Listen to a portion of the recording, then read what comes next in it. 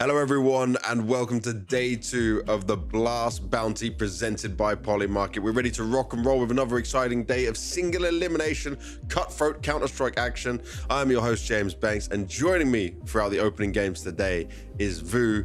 How you doing, my man? You managed to stay awake throughout all of this crazy time zone difference for you?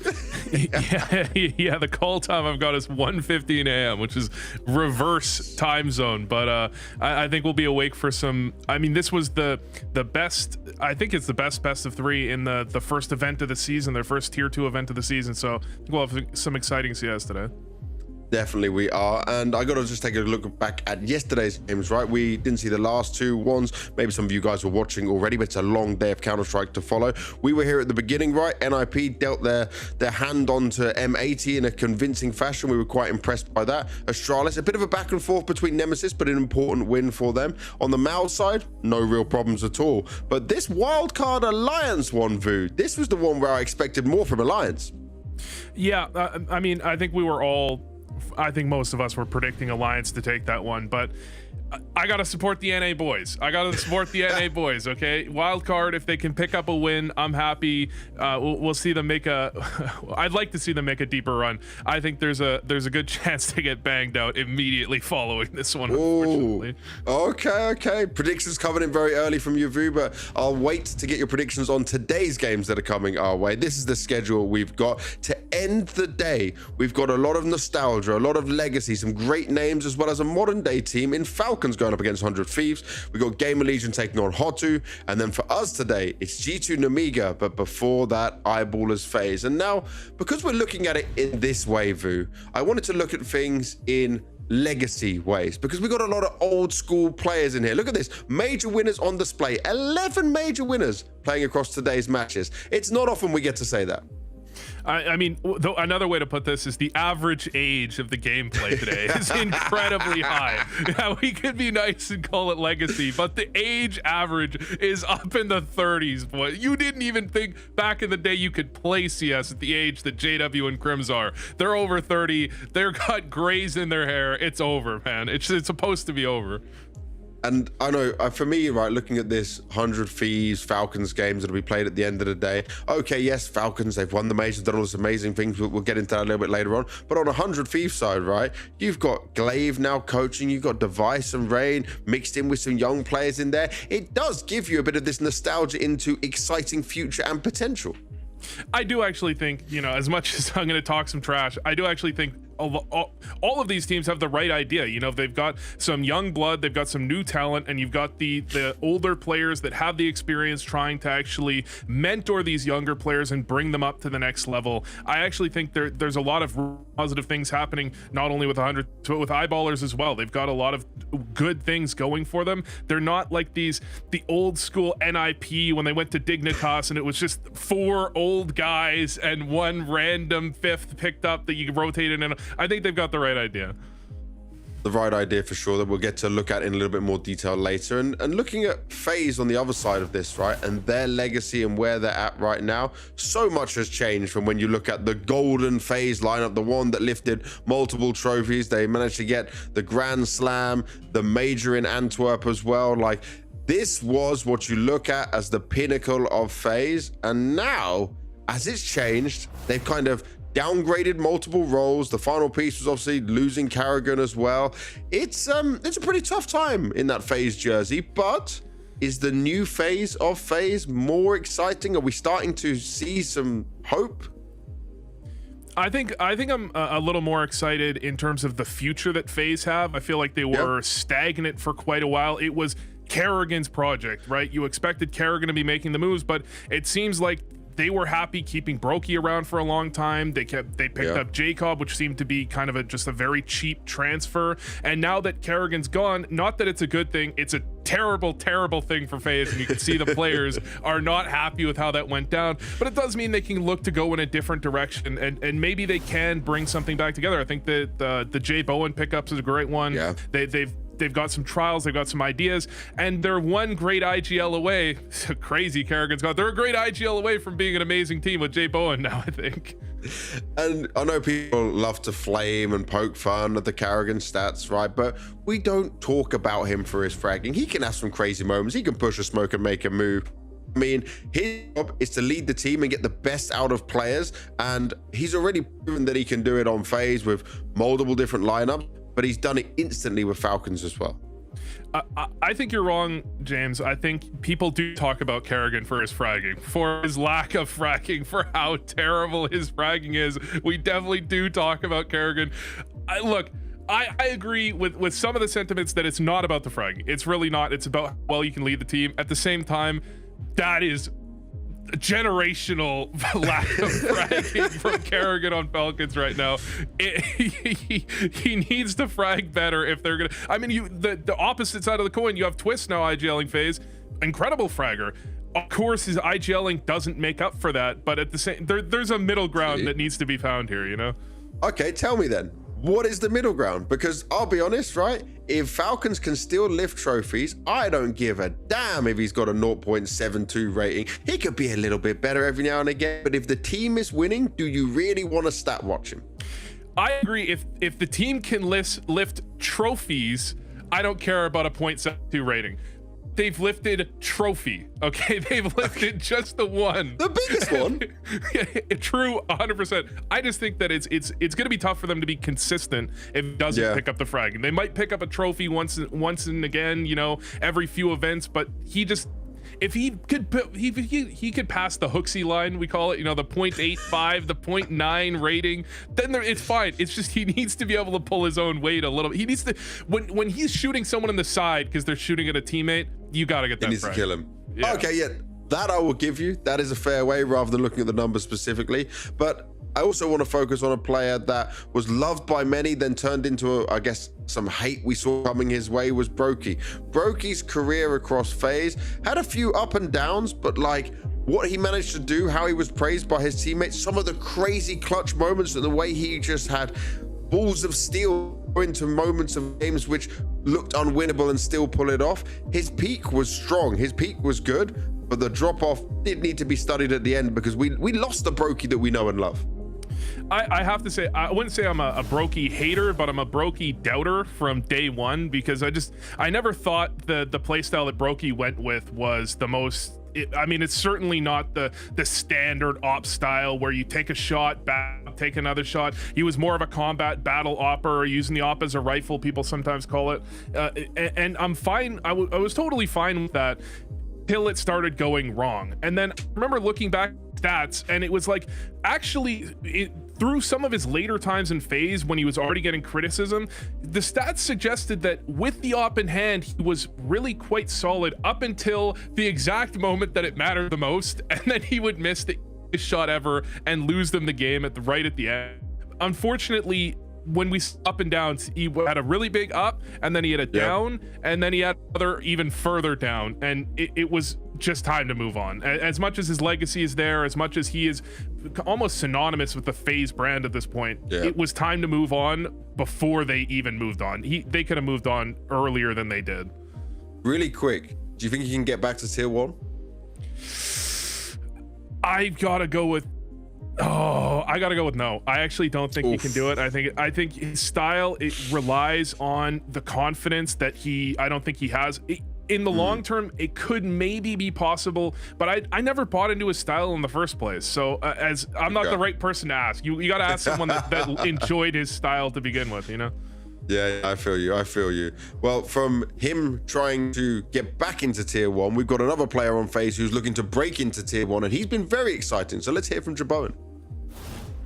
Jaboan, after XPL, when I spoke to you, you were quite down about your performance. Now with some time to reflect on it, what do you think of your first moment with FaZe?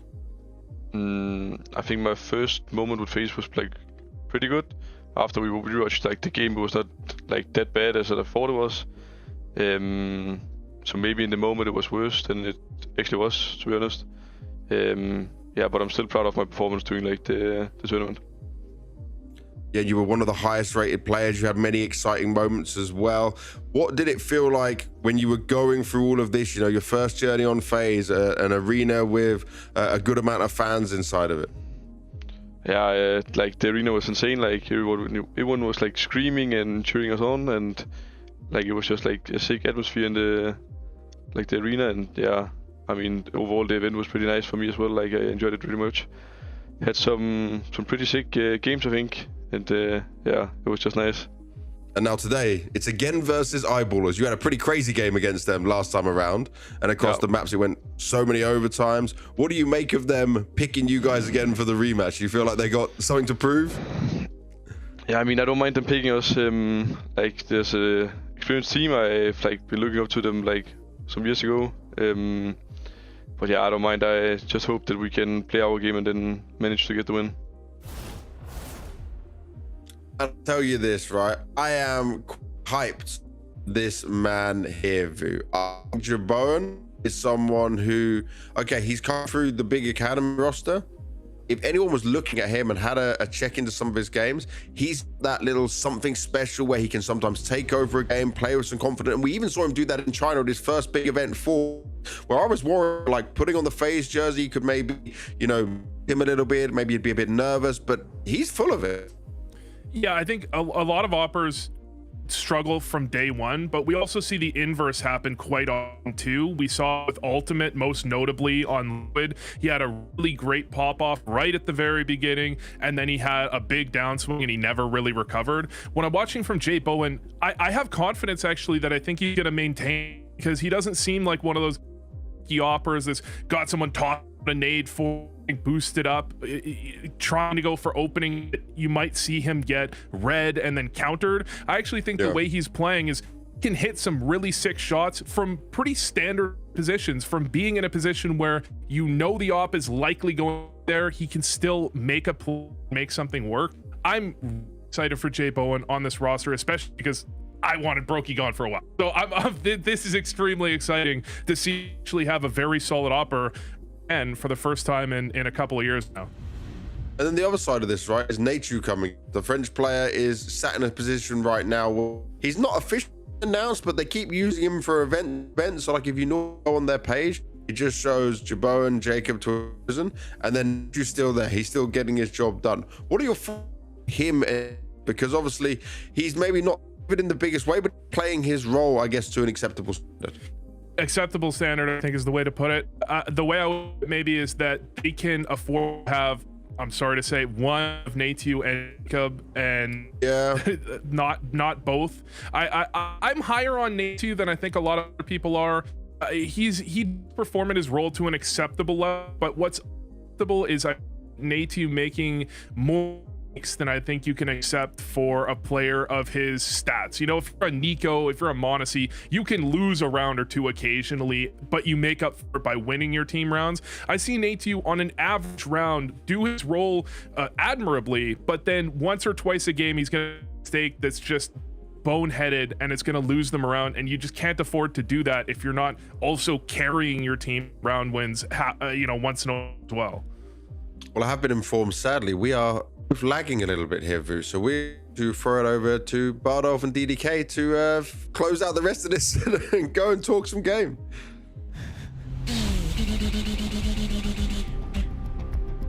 Oh, hello.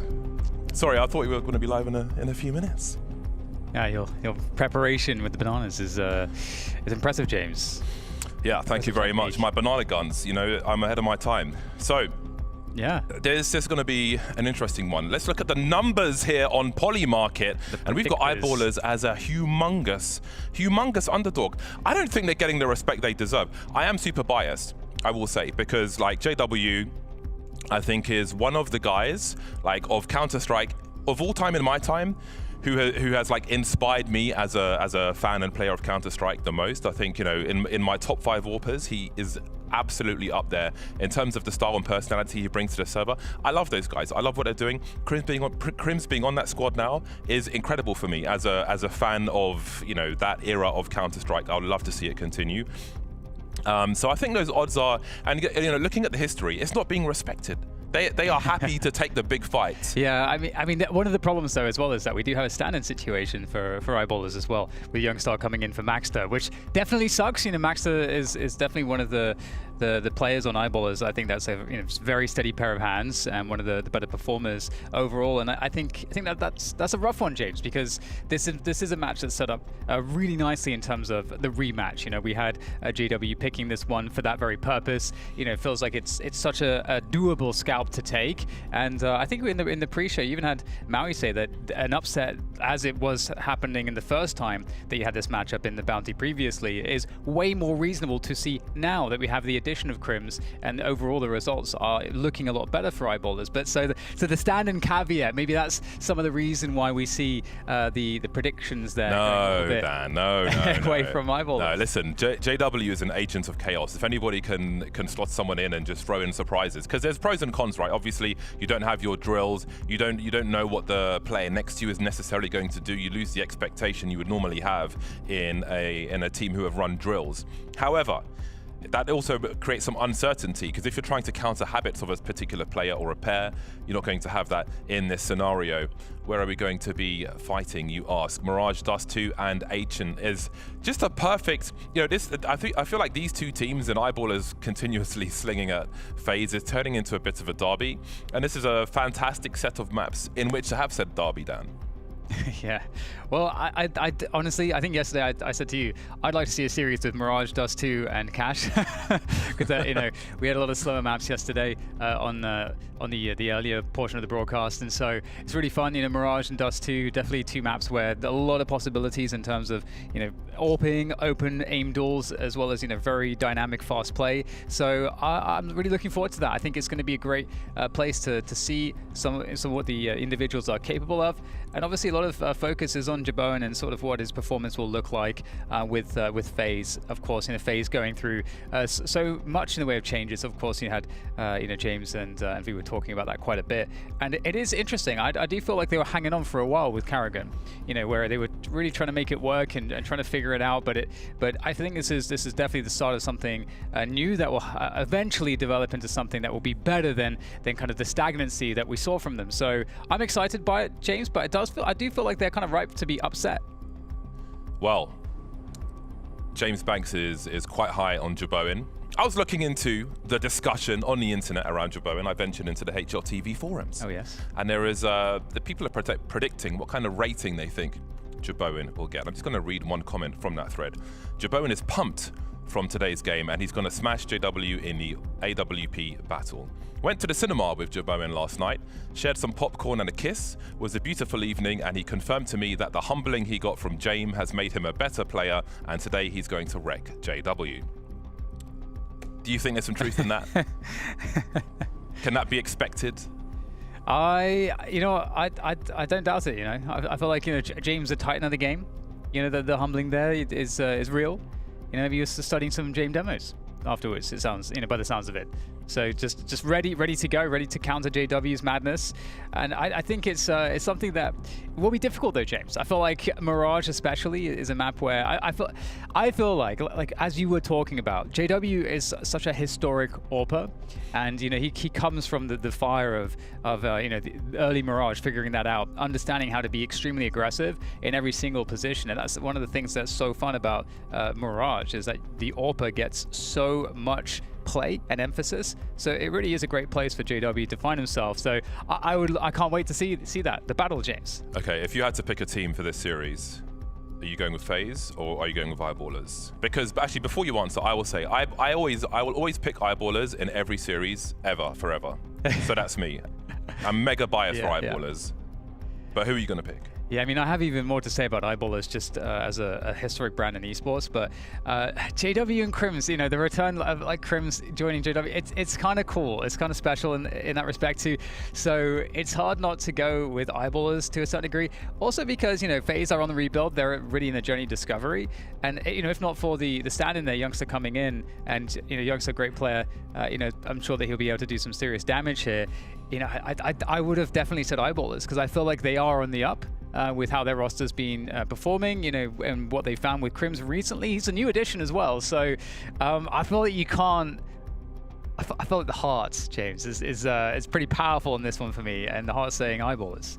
Crims is still pretty new to the squad though, so I think there's plenty of opportunity for FaZe to make some cracks before things have solidified here for eyeballers. But who knows? You can never count them out. I am rooting for them as a squad. Just generally, I've loved to see the climb. We had a chat with JW at a Journey tournament recently. So we'll see what they can offer here. But they've been working hard. They've been grinding for a long time. They're playing a lot of Counter-Strike. And of course, FaZe with new men on the roster will certainly need to do the same. And, you know, we spent a long time talking about eyeballers and the heroes of Counter-Strike for us in that squad. But the same is true with the likes of Twist, you know, on the FaZe squad. You would love to see him succeed as well. So I think, you know, these are two teams at different stages of their journeys, but we want to see them both do well in the long run. But we'll see who comes out on top today. I think, again, looking at the new guys on FaZe, it'd be great to see some big performances from them. If you're joining us a little late, the desk are very high on Jaboin. Vu is definitely happy to see a new addition in that respect to the FaZe squad. So this is a great battleground. Again, very, very aggressive maps. And indeed, Youngster is playing in for Maxter, who booked a vacation before they signed up for this competition. I'm sure he'll have half an eye on this match. Yeah. I don't know how you have half an eye on the match, but I'm sure there's a way. Well, you have 2 eyes. Yeah. Well, we'll see. Someone can do the maths on that. Yeah, so I do think it's really cool though with FaZe, because they might be in another roster change, or 1 or 2 players, over the next couple, like 6 months away from maybe hitting the trajectory that they really want to hit. Presumably that's kind of how you might expect to see something like this, where they've gone from a team that is absolute world class over the last couple of years to kind of slowly finding themselves in this position, kind of just gutting the roster and just keeping the core of Twist and Frozen, I suppose, Jacob coming in a bit more recently towards the end of Carrigan's tenure.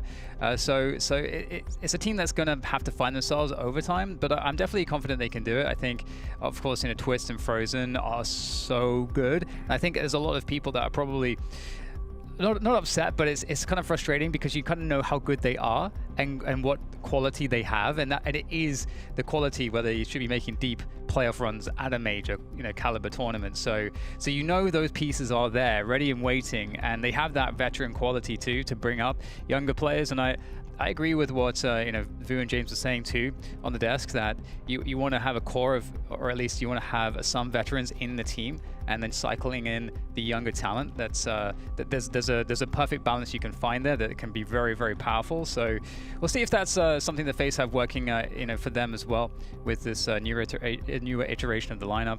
But we'll also wait to get into the match, James. Do you think this is going 3, or what kind of situation are we looking at in your eyes? Well, let's take a look at the series that these two teams recently played against each other. 2 of those 3 maps are in this series, being Mirage and Ancient. Ancient was an overtime win for eyeballers, 22-20, and Mirage, they lost by 2 rounds, 14-16. So it's pretty damn tight between these squads. I wouldn't be surprised if we saw a 3rd map, even with the stand-in. I still have confidence in eyeballers to be able to deliver something. A victory, though, who knows? They'll be heading towards the B bomb sites. Naitu going to try and create some space for himself and his teammates to rotate in. But that position will be taken, as you see Youngster quite close. Dropping that smoke, leaves a path into the bomb sites. Opportunity to look through the door. Frozen dueling Crims, who will go down relatively early as FaZe try to retake this bomb site. Hard to get back in. We'll see if Jacob can do something there from Catwalk. Oh, okay, nice peek from Frozen. Opening things up here, creating a path for the team. Another entry from Frozen. And suddenly Dex, last man standing, in a lot of trouble here in the apartments, and going to be absolutely shut down. That was extremely impressive. You got to hand it to Frozen. Those 2 entries were ridiculous. Yeah, that's a very promising start from FaZe. Good reaction on the B bomb site as well. Very important to get that smoke down, just to have some kind of a path back into the site. Create enough space for FaZe to find some frags and force the issue. I think that's a great way to start as well. Just the one player on that bomb site, but able to retake and find the defuse. That'll fill them with confidence. In that last series, Jaboen had really good stats. High performer for the squad versus Eyeballers. You'll be familiar with their game. Not a full investment in this one, just the odd pistol, despite planting the bomb. Big intentions in round 3 then for Eyeballers. We'll see if they can keep the CT spending for now. The creep here from Crims with the Deagle. Will he be afforded an opportunity? No. Being somewhat denied at the moment. A pick here, just a headshot, will allow his teammates to kind of stream into the site, maybe find a timing to get the bomb down as well. So much rides on if Crims can get some good timing. And of course, his aim's got to be true at the same time as well. But I mean, Nechu there with the MP9, it's really the perfect gun for this. As the dance continues, the patient play, Crims gets closer, and I don't know if he's going to be ready for this one. Nechu absolutely nails the position, takes out Crims, and now it feels like maybe the best chance is gone. Trying to see if there's any other players around, but JW, Oh, you never away! Oh, you left him by the fridge like Jeffrey Dahmer. Now he's got a chance to get that bomb plant as well. This has really developed just in time. That is way more than you could expect. The AWP no less with the knife kill. Everything else is a big bonus. Hang on. There's some damage here, James. Another kill coming in there on the side as well. I mean, Twist will get the defuse in, but bomb plant, 2 kills out of what we saw from the beginning there. That's incredible. Wonderful stuff. I was going to say, like, obviously it's a really good angle that is being held on the balcony there because it forces you to look towards short. So classic stuff there. But then JW has to hide because he's holding the bomb. But of course it is a blind spot. And then he gets maximum value in that scenario. Super nice stuff. And they were already saving money also. So that's like such a big bonus for them. And I think when you've got a stand-in, it's just so encouraging as well. Things like that. JW quickly having a look towards top mid. There'll be some aggression from the CTs here as well. A lot of ordnance, but Dex will get the better of Twist. Yeah, that's a huge defense there on top mid, expecting the push. And now Youngster looking to get space onto this B site, looking to try to defend. Jaboen gets taken out instantaneously. And now the util further shutting out the remainder of FaZe, who might just be running for the hills almost immediately here, James. They don't seem to be looking to contest this one, and I don't blame them.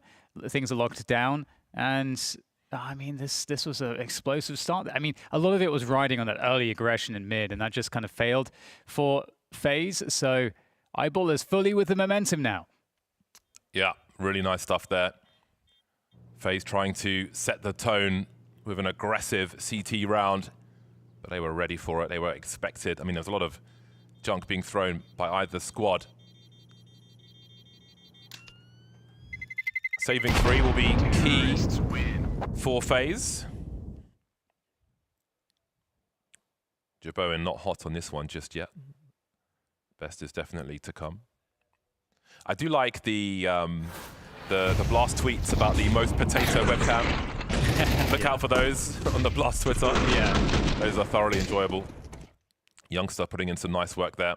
New man. He's got a permit which will expire soon.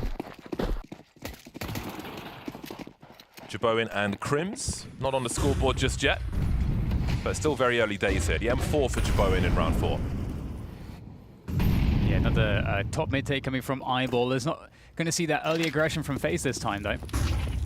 FaZe holding further back. Can't afford to lose this round.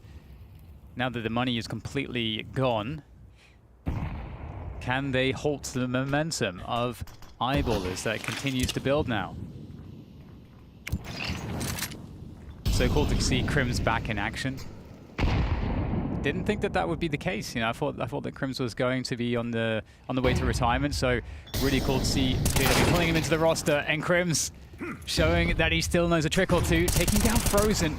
Nechu there with the response from Catwalk, and that does even things slightly. But you got to give the edge to Eyeballers. 4 versus 3, a minute to go, and that is a massive equalizer from Nechu there. Yeah, that's a really important duel. You can see the urgency coming through from short to find a way back into the round. Well, let it slip away too far. 43 seconds on the clock now. JW scopes in just as those flames die. I don't believe anyone's close enough to hear that, but he doesn't know that for sure. So how do they make this work then? If they are to make it work, might be a case of hiding in plain sight here, unless Dex can make a play towards A and pull rotation. If he gets a kill here, he's making a step, but he's just looking the wrong way. I'm not sure there'll be anything else to find in this one, but JW is very unpredictable.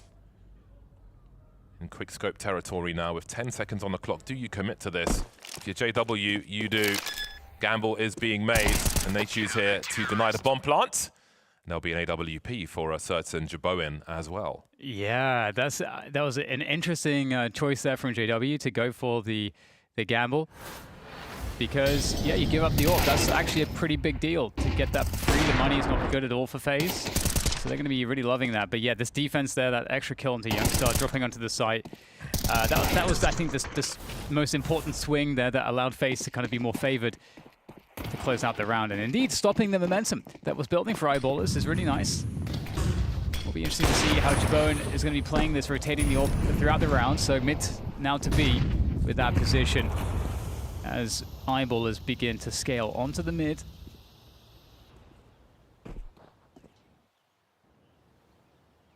Lots of emphasis on mid so far from EYEBALLERS on their openings. Yeah, really important that FaZe are not playing a predictable CT side either. Allowing them to operate in mid on this particular occasion. But they'll still need to reach something here. Very forward positions on A remain. So if Connector ends up compromised, I think a focus on CT will be the key. All 5 in mid for EYEBALLERS with 1 minute on the clock. Noise cut for the most part as JW fishes for opportunity. But they are purposefully somewhat turtling in terms of these angles on mid. No one's showing much of anything. How do Jacob and Frozen respond now to this utility? Again, Twist does move towards that CT position, so they have somewhat of a crossfire, and they still do. Does Jacob stay quiet on Tetris? No, he has to get into action and drop Dex as Rolf is eliminated by Twist. 4 on 3 now as Youngster tries to make it happen. Fragging well for EYEBALLERS so far, but there's much more to do on this bomb site. Yeah, tricky scenario, 20 seconds to go, and the CT coverage from FaZe right now is a problem. 2 players fighting, getting the bomb down, very, very challenging, but it will be planted by Triple, so we'll see how much more action can happen here. 2 kills quickly there, over the top of the box. Jaboin now, the last man standing. AWP coming into play. Has to go aggressive. Good damage from the HE, and JW playing that deep position in Catwalk. It's going to lock things away for the FaZe side. But that was a close one. I feel like both teams played that very well, James, in terms of the setup. Good response, I think, as you mentioned, with playing a bit deeper into the sites, giving up that connector space. And, I mean, it just came down to these shots here around Triple at the end. Yeah, some really good entries from the T, solving the setup of that CT side. Really interesting how much of a cerebral round that is, especially like if you're 5 Ts in mid trying to figure out where your opportunity might be. JW finding one early versus the Pistols in round 6. I was thinking back to that play in the 1 versus 3 into the B bomb site with the AWP, when they may have been conscious of a lack of AWP on that CT side, but he wasn't afraid to make the play, and that's JW all day. 5-7s were very deadly yesterday. Jacob finds 2 on the ramp, and this one suddenly becomes a lot more difficult for EYEBALLERS. That's a problem. That's a really big problem here for EYEBALLERS.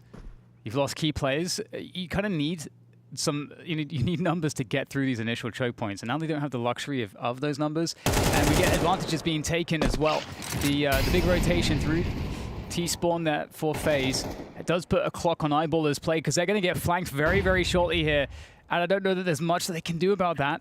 There's surely no way they even expected this coming. They've got to speed things up here, but actually looking for it potentially, but the deep position from Netu is causing an awkward fight here. Although JW will be able to handle it. 40 seconds left. Still some time for this one. Rolf shuts down Jacob and Ticket. And now finally, it does look like EYEBALLERS might have just done it. There we go. Evading. Absolute catastrophe there. Yeah, that was mega, mega awkward. especially for JW, getting his bell rung on the ramp, and he's closer to the point of contention as well. So awkward to try and find a pre-fire, but a great start, a good enough finish, especially with the 5-7 at close range. Sometimes you're just going to get clapped. But again, a tight game so far. Great to see Youngster fragging for the squad. We'll keep a close eye on the CT side to see if we see more teething problems there with the stand-in. So far, so good.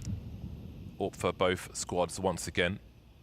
Jabone posted up in CT on A. Yeah, nothing at all to lose for Youngstar in this game. As coming in as a stand-in. And maybe for EYEBALLERS too, gives them a little bit of an extra sort of carefree approach.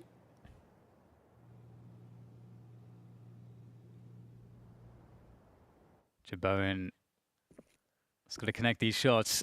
Will we get some utility to make it a little bit more difficult for that? Looks like Crims will go down to Jabone after all, so holding the ground by ticket. EYEBALLERS, they got nothing out of that, James. No ground gained at all. I wonder if he was going for a pre-fire of that position. I feel like an EYEBALLERS squad tries to pre-fire on up sometimes. Certainly JW would with an AK.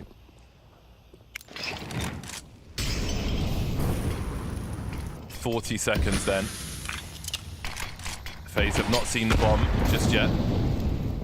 The tease from JW are threats of taking connector. Does that suggest an A split? The bomb is heading towards the B apartments. There are 3 players heavily defending this A spot.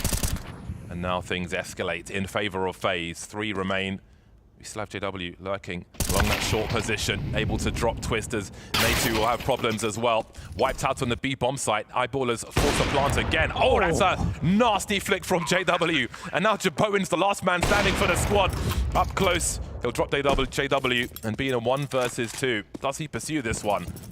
Doesn't look like he does. My word. that was an unnecessarily ridiculous shot from JW there. Oh my. Okay, so EYEBALLERS bringing it straight back here, and the money's not good here. Jabone really does have to hold on to this AWP. Doesn't look like it's in any danger, so no worries on that one. But EYEBALLERS, definitely doing a lot with this mid control. I got to say, James. They've been putting a lot of emphasis on mid, and they really are finding a lot of value out of it. I do wonder if we'll see any potential from FaZe to try to shut it down, as they haven't really. I think very early we saw them try to throw a body at mid, but other than that, they've been very passive around that position. So I could definitely see a switch up coming in one of these future rounds from FaZe, just to disrupt these smooth openings that EYEBALLERS are finding in mid. Yeah, I feel like FaZe have to feel like some of these rounds are slipping away from them. Like they'll get some frags in the mid round, but then EYEBALLERS will cut noise, and heading into that late round stage, they'll find ways to get onto a bomb site. Even if the CTs are trying to dictate the fight, like when we saw 5 players in mid for EYEBALLERS, able to solve the CT setup on the A bomb site, and then the late frags there. JW just lurking behind his teammates on short to pick up the slack. I feel like the way some of these rounds were won by EYEBALLERS got to be a bit needling for FaZe, who feel like they should be in the lead. But again, EYEBALLERS have been a slippery opponent for FaZe on more than one occasion. Still heavy favor for FaZe, as we can see very early in this series. Again, a good matchup, I think. EYEBALLERS and FaZe definitely makes for entertaining rounds and maps. We've got a hero AWP here for Jabone, but how long will it last? Not long at all. JW, completely untouched by that, actually. Thought maybe he got tagged through the wall or something, but nothing doing whatsoever. Flash in the pan, that AWP. I mean, that timing from JW was so quick, but it does get traded out, so the AWP is reclaimed for now, but the position gained, and the AWP's lost again, so not going to amount to too much. Twist with the 5-7. Can definitely do some work here. Oops. There is the AK. Traded out. Yeah, I love the confidence there from JW. Honestly, you know you're against pistols, and he's found the fastest timing ever up catwalk into the ladder room, and just very comfortably deals with Jabone. I'm gonna see it right here. and does get a shot off there as well, so it's not going to feel good about the whiff on that one. Yeah, especially against JW. Youngster was able to rescue the AWP, I think, at the end of that round, which will definitely save some money for the squad. Right then, the Alts are back. 9 frags for JW, 5 for Jeboin so far. Holding the angle as the rifles close the distance. And there will be trades. 4-on-4 very early indeed. 1:30 for EYEBALLERS to stretch FaZe a little thin. And EYEBALLERS mixing things up. I mean, they have lost mid though, so the info is there for FaZe. These are some good positions here to cover this approach from the apartments. Youngster getting shut down, and now plenty of warning. Everybody's set up and ready. Jeboin there from Catwalk as well. All perfect gun for this one. Gets some good damage. There onto JW, the AG to finish it off. It's crazy that he peeks into that. He just doesn't care, but that's why I love him so much. That's wild. Crims needs to keep them spending. You can see the money is lacking for FaZe. So they need to keep the pressure up by getting a few more kills here. And he will certainly do that. This is proving very painful indeed. I think he's got to hop onto the balcony to collect that bomb. And there is rotation coming through from Twist in that respect. This has suddenly become winnable for Crims now. And they don't know where the bomb is. It won't matter anymore. Twist will finally stop the bleeding. But that became high pressure real quick. Yeah, can you imagine if he picks up that win against Twist? Because he actually had, you know, he was predicting that the player was on the approach there as well. So if Crims picks up that and he makes it basically a 1v4 into a 1v1. Very scary indeed. And like you say, the money, it's so stretched. So that was the collision of the HE, not the explosion, actually took JW out. That's crazy, actually. I was wondering about that. That's insane. All rifles for, well, apart from Rolf, for EYEBALLERS, no sniper. Tech9 will be very usable in this squad. They've got plenty of utility to close the distance. Let's see now if FaZe can take advantage of this opportunity. Put that economy in the bin for what remains of this half.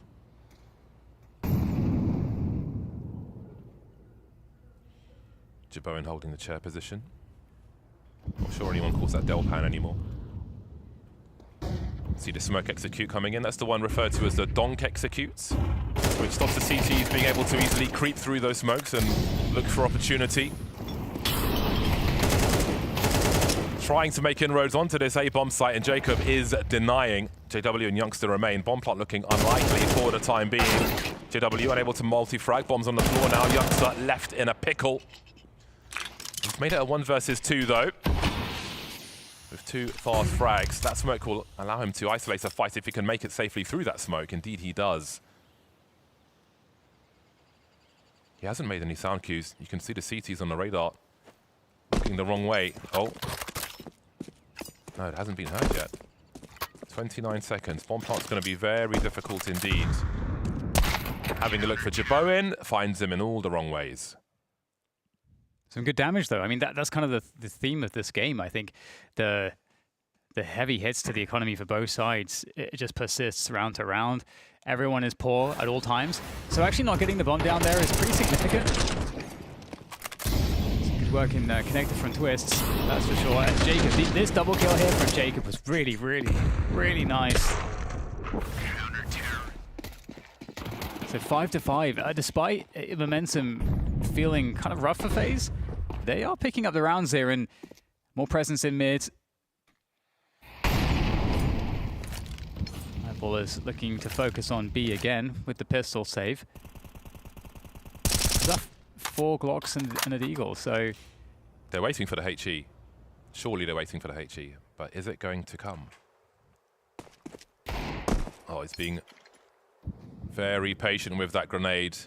Very patient indeed. He's looking for maximum damage, but EYEBALLERS are like, don't know about this one. I mean, this is a very, very dry round for EYEBALLERS. Oh, beautiful. Living vicariously through the high explosives. Handily dealt with will EYEBALLERS be in round 11. They had absolutely nothing to offer on that one. And that's got to be one of the only clean rounds that FaZe have had all half. And it's, right at the end here as well. Going into the final round of the first half now, and I mean, FaZe, they might be able to actually take an advantage into that second half, which I feel like there's so many points of this first half that I would not have expected that to be the case. So really, really great stuff for them to hold on. And in typical eyeballers fashion, looks like we're going to have some of that mid-focus coming in again. Ooh.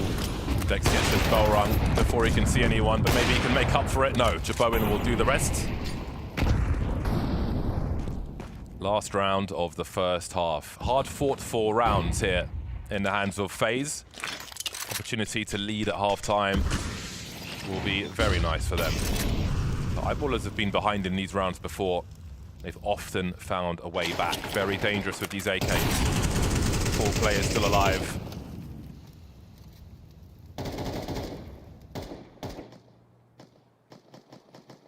So again, we're getting that mid-round calm that we have seen in multiple rounds from eyeballers as they start to just work this mid position. They can of course turn it into A, B, but they currently do have Youngstars in that B apartment position. Might be looking to play off of what Youngstar's able to find here. And why don't you be able to catch this? Oh my goodness, gets caught on the jump. But is Frozen expected to be so close behind? He's got to find a multi-frag here, but he won't get the first one. Youngstar doing God's work for his squad. 10 frags now for him. Been really good so far in this one. And again, eyeballers lose that first player.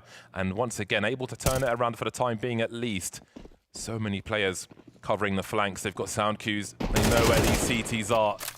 And that leaves Twist as the last man to fall. So it's a tight score at half-time. Always tight between these squads, and it continues that way.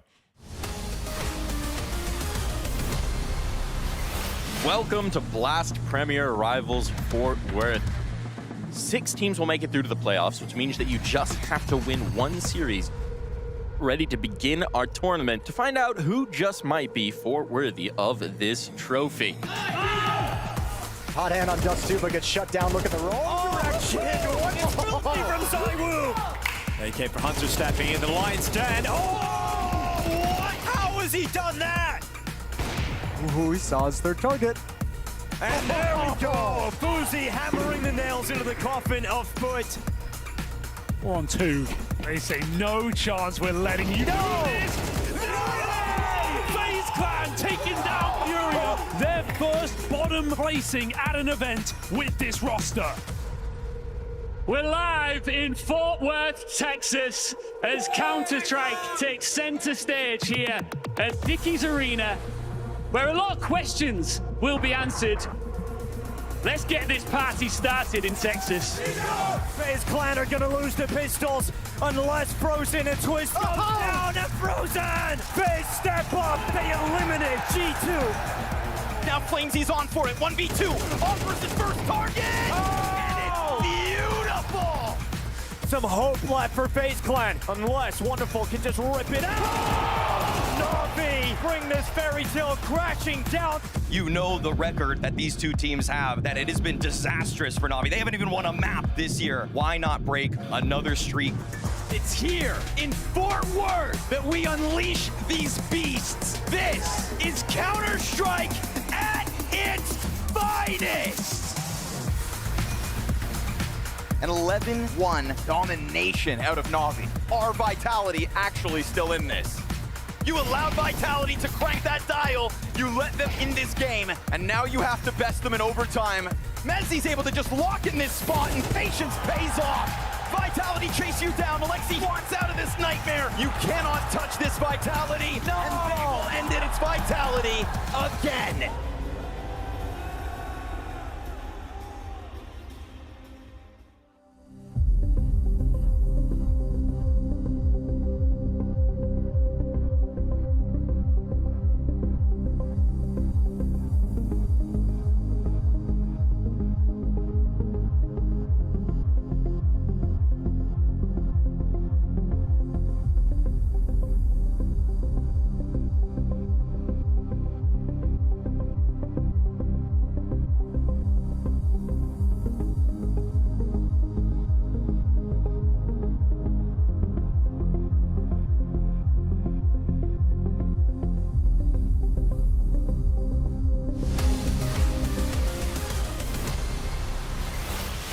Well, welcome back to the Bounty, and what bounty will we find here today, James? Will the bounty be taken? Eyeballers, selecting FaZe once again, as they did in the previous edition of Bounty, and they are looking to take them down here yet again to be the more dominant in the head-to-head, I would say. And they are looking pretty good. They've got Youngstar who stood in. We weren't sure exactly how that would look, but he had a fantastic start. And I've got to say, a lot of the rounds that were won, I think, were in large part due to Youngstar having a great performance.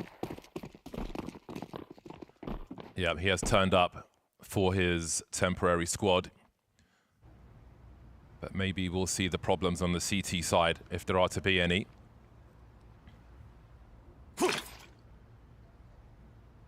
A focus on A for FaZe. Oh.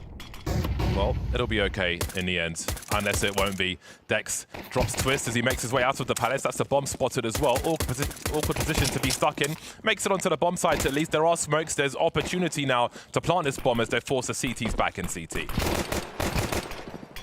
Oh yeah, looking really good here.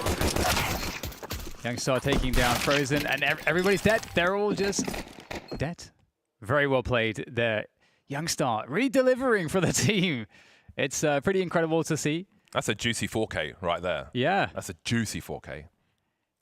We talked about Maxter having some big shoes to fill, and shoes are being filled, James. Indeed. Size must be the same. Overflowing. So what do FaZe do now the bomb has been planted in this round? Because we saw Eyeballers elect not to go for the force buy and pick up the odd pistol. Youngstar just coming through, man with a plan, energizing the team there. He's loving it. It's like, guys, when can I join? So it's a full force buy, nobody leaving money in the bank. Always with these forces, like there are some teams where the AWPer will leave $400 or $500 or so in the bank to make sure they get the AWP later on, but they are committed to this one. So let's see what they have to offer. Will the Molotov land this time?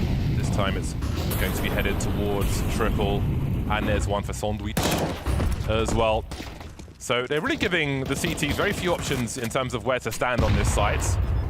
Big HG's got the M4A4 for the big spray as well, and the bomb plant will be denied, and Dex finds a second one. That is fantastic work. Again, coming into this round, they spent so much, they need a bomb plant at the minimum and a few frags. Surely they've got one frag, but no bomb plant just yet. So this one is looking catastrophic for FaZe. Frozen and Jaboin remain, both getting tagged now. And Jaboin will be the last one to fall. Just the one frag, no bomb plant. That is mission not accomplished in that force buy.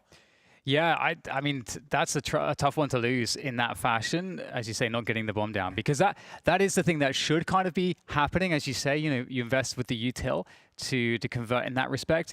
And for the CTs are actually more optimally to counter this opening. They kind of are letting you get the bomb down. They're playing for retake, ultimately. That's a safer thing to do when you have the weaponry early in the round as the CTs. So, yeah, devastating.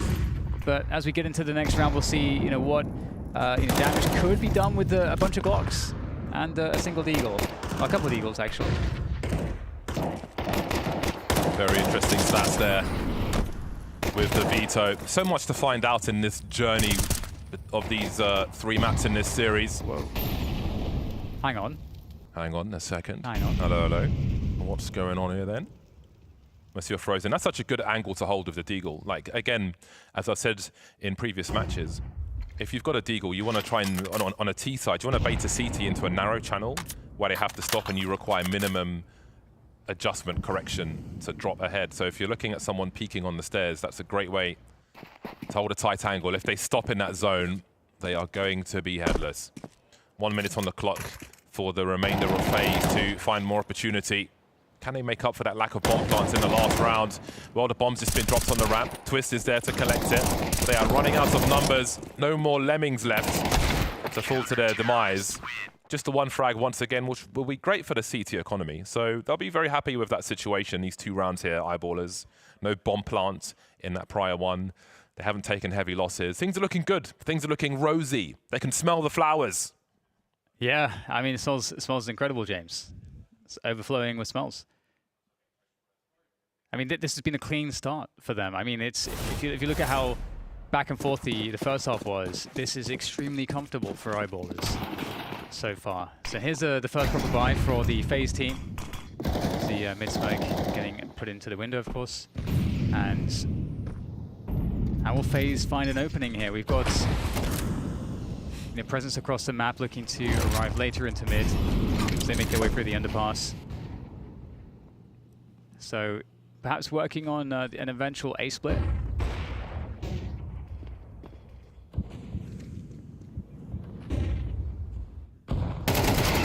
Youngster creeping on short, punished by HOTU.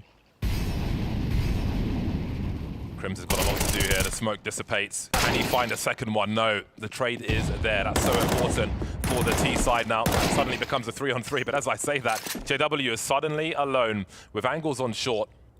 But will that smoke go in time? You can have a look from here. I wouldn't expect much more unless he gets a frag.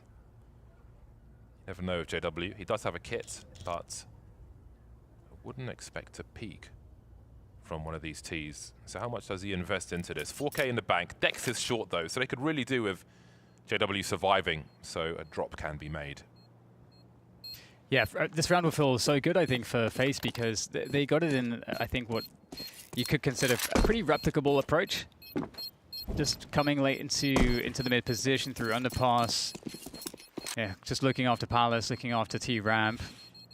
Eventual split, just a nice clean entries, through from the connector position. Just like very standard Mirage stuff on the T side, I feel like. So I would be curious to see if there's any early adjustment from EYEBALLERS, and one way that they could do that is to maybe have a bit more emphasis in middle, looking for some mid control, as opposed to playing more passively. And you can see the space that was created there for Frozen to be able to come out of Palace. Very dangerous position if the CTs are distracted, especially when it's Frozen.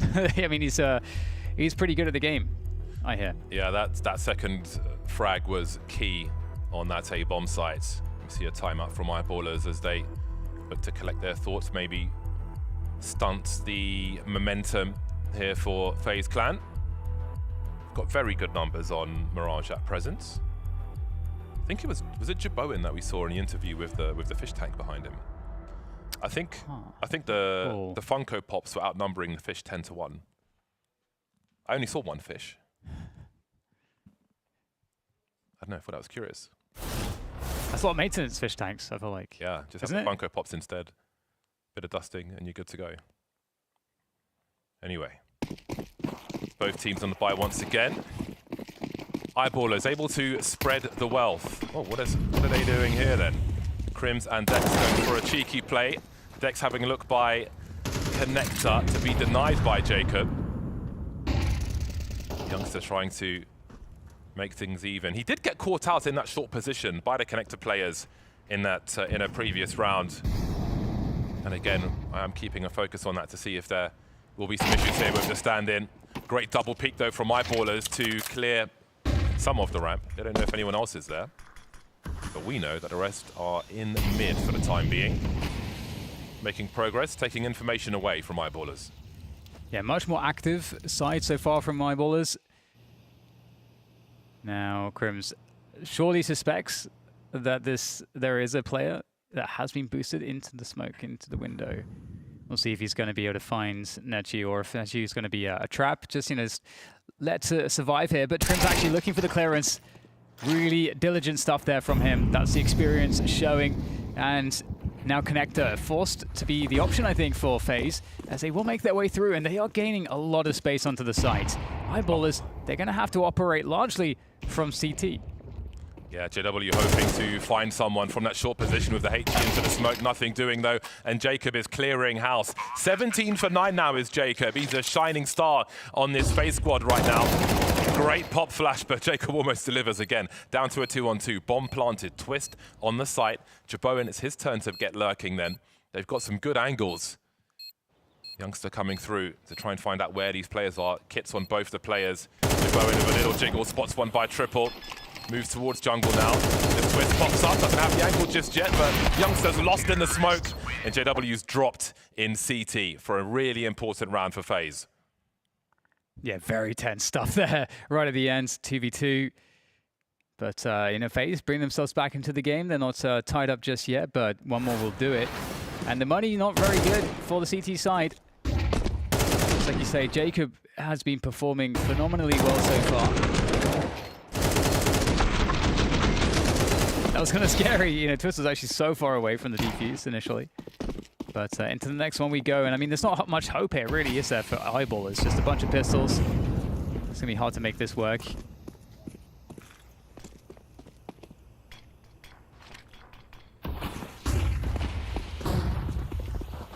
Really prompt executes. But as prompt as it is, there are essentially 3 CTs here. One isolated with that smoke now, rounding into a different corner. But what do they have to fight with? Not much. Pots and pans, really. And FaZe aren't that kind of hungry. 2 remain. Maybe there's an exit to be had with Crims holding a Desert Eagle, but that's the only note in this round, really, for EYEBALLERS. The score is soon to be tied. I'm sure they will be thinking about the rounds to come already. But again, Jacob's having a standout performance at present. And this youngster, actually, they're tied on frags at the moment. 17 apiece. But now we look to see who can take a lead in this second half.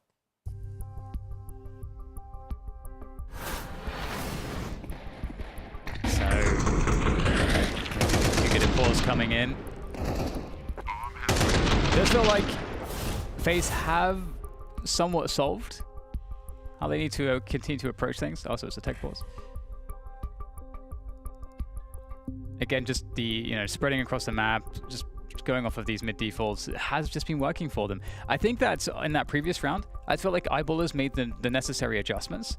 You know, they tried to get more active in mid very early on. They lost a duel there, and then they got active towards T ramp, which has been an important spot to make sure that you clear, because if FaZe are running these, a split off the mid default, which is pretty common, that allows EYEBALLERS to at least, get some value or get some information, should there be nobody there to take down. So I think if EYEBALLERS continues to stay active, I think they'll, be in with a good chance to deal with what FaZe is doing. Nice boost for Jabone. We saw this from JW on the first half as well. They will be wise to this. I do wonder if they're going to try to target youngster. Maybe things being a little more clunky on the CT side for EYEBALLERS. That's a great opening from Twisto onto the AWP JW. Still lurking now as they look for more. Dex falling on the A-bomb site, and this round may be closed up pretty quickly unless Rolf can do more, but there are so many man on road for FaZe. Nothing for Crimson Youngster to do. It's getting really expensive for EYEBALLERS. This is going to set them back pretty far, I feel like. Yeah, that first kill from Twist, that set the tone for the rounds. Very explosive. It looked actually really fast. Like from JW's perspective, it looked so fast. I'm sure we'll catch it again in the replay. But yeah, basically every single kill kind of followed that model for the rest of the round. Really nice entries, kind of making FaZe look really powerful here. Yeah, it's basically a pre-fire. Incredible. That's so beautiful. It's not quite a pre-fire, obviously, but like just absolute perfect timing. The most perfect peak that you could really have. Crosshair placement was something for the Louvre. And really, and they, again, you can see they really can't afford to spend anything at all. EYEBALLERS, save for the odd pistol. 5.7s will be popular in this round. As well as Desert Eagles. We'll see what they're left with in the next one. But they need to find a way to stop the bleeding, because it is looking pretty fatal in many a round in this half. Again, FaZe quite comfortable on Mirage at present. It is EYEBALLERS who picked this into them, but of course in the vacuum of EYEBALLERS versus FaZe, they can run close on Mirage. And on the T side, you're getting to see the individual level shine for FaZe way more as they get to just play into these entries and really exploit the aim advantage. And with the Dust 2 that's going to be next, it does that does make you feel good about FaZe's chances, because that type of performance goes very far on a map like Dust 2.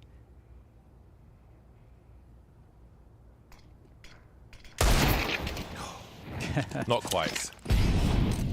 all this money for FaZe with how they've been wiping out Eyeballers will just keep up the pressure as well. Should Eyeballers find a way to win a round, they'll need to keep their people up because there's going to be AKs coming at them for days at this rate. See if JW and Rolf can steal something away. JW, of course, has been quite conservative with his investment in this round.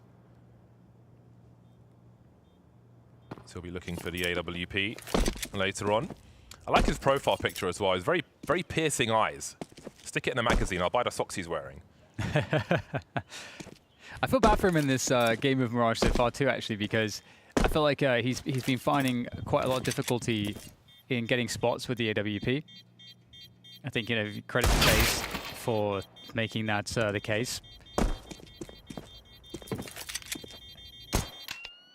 Maybe we'll see more activity from JW in the next round here now that he has enough for an AWP.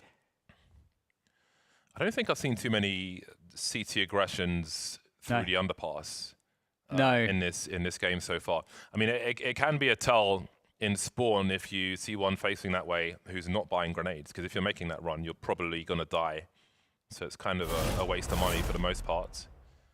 But we've seen them pop through the window and go towards connector with undesirable results. So Dex will pop into the window as JW goes elsewhere. We posted up in CT, which might not be a bad place to be as we see 4 towards A early for FaZe. Yeah, Twist calling just an A hit here. They've done these defaults, slower mid timings. Now they're going to go for a faster, just set play onto the A site. So where Naitu's lining up, that's where the new age grenades go for stairs and to cut off jungle connector, which make it harder for the CTs to make aggressions through that smoke. Rolf is going to be isolated here, James. He's going to be stuck in shadow with no one to link up with because he's going to get smoked off. Okay, he goes for a play and he gets taken out. That's not a good start there for Eyeballers. Yeah, that's a rough one. Only half the team here on this A-bomb site. And in comes that utility. JW having a look, spotting one by Tetris, but they're a little helpless at the moment, our Eyeballers. Need to try and hold this out, and there's going to be a lot of spray coming their way. How does Dex find that one onto Twist? Smokes are gone, bombs not planted. We've had a bit of a pause here, which might not work out for FaZe. There's a lot of CTs in CT, instant trade onto JW falling. But they are fragging out. Back and forth we go, though. Youngster looking for another multi-frag. 2 so far. 30 seconds on that clock. Still alone on the bomb site. Bombs down near triple. And FaZe are wondering where Dex is. Creeping through connect, but Jaboan's ready for the challenge. He can hold an angle now as maybe Frozen gets active. But they don't know where Youngster's gone. He is position unknown to a degree. And we're approaching 10 seconds to get that bomb planted, and Frozen hasn't even picked it up yet. A big swing and a really important duel one. That's why he's on the squad. Youngstar having it all to do. He's just standing in, man. Why is all the pressure on his shoulders time and again? However, it's not going to be enough. As you say, Frozen delivers the goods. But this was a little precarious. I mean, you would have expected, if you look at that push coming in just from the minimap, and you see how isolated, you know, the players are on the site for Eyeballers, with Rolf just forced to make the play into Palace. I think, you know, he goes down, but I think that's the right play to make. If he just sits in position, he's going to get overwhelmed. So you got to do something where you're taking initiative. And after that, the site's completely empty. So for the fact that the bomb didn't go down and that it was lost, you know, Eyeballers with a real chance there, all things considered. But FaZe, this T side from them, James, despite the fact that the first few rounds on this half was like really clean for Eyeballers, FaZe have unlocked the individuals. I'm not going to lie, Dan. Eyeballers are being put to the sword by FaZe in this half at the moment. It is a very strong string of rounds, not just in number for FaZe, but also just the sheer brutality of them. And that's a hell of a stat. FaZe got every single opening kill since the T-side pistol. That is so hard to come back from, as evidenced by the results of those rounds. A monster run here for FaZe in this second half. And I don't think Eyeballers have been close to a solution in these recent rounds.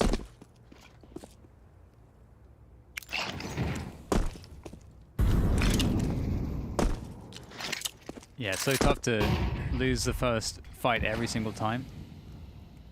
Especially when they do kind of need to go active, and looks like they're ready to kind of jump on this mid play. There we go. Okay, so that's that statistic.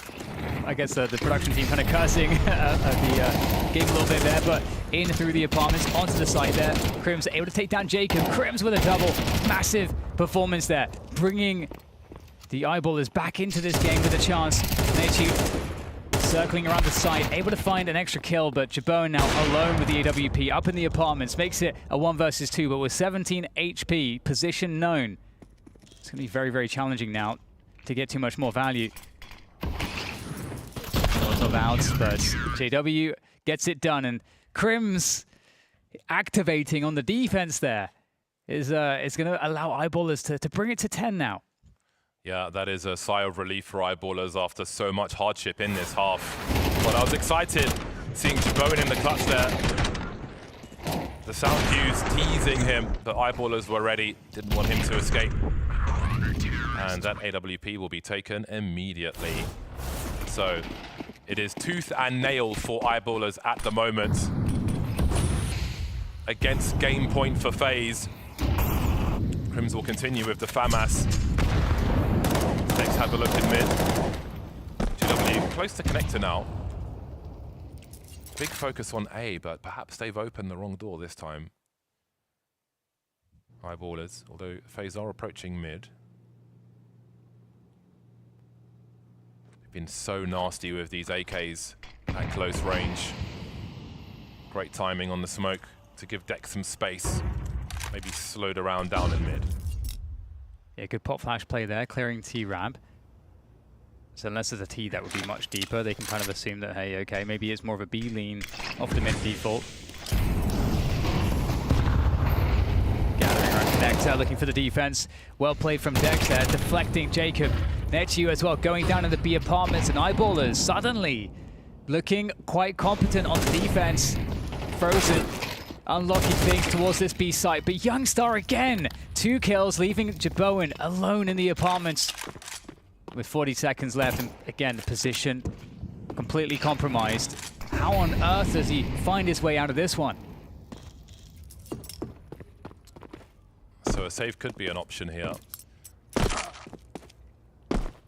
But that may be one too many sound cues. But again, as I said earlier, they've got a lot of money. Wow, he's still alive. That is really impressive movement. My word, that's Henny levels of movement with the AWP. We'll see if he can survive. He can buy regardless, but I think it is worth holding on to. Jacob's the one man who's a little short on money, so it just makes it that much easier to spread the wealth. Youngster's got the AWP for JW in the meantime, and Eyeballers creep forward.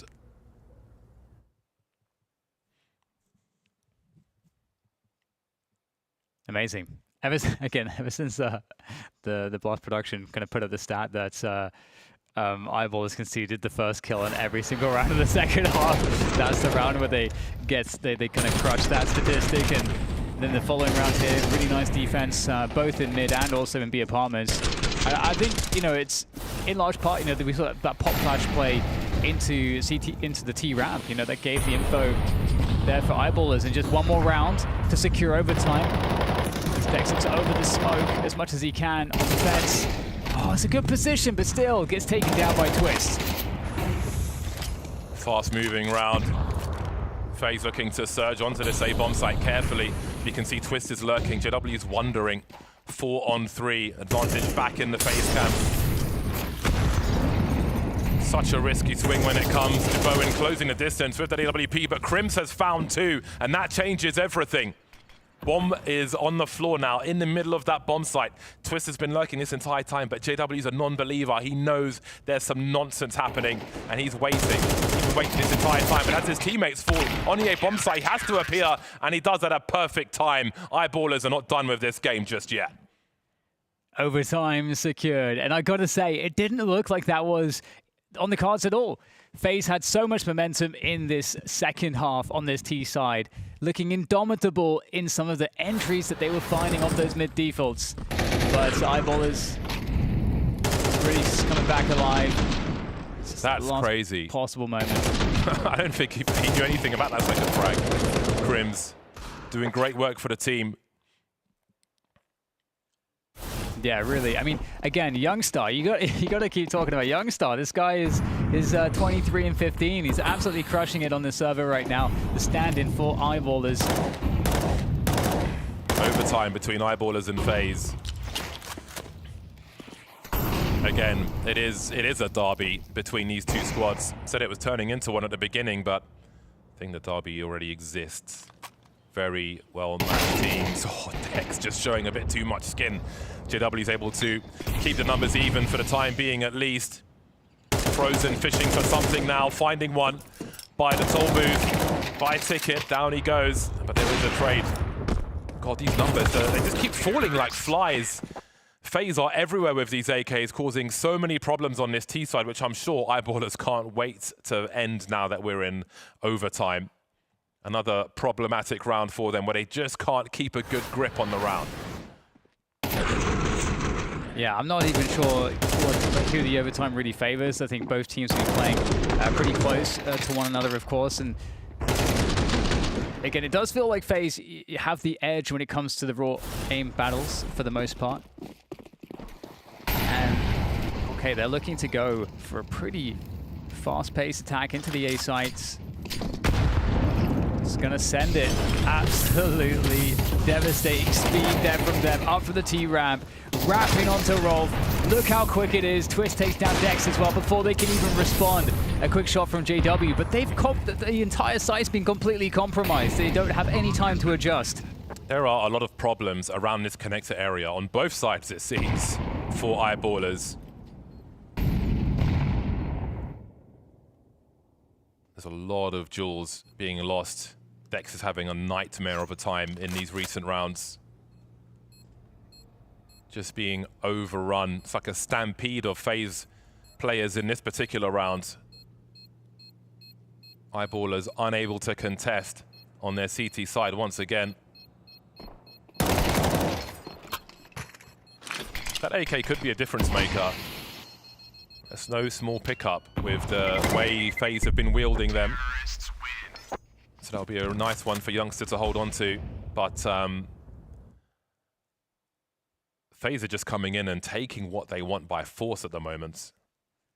Yeah, I mean that's really hard, the timing on that last push, because you don't really have the ability to react with any utility to slow them down or anything like that. Before you know it, you've lost all position everywhere before your teammates can even adjust their positions on the defense. So that's a lethal pace from FaZe on those A pushes.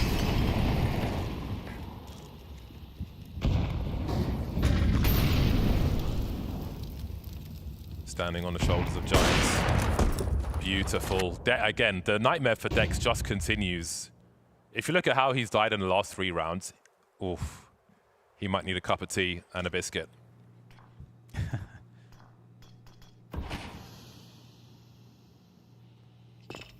Change of pace then for FaZe. Twist having a great time at the moment. 21 frags, just a few behind Jacob, who's on 23, who's just a few behind Youngster, who is doing the most for Eyeballers with 25 frags. I learned that from Flusher. That sideways smoke into the window.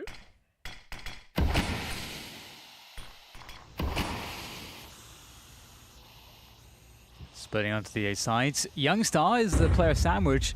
Youngstar might be the difference maker here. I mean, it might all rest on what he's able to do from this position, but is he going to get an opportunity? Okay, there we go. First kill. There's that AK you were talking about. Players on both sides. Another headshot from Youngstar.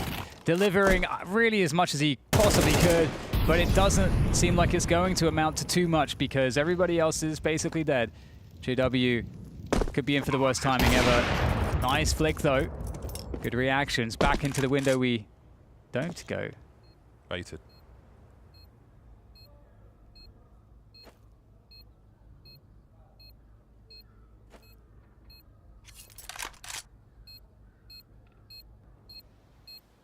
He has a kit. But things become urgent quickly in a situation such as this. Is there any way back into this one for him? Oh, we had a slight opportunity there. but there's just not enough being given by FaZe for him to clutch that one. That is a monster overtime half for FaZe, and when you look at the way they won those runs, it's really hard to see EYEBALLERS fighting back with 3 rounds as we switch sides. Yeah, it just feels like the individual level is really what the story is about. Of course, you know, the calling's been pretty good for sure. I think Twist has called some of these key A rounds where the pace is really fast in like nice moments, because generally speaking, they go to a slower pace, offer the mid defaults, you know, send a couple players underpass, etc., and then just trying to leverage plays off of that. But sprinkling in good mix-ups, and really enabling the FaZe players to get into these positions where they can get entries. Jaboan also, they're getting some openings of late with the AWP. Certainly helps.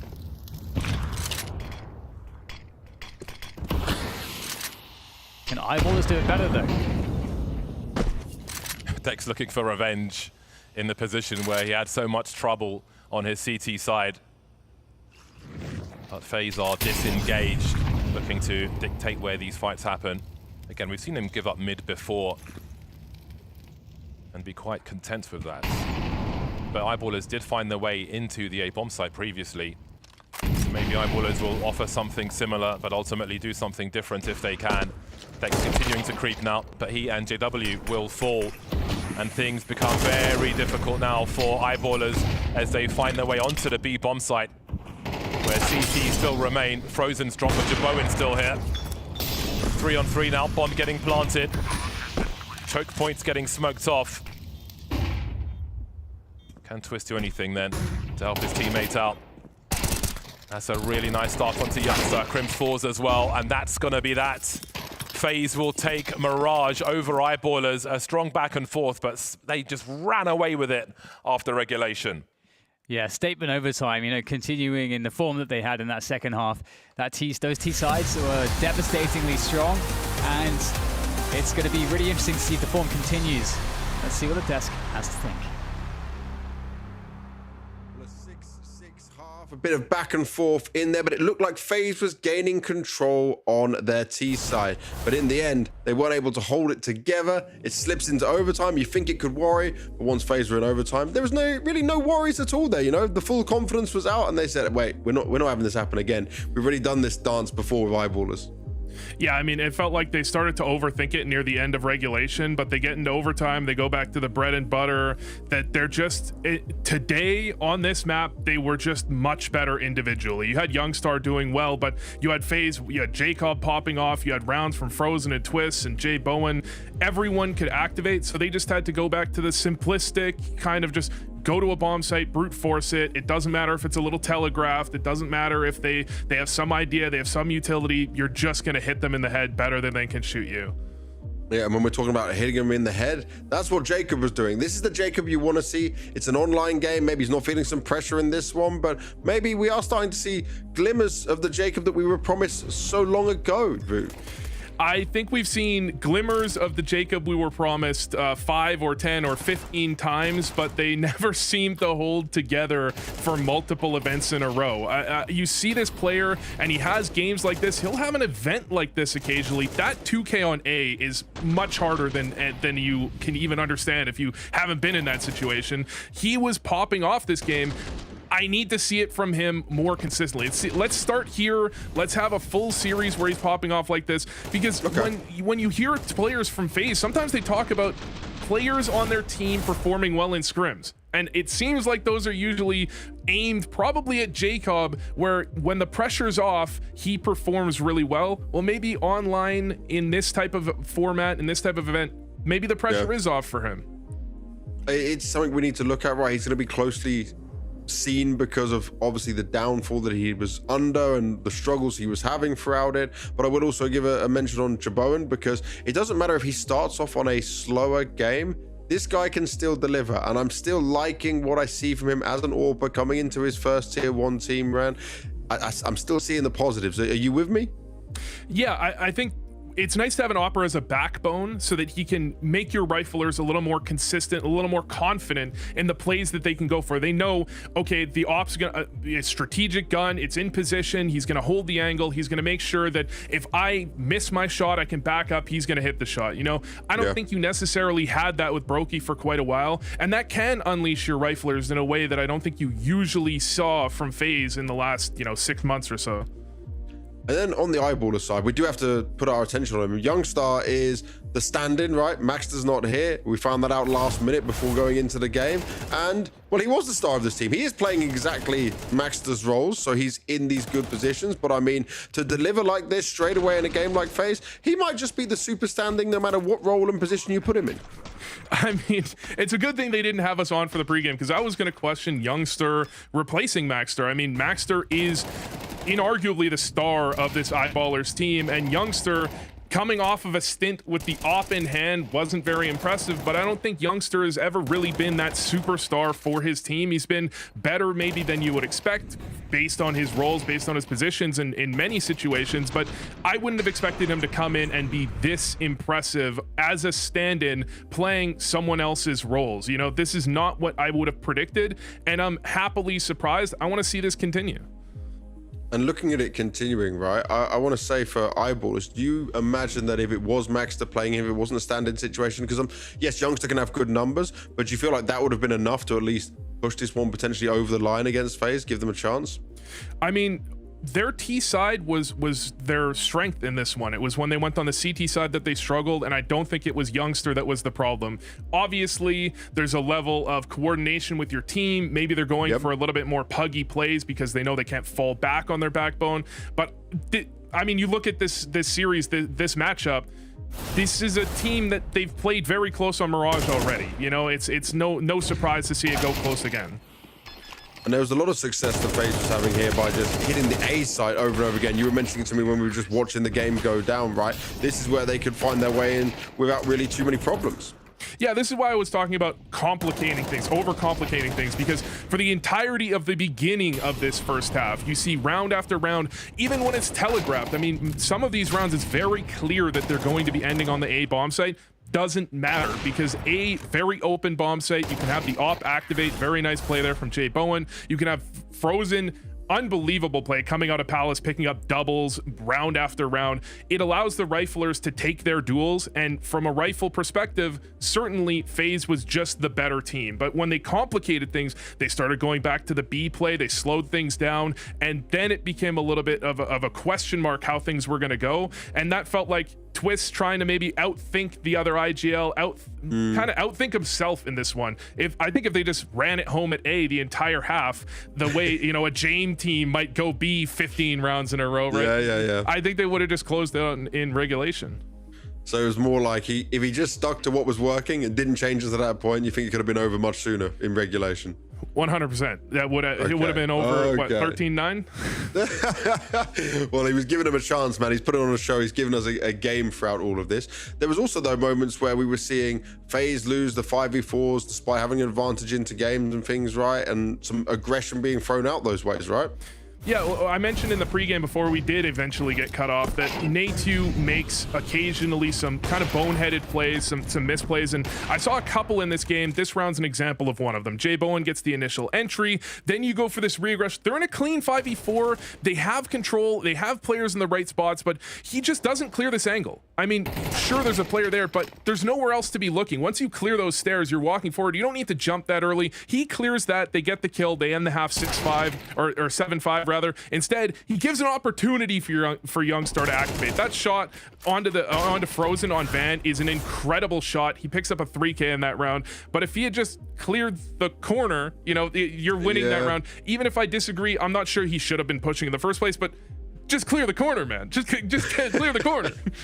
You know, looking at that though, right, the way he was doing it, because his crosshair was kind of just focused elsewhere. I can imagine he was maybe like communicating that, okay, I'm making my way through here, because he didn't react quick enough, you know, and even he saw part of the body on the side of the door. So a bit unlucky there, but you saw the way FaZe then had to scramble to kind of deal with the situation. Then everyone's out of position, and that's where Eyeballers can have a big advantage. Now, Jabowen's been someone we've been talking about quite positively in all of this. So let's hear from him, see how he feels like he's getting on.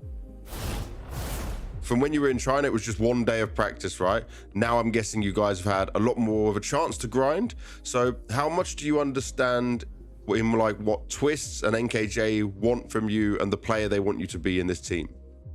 Yeah, I mean, now we have like more like the basic stuffs, more under control, and some new tactics and a better playbook.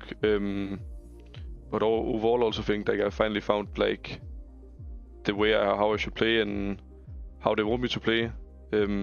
Also had many talks with coach after practice and like texting with Russ as well, like Twist, you know.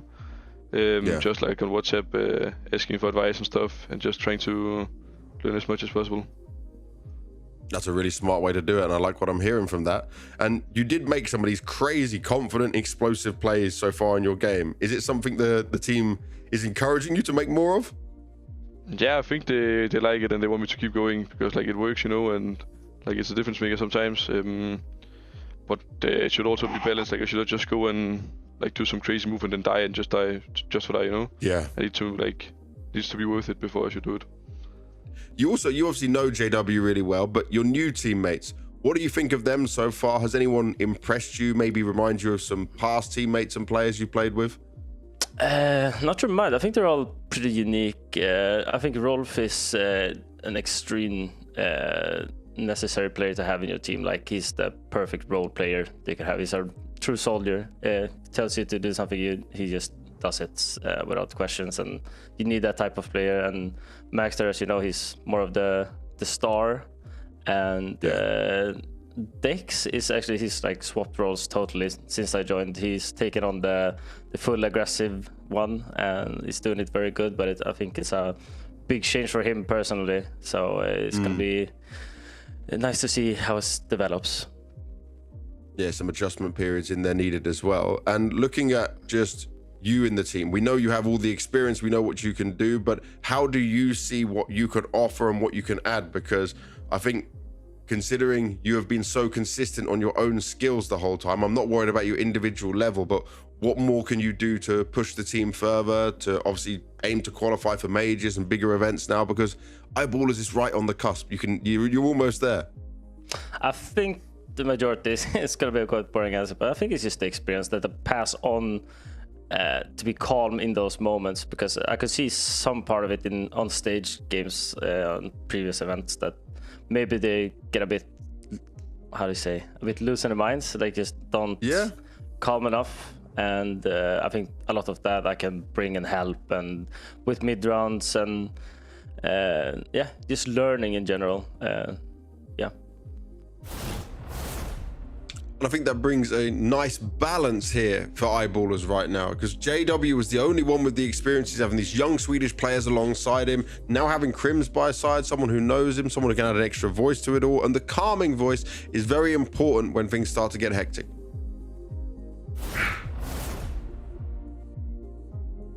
I can't hear Vu.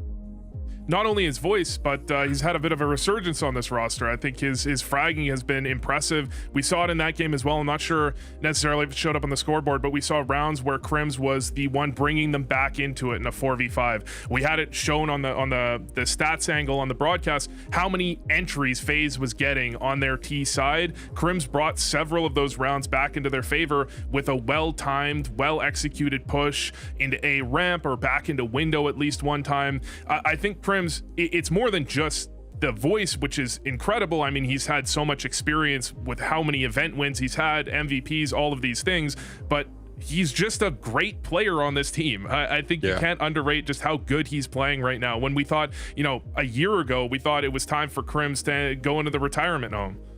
Yeah, no, he can relive out the rest of his glory days, potentially, with his longtime friend and now former teammate, current teammate, into it all and ride off to the sunset, maybe end their careers together with all of this. But we're going into Dust 2 next. And this is an interesting pick coming out from FaZe for me, Vu, because they're on a bit of a loss streak with it. They didn't even play it with this roster at XPL, just once against Paravision. But to me, this seems like, okay, you already beat EYEBALLERS on Cash. You absolutely demolished them, right? Cash doesn't come into this series. You maybe want to do some testing because EYEBALLERS also are not so good on this map, that it may be just some experience gaining for the FaZe lineup here. I mean, sometimes we talk about teams accepting you know, a trade where you're both going to play into each other's strengths. This is teams accepting that you're going to play into each other's weaknesses. I think FaZe and EYEBALLERS both very weak on this map. EYEBALLERS, I think, a little bit weaker. They banned it against FaZe the last time around, but this time they went, hold up, we just got 13-3'd on Cash. Screw that. Yeah. We're going to ban Cash instead. And FaZe just went for the obvious choice. And then you have the handshake on map 3 that would have been FaZe's pick most likely otherwise, right? So instead of letting it go down like that, they just pick this map. I don't think they're particularly comfortable on this map, but if I'm to give you, I'll give you one quick stat. This was by far Brokey's worst map, like by a 0.2 rating off. So I think you might want to test the waters a little bit with Jay Bowen here. Typically, it's a map where your opper feels pretty comfortable, especially one that's a little less experienced. We're looking at the whole factor of how Bounty works, right? It's teams picking their opponents. Someone was looking for some revenge here. Tell me just about the mindset of picking FaZe. Is it just something that's familiar? Do you see an opportunity because of how close it was? I think just the revenge part of it. Like, I can totally see EYEBALLERS' point of view in it. Like, he's a very stubborn guy, and he wants to, if he loses against a team, he wants to win against them badly. So yeah, it's gonna be a fun game. Well, there's more revenge to be had now after a disappointing first map. It seems like this second map's going to be as wide open as Dan's DM, so we'll see who it will favor. I think a wide open map, I'm just talking crap. I think a wide open map is going to be a really good fun, but let's look at the numbers now. Again, the non-believers here, 11 for EYEBALLERS. That's just value as far as I'm concerned. Yeah, I mean, definitely there's a potential. We saw the potential in that previous map, especially with Youngstar playing so damn well. I think, like you said, is you couldn't have expected to see this, but hey, you know, really stepping up into, you know, Max's position and doing kind of what you would expect Max to do. And going into Dust 2, the problem for me, James, is that FaZe, we saw the difference really get made in some of the fragging power when they were coming out to play. You know, Jacob, for example, again, as it was covered just by the analyst just a moment ago, Jacob is on right now, and that's kind of a problem. We'll see if that actually carries through into the second map. Obviously, there's some questions there, but if it does, that does not spell a good time for EYEBALLERS. So we get kicked off here on Dust 2. I still believe that they can take this to a third map at the very least. Very entertaining game of Mirage, though. Lessons to be learned by both sides. It could be 1 and 12 and you still believe, James. I would if it's EYEBALLERS JW. I will always believe. I'd believe more if you gave me a jersey, though. Youngstar having a look from short. He could be in some trouble. However, maybe it's Crimson to rescue. Just the one. Close to a second, but not quite. Youngstar falling back then. An explosive start to this game of Dust 2. Second map of the series. First game of the day. Plenty of CS to come. 4 on 4. Minute 10 on the clock. FaZe will ask questions of Long then. We've got Jaboen, who's got a P250, which will be important at this kind of range. Wow. And it gets to work immediately. EYEBALLERS now losing angles on this A bomb site. That could be a promising HE. Twist will eat some damage. Still got a lurker by those mid doors as the bomb site is taken by FaZe. Okay, 3v3. A retake from Catwalk here for EYEBALLERS. See if they can get there in time. I don't know if there's really a kid anywhere to be had, so they're going to have to speed up the action here and just look to try to barrel down these players. There's a good start there, taking down Jacob. Twist close on the side. Jaboen there to run distraction towards a car position. What a nice connection from Jaboen.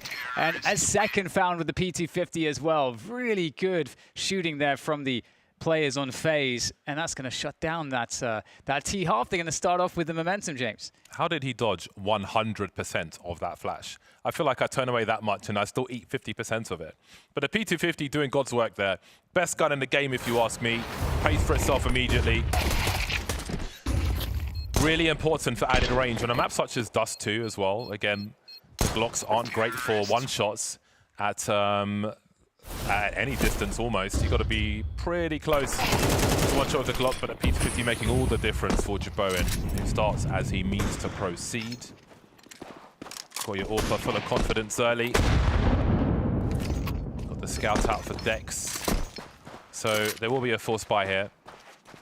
And it's rounds like this, I think, on Dust 2, where I just don't fancy your force fight chances too much, and I would love to have seen AWP money in the hole for JW, but we'll see how it shakes out.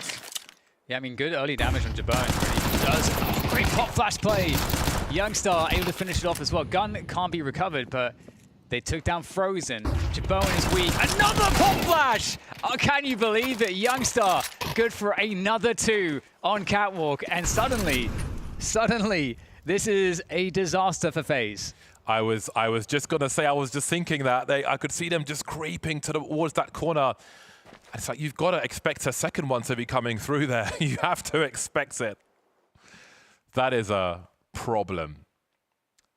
Wow, sometimes it's just as simple as a pop flash to change your chances, James. Yeah. I feel like there's a metaphor for life somewhere there, but it gets even worse here now for FaZe. What do you do? Crim saw all the information there. Yeah. I'm pretty sure he saw both players and the bomb. Indeed he did, which is why they'll take liberties with their positioning now.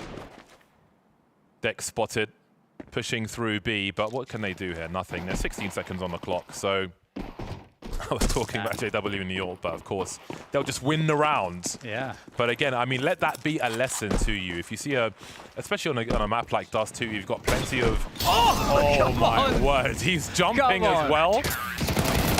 They've come for it all, and they will take it all. My word. God, it's pre-watershed for frags like that. Oh my goodness. Okay, pop flash number 1. Lovely. Pop flash number 2. Even better. The timing couldn't have been any more perfect. Insane. What is it? What year is it that we're seeing the jump scout? Yeah, awesome work. But yeah, let that be a lesson. A scenario like that, where there's plenty of range to get that flash for a super nasty pop. You've got to expect the second one there. Damn, look at the facts there from the production. My goodness. Worst rated map of his career. Well, it's already better than that. We spoke about JW looking for revenge. Perhaps there's some for Youngstar as well. Yeah, he's improved already. Well done. Let's see what else there is. JW rocking the scout now. So, an abrupt end to FaZe's momentum early here on Dust 2. I'll always believe in Frozen with a deagle though. Seen plenty of highlights from him. Some meaty shots into Youngstar. That leaves Dex somewhat vulnerable to the numbers of FaZe, but they're not going to overcommit to this. They're really going to try and squeeze every drop from this lemon. Dex taking some more damage there, and things are becoming awkward for Eyeballers now. Yeah, some damage done, of course, to the FaZe players, but the thing is, if the FaZe players don't have utility to really help them scale onto a site to get a bomb down, that's definitely a problem. They've got a fair amount of Kevlar, though. Although I say that, Frozen and Twist can't really fight. They've got 28, 22 HP, so maybe it all balances out. You can see JW's abandoned his post to pick up the M4 and got it working immediately. And it's Jacob's Deagle who will drop Crims and give them some more position. Bomb plant's looking increasingly likely now. And Frozen still standing with that Desert Eagle. 2 rotating his way. Oh, that's such good timing. And great frags as well. Frozen and Jacob combining to leave Rolf alone. Suddenly in a 1 versus 3. And FaZe will take their momentum back by force. Man, these two teams, styles make fights, as they say, and I think these two mesh very well in that respect.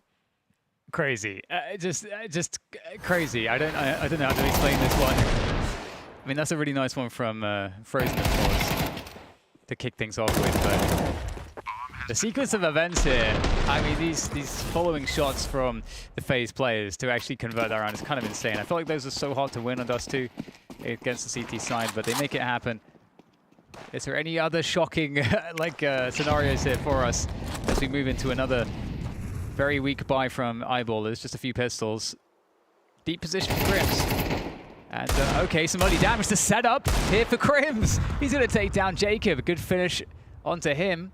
The HE will equalize. But Crims is looking a little bit dangerous. What's going on? Why are the pistols doing so much? Oh, he's close with the Deagle, but he will be denied. That's a really key frag because this was getting out of hand real quick. Crims rotating away now.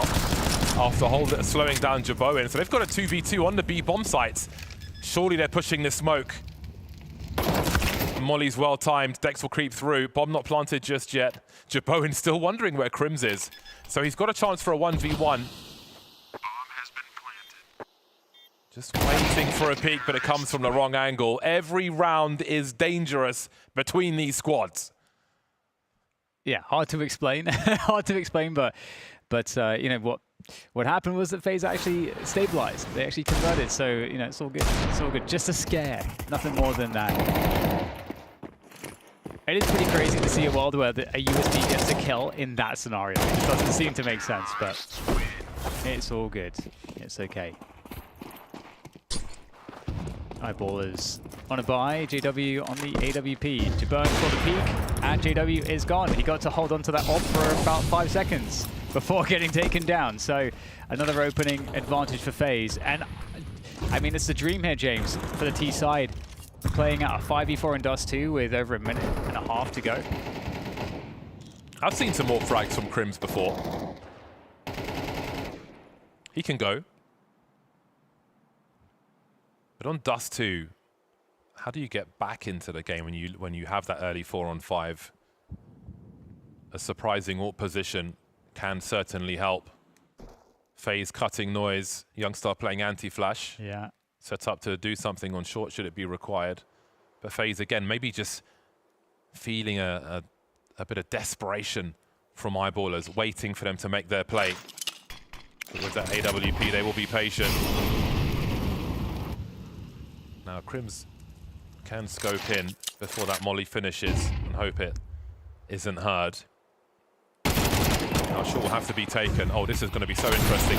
Twist dropped by Youngstar with the FAMAS on short. I wondered if they would keep posted up with Crims, but they haven't had eyes on long for a very long time. Wondering what EYEBALLERS are up to. They're playing a very slow round indeed. The bomb still moving up top mid with the AWP at the moment, but they're finding frags at the same time. That leaves Crims on an island with the AWP. He's got Jacob coming his way. He's in the clutch now, but Jaboin is ready for the peak. 18 seconds to plant the bomb, and there's no one to stop it now. Dex in mid. Everybody else is gone.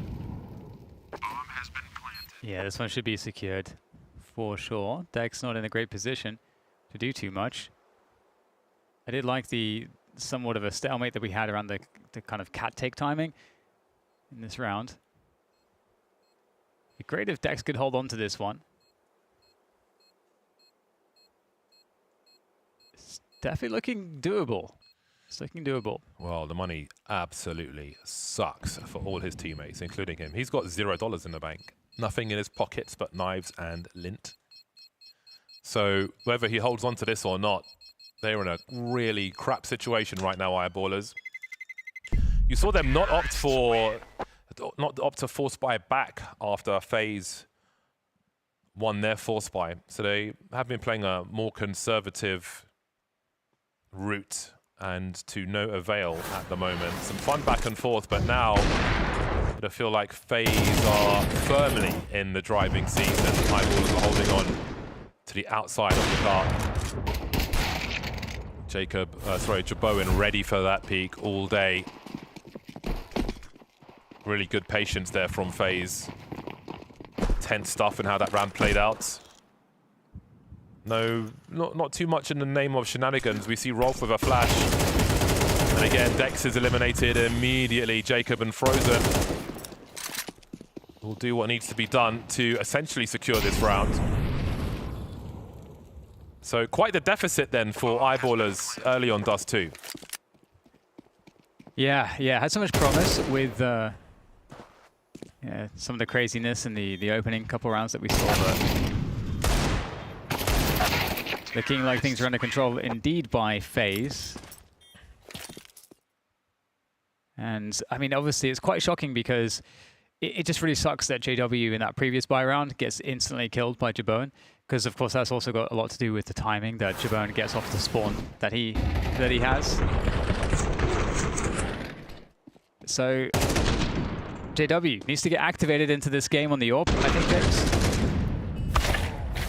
And maybe Does he have enough money for it? No. So no AWP for JW. He's going to have to steal an AWP if he wants one. Yeah, their money was almost, it was very close to non-existent towards the end of that last round.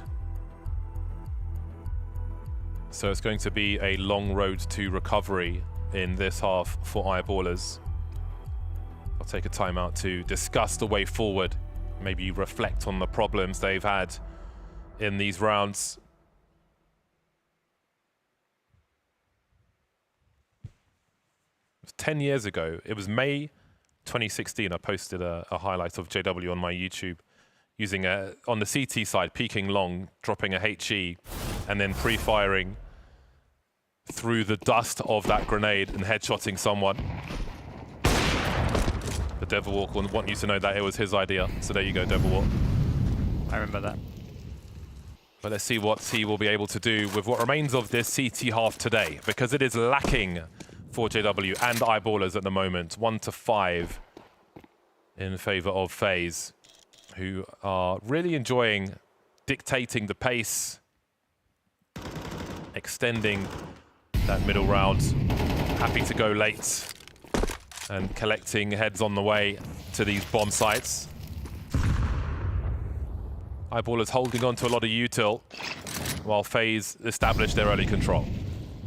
Ooh, that looked close. Jabone having a good dust too so far,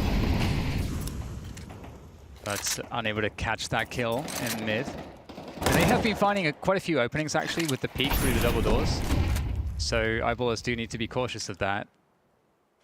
And now we get that cat control from FaZe as well. So able to do pretty much everything off of this. It's a great pivot point for the T side.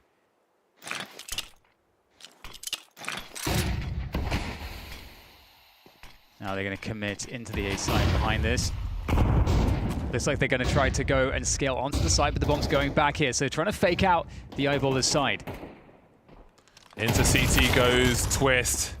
Smokes maybe putting the CTs out of position, but JW is here to trade. That would have been an important second frag. Bomb spotted in mid, which means problems for Rolf, but maybe Crims can find a way to help. He's found two through the smoke. Well, frozen through the smoke. Drop Jacob as well. That's a quick scope from Jabone. And there's just about enough time to plant this bomb. Youngster by the doors. Naitu by the tunnel. Jabone having eyes on the door as well. Wonderful flick. And there's still no mercy for EYEBALLERS. The struggles continue. Yeah, Jabone's come alive in this game of Dust 2 in particular. Is really connecting with pretty much every opportunity that he's going to be getting. And yeah, pretty nice play here. It's so hard to read. You know, once you give up that cat control as the CTs, is it a B split? Is it an A split? Are we getting some combination of both? Nice. Great shots from Jabone again, and 6-1 the score is these T sides for FaZe looking great. And the challenge now coming onto long. EYEBALLERS, are they going to be able to get anything out of this with the pistols? It looks like the pistols are often their best chances, and they're going to pick up 2 kills, recoverable weapons as well.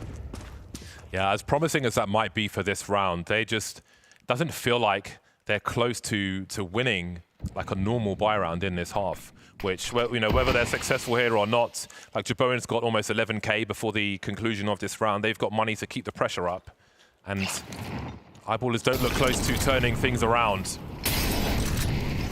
But we'll see what they can do in this one. 2 rifles, expendable personnel. FaZe not shy to run a slow round here on the T side of Dust 2, but 3 players remaining versus an eco with some bonus rifles is going to prove very difficult indeed.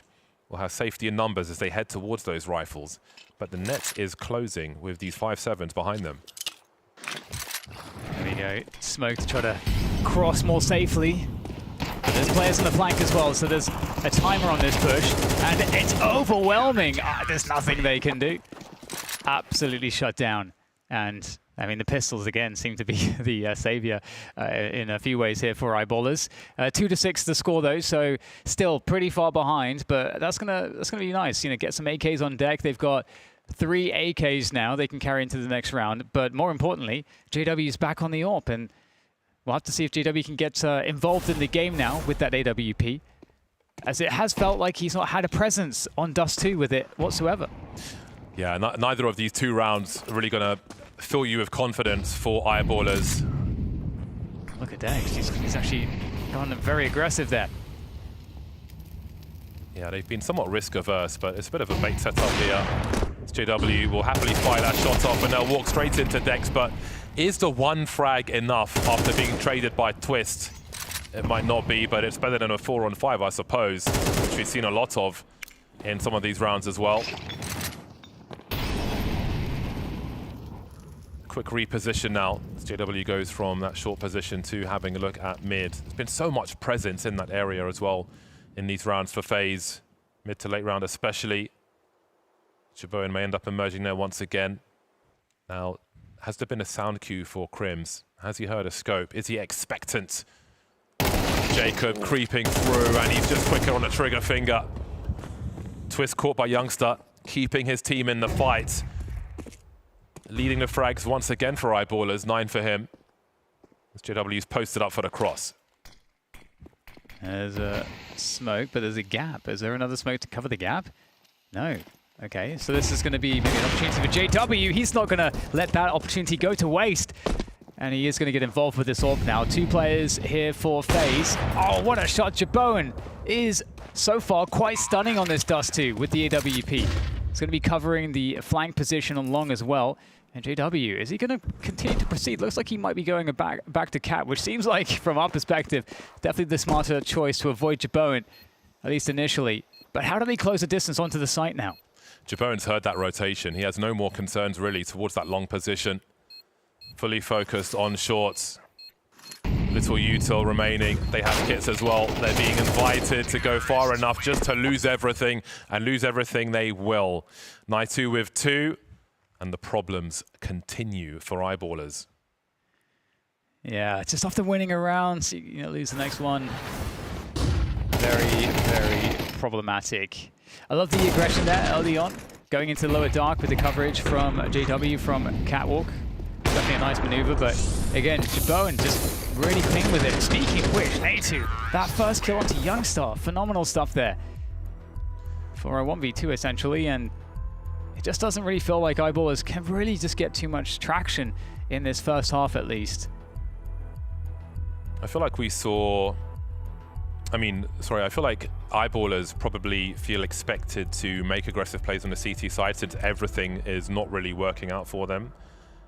But it's hard to do when it is expected. But yeah, again, you did see that lower tunnel presence. I think there's a lot of pressure for you to find 2 in that situation, either individually or, you know, they had the support from JW before. But yeah, they just, you know, sometimes you might need a stroke of luck going in your favor. Not quite happening for Eyeballers. They'll have a bye for round 10. And this time, JW will be posted up as we see a breach through the mid doors.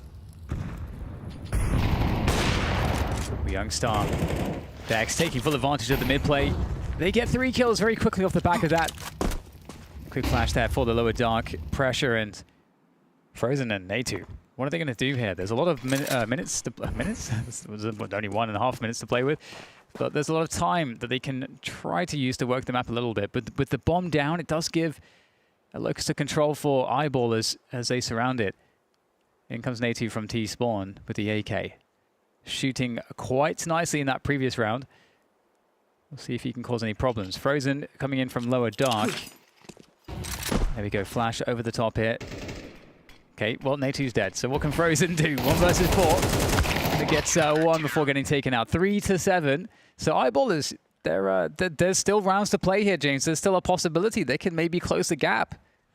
Yeah, and we could see an interesting score at halftime, because even if the half is very ugly, as long as you are able to scrape those rounds, doesn't matter how you do them. But if the worst is over for you when you switch sides, then who knows what's possible. FaZe's money starting to run low now. Really good round from Eyeballers, able to find the right aggression at the right time and reap the rewards. And they again, the coffers for FaZe have run dry, which could make for a very interesting scoreline at halftime, which, you know, wouldn't tell you the story of this half, but would provide plenty of opportunity for Eyeballers moving forward. But they need to get past these tests first. There is Kevlar for all the players of FaZe in this round, and the AWP is up for Jabone as well. So they have managed to furnish quite a reasonable buy here. They've been very dangerous with the fragging as well. We'll see what the difference of the Galil makes over the lack of edge from the AKs that Naitu and Frozen don't have. So this will be a challenging one for FaZe. Jaboen moving up short early. He's been lurking outside long on many a round. I do wonder if EYEBALLERS can throw some nuisance utility to kind of ruin the timing of FaZe in some of these rounds. I don't know how much value there would have been to throw some junk up towards top mid in some of these rounds. Well, EYEBALLERS have completely voided the map from the get-go. They've just playing this 2-3 setup. So the problem is a B split is extremely powerful in a setup like this. It's a bit gambly from EYEBALLERS, and they might actually get a bit fortunate here. Most of the push is coming through tunnels. If they're able to find the spray down here, that would be enormous. Is he going to fire? Is he going to click? Oh no. Frozen's found his way through mid. No one's got eyes on it whatsoever. Rolf's on an island. He's found two. The dream could be collapsing here for EYEBALLERS. Talk about threading the needle. 2 kills is actually going to make this doable. Look at the HP too on the remaining players of FaZe. They are pretty weak, softened up. A retake feels quite possible. We'll see what EYEBALLERS can do. Can they get something going pretty quick here? Okay, well, Frozen is going to deal with JW quite easily, and there's a flank coming too. So life is looking very bad right now for EYEBALLERS. Are they going to be looking for this? No. Oh my god, it's just so clinical from Twist there. That is just an execution. And as you head towards half-time, that is a very dejecting way to lose a round. That's going to be a stressful one. So much potential on the X-ray for Rolf, able to collect 2 of them, but absolutely ruthless from FaZe.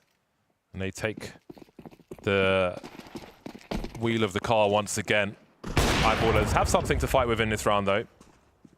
But that's got to be an opportunity miss. It's already been a really rough half for them, and that's not what they needed. But an early frag onto Jaboen could offer them a lot. Dex is at the point of no return, and he'll leave empty-handed as it's a 4-on-4 now. I feel like that might be the first time JW has won the AWP battle against Jaboen. So things looking up there, despite losing Dex.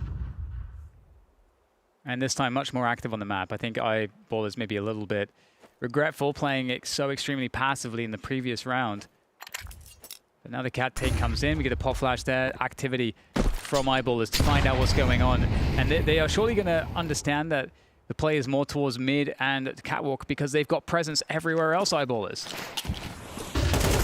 Spotting the arm, but it's not going to amount to anything for EYEBALLERS. The swings are so quick, the shots are so fast, so sharp, so accurate from FaZe. It's going to be a quiet half-time, I think, for the likes of EYEBALLERS. 2-on-3, sounds heard by Natu. This should be a free one for him, if he can find the angle in time. Prim's looking to offer some util for his teammates, but there's nothing doing. Youngster in the clutch now. Hasn't been spotted just yet. He knows one is not on the bomb site, but where is Twist? Trying to stay alive as long as he can to combine with his teammate now. But it will be too much for EYEBALLERS. It feels like that entire half was. They've got a lot of work to do on the other side. AWPers use a gun that nobody else uses. It's the biggest resource in the game. It's a one-shot gun. So it's bound to have high impact. Top AWPers get the credit they do because not anyone can do it.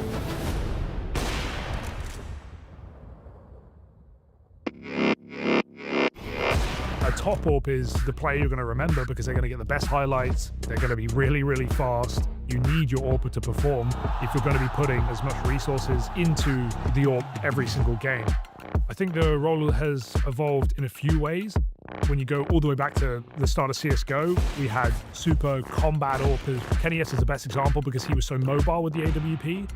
The AWP got nerfed as a result, mainly of players like Kenny.S, who was so aggressive and who were always pushing, always in your face. The in the game that got nerfed and we saw AWPers be more, I think, static for a while. Device is a great example of that, as someone who would pick their spot and stay in it and be like a turret almost.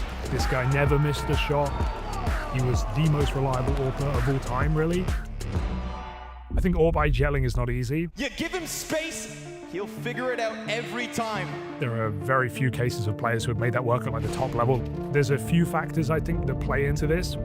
When you're AWPing, you've got to be focused on your crosshair, as basic as that sounds. I think you have to have a lot more trust for your team in order to actually be capable to AWP. It's interesting to see James still be able to do it, considering the whole narrative around his team is how he has very inexperienced players that he needs to put in the right place. But he's someone who is so passive on the AWP that he's still going to be alive in those late rounds. He's more so playing for the clutch while his team open up the round. You typically just see an in-game leader be the first guy in. I think if you're AWPing, it's hard to be as involved. Feels easier said than done. But then you have also flashy AWPers are a lot of fun to watch. People like Monacy, extremely exciting player, in your face, pushing through utility, and of course, Simple doing the same thing. Absolutely able to take over games with high-risk plays. Think about some of Simple's best moments, dropping in from heaven, getting 2 no-scope kills. He did the craziest stuff, and he got away with it time after time. When you're a top AWPer as well, you're getting studied, you're getting game planned for. The fact that I was able to find as much impact as he does is impressive, considering there are whole analyst teams trying to figure out how to not let this guy pop off. A guy that never makes mistakes, a guy that is extremely hard to punish. There's different levels of AWPing, whether they're flashy, whether they're reliable. They have to perform in the highest impact moments, and there is no room for error. If you miss a shot on the AWP, you're going to die. You're always going to take attention because there is no room for error.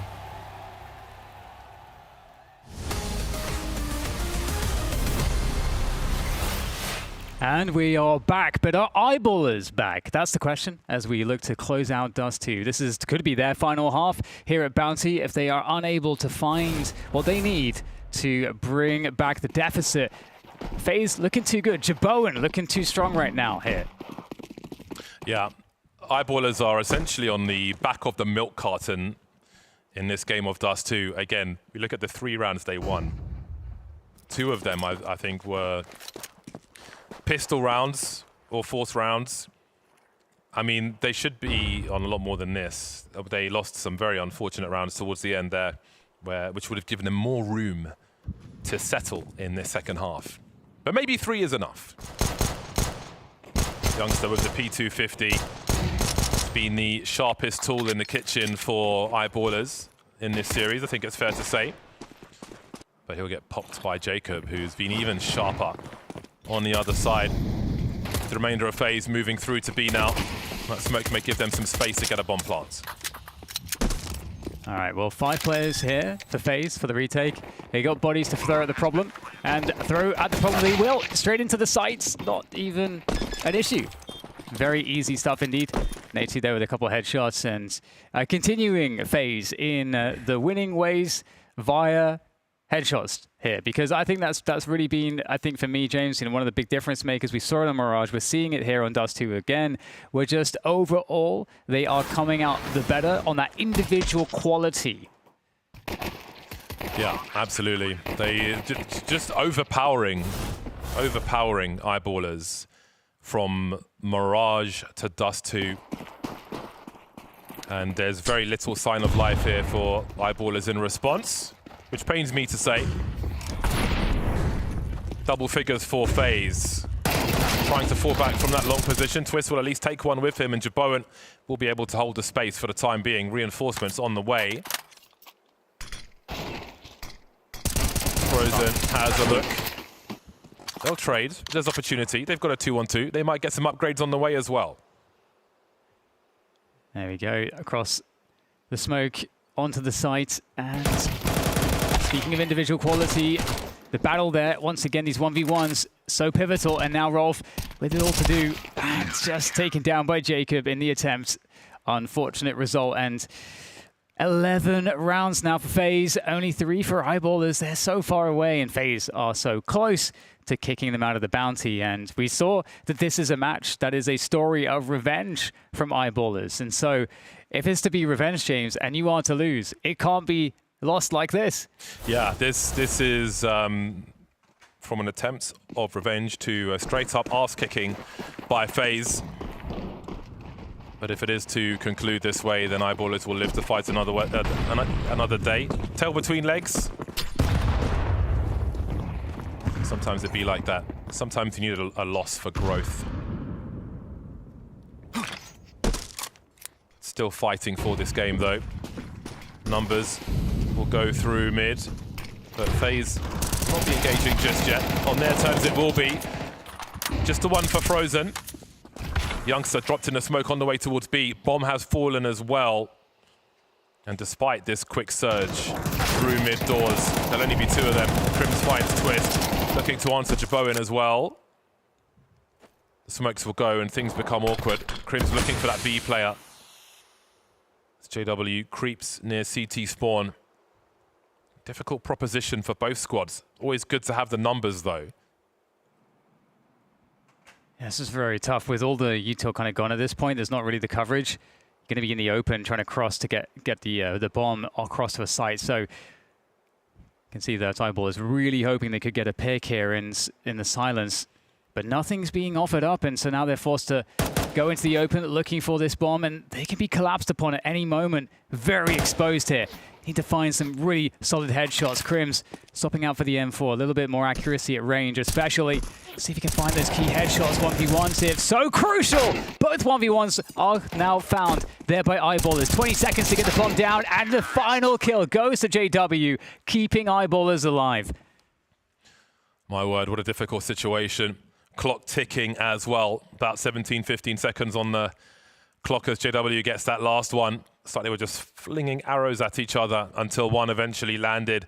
Eyeballers being drawn into CT away from a potential bomb plant as that clock ticks, but still able to find a way out of that round. Really crucial stuff.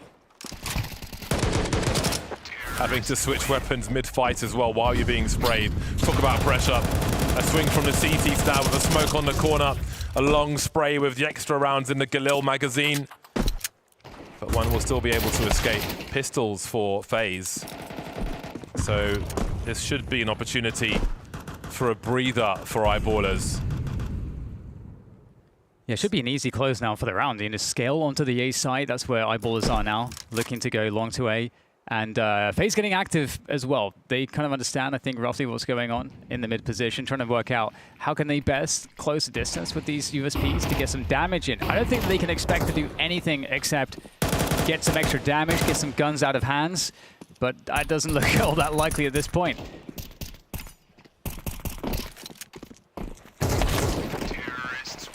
All 5 survive. Again, it's just pure sports psychology for Eyeballers here. Just look at the round in front of you, not the deficit, not the previous half. It's all different now that you can hold the AKs, or it should be, or it could be. Depends on your perspective. Successful entrance into that long position. Good enough versus the pistols. Margin for error is very small with FaZe on 11 rounds. No AWP for Jaboin just yet. On 12 frags is he. He's been a problem. I'm sure he'll continue to be as well. A quiet one on the other side for JW. Yeah, total switch up here. Just going straight for the B hits. Eyeballers. And they might find a pretty nice timing here right now because FaZe don't really have info.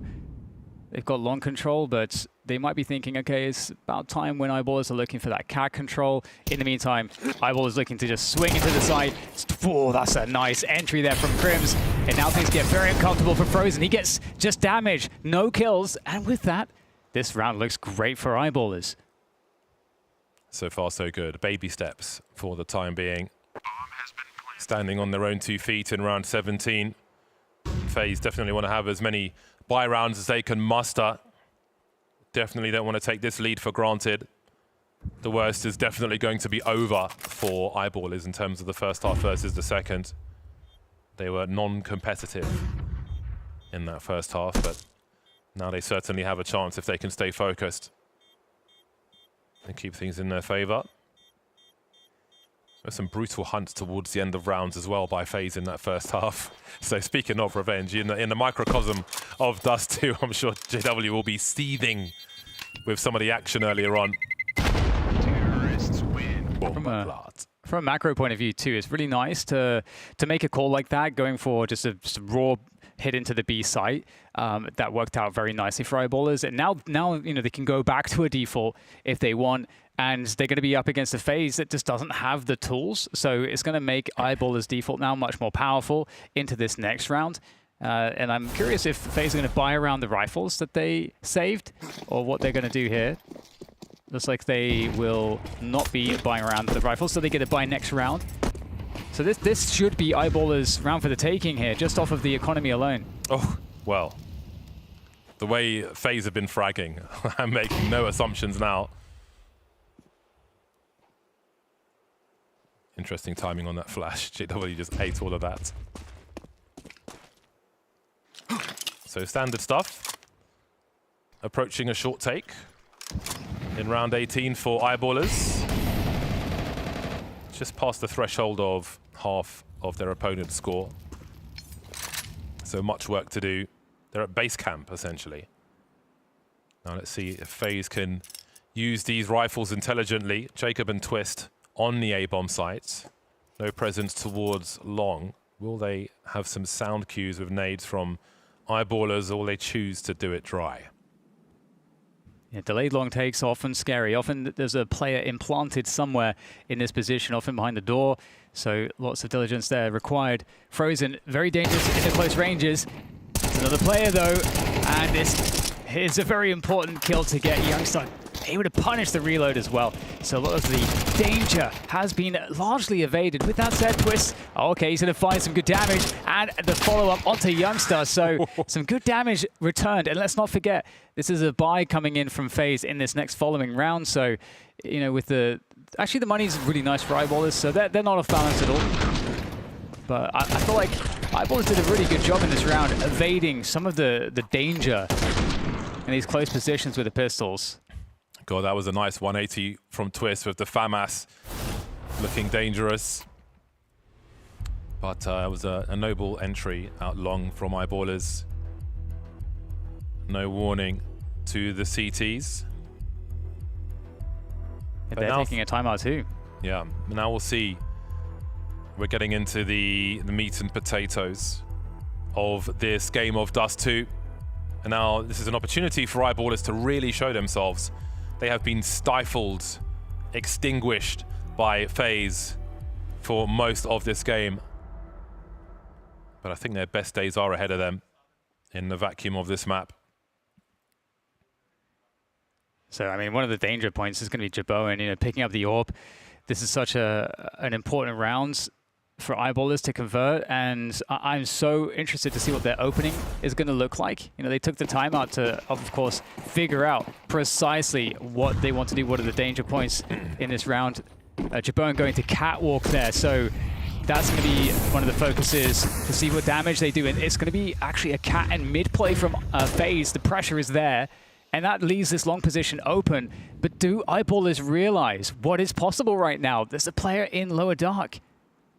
Yeah, they're making no assumptions, as we can see from these angles. But how long do they focus on this? Oh, Dex looking, but not ready for Frozen, who's so good. Awkward angles for JW. Does Frozen go back to the wall? He's able to round the boxes and stay alive for the time being. And Rolf, I think, was looking for him top mid, but he's been dealt with by Twist, and the dream is collapsing again for Eyeballers as JW and Crims remain. All 5 standing for FaZe. They can do no wrong on Dust 2, it seems sometimes. It's really rough too, because it makes sense that they try to go for that long push, because they recognize that with that lower dark push, you see the Frozen just finishing them off here. Is he going to be able to get this last one as well? Well, there we go. Makes it very easy, but they read their eyeballers. They understand if there's a player lower dark, it's probably a cat setup as well. So that means the long position should be very weak on the defense. So they were forced to go for a push there. It's very unfortunate they lose that 1v1 as well. I think they were a bit laser focused on that lower tunnel player. Not expecting Twist to peak like that. And FaZe find themselves at match point. More than one of them. There will be a good buy here for Eyeballers, but there can be no more errors. They have to win their duels. They've got the AKs now. I say that, but there's plural for FaZe as well in the hands of Frozen and Twist, which does not bode well. Very sharp FaZe clan who have come to the server today. Good average of frags across the squad. Oh yeah, they're getting aggressive here in Upper Dark as well. How deep will they go for this? Jabone with the supports. Youngstar looking for the potential other push. And surely, I mean, that's the problem. Like, rotating the AWP around is so dangerous. Oh, Youngstar, though, finds a great angle and so much damage. They have to convert the kills, though, and they will take down one player. Jabone able to fade back away, but stuck in a close position on the car. Over the top with the Glock. It's perfect there from Crims to punish. 3 remain from FaZe, and they are not darting towards that B bomb site. Again, playing very, very carefully. They don't want to be broken entirely. The money's not spectacular for the squad. Very important if they can keep that third man alive here to buy around what they have. The 2 AKs are still up. Avoided on this occasion for Eyeballers. They've got a candle in a blustery wind, but it's not been put out just yet. And it won't feel like they're too far away score-wise. Within the rounds it does, but if they can focus, then maybe they can keep the wheels turning. Yeah, it's great for one of the kills, of the 2 kills they got in this round, that it went to Jabone. I do believe that an AWP could be dropped for him, so we'll see if that's going to be the case. But yeah, Jabone's been, I think, such a dangerous player in this game, and Youngstar with such good damage, forcing them back. Nice opportunistic play from Eyeballers to punish, to get onto that B bomb site. But when we look at some of the stuff that's been working for FaZe, some of the stuff that's been working has been how, you know, when they're more active, especially in the mid and catwalk position. So I'm curious if we'll see something like that from FaZe, or if FaZe will mix it up themselves in terms of how they play this next round out. Because if FaZe lose this next round, Eyeballers get to 9, and then FaZe are on essentially an eco. So then Eyeballers would be probably on 10 rounds before another good buy from FaZe. And suddenly, we were in this situation where Eyeballers were looking horrible in this game to maybe getting another overtime. Carefully creeping back our Eyeballers. It feels like FaZe are holding all the cards, but there's information to absorb in every round. But it just, I don't want to say it feels like they're a step ahead. I mean, maybe in some ways it does, but they're just out fragging big time in this series in many scenarios. Quick sip, stay hydrated, and then get back into the game. So yeah, Jabone's going to receive an AWP. He is going to be gifted an AWP. And he's been moving around, James. You know, he's been, basically been seen all over the map. Catwalk, mids, B, as well as, A long. You know, so you never know exactly where he's going to be. And so I'm super curious where he's going to open up at the beginning of this round. If they want to get more active, the previous time they did that, they did it with Catwalk. And obviously in the last round, we had Jabone looking to kind of be posted up towards the B tunnels. So, you know, where does he go next? Okay, he's going towards the long, it looks like. Or no, he's going to Catwalk again. I'm liking what I'm seeing from Jabone so far. I think he is stylistically a good complement to a FaZe clan. So we saw the T's trying to defend that lower tunnel, but shell-shocked from previous scenarios. Now on the flip side, we saw a nice pop flash offered, but Youngster just wants the hard peaks, forcing the CTs away with Util. So far, so good. The smoke will buy some time. They're going to force their way through it, though. But Jacob's able to get one. He was at the point of no return. Jaboan's able to post up somewhere. That could be a nasty surprise, but at least cat control has been established. Yeah, really nice position for Eyeballers to find themselves in. They got cat control. They went 1 for 1. Frozen's on 8 HP. So they're in a good spot. Look at how FaZe have responded to the lurk smoke that was thrown onto the B bomb side. They put one back in response, and there seems to be a hard read as to the behaviors of Eyeballers, where they've both abandoned the B bomb site, looking elsewhere for action, which will be a commitment to A, it looks like. No lurkers here. They're almost hand in hand, FaZe. Eyeballers as they make their way towards A. Jaboan forced to fall back to long. Maybe there's a round win here for Eyeballers in this 4-on-4. Yeah, we'll see. Jaboan's been so good on Dasu so far, but they might be largely able to avoid him. We'll see if that's going to be the case. 2 players for FaZe on long and 2 on the catwalk position. Or, oh, sorry, rather the spawn position. It's definitely awkward for FaZe. How are they going to make this one work? Looking to start scaling on in. Twist out with the AK, has to get the entries. Jaboan with the ult is going to be sounding off, and suddenly I mean, they're all dead. I can't even get the words out of my mouth, and everybody is gone. And Twist will get the defuse, and FaZe will take down Eyeballers. The revenge has been stifled. No revenge for JW or Crips.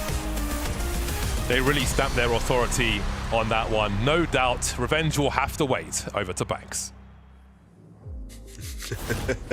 Thank you very much, James and Dan. And looking at this, right, that revenge not coming through this time. It is obviously, I guess, a caveat in there that Eyeballers have to play a stand-in. You know, it doesn't mean it's playing with their full roster, not the same style as what we had last time. But I'm not going to blame Youngstar for this. You know, he's doing the best he can in that position. I will say that this was a great team performance from FaZe. Took it a few rounds to get it over the line in the end, but they sealed it, man.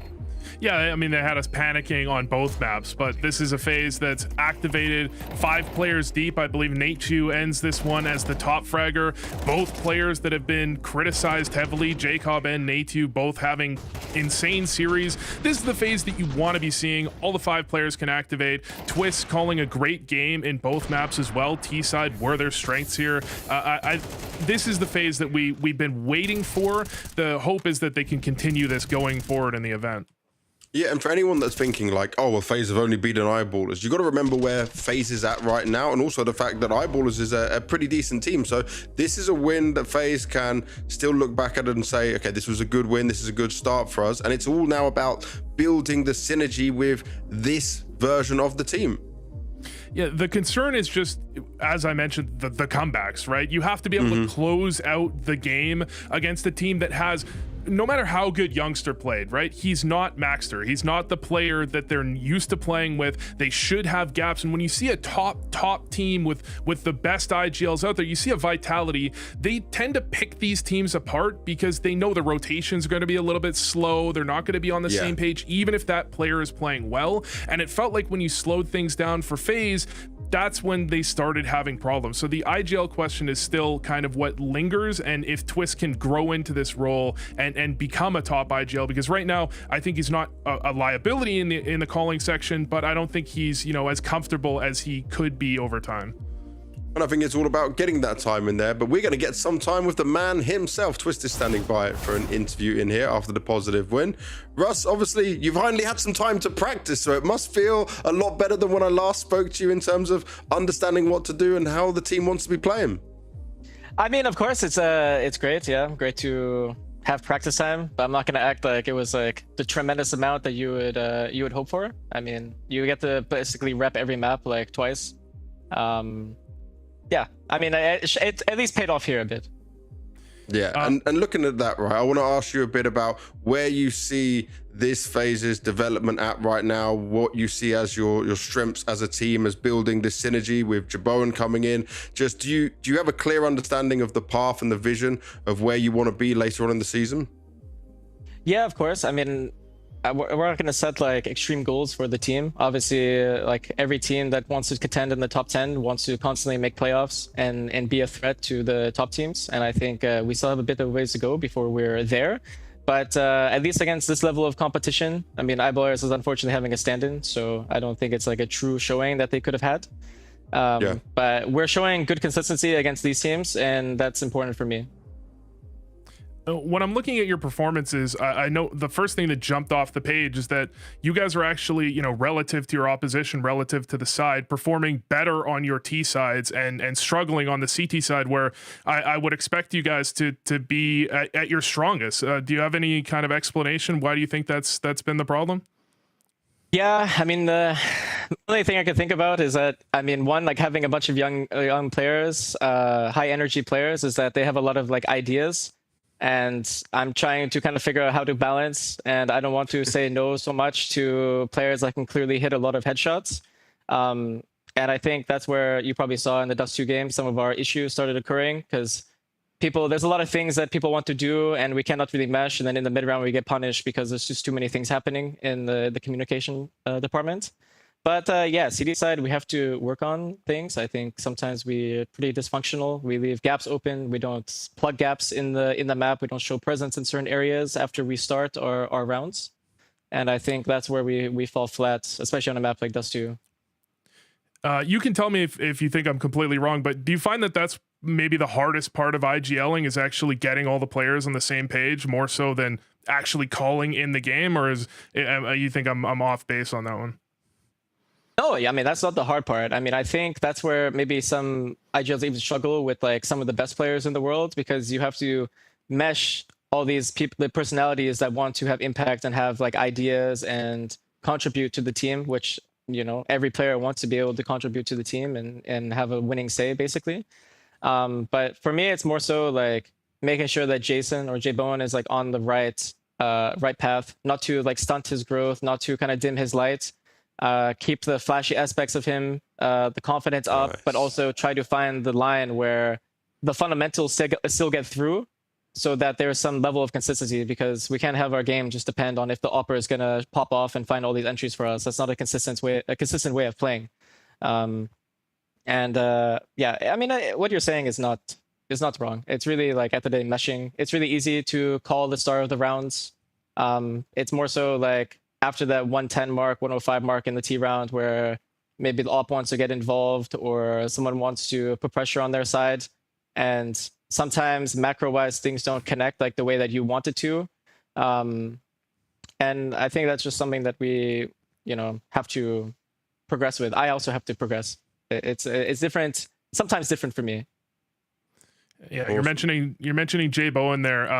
Do you find it's harder to work with Jay Bowen than it was with Brokey, because you knew Brokey a little bit more? You have to, as you're mentioning, you have to make sure you're not stunting Jay Bowen's growth. Is that proving difficult for you, or do you think it's just, you know, another thing to solve that you're not going to struggle with too much?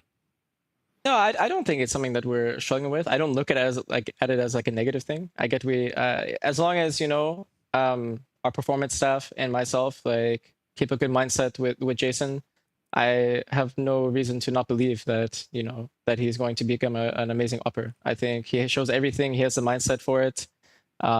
It's really just like we need more reps, more playing time together. I need to still learn like how a player like Jason reacts in like mid rounds, what peaks he wants to do, learn his like natural movements, and even more so even like Nachu a bit, and sometimes like Jacob as well, trying to get Jacob more involved, more activated, uses like raw aim more, uses his style of play a bit more. He's not like your traditional entry, so trying to find the balance there either. Awesome. Well, thank you very much for all of the insight, Twist. Good luck going throughout the rest of the tournament, and enjoy the rest of your day. Thank you. Thanks. That's some great insight coming in there from Twist to understand how things are working out right now. And it's a lot, right, to manage with that. But I just do love the fact he said that he's not trying to stunt Jabo's growth, because we keep saying it. He is the exciting member coming into this team. I was going to say the exact same thing. I mean, that's a level of insight from Twist, talking about thinking about those sorts of things. You know, when you see Twist switch to IGLing, he's only been he's done it for short periods in the past, but he's only been at it for a few months, and he's not just thinking, how do we build the round out? How do I call this round? He's thinking of things as specific as, how do we get Jacob to play his play style? How do we make sure that Jay Bowen is improving as a player? Like, that's long-term focus that you're thinking of. A tenured IGL thinking of these things, and it's Twist, who nobody rates as an IGL necessarily. I'm really impressed with that, honestly. Yeah, I like it as well, but we got to keep things moving. We could talk about this for quite a amount of time. We could go full podcast mode, but next up is G2 taking on Nemiga here, and I just want to get straight into it with G2. Wrinkle's coming in, Sunpius is going out. Many people were critical of Sunpius. I will say that Wrinkle in, I guess, the end of his nip time, it wasn't looking so good. It wasn't as high as when he first started. But this on paper looks like a positive move because Wrinkle at his best, Wrinkle given some freedom. Wrinkle on a team like this, he could do damage. I don't know if I'm yet ready to say that it looks like a positive move. If we see Wrinkle at his best, I agree with you. I think this has a lot of potential. But I actually thought Sunpius near the end of his tenure there was looking up. I think he was actually moving into his roles, and you especially see a very big difference in the gameplay styles. You know, whereas Sunpius was I think he threw the most utility of any Opper in the tier 1 scene. Wrinkle is down near the bottom, so I see this as a potential that they want to see their Opper play very differently, and that's what I'm getting out of this, because 1-to-1 maybe you have confidence that Wrinkle wasn't utilized correctly on NIP and maybe that's it, but if he's just going to play like he did at the end of NIP, then I'm not so sold on this one. Well, we don't have time for the interview, but I'll give you a little teaser. We'll play it between the maps. This guy was beaming when I was talking to him. He's on boot camp. He's very happy with what they're asking for him, what he wants to show again. It looks like he can enjoy playing CS again because guess what? You no longer got that NIP jersey on your chest. Your time on NIP did not count. We'll see if you can pull it off on G2, because I think they have the riflers, they have the rifling backbone to enable him to go for the plays he wants to be going for. I'm not sure he necessarily had that on NIP. And Nemiga, just quickly touching on them, it's a new IGL standing in. It was the coach Box that wanted to make this decision. Remember Lear, we saw a lot during the Austin Major. People were quite positive. He was obviously very animated, very aggressive, but they wanted to go a different direction to try and get more out of him. Robo was a Spirit Academy member, now getting a chance after doing well. I think it was ex-Ruby or something. They were grinding their way up through the tier 2, tier 3 space. Now he's got a chance with some players and a notable organization within the CIS scene. This is just a big opportunity to prove himself. Yeah, I always question the idea of a stand-in IGL, because what are you able to necessarily do? But at the same time, if you look at it as this is Box's team, a lot of these CIS teams, they really give a lot of empowerment to their coach. Then you can slot in an IGL and see can he call our system? Can he make this work? And he does have that. You said Spirit Academy. I believe he played with Sypho for a short period of time on that team as well. So he's got some tenure with the players. I think it makes a lot of sense if we look at this as Box's team and he's slotting someone in, and by all means, that's what it seems like it is. Well, let's watch it all unfold. Let's get into the games. James Bardoff and DDK, take it away. Thank you very much, James. Yeah, looking forward to this one. I think it's going to be really, really cool to see. Spirit Academy has certainly contributed some talent to the game, and we can see exactly what the audience thinks with the predictions here. Definitely a big underdog matchup for Nemiga. Robo with it all to prove, but again, I'm telling you, James, these Spirit Academy talents, you can't look past them. I can understand the big odds for Nemiga. I mean, A, considering G2 is G2, and B, considering the recent insertion of Robo. But I think Nemiga are a team who will offer a lot of surprises, maybe to people who are less familiar with their matches than they are to G2, and perhaps there are some surprises that can be offered. So we'll see how easy a piece Robo slots into this jigsaw of Nemiga versus G2. He's going to have to slot in pretty quickly, otherwise the punishing will be maybe as severe as we just saw in that game of Dust 2. Lots for them to do then. I think they'll come into this relaxed. I don't think they'll feel too pressured. And, we talk about pressure a lot in esports. I think pressure can certainly, there's different types of pressure. I think for the most part, it helps people focus and get into the game. I think there's also pressure, though, if you're sitting in front of 12,000 people who are screaming their heads off. So that's a different kind of pressure, which can bring maybe too much adrenaline. But I think this scenario will be a good one for Nemiga. Plenty of talent on their team, and we'll see if G2 give them the space to demonstrate such talents, or if it will be a stroll in the park for the G2 squad. We get into it then. Anubis, the first of the series, Mirage, and maybe Ancient to come if we have a bit of back and forth. And Anubis is definitely a nice place for Nemiga to find themselves at the beginning of this series. It's a confident map historically for them, 71% across 7 maps played across the last 3 months. So obviously, of course, we've noted the changes in the lineup. So you know, there's that. But in general, the core of the team is going to feel pretty familiar confidence with it. So that's always nice. And you know, for G2, haven't got really as much played on this map in the last 3 months. A couple maps played, so it's definitely a nice place for the underdog story to begin. We commentated some Nemiga matches pre-Robo. Obviously, he's been there 5 days, and found them very enjoyable. I think Khan's a great player to watch. I'm an enjoyer of his POV. And this is a good challenge. This is a good measure of Nemiga versus a team with the weight of G2, who will be the aggressors at the beginning, moving through with the pistol. Robo and his team have got a setup in mid, but it doesn't look like they're going to find what they're looking for in that position. Over towards A we go. Molly will make the rotation a little bit more challenging. There is a smoke ahead of it as well, so they'll have to wait to respond, will Nemiga. They have flanks on the way though. Those Julies may be really important as Heavy God looks to see who's coming in from the back.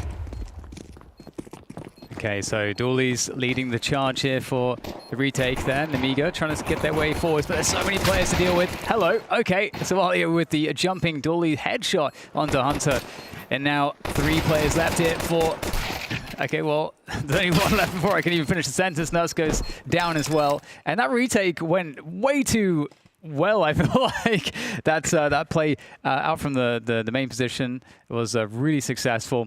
And there you go, Nemiga picking up the first round on the CT side, which feels pretty good, James, because I really feel like on the CT side, if you don't start with a good economy on this map, it just feels so bad. Yeah, we've got some happy emoji faces following the conclusion of that round, and that will be a very promising start. So I don't know if, you know, when you've got such a rank disparity such as this, I don't know if you have a little, you know, feeling like a storm is coming or something. Maybe in certain situations you do, big names on the server. But that is a confidence-building way to start for Nemiga. The rifles will be out early. Everybody with an M4 of some description, save for Cypher with the FAMAS. Pretty good start. Speaking of rifles, though, G2 have brought plenty to this round. Lights on utility, big on firepower. 2 flashes for Wrinkle, who moves into position. G2 going back to A. They feel like they have unfinished business after losing the previous round there, perhaps. And I mean, there's not too much of a defense here, you know, with the set piece nades that we saw in the previous round. Or actually, maybe they're just contacting. They're just going to contact him. That's a great pop flash there. Stunning work. That gets the GT players very deep onto the site, and Nerds is good for the double entry. And you can't help but like the chances here in this round for G2 pretty enormously now off the back of those 2 entries.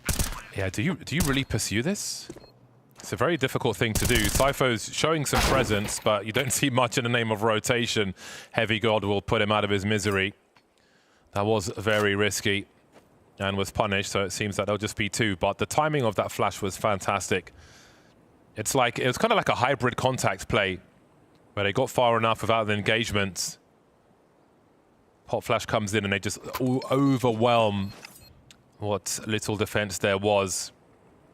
So despite the happiness of that pistol round, the problems will begin very quickly for Nemiga. No time to respond. Up close and in your face, 5 stand at the end of the round for G2. Yeah, I love that from G2. I also really liked their pistol. That despite them losing the pistol, I do think if you have these set pieces where it guarantees you a bomb down on the pistol, as a T side, you're always able to have a very strong force buy if you end up losing the hold, which is exactly what happened. And now they've converted against Nemiga. As you noted, did get a couple guns saved though, and they're going to buy around it. But I feel like, again, Anubis can be a challenging map here for a buy like this for the CT side. Big change of movement from G2, opening up into the water. Looking at Con E-Box. Let's see if there's anything to be done there for Nemiga in the close ranges.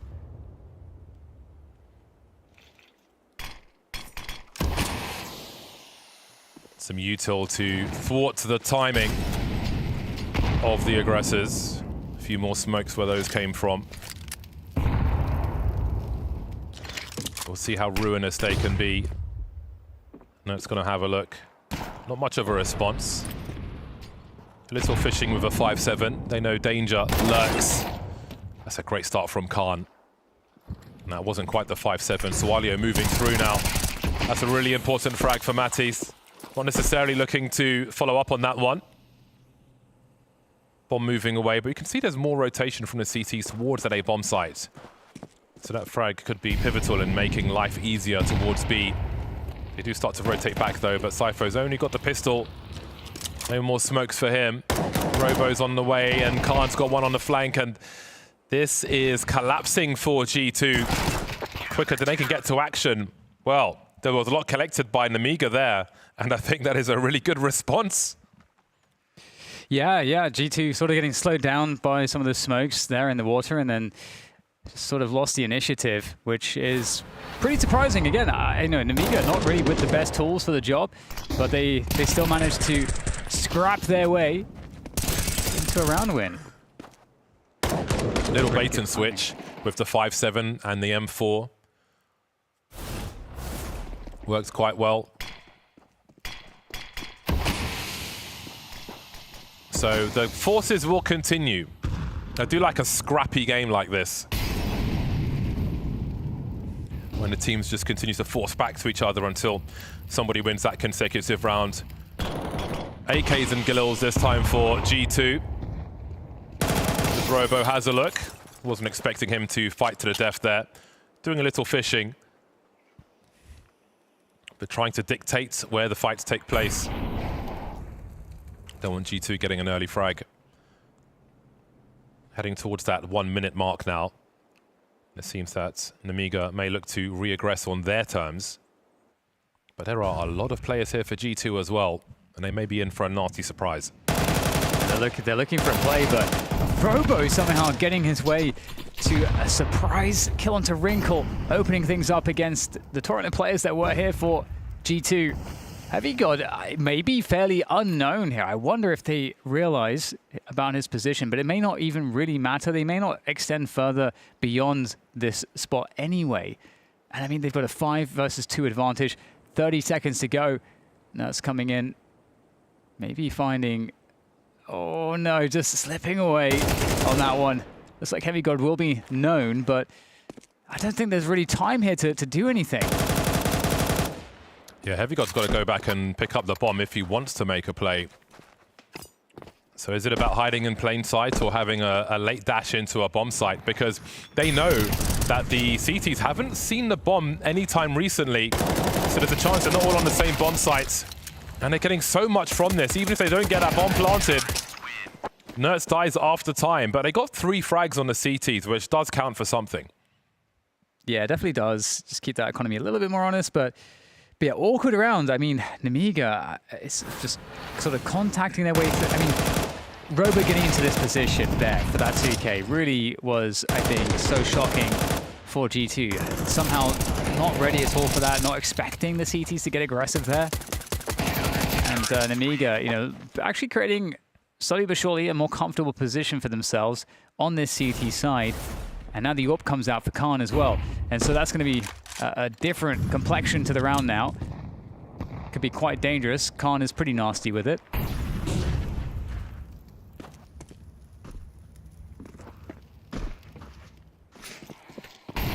Just a bunch of Glocks.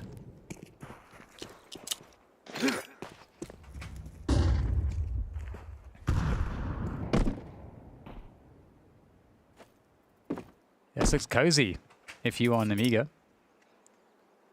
Very cozy indeed.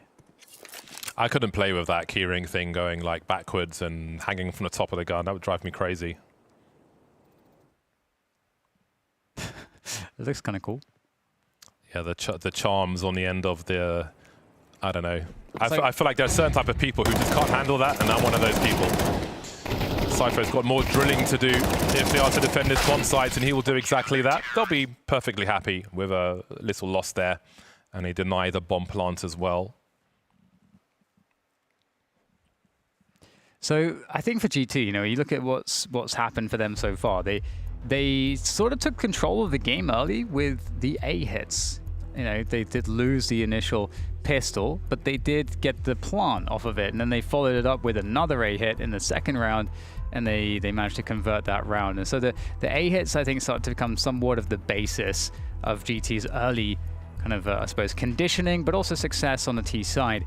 And then things started to get a little hairy once we saw them try to go for more pressure towards water. They tried to look for opportunities, and the initiative got taken away from them. And so I wonder what G2 will kind of go back to here. Now we see them on a buy. Will they try to open up with that A pressure? Again, will they rectify the pressure around E-Bots? Counter-terrorists win. MP7 for Nerds. Times are hard out here. Anubis to pick off Nemiga.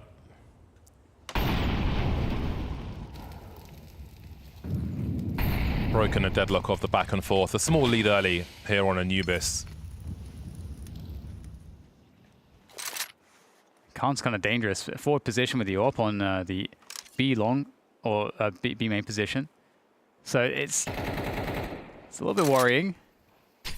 But he doesn't really see much action here because G2 are kind of passive in the early moments of the round. And so now Khan is rotating his AWP off of the B site. Yeah, a lot of turtling from G2 at the beginning. Waiting out the initial ordnance. Now clearing that mid position. You can see the bombs heading towards a potential split of the A bomb sites, where Khan has now appeared. But they still have Heavy God lurking. He's got a smoke. Now, if he's lining up to deploy that towards the B bomb site, I did wonder, but the bomb's been spotted, I think, towards A, which is all the information they need for the time being. 30 seconds, and you wonder if to have to go for a hard rotate, which could be heard. Hunter's in position to stop some rotation, but he is making footsteps as the situation becomes a lot more urgent for them. Robo with 2, dropping Mattis and Hunter in that mid position. Bomb still in the hands of G2, but things are looking real nervous for them now as Chiron shows a little leg, drops Heavy God, and leaves Nertz as the last man standing. 1 versus 4. Robo holding down the position here as well. Really solid round from him. Yeah, 4K. I'm telling you, man, the Spirit Academy players, I am telling you. This is a pretty amazing performance from Robo, and I mean, you could see just them being active in all the right ways on the map. I think understanding sort of the preference that G2 have towards the A side of the map as well, because they have shown, you know, those set pieces so far, and you know, Khan wasn't even needed. And he was never spotted on his B open with the AWP as well. But into the next round we go, and it's going to be a fast one here with the pistols. Oh! My words! Third bite, and down he goes. As chaotic as that was, it is a 4v2 for Nemiga, so they'll be content. I think the 1 loss is okay. Wrinkle trying to find a little more, and it will just be a little more. But that round prior, the timing of spotting the bomb, it looked like Heavy God was trying to pull a third man over towards the other side of the map, but the timing of dropping a player and seeing the bomb was just really not in G2's favor. Oh man, buy 2, get 1 more for free. Really nice stuff there. But again, I think Nemiga will be happy with the result of that. 1 or 2 men, it's okay. Could be a lot worse. G2 looking for something better now as the deficit continues to grow. Very urgent plays towards the A bomb site. Through the flames they go. Swalio's dropped. Not many people have position in this round for Nemiga. It's just Robo alone on A. Yeah, this is really nice timing from G2, just killing that molly with the pace. Chiron taking control of the lurk there in mid, but the site's being lost. Nice HE coming in from Chiron, takes down Mattis, and now with the trades coming on through, Khan is trying to get into position, but he's just too late. And now Cypher with everything to do here against 3 players, smoked off. Doesn't really look all that good. Perhaps G2 have finally kind of cracked it just by running through the fire and using that timing to their advantage. Sypho, it looks like he wants to give it a go. Oh, the timing. Hunter looking away at the wrong time. Not sure if he just wants to try and make it a bit more expensive for these Ts, or if he's fully committing to this, forces Nuts out into the open, but don't think the utility is going to give him what he wants. Though will he cost them more lives towards the end? Wrinkle's only got 24 HP, so how much more will they lose here? Seems like they will survive. Brute force attack from G2, keeping things simple. Nemiga clubbed to death on A. Bro is in the kitchen, he's ready to cook.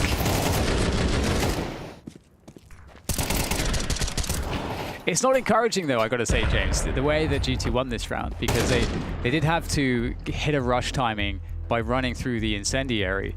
So that, you know, that's awesome. Don't get me wrong, great that they picked up the round, but you know, you always ask the question, how consistently can they, you know, create that edge for themselves to close? I did feel bad for Khan though. I feel like he's had very little action with the AWP since he's had it. Well, he might be in for a long series, so there's more opportunity ahead, that's for sure. G2 taking a moment to think about what they've learned in these rounds. Nemiga proving tricky on their pick of Anubis. 8 frags for Robo. He's had some really big rounds recently. Chiron currently leading with 10. Swalio hasn't had much to do just yet. Maybe that will change. Khan looking at the stairs. Trying to get more involved as well. And will Robo be led into a false sense of security? It won't be the first round where G2 were waiting around that mid position. Hunter's got to be really careful about trying to trade frag. He knows it could be a trap. There will be some utility. And there will be revenge on Robo at least. Khan unable to deliver. Flash is used well. Swalio creeping now, still having a rough game. That's going to open up the A bomb site potentially. Really spreading Nemiga thin now with the 3 that remain. You can see now there's a pause from G2. They're looking for a potential response. And there we go. Khan finds a slither. Wrinkle goes down. And with that, 3 versus 3. With just under a minute to go. The bomb on the A side at the moment, but making its way towards B through the water. Khan again. That is beautiful. And suddenly, G2 might be in a little bit of trouble. Yeah, his first frag was the bomb carrier. I think he used that opportunity while they tried to rescue it to find a vacuum elsewhere, and he continues to be a nuisance now. Bomb lost once more. Heavy God coming through with a nice pre-fire onto Khan. 29 seconds. There is time for him to do this. This is nervous territory for Nemiga. Peeking with the flash. But now they could potentially double peek, double molly. And he's got a long way ahead of him. Still with most of his HP. Double HEs as well. Very synchronized here from Nemiga. 13 seconds though, and this will end by elimination. But which way? Chiron able to strafe and get a trade frag. Dangerous for all concerned. Damn. Man, you got to hand it to Khan though. Really rescuing that round for the team with the AWP. And I was talking about how he wasn't in so many positions to really get something going into the round. But here he found so much opportunity in all of the gaps in the mid rounds after the initial exchange of frags. And that's a beautiful, beautiful catch. I was kind of scared for the 2 players there from Nemiga, but 7-2 on the CT side now. They're holding strong.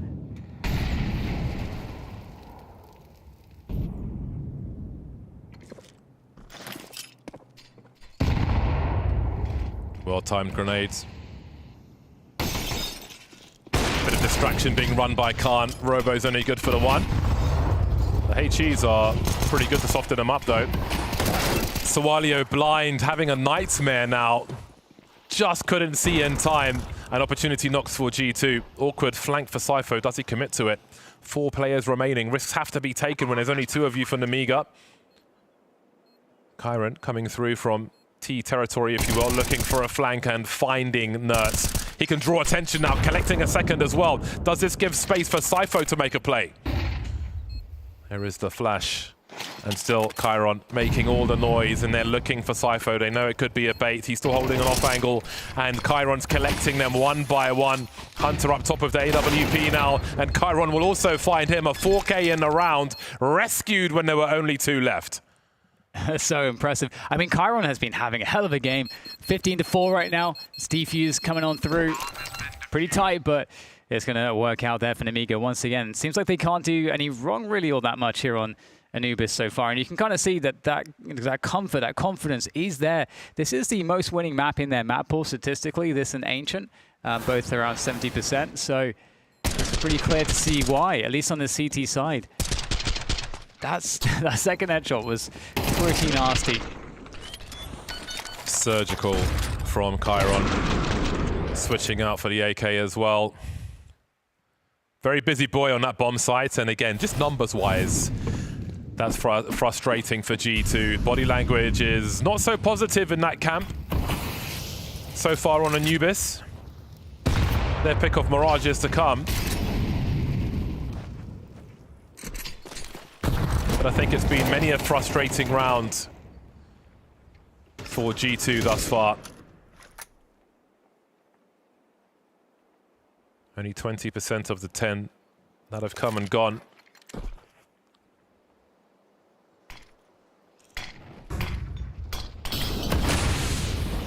Quick peek for info there.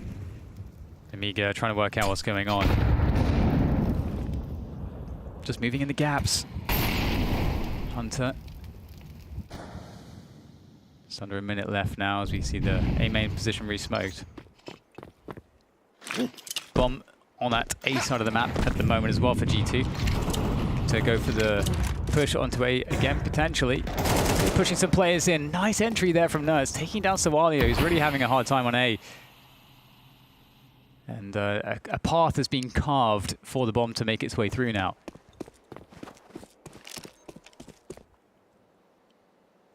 They've got the Nemiga players quite contained.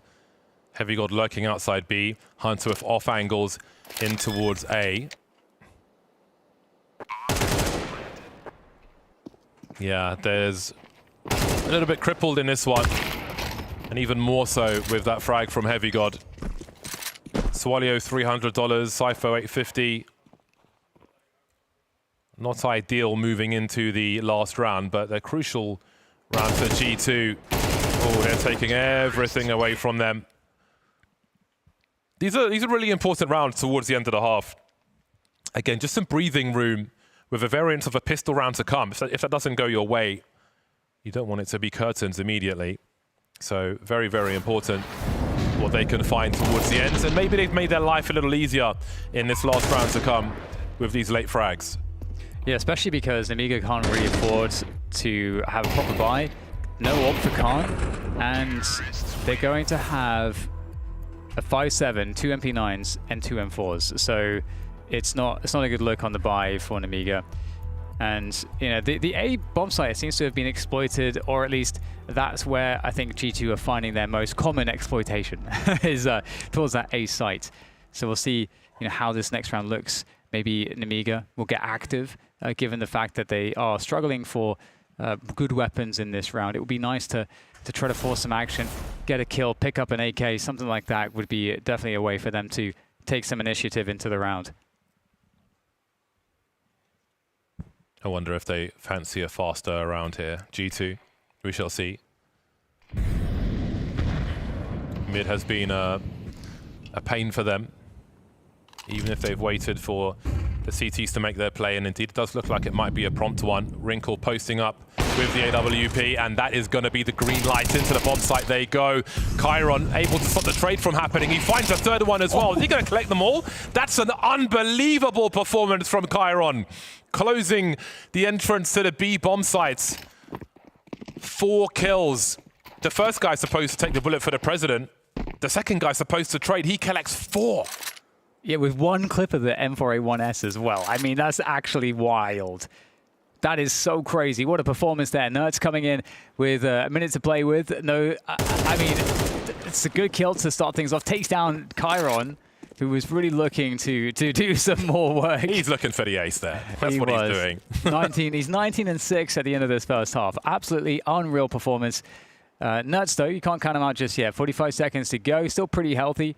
And wrapping his way now from T-spawn to find his way forward. But you can see from his perspective, these CTs could absolutely be anywhere on the map at the moment. So it is slowing him down that he's trying to make sure that he doesn't die before getting to the bomb. Big performance for Chiron. I was wondering, I did see a smoke for Khan delivering one more, and he will deny Nertz any chance towards the end. A humongous clutch from Chiron to end the half.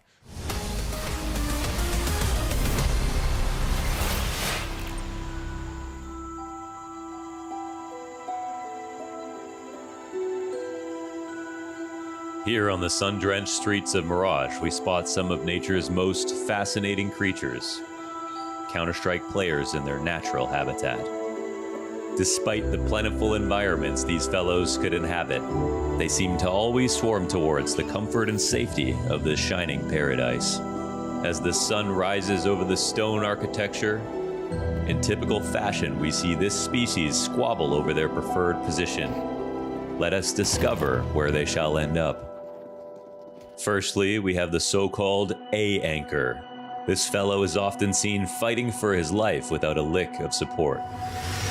The window player, an arrogant and egotistical creature. They can often be seen in the pre-game chat, claiming their position in the blink of an eye. Not all are so lucky as to get their desired position. The B anchor, oftentimes the runt of the litter, designated to hold this empty site and ward off predators. Forced to survive on scraps, he can often be found at the bottom of the scoreboard.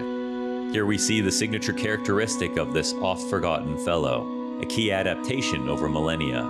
This creature's legs propel them tirelessly and repeatedly to spot any potential foe. As this defensive tribe scramble to defend their territory, they realize they are not alone. Mirage can hold up to as many as 9 foes at a single time. As we move across its deserted expanse, we arrive at another group of remarkable characters. However, these bloodthirsty devils do not look as amicable as our aforementioned defenders, their eyes locked on the objective. These players scurry from their spawn with the exception of one. Without moving a muscle, we observe one of the players launching a gray metallic canister skyward. The desired outcome seems not to have been achieved. A regrettable mistake. With a new weapon acquired, our CT favors a more aggressive approach. Meanwhile, with the anticipation in the air, a coordinated attack is incoming. A breakneck flurry of utility flies overhead, attempting to disrupt the defenders. The stakes could not be higher. And with nothing he can do, the A anchor is flash-banged like a deer in headlights. He decides his best bet is to retreat. No matter how much he cries out for help, support is nowhere to be found. However, the restless hunter has found its prey. It's one shot, one kill.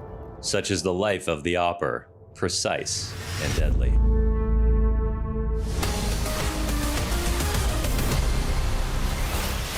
That's enough of Mirage. Let's get back to Anubis. G2 have got to really get the engine started here versus Nemiga, who have thwarted them and just been a thorn in the side round after round. A promising start from Nemiga on their pick of Anubis. They lead by 6 at halftime. G2 have got their own pick of Mirage to come. That doesn't mean they expect to lose this one, though. They'll have a lot of pistols in the hands of these players on the G2 side. Heavy God and Nertz with the Julies for both. They've been generous. They've been in the shop splashing the cash. The platinum cards out. But will they deliver? I mean, Chiron has so far been absolutely diffing the G2 players. We'll see if that's to continue on this second half. Nemiga, similar to G2, targeting this B-A bomb site. In they go. Heavy God able to do some work here with the dualies. And in fact, He's going to be holding them all at bay behind the smoke.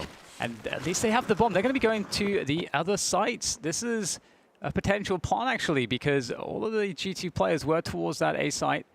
And Cypher might be able to catch players. He's looking for information. He's going to hear some footsteps that could help him out as Robo goes for the bomb plant. Not really sure that the site's completely safe, though. Cypher stalking his prey. Oh. Spotting one. That may take attention away from Mattis, who wonders about his 6 now. Well, this is a quickly developing situation. Cypher finds himself alone now versus the dualies of both Nerds and Heavy God. And he might be able to collect both of them. It's getting close, but Nerds will be the last man standing. Mans were getting drilled on the A bomb sites.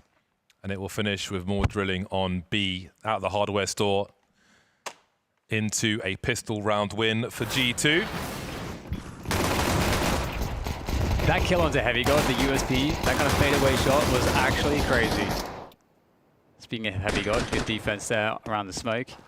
I think we might see it here. That one, that was just like just right before he touches away, made to make it possible. It's like, man, that's so close. Okay, back into the action we go. G2 getting the needed pistol. The bomb did go down though, so it's going to give some good money here for this force buy. Nemiga looking pretty dangerous actually with what they're carrying. Cypher on an AK. Information gathering from Hunter. Going to be hearing some footsteps. Nemiga rotating the bomb back around. I wonder where they are going to choose to go here. Presumably it will be this B bomb site.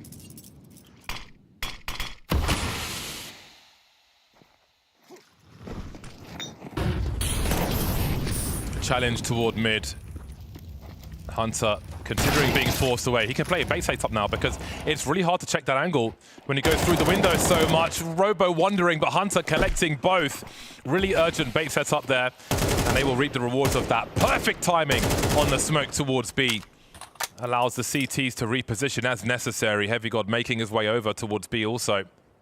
The Hunter will stay wondering about a potential mid incursion once again. 45 seconds on the clock, plenty of time for Nemiga. Yeah, that smoke is nice to stop the push, but also at the same time, you're going to be in the dark now. Where are they going? Nemiga looking to go through middle. Good trade there, 30 seconds. And they really need to get their skates on. Looking to go to the plants now for the A sites. And with both players for G2 able to come through long, I feel like that's going to be a very nice angle of attack. You see just so much caution taken here and clearing the site. Plant comes in. Both players from long now for G2. Wonder if they go in with a bait setup, bit of spacing between both, or are they shoulder to shoulder for the trade? Seems to be the latter. No one found just yet. There could be a timing though here onto Chiron. Indeed there will be. Now where is Cypher? He's got 2 to fight, but he won't stand a chance versus Mattis. Superior angles. That's a really important retake for G2. But again, a great play from Hunter. That position in mid, like a hard 90 is not enough to clear that. Now there's a hole in the wall because they can stand on such an edge that you really have to go beyond the 90 to understand if somebody's there or not. You can see Khan sees absolutely nothing. Huge bait. And then Hunter comes through to collect 2. It's a really dangerous position, and you'll often learn the hard way about how much you have to check that position. But that was really key. Split-second bait set up there from Hunter. Keeps them in the fight, and Mattis has great timing and good angles for the retake as well. But still, Nemiga got some damage in. They got a bomb down, so building up the cash, making this next round look a little scary. Chiron on a hero AK. Teammates on some Tech Knives and Deagles. There are definitely a lot of ways that Nemiga could find some kills in this one. All but Khan have Kevlar also, so they can take a fight, they can run and swing, they can absorb some lead without it being a fatal dose. Just the one flash though. That's a nice pick from Chiron. Immediately looking for response towards A as the smoke dissipates. And that gun can be rescued potentially by Nemiga. Now do G2 try to go aggressive here? Looks like they might want to getting some information outside of the B site. This is helpful for them to have that information and also set up potential flanks. Nemiga, if their pace is too slow, they're going to get caught here. So they may not realize it, but the clock is against them. Two problems here. Yeah, they've got the clock is against them, but G2 are closing in on Khan's position, who is carrying the bomb. But G2 are out of position to help their players on A. So if Nemiga look at the right time, I mean, there's a lot of different things that could happen here. Hunter's been good for a multi-frag before, and he's closing in on a very good angle to really crush the hopes and dreams of these pistoling players. That really reduces the threat. So much opportunity to make it an expensive round for G2, but now only 2 remain. I say only, they still have the Deagle and the AK, but they've got 20 seconds, and they are shift walking away from A, so it may be a case of hiding in plain sight here. Nothing else to do, really, but just try to stay alive.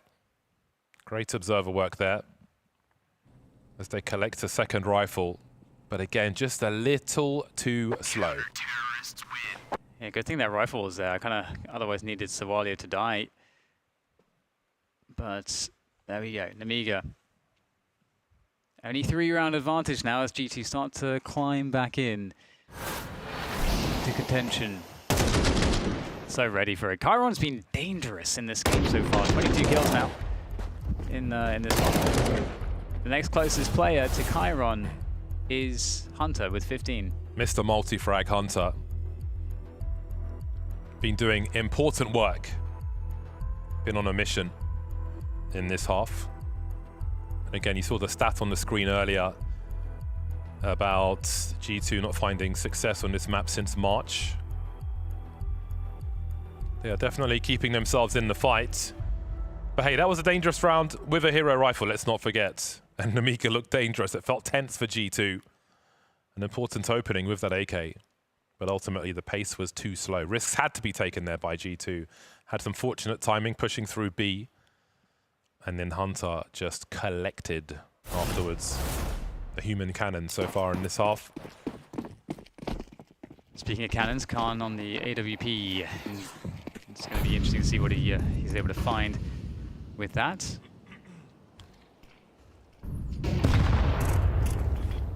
Nemiga pretty well spread across the map. He's going aggressive.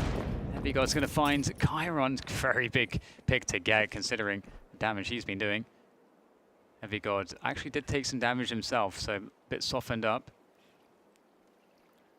And I mean, G2, they still look really strong around mid and epochs, so Nemiga completely ignore A now because of Heavygod. Well, okay, they're going to apply some pressure. They might try to pull some rotation away, but there's that position you're talking about.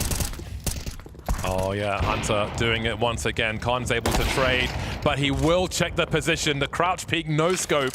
Beautiful stuff.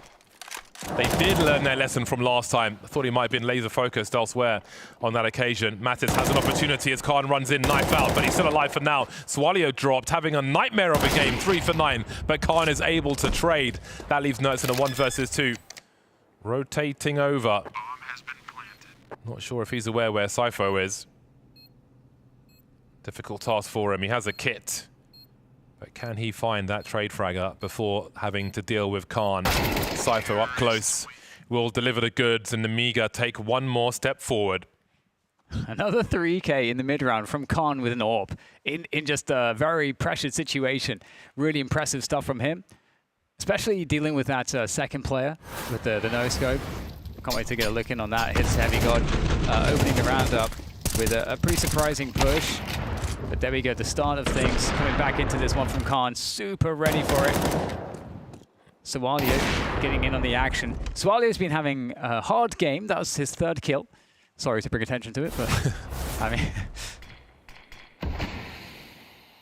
Yeah, he's having a punishing game, but his teammates are carrying the ball, so that's fine. Sometimes it'd be like that. A common target in that first half, he was. Heavygod's gone out again. He's gone walkabouts. Oh no, are they going to check for this? I don't know that they are. Oh my goodness, some trigger discipline. He's going to get a 2 off the spray. That's just robbery there. He's just snuck out onto that position, James, with absolute impunity. Beautiful. Exactly what a doctor ordered. G2 needed something. And the timing of that could not be better, because Nemiga are going to be broke if they are to lose this round. And even if they somehow find a way to win it, money wouldn't be spectacular. But it's low cash for both squads here, so this is an important swing round, potentially. And Heavy God has done really good work. Talk about timing. There goes Robo as well. And now Khan's got 35 seconds. He is capable of doing a lot of damage. Such a tough spot, because I feel like he's, you know, a save is extremely unlikely with the position he's been detected in and how many people are alive. G2 giving him respect for a while, then dealing with the Matar. So a big round from Heavy God. Great timing, huge impact. Yeah, it sucks to lose to a position like that. You know, you just being able to sneak out. No one's kind of clearing that. The awareness isn't there that it's that timing is possible. So if it's going to feel like a cheap wave from Nemiga's perspective that G2 won that round. And that's really unfortunate for them. Just like, you know, as you were saying, the money's not good for Nemiga, and they lose so much in this round. There's so much potential, and like that, just gone, absolutely gone. Still, though, you know, definitely quite a ways back here for G2. Still, you know, need to get 3 in a row to tie things up. And Nemiga with a very weak-looking round, 3 Deagles and a Tech 9 and a smoke grenade.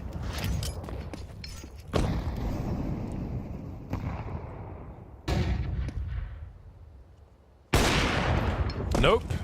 Denied by Wrinkle. He moves to 7 frags. Maybe it's his turn to have some highlights in what remains of this map of Anubis. 23 frags for Chiron. He's been fragging for 2 people, essentially. Fragging for 2. This makes me think of when people say eating for 2. You know, referring for pregnant women. Beautiful there from Heavy God. Finishing things off, finishing the business. Now, what is the play here for Nemiga? You know, they've largely been just kind of opening the rounds with defaults, then getting into the mid round and kind of playing the mid round out quite well. So we haven't seen any kind of hardcore set pieces from them. Oh, that's a nice one there from Wrinkle. Oh, back out for Khan. That's brand value. That's name value right there. Nemiga not getting the respect on the numbers. Robo's been great so far. So far, so good. Firepower-wise, anyway. Let's see if they've got enough to close it out on their pick of Anubis. Nemiga. Wrinkle posted up. Oh, just having too much of a look at Sawalio, who is on the catch-up. Nice opening. With a minute 20 plus on the clock when that happened, they've got a lot of time to let G2 marinate, to pickle them in that frag. Yeah, Nemiga not really with a timing to do much behind that pick, but they've got plenty of time on the round to work it. Robo setting up Molly there. Deal with that nasty position. And wow, Somalia picks up Heavy God in the meantime as well. So now G2's defense is starting to look a little sparse. They're all isolated from each other now. Maybe Hunter looking to combine with his teammate in mid, but okay, yeah, they're going to collapse on the B-bomb site slowly but surely. They were so spread out. I mean, they were just sitting ducks. So this is a good option, and it seems that Nemiga will find a good option for themselves as well towards A as they split the site. Hunter considering a bit of fishing there, but the smoke will deter him. Yeah, they need to keep these guns up. I don't know if there's a safe upgrade or an upgrade for Mattis to find on the floor somewhere. Heavy God making a play towards A, but there was good discipline from Nemiga. Again, they had so much time when they got that opening frag. They just spread out and held position, kept the CTs honest, who tried to find a way back into it, Heavy God having a look towards A, also punished by Swalio. Some important frags for him as Nemiga moved to 11 rounds. It's definitely been a hard one for them to close. G2 are making it very difficult. I mean, after that first half from Nemiga, you got to feel. I mean, they've got to feel like they got to close this game. This is their game to take here on their comfort pick. He's having a nap in the water. Looks very relaxing. It's kind of a spa treatment, but yeah, weird mask to wear. Yeah, he's got some leaves in there. They're probably aromatic. Doing some sound therapy.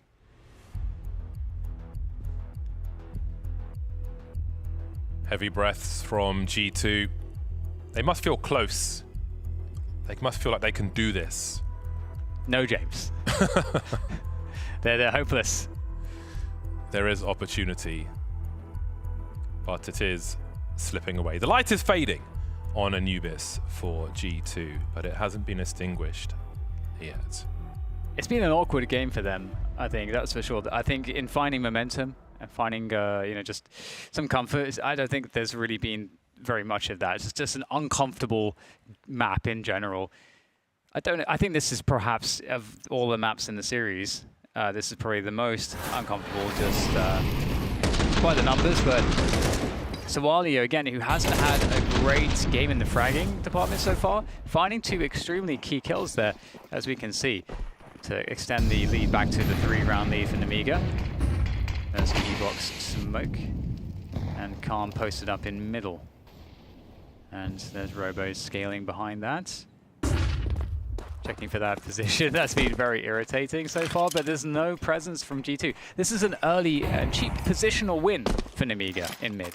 But I have to ask, what does it mean that this area is completely uncontested? It's uncontested on purpose because G2 want to choose where the fights take place, but where? What is the setup? Where are they waiting for us? Where is the trap? Is this the path to it? Are we walking into the trap?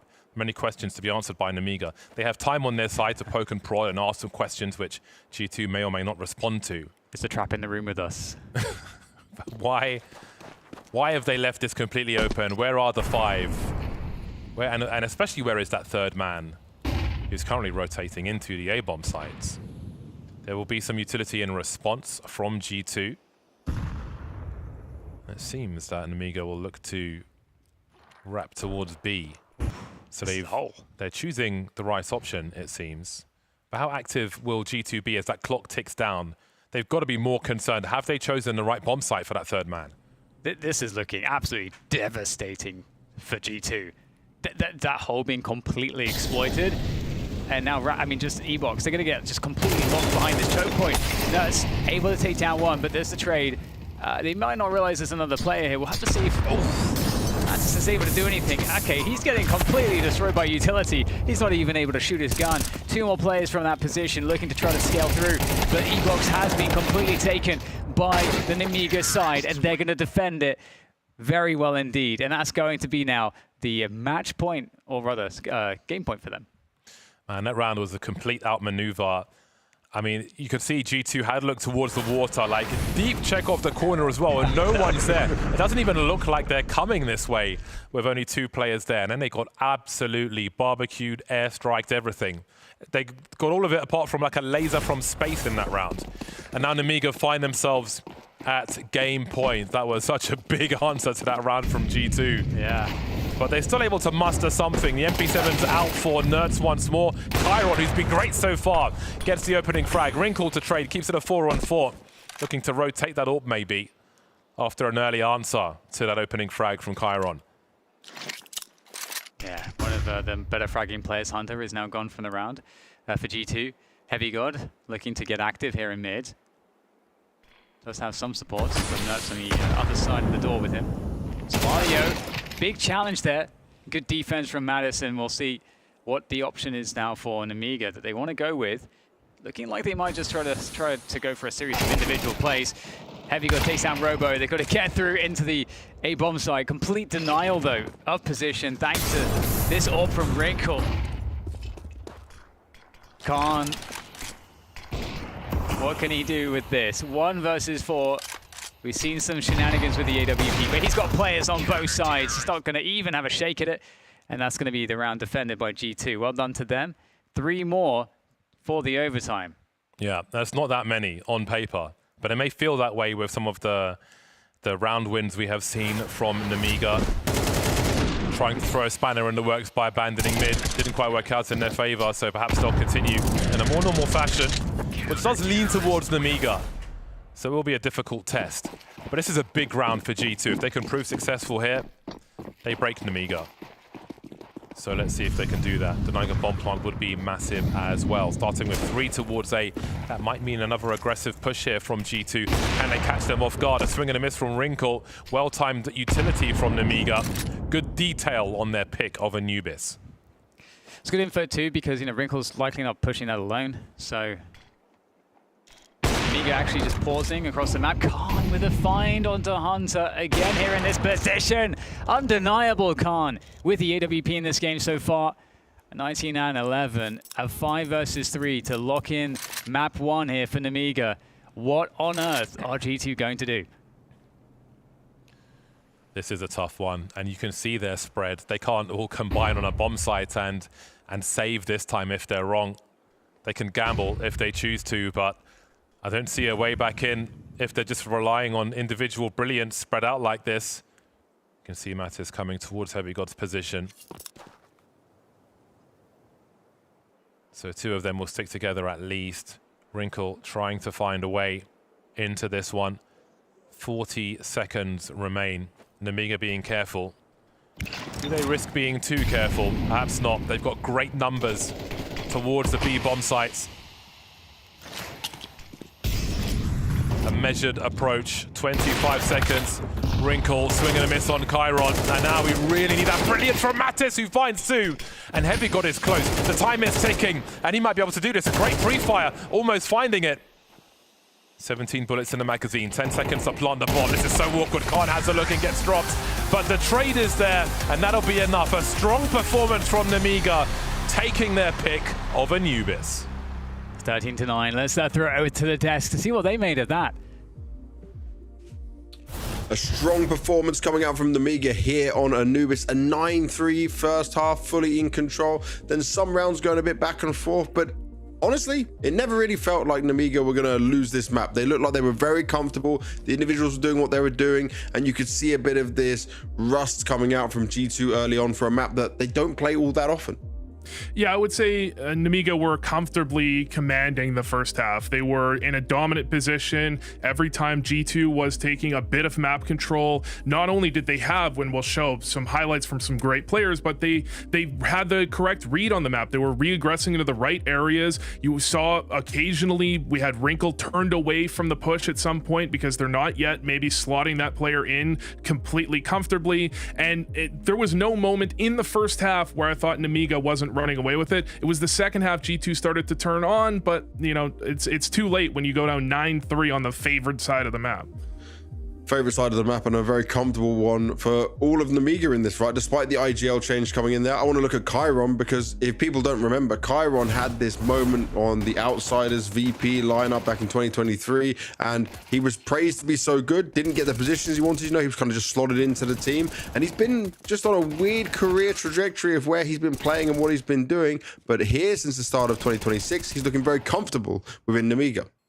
Yeah, there's a few players on Nemiga that you might look towards as incredible riflers. Chiron is certainly one of them, but he's not necessarily the huge standout until you see him in this game, where he is just dominant round after round. I mean, this is unbelievable defense of the B bomb site with this 4K. When it looks like maybe G2's coming back into this one, they can get an 8-4 half, they can win pistol, all of a sudden you have a real game. He absolutely closes the door on any opportunity for that, and then in the second half he just keeps it going. So often you see players slow down into the second half. He didn't slow down even for a second. And G2, right, no matter what lineup they have, no matter how it goes down, there's always a bit of a G2 throw going in there, which some players can take full advantage of in this. Yeah, I mean, we've got round 10 showing Chiron doing exactly that. He's got the re-aggression after this play in mid, so they end up taking the A bomb site on this one. Then you've got this really nice play from Nertz. If you look at him on the radar, he's up and towards Rugs. He's actually going to wrap back around to try and flank Chiron, but Chiron senses it. He turns his back, turns around, grabs Nerds, and then you have this misplay from Matisse. He just pulls out a nade. He knows he's head in hands after this round. He knows he messed that one up. And then from there, this isn't eco from G2 in the first place. So you have players without armor. You've got Heavy got stuck on the bomb site, injured. I can't really blame too much the way they played from there. I think it was really nice read from Chiron catching that flank on Nerds, and then just an obvious misplay from Matisse. You don't usually catch him doing those types of plays, but you can't do that. You know he's going to swing back out on you there. And Matisse has the experience in this, right? He should know to do better. And we were talking about the AWPers coming into this matchup, right? Considering you were saying some players were starting to look better. He still gets benched on G2. They bring Wrinkle in. Wrinkle, I'm not going to say he didn't have the best showing, but, you know, some clear misses in it, where Khan, for example, just looked very capable, very confident with it all. I'm going to say Wrinkle didn't have the best showing. Khan looked great. You can see the highlights here. So many on gun rounds. Wrinkle has some rounds. This one here looks amazing. It's against pistols. You know, he had some good rounds, but he also had some key misses later on into the game where it looked like G2 were formulating a comeback. They were 10-8 down, and they looked like they were about to make it work, but Wrinkle missed a couple shots, and all of a sudden, Nemiga just run them over when they don't have the economy. They put a lot of money into getting Wrinkle the op, and he did get some kills with it, but 2 or 3 rounds that he could have got 1 or 2 kills that would have secured them the game, and he just couldn't do it. In terms of securing the game, not just the round game, you put it on him for that? I actually think there was a time it was 10-8 for Nemiga, and they had the perfect setup. They had a setup with Wrinkle on A defending. Nemiga walked right into it, and he right clicks instead of shooting when Sowalio, who's on 3 kills so far in the game, swings into him. If he gets that kill, it's 10-9. You have a game where I think G2, they're powering up. I think they actually probably take that one home. Oof, that's a tough one to look at. And also another player that I guess sometimes has been under scrutiny for G2 is Nerds, right? He's obviously one of the members that came in, has experience of working with Saw and knowing what he can do here, but slowly and steadily making improvements, would you say? I think Nerds is the biggest question mark for this G2 roster. You don't have perfect consistency. I guess I take that back. Wrinkle's the biggest question mark. Nerds, as for the players that have been on the roster, he's the biggest question mark because you had him traded out with Malbs, and everyone seemed to think that these are players that are now going to be slotted into the correct roles, and you're going to have Nerds reunited with Saw.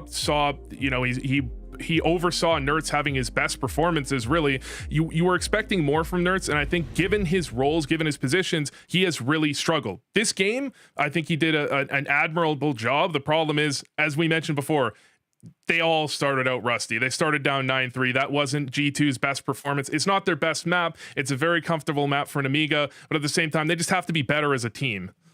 And being better as a team, obviously Hunter leading the charge on this, right? Taking over this role. He's had a lot of time, but he's also had to go through a lot of changes of personnel, of teammates coming in and out of the roster. He can still frag as an IGL, but where do we put him right now in the current G2 and what is expected of him? I wish we had seen more from Hunter in terms of development. We saw very early on he had flashes, especially on Inferno. He seemed to be calling a lot of really incredible games. But when I see Hunter now, he seems to have stagnated at the same level of IGLing. And sometimes it seems like G2 rely a little too much on calls from spawn, because I'm not sure Hunter's mid-rounding is what you would really like it to be. Now, Hunter as a player, I think he's very good for an IGL fragging wise. He's I don't have any problems with that. I don't think, and we see it with Kerrigan, your fragging doesn't matter if your calling is really good. I think Hunter's fragging matters because his calling is it's not terrible. He's not the problem, but it's not putting them above and beyond. He's not elevating this roster based off of his calling, unfortunately. And is it where you give him just more time because new players are coming in? Is it like, are we saying it needs to improve within this season? How do you view it? Because obviously it's a big question mark on IGLs always. I have full faith in Saw. If Saw thinks that it's working out, I'm going to give faith to Saw that he thinks that he sees the improvements he needs to be seeing. I really have a lot of trust in Saw and what he's done on different rosters in the past. But to me, to my vision, I'm already questioning it, and I would like to see some more steps forward, some strides from them this season, from Hunter specifically. In terms of his IGLing, I'd like to see rounds slow down and them kind of outthink, out-rotate teams in the mid-round to feel comfortable, to feel confident with Hunter as an IGL, because there's so many IGLs out there right now that you could look to if you really wanted to. Well, good news for you, right, in terms of Saw, is that he has got all the control within this team to make the changes, make decisions he needs. So he will be looking at it with a keen eye, and that keen eye obviously turns to Wrinkle. We did hear a lot from him when I spoke to him earlier today, so have a listen to this. Wrinkle, I'm loving the new colors on you right now, and I'll say this about your individual level. The Wrinkle I saw at the end of NIP was not the same one that joined. What do you think happened there? Hello at first. I mean, I think last year was pretty tough for me to enjoy the game. Yeah, and like I think like towards the start of 2026, I started to get on the right track. I started to put in time and work as hard as I can, and yeah, I mean, all good right now. All good right now. You're on G2. As everyone knows, your time on NIP doesn't count. So tell me, how did this G2 offer come about? Who reached out to you? Was it unexpected? I mean, I don't know if it was unexpected, but obviously we had talks. I have a guy who's helping me. He doesn't like to be called an agent, but yeah. I mean, yeah. Like, you can't expect this, you know, but obviously I'm very happy. It's like very, yeah, I mean, I don't know how to say it. I'm just happy. I would be happy too in your situation. And when you spoke with Hunter, when you spoke with Saw, what are they looking for from you as a player in the way they want you to play and fit into the team? I mean, they want me to be like myself. They don't want like to put like this, I don't know how to say it, locks on me, you know. They want me to be a player as I am, as I want to be. And like right now I'm just like implementing into the team. Like it's hard to expect something from myself right now. Like obviously I need some time to get implemented in the system, but I feel like it's going really good. We are having a nice time here at bootcamp, and yeah, I mean, life is great. Okay, you're very happy, you're very positive about it. So are we going to get this explosive, going for the peaks, aggressive Wrinkle again? Yeah, you're going to get Wrinkle how you want to play. You're going to get Wrinkle that's going to enjoy the game, and yeah, I mean, yeah. Awesome. And what's it been like in practice, getting to know the team, the other players and stuff? It's been really awesome. Like if someone talks, I'm listening like 100%, and yeah, I mean, I just want to gain information as fast as possible, and yeah, be on the same page with guys, and yeah, I mean, it's been awesome, honestly. Like, I can't ask for more, you know. This is very good. It sounds amazing. And give me something that maybe isn't so positive. What has been the hardest thing for you so far? You're on boot camp, you know, you're trying to learn a new system, the way new players play. I mean, I would say the hardest thing right now, because I have a lot of information on every map, and sometimes it can be overwhelming to listen, and also like in the game it's hard like to do stuff correctly, but it just like I can't do nothing about it right now. I just need some time to get used to things, to get used to some calls, and yeah, I mean, it's expected, you know. I'm not sad about it or something. We need time. And it has only been the first map. It was a bit of Anubis action in there, but it was a rough showing from him. Now, though, what you're hearing on that, right? Being able to be himself, make the moves he wants. This is what at least it fills me with confidence that it can be better than what we saw at the end of NIP, where he didn't seem to have that opportunity. I think it can be better than what we saw at the end of NIP. The problem is, can it be good enough for the level G2 wants to achieve? I mean, this is a team that they did win the event in London it feels like not that long ago, but it's almost a year ago now. You know, they have high hopes for this roster. They have Heavy God, who he's you wouldn't put him over Rops, but he's one of the best anchors in the scene. You have a lot of potential on this roster. Can Wrinkle deliver to that level is a question that I'm a little less convinced on. I do think you're right. He seems so excited, so happy to be on this roster. So and confidence is so important for your oppers, especially an opper that wants to play like Wrinkle. So I have hopes, but I don't know if they're high hopes for him to hit this level. And you said confidence is really important, right? Well, right now their confidence could be knocked a little bit after that Anubis. Are you worried about what might happen now going into Mirage? If I'm trading stocks right now, I am buying this dip so hard. I'm tripling, quadrupling down right now. That's an Anubis. They had the mini comeback. They didn't manage it, but you could see their players were starting to activate. They were getting on the right page. Anubis is a bad map for G2. It's not a map. I think if they didn't permaban Nuke, they would be banning Anubis most likely. It's not a map they're winning very often. Mirage, it's a comfort pick for G2. It's a map where Hunter, I think, calls out of spawn work quite well on this map. I'm very comfortable. This is a 2-1 for G2. It's no problem. Oh, straight in 2-1 for G2. I didn't even ask you for a prediction. No problem at all. But surely, right, Nemiga, with the sharpness to have these individuals, they could put up a bit of a fight here on Mirage. And obviously, they've gone through an IGL change, but it's Box, it's the coach. He's putting it all together, right? He's giving out the game plan. I mean, if we're being honest, if Chiron and Khan play like they did last map, this is going to be very, very tough for G2, even if they play at their peak maximum level. But that was a performance from Chiron that he's a great player. It's going to be tough for him to do that back to back. I'm looking at the HLTV 10% round swing. That's an unbelievable performance. It's going to be tough for them, but this is a map they're incredibly confident on. They're comfortable on. They've played it a million times. This is a G2 map.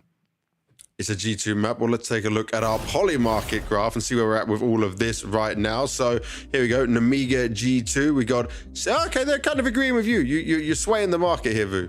It doesn't look like nearly as much of a dip as I would have expected. I mean, they're still up at 60%. I'm still buying. All right, I'm buying to the moon with this G2 stock right now, Banks.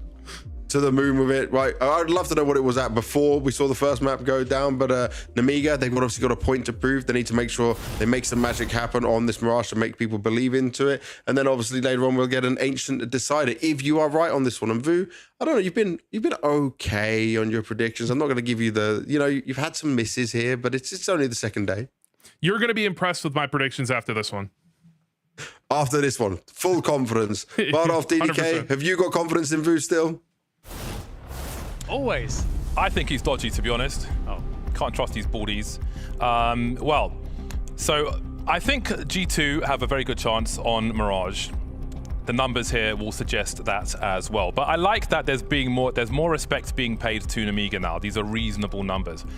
That said, G2 were on a 6-map run in terms of Mirage wins. They won all their Mirages at the major, apart from an overtime loss to Spirit. That probably doesn't bode well for Nemiga, especially, the caliber, the stage, etc. This is going to be a difficult test for them.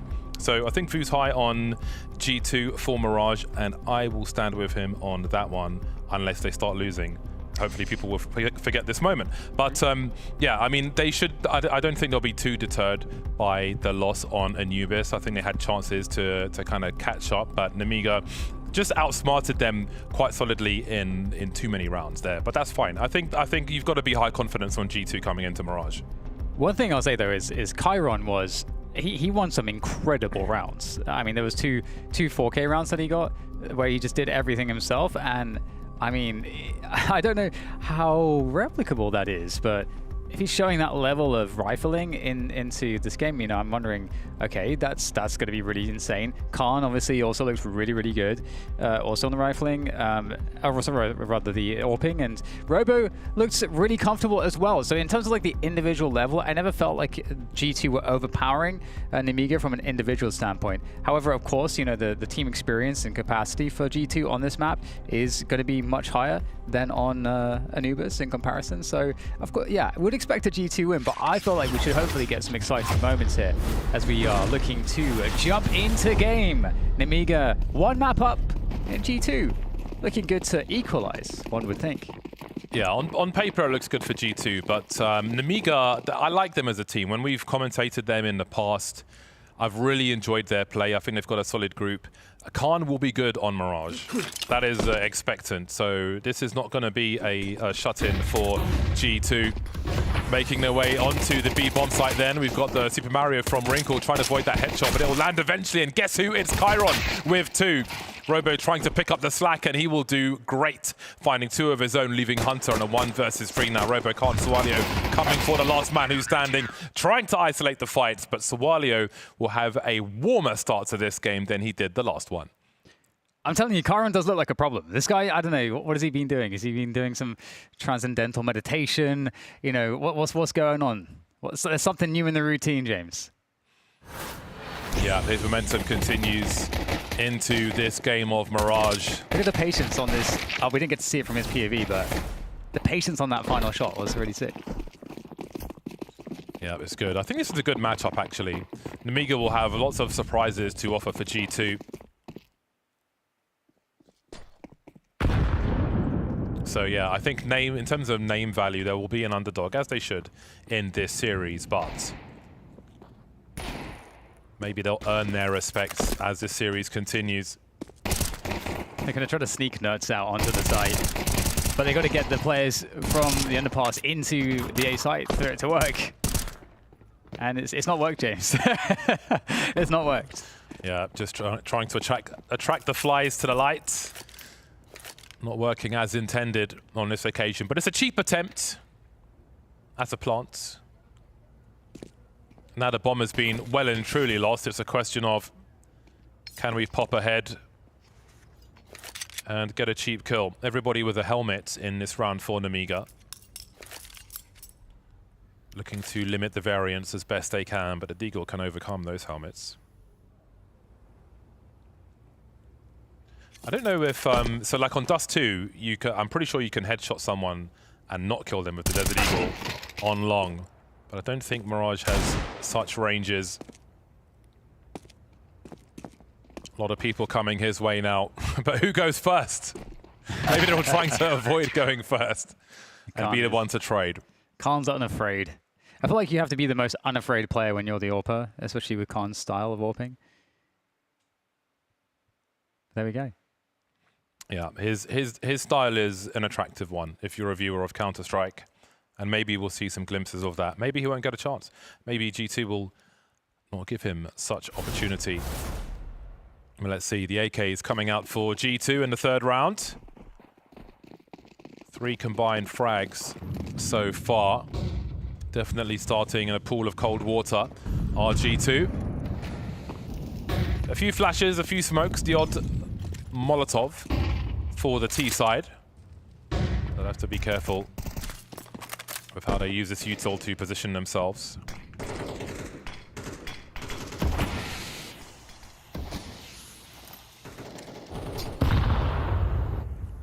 Nemiga. Are they going to be able to defeat G2? G2 working this mid position. Khan's going to go down. Nuts able to get that 1v1 there through the window. Good response from Sawalio to take down Hunter, so it's not looking too desperate just yet. Another trade coming in. Chiron keeping things responsible here for Nemiga. 3 versus 3.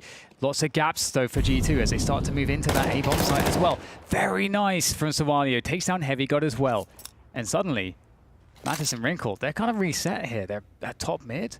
They do have the bomb at least, but now they've got to figure out what do we do in the next 40 seconds. And how do we approach a site? If they're lucky and they pick the right door, they may get a 2v1 situation. So to make a contact play, there is utility which could help them if they choose to advance towards B. Nobody holding the angle, but surely there is a clock where somebody peeks this. Sypho alone with a FAMAS hiding at the back of the site. Somehow getting away with that. That is so unfortunate for G2. How do they plant the bomb now? Sypho's got to stay alive while that rotation comes through. Mattis is not going to be able to plant the bomb here, but he can at least make it expensive. Round win by timeout, and he'll be able to stay alive, it seems. But that was a window of opportunity on the side of that bench position, almost completely exposed, looking towards the apartments. No one covering him from that short area. Not sure if that was a miscommunication or what, but that was an opportunity missed. A labored spray, not working out. A loss to a FAMAS. That's a frustrating way to end that round, Dan. Yeah, it is. And, I've got to say, props to Soalio. I think getting those 2 kills, pretty difficult, but so key. Okay, now we go into the next round, and G2 on the pistols. They've got a hero AK for Mattis, but I mean, that's a big moment. Ooh. Over towards that B-bomb site. And he's off. Khan's off. Some signature aggression from Khan early on Mirage. The sound cues will be nervous. He hears Nerds falling back, but he won't want to be that close to a Tech 9. Risking losing the AWP, but Soalio's there to help. Having a look-see as Mattis makes his way into the window. AK collected, and 3 of these 4 players have Kevlar for G2. They can take a fight, they can take a duel with this AK. So Nemiga have to be careful. Yeah, you just don't want to make a mistake. You just don't want to give them something here. 50 seconds to go, and G2 starting to gather towards the B apartments. Chiron, he has been a demon for Nemiga. And look at Nursko as well. He might find a really good timing on the flank, waiting for his teammates to burst out the B apartments. And then he might be able to do a significant damage. In fact, he's just going for it before they've announced themselves. Oh, this is crazy, the timing of the rotation towards CT, but Khan is making no assumptions. The spatial awareness is off the charts for that to happen. 22 seconds. There's still opportunity on this B bomb site. They stream in towards the van, but the CTs are rotating as well. Chiron holding things down. Nothing but headshots from him. Onto the USP for Heavy God, and he's racking them up early. But the timing looks so good for G2. You saw the like on the radar, there was so much going on. The reposition towards CT. You saw a lurk into jungle. The player in shadow had a look towards jungle, but all too late to see that player. You see CT's rotating to CT on A, makes his way towards the shop, but still Khan makes no assumptions and finds that kill. So important, that frag. It's actually so crazy. Look at Chiron. He is actually going demon time right now. It's so impressive. And, that's the individual level you have to turn up with to upset G2. This is what the Blast Bounty is made for. Upsets. And Nemiga really working on this, making it look highly credible. Very cool. Not able to catch that one, but there we go. Aggressive through the smoke. Able to convert onto Soalio, and that buys space onto the site now.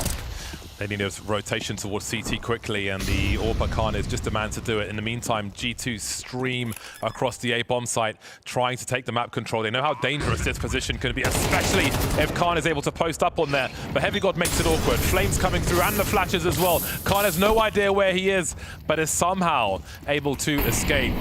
Do they continue to pursue this one, I wonder? 3v4 with not great map control. Likely to lose more if they choose to pursue. It seems they will hold position now. This G2 will be finally heading towards a score on that scoreboard. Sypho able to hold on to his rifle for now. This is an important break to the momentum of Nemiga by G2. Yeah, absolutely. And, Wrinkle, I think, with that key kill, he actually whiffs the first shot, but then pushes beyond the smoke and is able to catch that entry. And with that entry, it allowed the rest of the team to scale very rapidly onto the A site and set up the push, set up the bomb, and then that gave them a significant timing advantage.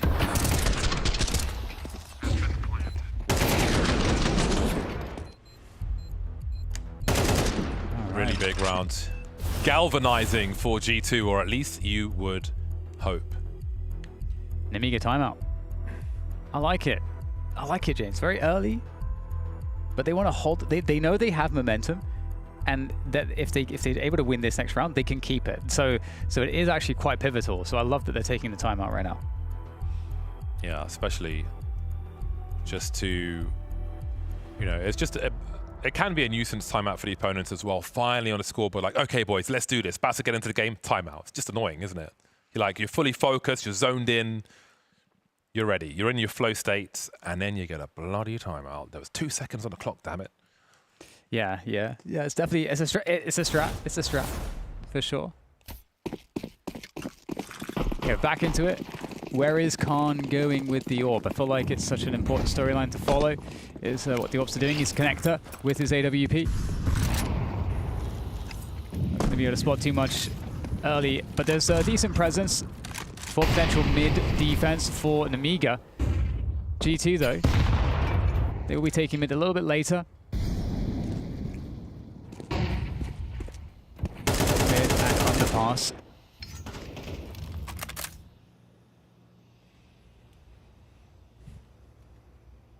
So quiet from the CTs in mid. They have interest towards ramp. No pop flash for this, so a lack of information for the Ts in mid.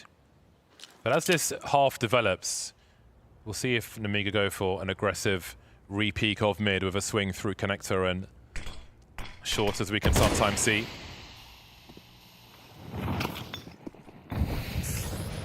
Pulling Chiron completely out of position,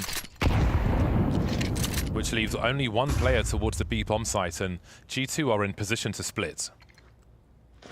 Yeah, 40 seconds to go. Not a rush just yet.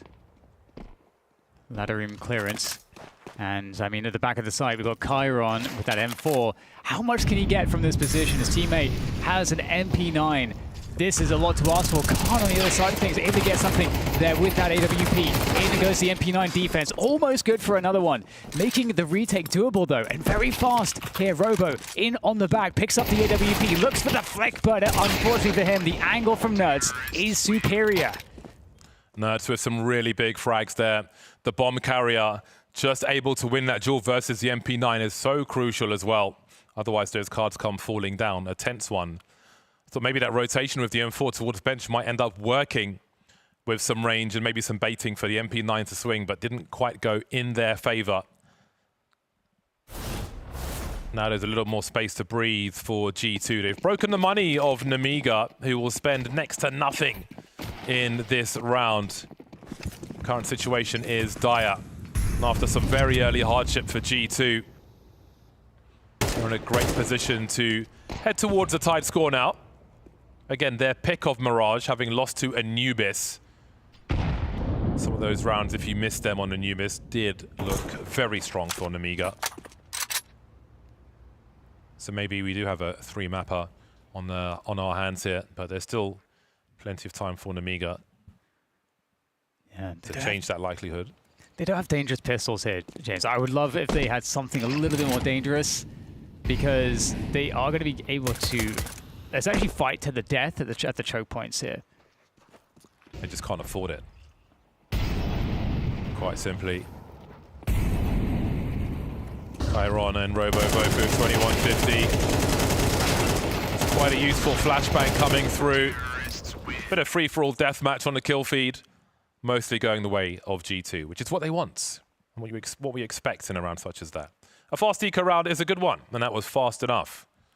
So we'll see what Nemiga can muster now as we move on. Yeah, G2 back on for a good half here. Oh, he's really looking for like everything they can find there. See how frustrated he is with some USPs on the squad. Khan on the AWP again. The connector and stairs position. AWP versus AWP potentially. Wrinkles back here again. We saw earlier he got that pivotal pick from the T-ramp. Swalio looking to try to cause problems there in Palace. Heavy got on the other end of it. He's going to start to push forwards though. And once again, G2 looking to really target this A bomb site. And Wrinkle takes down Swalio. That's a great opener. I was really... Oh, there might not be time actually. As the G2 players dart forwards. One still waiting on the B bomb site, and there's plenty of footsteps on A. Bomb will be planted shortly. Got Robo fishing for something, but as he falls, that brings an end to the round. And I did wonder, after that engagement in the Palace, where Swalio had a look, I wondered, when you've been spotted making a play in Palace and you fall back, there's no frag, like as a CT, where do you position yourself? What do you think the expectation is of your opponent? Are they thinking you're definitely going to be Shadow? You see him trying to maybe do something unexpected, make his way towards Connector, straight into the reticle of Wrinkle, giving the opening frag on the bomb site there. So that may have been residual from the engagement with Heavy God in the Palace earlier on. Either way, Nemiga able to leave with 3. The AWP is alive. If they need to do something funky in the next round, Khan may be the man to do it. But G2 slowly but surely edging forward now. Yeah, really bringing themselves back into it. And it's been unfortunate from Khan's perspective that he hasn't been able to kind of get the open position to have impact. And, you know, once again, similar story for Wrinkle. Able to get these really key entries onto that A site that ends up kind of being the kind of start, the ignition of the momentum into the site itself. Top mid take is where Wrinkle has applied his attention. Khan looking for Wrinkle, who has been here in the last couple of rounds, but no more. Oh, pretty good. In good position on the urn. Is that an urn? I don't know. Some kind of pots. Heavy God, though, is going to take every single player with him. That's brutal for Nemiga. There goes the hero sniper. A deflating round. Oh my god. Balloon has been well and truly popped. Now, is he just going to send it around the map looking for an ace? I mean, he has got to hit the bomb carrier behind him. He is sending it, though, but I mean, he can take that risk, find out where that last player is. Worst case, allow the rest of the team to clean up. Sypho. Doesn't have a lot to do here. We'll see if he's able to survive, but I mean, there's pretty good coverage for G2 across the map. It feels like there's been no look at all, or looking at all for the Nemiga side since those 4 rounds they got. It just feels like everything's been very flat on the CT side. Unable to kind of find the picks, the pressure opportunities before the T side of G2 kind of get to execute whatever they want to execute. I think from like a theory perspective, like you always want to, for the most part, be disrupting the team that you're playing against when it's like an elite level team, because if you just let them just play out the map, take the advantages without really any challenge, they will just convert the rounds. Heavy God is a Don. Yeah. He looks like a Don as well. Yeah. And he definitely delivers on that look. Really nice work from him. Nemiga's turn to feel the frustrations that they may have served to G2 on Anubis. Their lead has dissolved in front of their eyes. Another timeouts for Nemiga as they try to right the ship. But G2 keep making holes in it. Yeah, a great performance there from Heavy God. It's expected, isn't it? I mean, they were talking about it on the desk as well. Heavy God is exceptional. The standard is to be exceptional. It's great to see a solid G2 team as well, with some of the names which have now long exited. Some rosters could collapse under the vacuum of that, but they have definitely found their own identity. Moving quick in mid now. And that's what I was looking for. This is what we mentioned earlier on. The flash, the swing from Connector and short, but it does not work at all in this round. And again, they are absolutely crippled for a moment, but they are fighting back. Hunter with another multi-frag. Will put things back in their right place from the G2 perspective. Some flashes there from Nemiga, but Khan's now left in a 1 versus 3. He's got clutch in him, but he doesn't want to risk losing the AWP.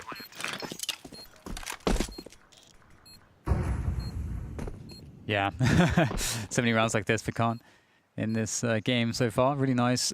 Again, movement from the G2 side. You can kind of see why this map is just highly rated, highly regarded for them, and why their results have been solid. very hard to find an advantage against them. I mean, I suppose Nemiga, you know, for like one thing that's been going their way is, one, they're very good at pistols, James. We've so far seen that today. Their pistol game is pretty solid. Two, they've already got 4 rounds on the CT side. I kind of feel like the CT side is going to be harder for them. I mean, I guess it remains to be seen, but you know, they're not in a crazy position. If they were only to get 1 more round, they you know, that's a pretty decent half. I don't know if the intention was to peek together here. Oh, okay, he had to go a bit deeper to try and trade the frag, and he was well ready for it with the sound cues and such. Happy with that one. And maybe there'll be better synchronizing there in future. But I did think that an attempt like that would be coming from the CT side at some point. But now that that has failed miserably, where do you go? That saved AWP for Khan, still in existence. Looking for some brilliance now. We've seen it from him before. But again, the utility is going to be sharp here for G2. So opportunities will be few and far between. And again, it's, well, yikes. Before I can finish my sentence, there he goes. Nothing doing in this one. Great attention to detail for G2. Just some spam, basically. Oh. No, you don't, say G2. It's domination. Yeah, it's our turn now, is what they're saying. You had your turn, now it's ours. Yeah, just total domination. Nothing going at all here for Nemiga. It kind of is reminiscent of when FaZe started to really find their footing on the T side of Mirage earlier today. Just dominant individual display.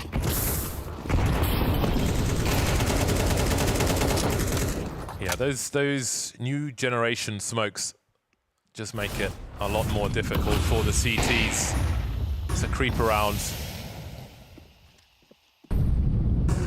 Strong evolution there from the usual ones we were used to seeing.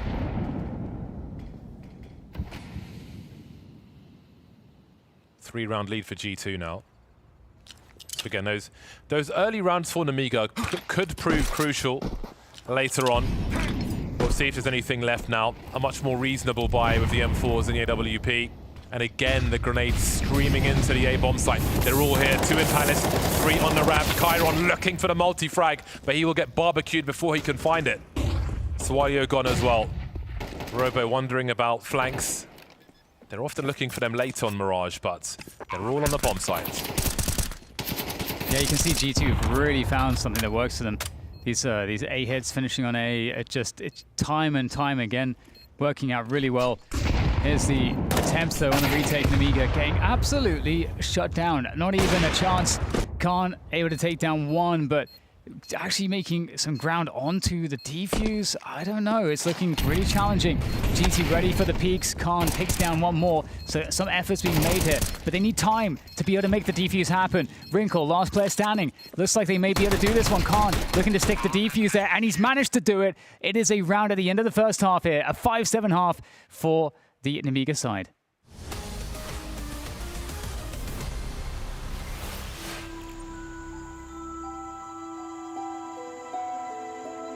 Here on the sun-drenched streets of Mirage, we spot some of nature's most fascinating creatures, Counter-Strike players in their natural habitat. Despite the plentiful environments these fellows could inhabit, they seem to always swarm towards the comfort and safety of this shining paradise. As the sun rises over the stone architecture, in typical fashion, we see this species squabble over their preferred position. Let us discover where they shall end up. A breakneck flurry of utility flies overhead, attempting to disrupt the defenders. The stakes could not be higher. And with nothing he can do, the A anchor is flash-banged like a deer in headlights. He decides his best bet is to retreat. No matter how much he cries out for help, support is nowhere to be found. However, the restless hunter has found its prey. It's 1 shot, 1 kill. Such is the life of the Opper, precise and deadly. On the opposite side of this erupting battlefield, our B anchor is as cool as a cucumber, having the time of his life with a spring in his step. Returning to the chaos, this perfectly executed attack has a problem. a noob. Fresh account and less than 20 hours played, duoing this season with a veteran. Blinded by one of their own, it seems as if their fate is sealed. The hunter is now the hunted. Revenge is a dish best served with a carambit. Huddled like penguins, their plan has failed. Now it's only a matter of time before they are spotted, and the round is over. Through all of this havoc and turmoil, our B anchor continues the kangaroo jump. Finally, after many hops, they hear a faint cry in the distance. He decides to abandon his post and regroup with the herd to claim what little glory may still be available. But he is not alone. The T's are nothing if not sneaky. This T's patience has been rewarded. The unfortunate anchor never stood a chance. And to make matters worse, the A attack was a ruse. Our A player's defense was a waste of time.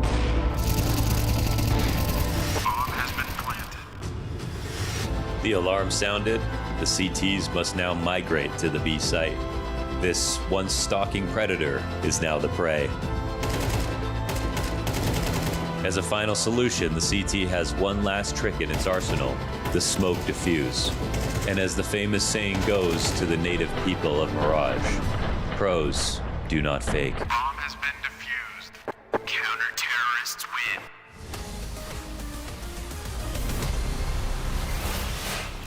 G2 versus Nemiga. We find ourselves on map 2, Mirage, and about to start off the second half between the two. And Nemiga, they're a map up if you're just joining us. G2, though, looking pretty indomitable. Once they got going on this map, James, it was looking, honestly, just disgusting.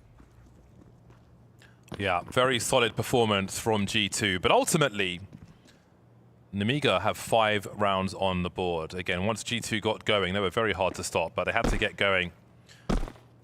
And Nemiga yielded some rounds before that happened. More than a lifeline moving into the second half. Wrinkle on a pogo stick in the window as Nertz drops Sawalio. That's a very cheeky one. And guess who? It's Chiron once again. Moving to 10 frags, double figures for him as Nertz tries to stay alive.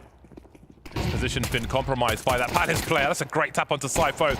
And he's still got a few left in the magazine. Running oh so low now, but they're not committing to dealing with him just yet. Chiron will deal with Nertz eventually. Heavy God and Hunter remain.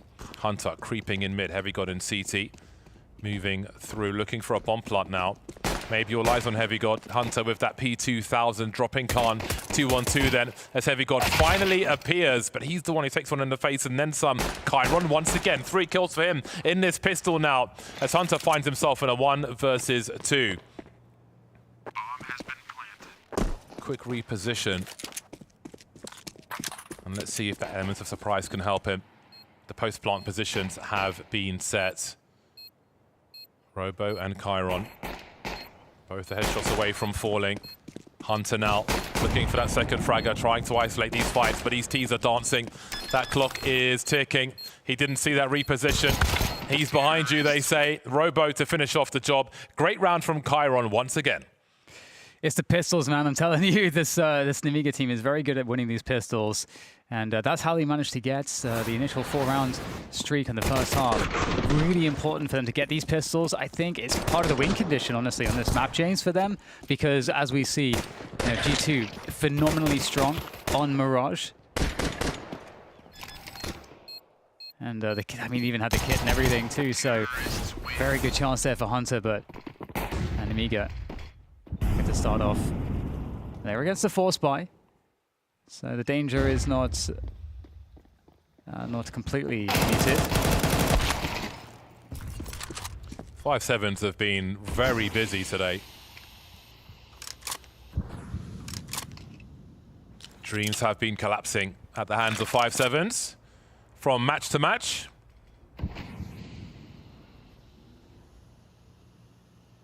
Ooh, they're kind of going into the stack here. Okay, they deal with Hunter. 2 players on the site, more or less. You've got Mattis on the apartments, and you're talking about some 5-7 action. And this is exactly the kind of place the 5-7 can do some damage, taking down Chiron. Bomb is going to get planted, but this is dangerous here. There's not much coverage. A free kill for Nerds, and it's all falling apart. Yeah, it really is. Robo thinning out the numbers. That's a very important trade towards the end now. So crisis averted. That's why the bomb in my inventory has got a name tag that says clear the site first. And there's a perfect example of why. Focusing on urgency, risks taken, and just about paying off. Got away with it on that occasion, and hey, that'll be enough. Yeah, ties up the game. Ties up the game 7-7. You see some of the highlights playing out here, and well, G2.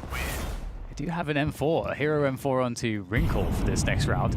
Very interesting stuff there. He's got $350 in the bank. But maybe someone will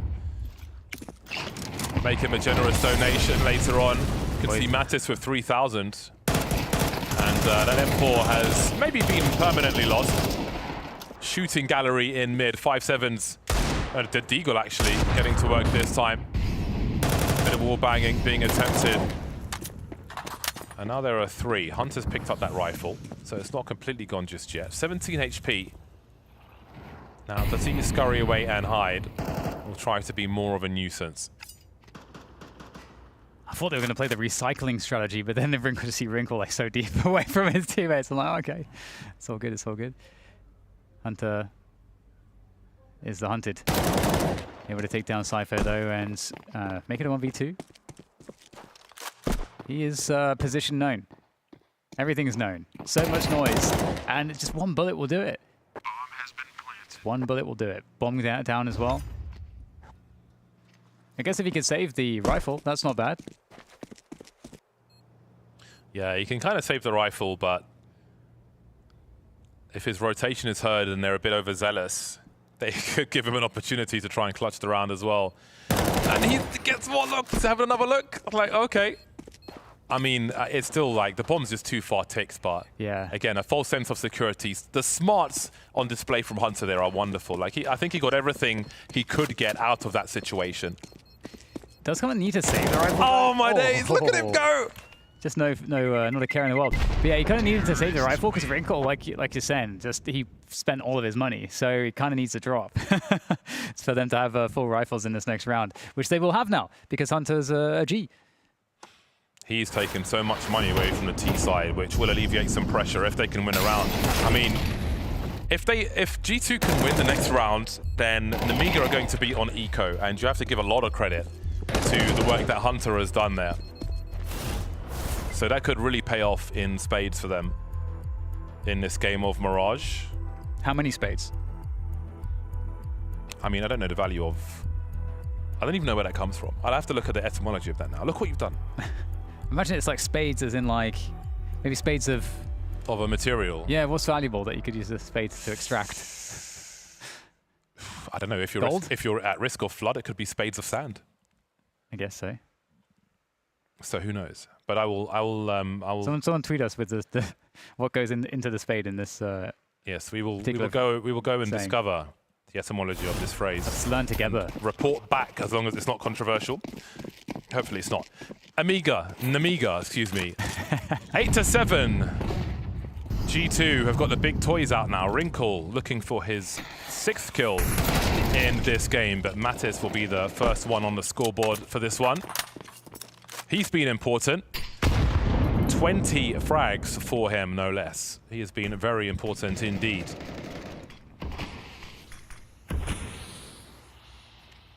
Okay, could be a big challenge here for Robo. It's 1v1 against the B cat player, but Hunter gets the better of Robo there, so it gets worse. 3 versus 5 now for Nemiga to try to find something. Khan in a hard position, but able to get the better of Heavy God. Solano up there on the palace position, looking for an opportunity. Can't quite find it though. And with Khan dead, the connected position lost, not really all that much to be done here now for Nemiga. They've just sort of been flattened one by one in this round. While we have a bit of time, it is interesting watching Khan with a rifle going up against an AWPer position. I mean, it's interesting with many a sniper knowing expectation and trying to counter a potential play. So I'm looking up towards Ticket there. But that is something which has been notable, specifically with Khan and Nemiga matches that we've watched in recent times. But indeed, G2 have completely turned them off in this one, leaving Chiron to wonder what could have been. Admire the plant pots. And again, this is ruinous for Nemiga in the short term. And you've got to give a high five to Hunter for all those frags he found while losing the round in the round prior. Even though we're tying it now 8-8, Nemiga are 5 rounds from a pretty huge upset, James. It's kind of crazy when you think about it like that. Yeah, it's on the table for sure. G2 looks strong. It's all over the table. It's on the table. What kind of table? No, he doesn't answer that. I don't want to be that guy. It's on the proverbial table. Can be any table you want. Choose your own table adventure. So a hero AK in the hands of Chiron is an interesting prospect. But G2, I don't believe, are in the mood to entertain.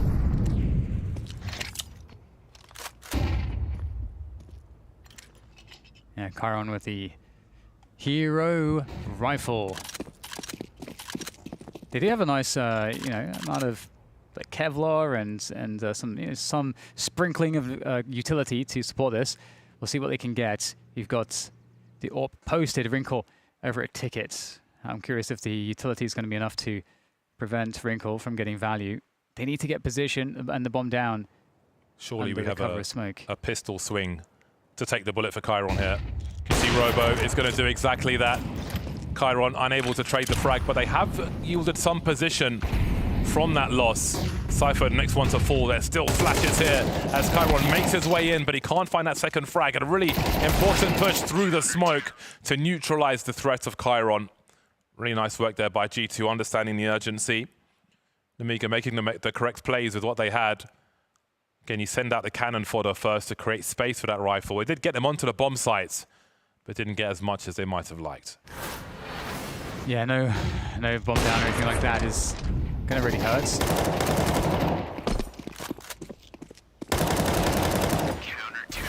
Yeah, Wrinkle's been, I think, a lot more reliable in this game of Mirage so far on the AWP. Doesn't have a lot of frags, but is getting the important ones that you really need him to get.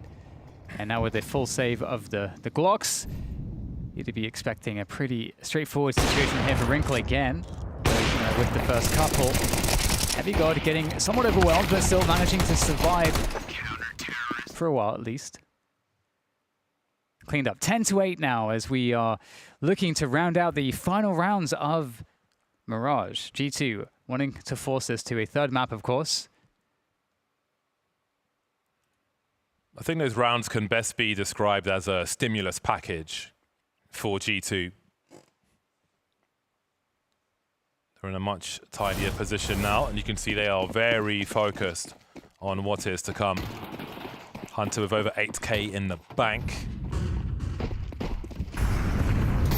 So they can weather a storm thanks to breaking Nemiga's economy entirely. And they can look to break their spirit, break their souls in what remains of this game of Mirage. Deep grenades into the apartments. There are angles here for G2. Hunter looking to collect now as Matches has been traded. He needs to stay alive here, but also try to slow this encroachment onto the bomb site. Nurse has come in for reinforcements, and the others are getting a little closer. Chiron drop, that's an important frag. Robo and Sualio heavily tagged, still stuck in the apartments. Haven't reached terra firma just yet, and I think any pursuit of the B bomb site here will be troublesome. Yeah, couldn't really do much there. The surprise B apartments play, not enough of a surprise. Needs to be a greater surprise. Pretty awful situation to be in as well. They do have a pretty decent loss bonus at this point, so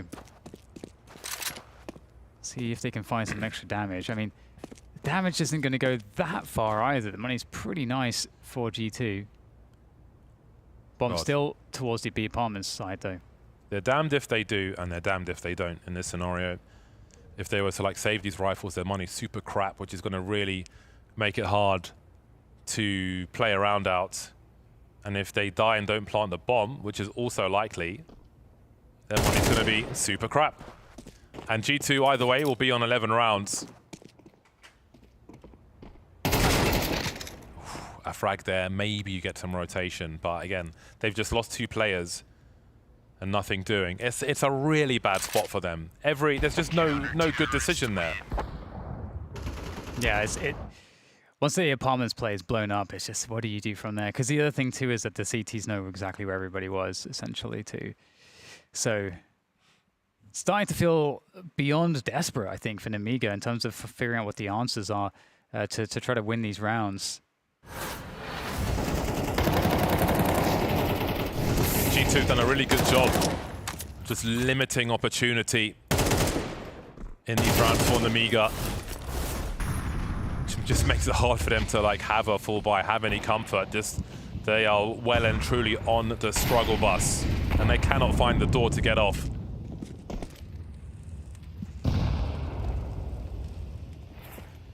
Comes Khan from under. Oh man, Hunter's going to find one through the smoke, and Khan barely knows which way to look. And it's just a complete shutdown in a matter of seconds. The round is just done. What do you say about that one, James? That's yeah, I mean, they just destruction. Didn't have much to offer. Again, that previous round was just a horrible situation for them. Yeah. And the horror continues now. Very far away from a bomb plant. No AWP. Khan's on a Galil.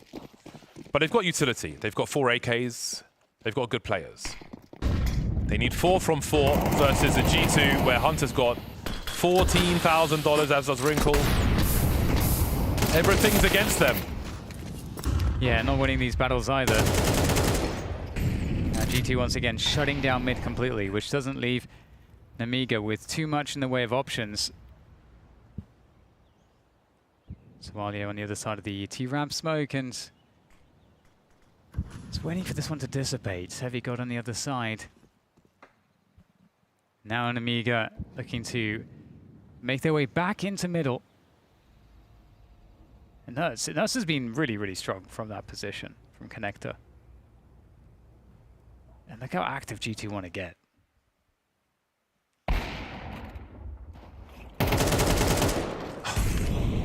Wonderful stuff from G2. Closing out Mirage with strength, with authority. Nothing doing for Nemiga in this half. A statement game from G2 as they force a third map. Over to James Banks.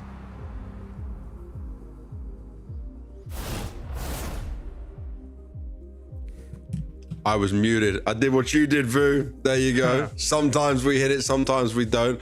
But either way, G2 got the job done. Your prediction can still stand true, and it is a bounce back. It is a bit more comfortable in there. It may have not been some of the prettiest rounds. It took them some time to get into it, but G2 can be impressed with this one and taking it over line against an Nemiga that certainly wasn't able to fight in the same way. I was worried for a second. Don't get me wrong. I was concerned. They're down 4-0. I'm getting a little. I'm starting to panic. But I mean, that is the reason that G2 are an effective team on this map. They have an idea, the game plan. They come in.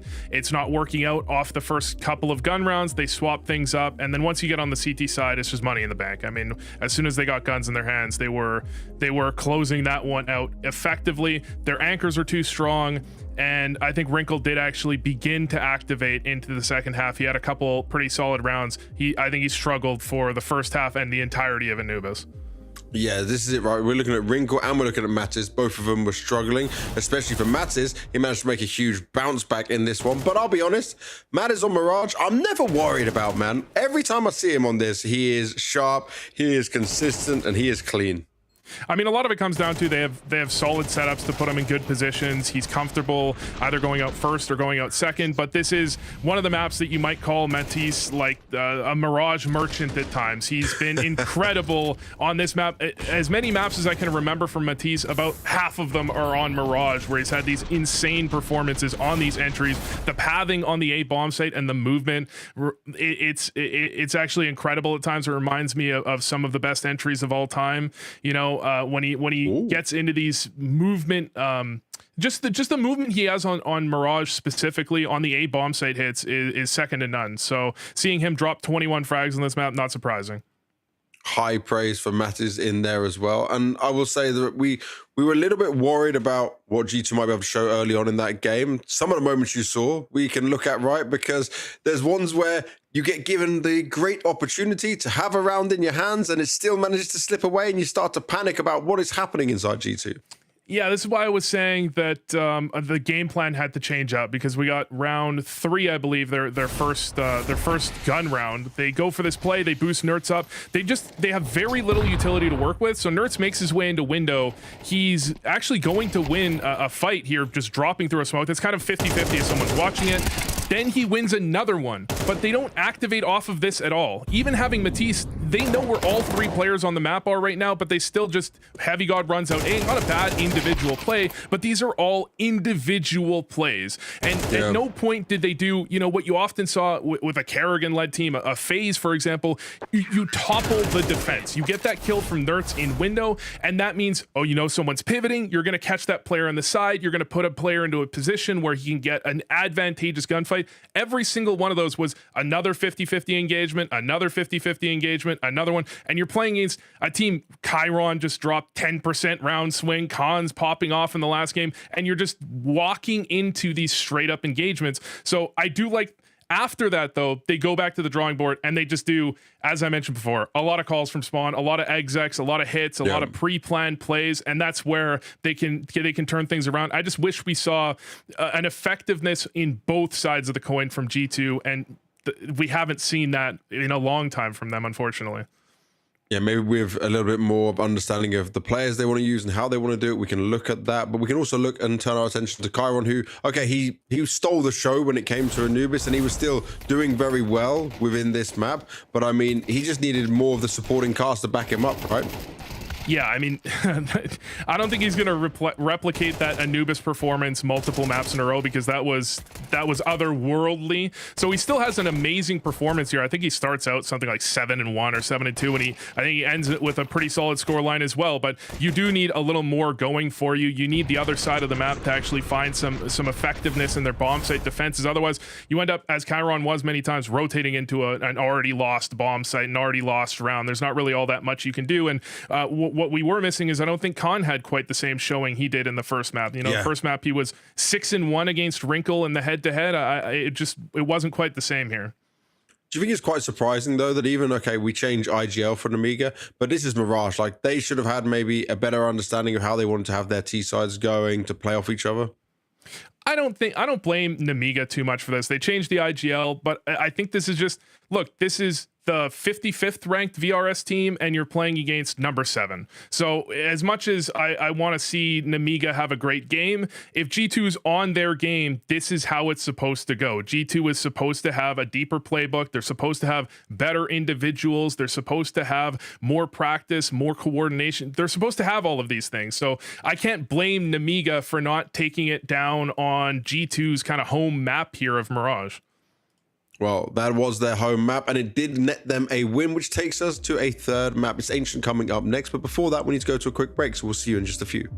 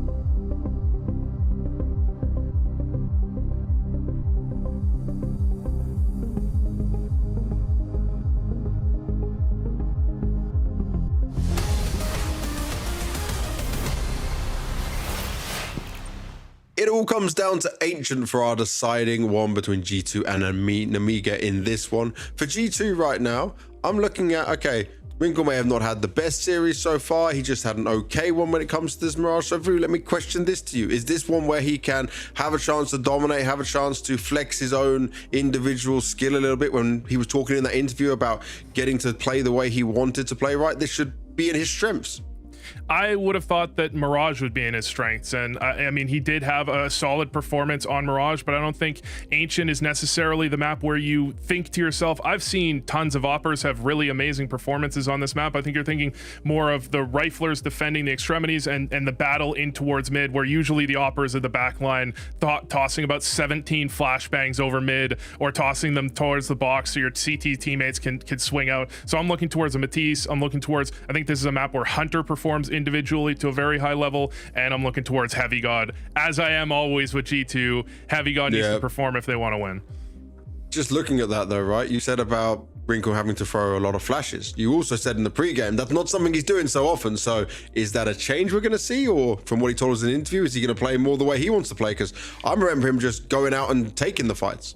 Yeah, I remember most vividly a Wrinkle fight where he was one of the first people adopting the best spawn for your Opera on T side, run out mid and kill someone jumping in towards Donut immediately, right? I'd love to see that out of Wrinkle. If he's got the confidence and they've got the trust in Wrinkle to go for that type of play, but still at the end of the day, you're probably going to see him in the back lines throwing some flashes at least a good amount of the time. Even if he doesn't throw as many flashes as Sunpius, even if he's not setting the team up in the same way, even if he's more of an aggressive Opper, it's Ancient. You're going to have to be tossing some utility for your team, because the Riflers need to take the space for you to actually work out behind it, you know?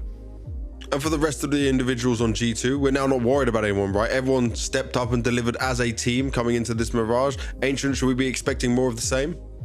Yeah, as I said, I mean, this is a Heavy God. I mean, Hunter is their second highest rated player on this map. And I want to point out Nertz, because we pointed him out in the first map.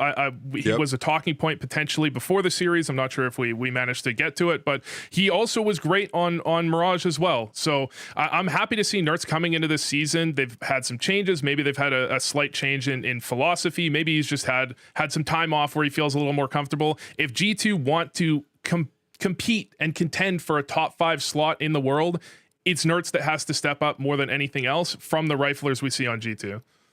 And then when we're looking at the Nemiga, okay, we know what we're going to get from Chiron in this, but I mean, you already mentioned it. The ranking difference is huge. This is a chance for them to go up against one of the bigger teams they're not facing on a regular basis. I remember even speaking to Robo in the interview. I know we didn't play it, but he was saying, like, for him, this is just about the experience that can be gained in this one, right? So they just need to play the way they play and hope for the best of it all, or do they actually have some small chance in here?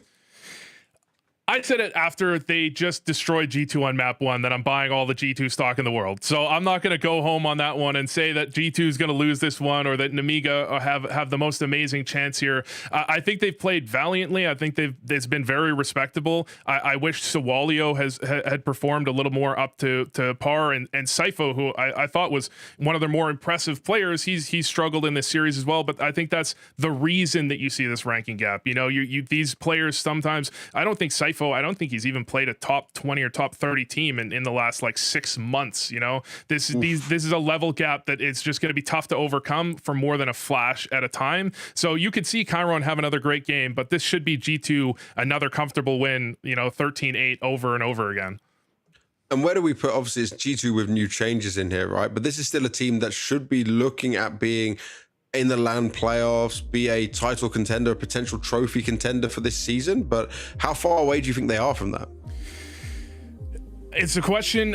We've said it time and time again in this pre-show, in these between map segments. It's the question of Wrinkle. It's the question of Nertz. Nertz has been performing admirably so far in this series. Wrinkle, I think, has had flashes, but you're looking at a player that has struggled at lower levels than this. So to see G2 in this series, to see them move forward and to be happy, I would have wanted them to 2-0, but to see them close this one out, I just need to see something impressive from those two pieces, because I think we feel comfortable. I know what I'm expecting from a Matisse, a Heavy God, and even though I'm not sold on Hunter as an IGL necessarily, I know what I'm expecting from him.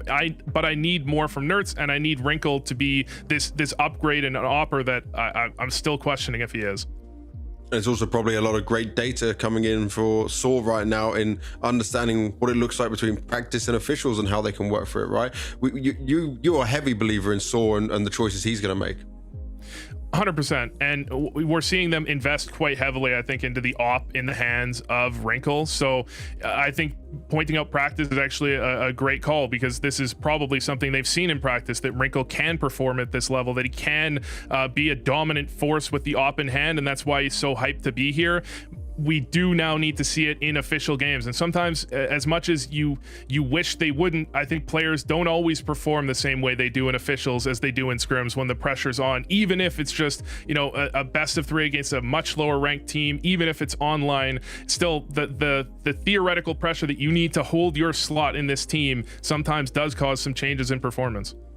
Well, let's see if he can perform when it matters most. And now on this deciding map of Ancient, we're going to go into the game with Bardolph and TDK. Thank you, gentlemen. This is an interesting prospect of a deciding map. Of course, G2 are coming into this one as a favorite, and they'll certainly be a big favorite here on the numbers on Poly Market. So bigger numbers for Nemiga than we saw at the beginning of map 2. But it's hard to gauge what we will see here from Nemiga, because if you compare the teams that both these squads are playing Ancient against, like for Nemiga, they're playing a lot of like Russian teams, some that you're not going to hear of if you're only watching Top Flight Counter-Strike. Meanwhile, G2 are playing Foot, Falcons, Spirit, Monty, Parivision, FaZe, and so on. So there's definitely a higher caliber that they're going up against time and again. And maybe we'll see a disparity in that experience once this game gets started. But, again, like you and I have watched a lot of Nemiga games. They have a lot of potential and so on, but maybe the G2 mountain is too much to climb. Not really sure with Ancient as a decider here. Yes, it's definitely a difficult one to put a read on, especially given the fact that it's obviously Anubis looks genuinely very, very good from Nemiga. And also, on top of that, it doesn't feel like Nemiga doesn't have the ability to frag against these players. We saw it on map 1. So, yeah. Looking at the stats and everything, like you said, yeah, disparity in the teams, but the level of comfort, though, when Nemiga are playing this map, they are generally winning it with the field of play they are typically finding themselves against. Now, they are going to be on the CT side, and that's when life is difficult against G2. Here they come, straight to the B bomb site. Nemiga have retake utility for this. Smokes on Robo and Khan. So they were prepared for the prospect of this happening. They've got a HE as well, but let's see how they will choose to use it. Waiting for that T utility to go. They'll start to isolate this situation now. HE towards that bomb site, a little further than they might have liked on Mattis's position. One more smoke to go. Does it go on the bomb? Khan and Robo start to clean out the numbers here for the G2 squad. Khan still holding that smoke. I think a smoke and defuse is going to come in. So it's going to be about the meat shields. We'll see if G2 can find the angles now as he's still standing in the smoke, and he will be denied. G2 getting there. They had the frags going their way as well. But ultimately, G2 will come through. That smoke actually kind of isolates things and allows them to charge and spam the remainder of Nemiga. Yeah, Nemiga have been really dangerous on these pistols. I think they've won... I don't know, it feels like they've won almost every pistol in this series so far. So, good one to get. So that's G2 can start off with that economic advantage. It's been generally kind of rough for G2, off the back of the pistol losses. So we'll see how they deal with CTs here. Initial mid-take. Actually looking like there's a little bit of drama. So that's not the best start. Swellia takes down Heavy God. At least the gun isn't collected. But that is actually kind of annoying here.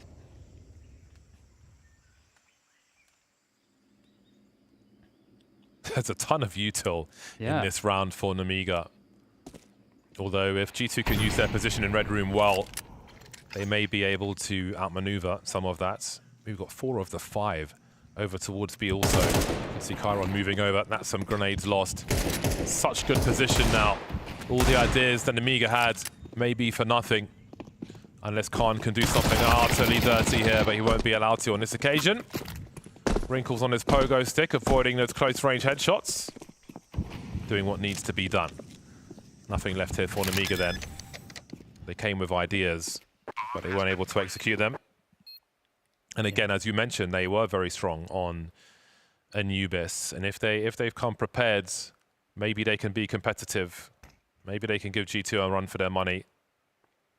For me, it's unclear, which is great, which makes the rounds exciting and tense. And I'm sure they'll love to secure that bounty.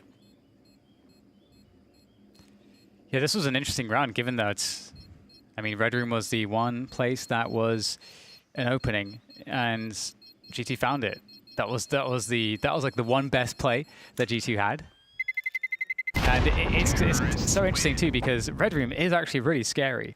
Obviously, we could see there's no one there, so to us it doesn't feel dangerous. But from the perspective of G2 that don't know where all the CTs are with all these pistols, it's actually very, very dangerous to go into the close ranges when you know that there's all these 5.7s and stuff hanging out. So ended up working out so perfectly for G2.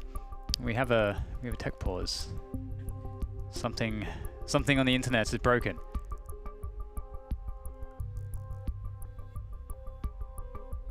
I love the wall of photos there, that's cool.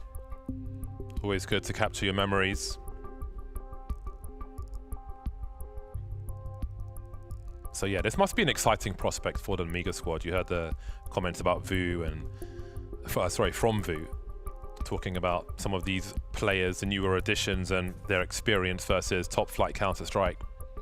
A third map versus a very highly ranked G2, definitely an exciting prospect. I think more exciting than daunting. I think the opportunity provided is something they'll definitely want to seize. Again, you can see how good they are on Anubis. They're a strong team. They'll believe in themselves. But we also saw how strong G2 were in that second half of Mirage. Yeah, largely Wrinkle looked more comfortable. I think that's, you know, obviously something that's important. I think V was talking about that quite a bit. Oh, is that my brother from another mother? Holmes up the top, assistant coach at G2. That man is family to me. Very, very good guy, a very smart guy in Counter-Strike. Sorry to interrupt you, Dan. No Super problem. handsome as well. He's a very handsome man. Nice. But he's taken, so sorry, ladies. Well, I'm going to be very interested to see, James, if Nemiga get a look in this game. I'm actually kind of feeling like it's not going to happen. That's what my intuition is saying. You're a non-believer. I'm intuiting it. We'll see. I don't know. There's a chance. For me, there's a chance, but yeah, I don't have expectation. But I watch with eyes wide open. I'm excited to see how they face the task of G2 in the deciding map of this series. Well, they're cavemen right now. G2 looking to breach the B bomb site. And I mean, you can see that Nemiga mostly present, although the main issue is, of course, that it's still on pistols. So they've got menacing HEs though, which they're holding on to. What is the meaning of these HEs? What is the intention? Are they expecting a smoke execute and they're just going to annihilate the bomb sites afterwards? Oh. They are being trigger shy in a good way. G2 poking for a response, waiting for that smoke to go. I want to see G2 go in because I'm just curious to see what Nemiga do with these grenades. Right, yeah, the plan. What's the plan? Show me the plan. Okay, well, it looks like they're starting to edge forwards to the bomb. There we go. There's one HE. Yes, indeed, for the bomb. Where are the other ones, though? Oh, man, that was so underwhelming. You know, that's like we had a trailer 6 months ago. The film comes out and it sucks. 12% on Rotten Tomatoes. Deaglan 5-7 remain for Nemiga. Man, sometimes you build it up, you put the suspense there, and it's just a wet fart. Yeah, didn't deliver, but hey, you know, it's not the biggest of deals. The intention is good though, as well. The intention is good. It shows depth with their ideas. Ideas were had, but not executed upon. Well, now they got the guns. We're going to see Khan on the AWP into this round. And he's going to be going towards middle as well. So the big mid battle that can be so decisive on Ancient begins. You can see the utility really deterring G2. They can't really find their way forward, but they're going to go for a late take. And it's also Arlo or Cypho picking apart G2. I mean, in the meantime, G2, Heavy God, he's found his way onto A, but the numbers game, definitely not in their favor. Yeah, bomb's on the way. No challenge for that bomb just yet. We see Chiron in Donut. But someone's going to have to find a frag first. Oh, Sawalio will be dropped eventually. That'll be a nasty surprise then. You see Wrinkle looking to drop a second player. But he'll have to commit to the bomb plant eventually. So how do they play this one out? Not much room to play with, but Wrinkle can deliver. 3 coming his way, including the AWP of Khan. But this is a pretty strong angle for Wrinkle. Heavy God defending in CT, trying to find the most obscure angle possible, but Khan is good with those. And now Wrinkle's on an island. These CTs don't have a kill, it doesn't seem. 1 versus 3, down to the Glock now, trying to squeeze one more out, but he will be denied. And Nemiga will secure their first round. Yeah, bomb down at least for G2 side. But yeah, that was a really powerful approach into middle from Nemiga. You know, they get that initial space, and then G2 tried to, you know, hit with the flashes over the top, you know, after the smokes go away, and it just doesn't really work out for them. Yeah, we see Nemiga's setup on that round in mid. More aggressive than that we've seen in the last 2 days, where a lot of the CTs are hopping over towards the donut position and kind of disengaging, but they're there to stand and fight. So a lot more sharp teeth in the approach in mid from Nemiga on that round. Let's see if it continues in such a fashion, or if there'll be more traditional, yeah. Hugging that. It looks like they hug that donut position and then consider what's going on and if they want to pursue further. Very close to that smoke. Waiting for a flash play through. But of course, you've got to be careful of the push past B as well. And Mattis will collect 2. That collapses the round for Nemiga very quickly. Minute 30, 3 on 4 as Nurses drops. Robo looking for a way back in, but he's forced out by the Molotov. Yeah, desperate stuff now for Nemiga. I mean, it's a really tough position. Do you try to stack a site and just give up another one? Or, you know, what's the play? Khan's going out. Oh, he's actually managed to find a connection there, but it's, unfortunately for him, not fatal. And now GT, they just have to play the numbers game effectively. Heavy God takes down Khan, had the exit on lock. And, all right, well, Robo's going to get the better of Mattis. Mattis did know where he was, but the bomb has found its way to this A bomb site that was previously secured. Cypho with the AK is making his way forwards. Still feels like a doable round here for Nemiga. Just needs some heroics. That was done for. Oh, what? I can't believe he's found that. How on earth? 2 on 2, looking for the flank as well, and he's found Hunter. G2 can surely not believe this one. They've both got kits, and Wrinkle is promptly deleted as well. That angle's absurd. It's one thing to flick with an AWP, but my word, that was lightning fast. I can't wait to see the replay of that one. I'm sure we must have it, because, yeah, on the screen there, it looked like just a snap reaction flick. Oh, that is insane. God. That looks so good. He just stopped dead on his head. That's just tire tracks over his forehead.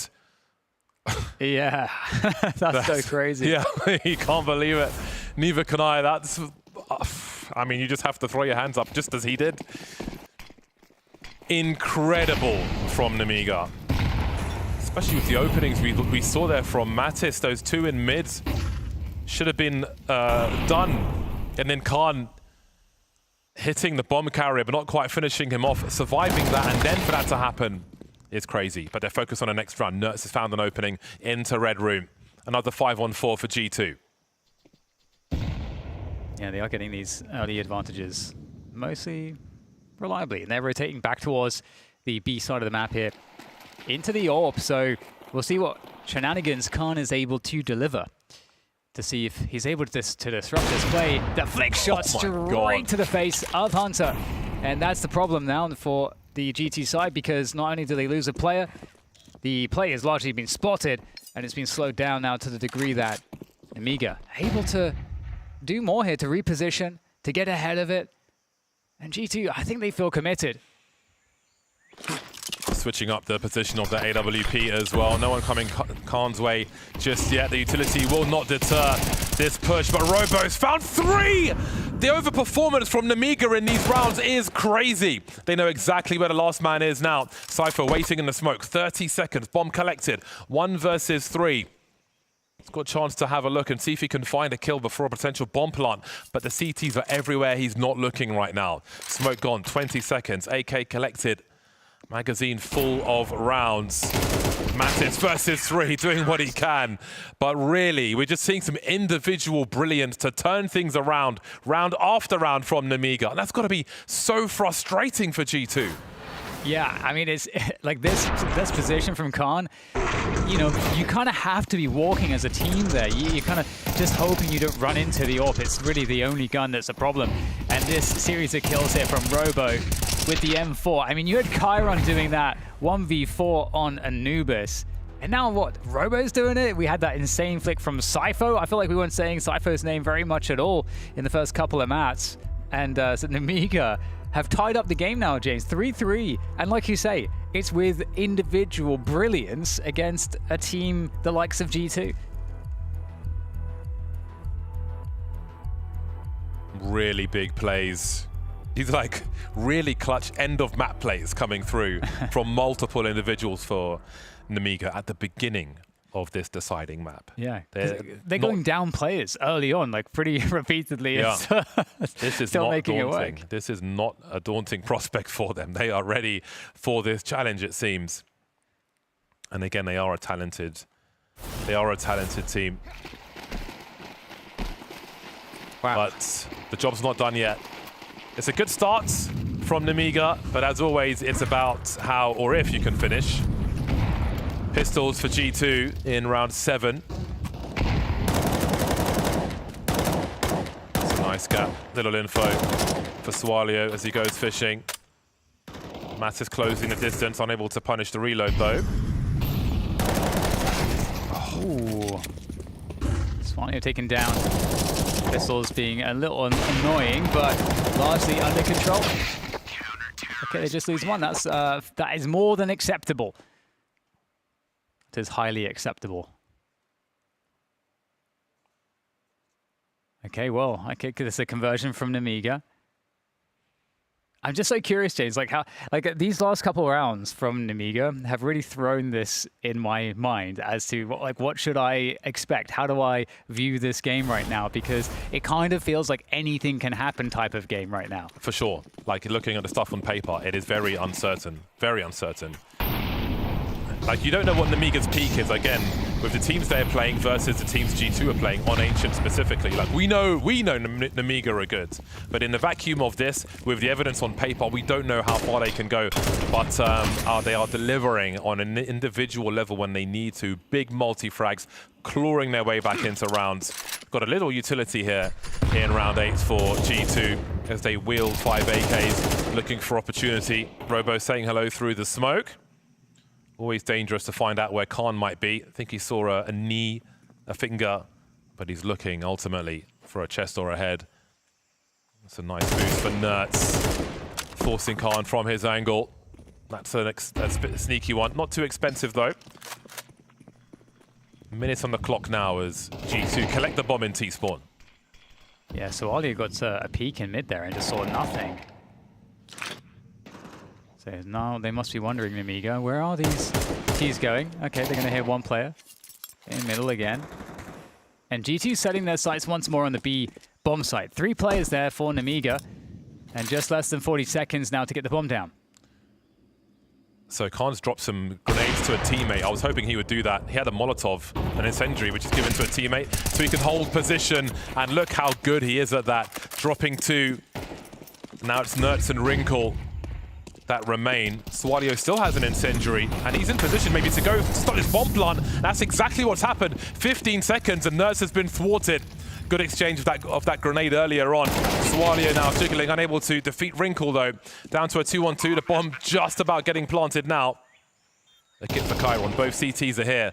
Wrinkle coming through from the back. Robo looking immediately. Chiron's got the info now.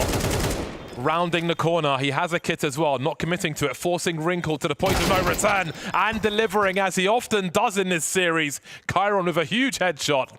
And Nemiga find 5. Unbelievable, really. I mean, again, just it's interesting, just back and forth from both teams there. G2, you know, losing quite a few players on the entrance, you know, especially around Cave. Khan getting the double here. You can see the first one there, and the reposition just super reliable on this AWP. Does eventually get traded, but that had G2 eventually looking in a fairly good spot, but 1v1 with Chiron, who has been phenomenal, I think it's fair to say, the entire series. In today's matches and yesterday's matches, we've seen a number of AWPers at close range who have missed a lot of shots, which are like, you know, every AWPer has some ranges which are stronger for them than others, but Khan up close like that is using a shotgun basically. Really, really good. But again, he was quietly rotating over to that bomb site with I think a molly and 2 flashes. And you know, you want him posted up in those late round situations. And he did hand them over to a teammate, stopping that bomb plant from happening. So again, the detail is really good on this Nemiga side. And they are answering the challenge so far on Ancients. That's certainly true. 5-3. See if they can keep it going. Not a huge amount of util to start the round with for G2. So G2 might want to play a faster round. Looking for any aggression around the B ramp. Khan has rotated off to the A site, so he's not going to be here. And they are indeed just going to send it straight to the site. Robo takes down Mattis. Another going down to Cypher. The trades, though, are good. And it's going to be more than good. 3 versus 2, getting the bomb down. But in comes Chiron very quickly, able to take down one more. And now it's just on to Khan, rotating. It's going to go through a smoke there. HE blows it open, but it's Heavy God to take him out. And looks like the shock and all there into the B site was enough. I think it was Anubis we saw that approach when things were difficult for G2, just brute forcing their way onto a bomb site. If Bruce successful again, Hunter with a 3K here. Look at the transfer. Really wonderful stuff. I think it was after the Magic's 4K at the Major, I think Shox tweeted saying that you don't let go of Mouse 1 until you know things are safe. And you see another example of that from Hunter there with a full 2-man transfer, far to the right, far to the left. Showing his level of skill there. Really nice work from Hunter. And again, that brute force attempt will give them a little room to breathe. But now they need to kind of push the momentum off of that. Yeah, you're right. I think it was on the A-bomb site. I recall that, where they ran through the Molotov to just send it into the site. They also did that a couple times successfully on Mirage as well, on some of the earlier T-side rounds onto the A site as well, just like running past the util. So you can definitely see that that is something that can work really well for G2. However, they've got some more work to do, G2, to bust the economy of Nemiga. You still have the AWP out for Khan. More of an aggressive mid-take. Not too much here. It does the CTs, but as I say that, all Khan needs is a split second of vision, and he's out of there. It's a funky setup as well, because again, you're often seeing the 2 CTs make their way towards Donut, but Sawalio with the MP9 is just staying in red room. We'll see what role it has to play later on, and there it is. He delivers onto Nertz now, perhaps catching him by surprise, and that leaves Wrinkle and Heavy God in a 2 versus 5. He tagged both? Yeah, he got both players for like 50 damage. It's a good start, but I'm not sure if he'll be able to build on that. So much time as well on the clock, with only 2 players remaining. Not your favorite situation to be in. 2 rounds away from half-time. Money is less than spectacular, putting it very politely. So things are not looking good for G2 for the remainder of this half. Yeah, that's certainly true. You see Khan there with full knowledge of the angles. He is an AWPer after all.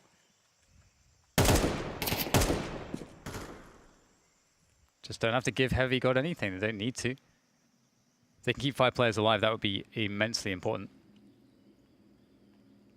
And for Heavy God, the mission is damage. 20 seconds to go to find some of that damage. That's a great kill. And Kayron will take him down. 4 players alive for Nemiga. 6 rounds to 4 for Nemiga on this CT side. They're looking so good right now. I mean, it's really crazy when you just see some of the ways that they've won a few of these rounds with the individual skill. I think that's what shocked me the most, James, and it's energizing to see, especially because they're the underdogs. Pretty heavy underdogs in this one. Heavy dogs, some might say. Robo, new man Robo. Less than a week, 12-6 versus G2 here on Ancient. Again, we've seen brilliance from many a player for Nemiga. A difficult round here for G2. With the pistols. Oh, Khan, all day. Beautiful. You better let him ace. You better let him ace. Drops the AWP, not to give anything away. Oh. He had the 180, but no. It's so unnecessary, but I kind of love that he's doing it. You know. I mean, he knows what those flicks look like. They look sick. Oh my god, yeah, just Khan has been rock solid the whole series as well. I would say Khan and Kayron have been the 2 steadiest hands. You've seen great stuff from Robo as well, but in this particular game of Ancient, I feel like you've seen some crazy stuff from pretty much everybody so far. I think Sypho especially, pretty insane clutch in one of the rounds there towards the A site, but that's a good cleanup there. And Khan has started a lot of the rounds towards the A site, which I don't think G2, I think it's the first time G2 have really encountered this. Nice.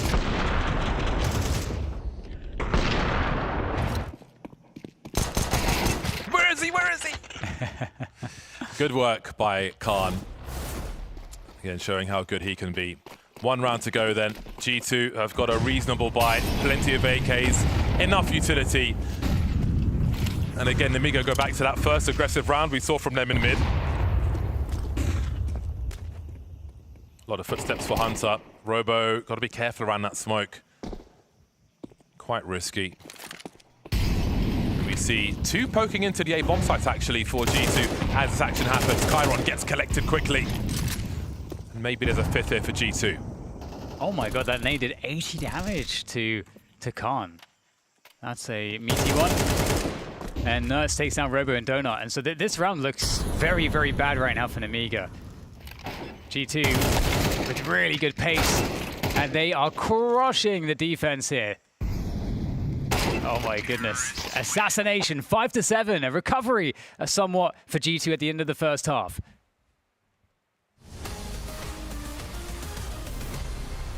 Hey guys, I'm Frozen. This is FaZe from Australis. This is Apex. And I'm gonna read some of your bad comments. Here we are. Peak Vitality will get demolished by Prime Navi 2021. My only answer will be a big lol. SMB75 says, never take your VRS point for granted, plan ahead. Words of wisdom, man. Words of wisdom. KR Jam says, poor Stare and HOTU.CEST. Rooting for them though, maybe it will work. What is this? Twist and Nico. You mean like he's the GOAT? I agree, man. Sport. What the fuck is that name? Can't wait for a shift in teams. Vitality is so good, it's boring. It's good. I like that. Zaylar says, he needs to stop fucking opping. He can't hit a bar to save his life.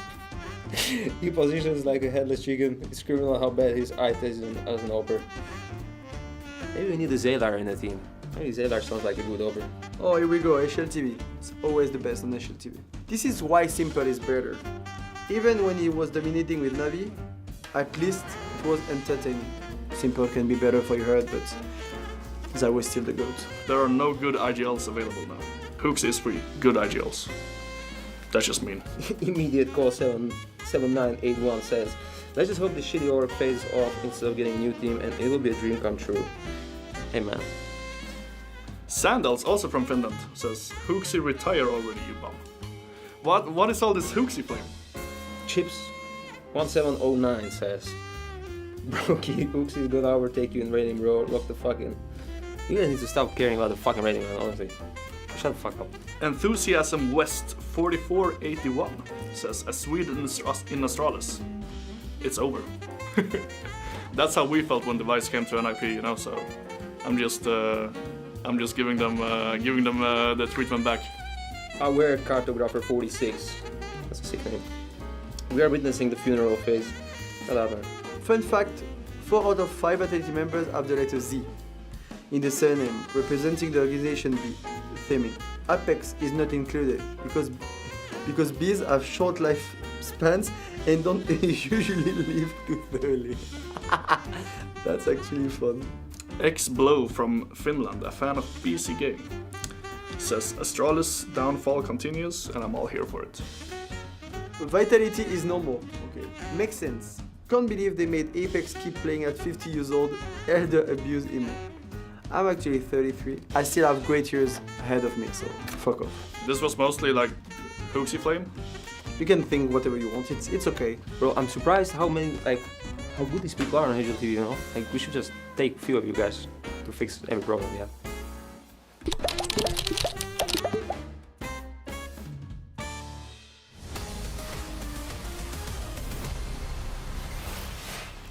We return to a deciding map in this series. Big Boys G2 versus an underdog Nemiga, who have shown brilliance from player to player in this series so far, in this map. This first half, some shocking rounds here for G2, some individual brilliance, leaving Nemiga with a 7-5 score at halftime, and it's their turn to be the aggressors now. We don't know what to expect by the time this one has finished, but what we've seen so far has been great. Chiron taken out of the sky by Wrinkle is certainly how G2 want to get things started on this second half. Yeah, nice shot there. Very nice stuff. Cypher on the other end, though, is going to be able to trade out onto Wrinkle. So more duels will commence as Hunter takes down Khan on Donuts. And 3 versus 4, I don't think Nemiga need to convert some space towards the bomb site off of some of these battles now, because they're a player down and they don't have any position and they're all separated, so they can't trade for each other or anything like that right now. So it feels a little dangerous for Nemiga currently. Oh, a dink though on to Nerds. Maybe makes life a little bit awkward. Another follow-up there to finish him off. 3 versus 3. And the A-bomb side is the target now. That flank starting to come through. That was Robo dueling with the bomb in hand, spotted on the radar. Checking the smoke. Hunter will be traded. Opportunity to plant this bomb then. They'll quickly commit before the smoke goes. As will Heavy God, stopping that plant from happening. So much spam in the inbox. And it will be Mattis to trade for a critical pistol round win for G2. Ooh, that was a close one. It actually felt like the plant could have finished. It looked very, very close. But that's a huge one for G2, because it's been a struggle for them to win these pistols against Nemiga.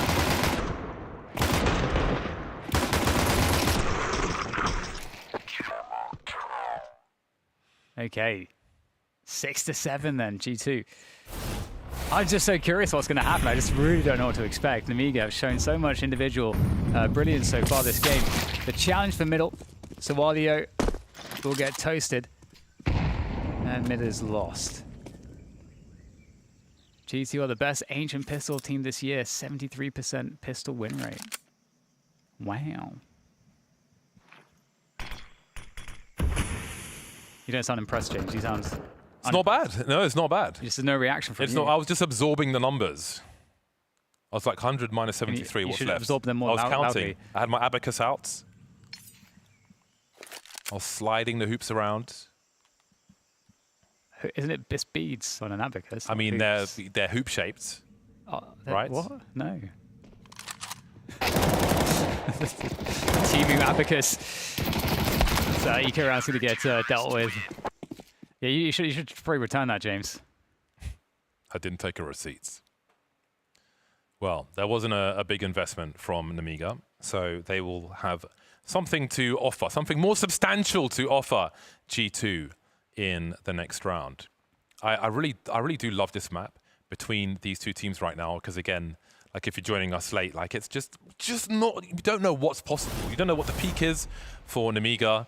Obviously, G2, you know, are normally playing top flight Counter-Strike. Nemiga grinding through the ranks, which can have its own benefits, but they're a very well put together team, and they have shown that so far, at least in the first map and the first half of this one. They were overpowered by G2 in the second, and they look to do the same now as we get into the business end of this map. 7-7. Heavy God looking for a second. Cypher will be traded by Hunter, who doesn't see the bomb behind that smoke. And they continue to creep through Nemiga, but they're running out of people to do that with now. 2 remain, and they've only dropped Heavy God on that G2 side. They're looking good to close things out here. Matt is spotted, but I don't know if he is aware that he has been, although it is a trap. Second part of it not needed. Mattis will do all that's required. Yeah, with the Falcons too, making it look really good. Very nice round from G2, being very active, and I think that's something that's really difficult to kind of deal with. So credit to them. If they can keep that up, Nemiga's not going to really find room to breathe all too much. You see the setup here. Good trading. They're ready to go there. And then you see a similar story on the other side there by Cave as well. So back onto the pistols here for Nemiga as they lose the lead. Access denied into mid.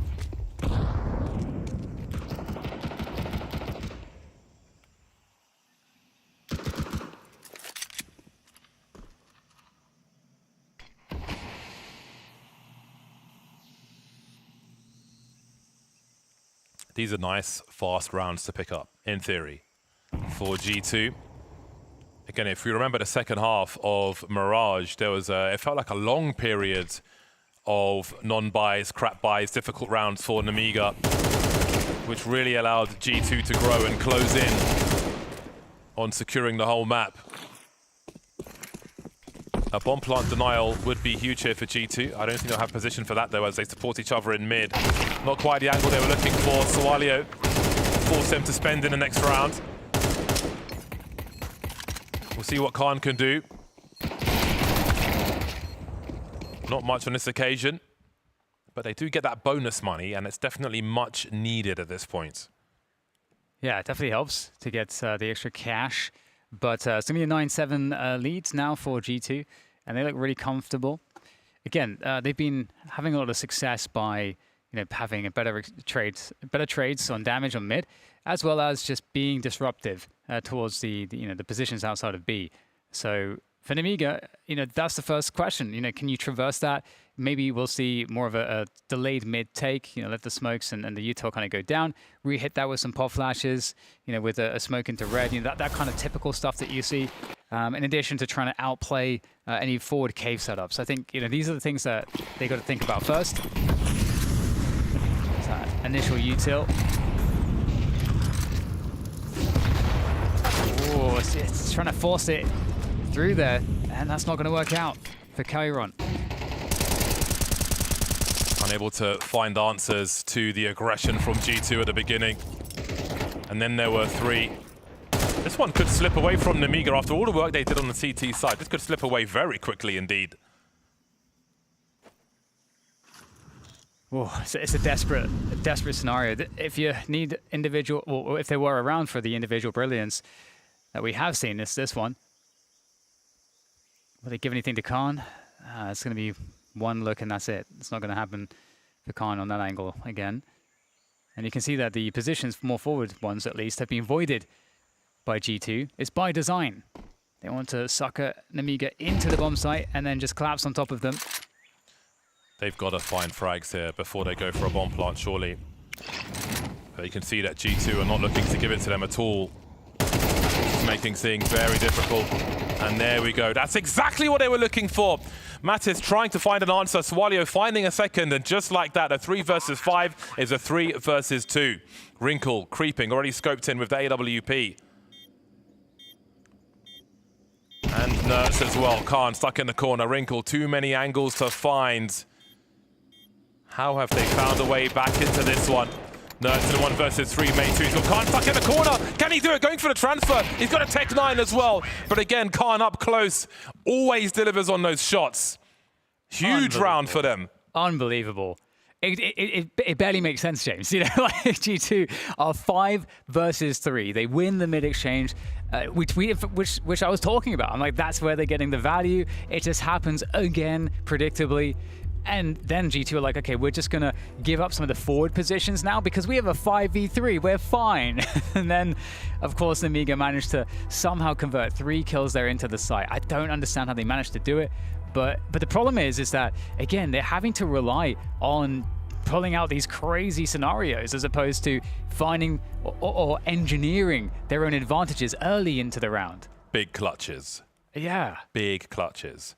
I've lost count of the rounds where we've seen those big clutches, be it a moment where we've seen a 2K, a 3K from an individual, just big booty clutches, man.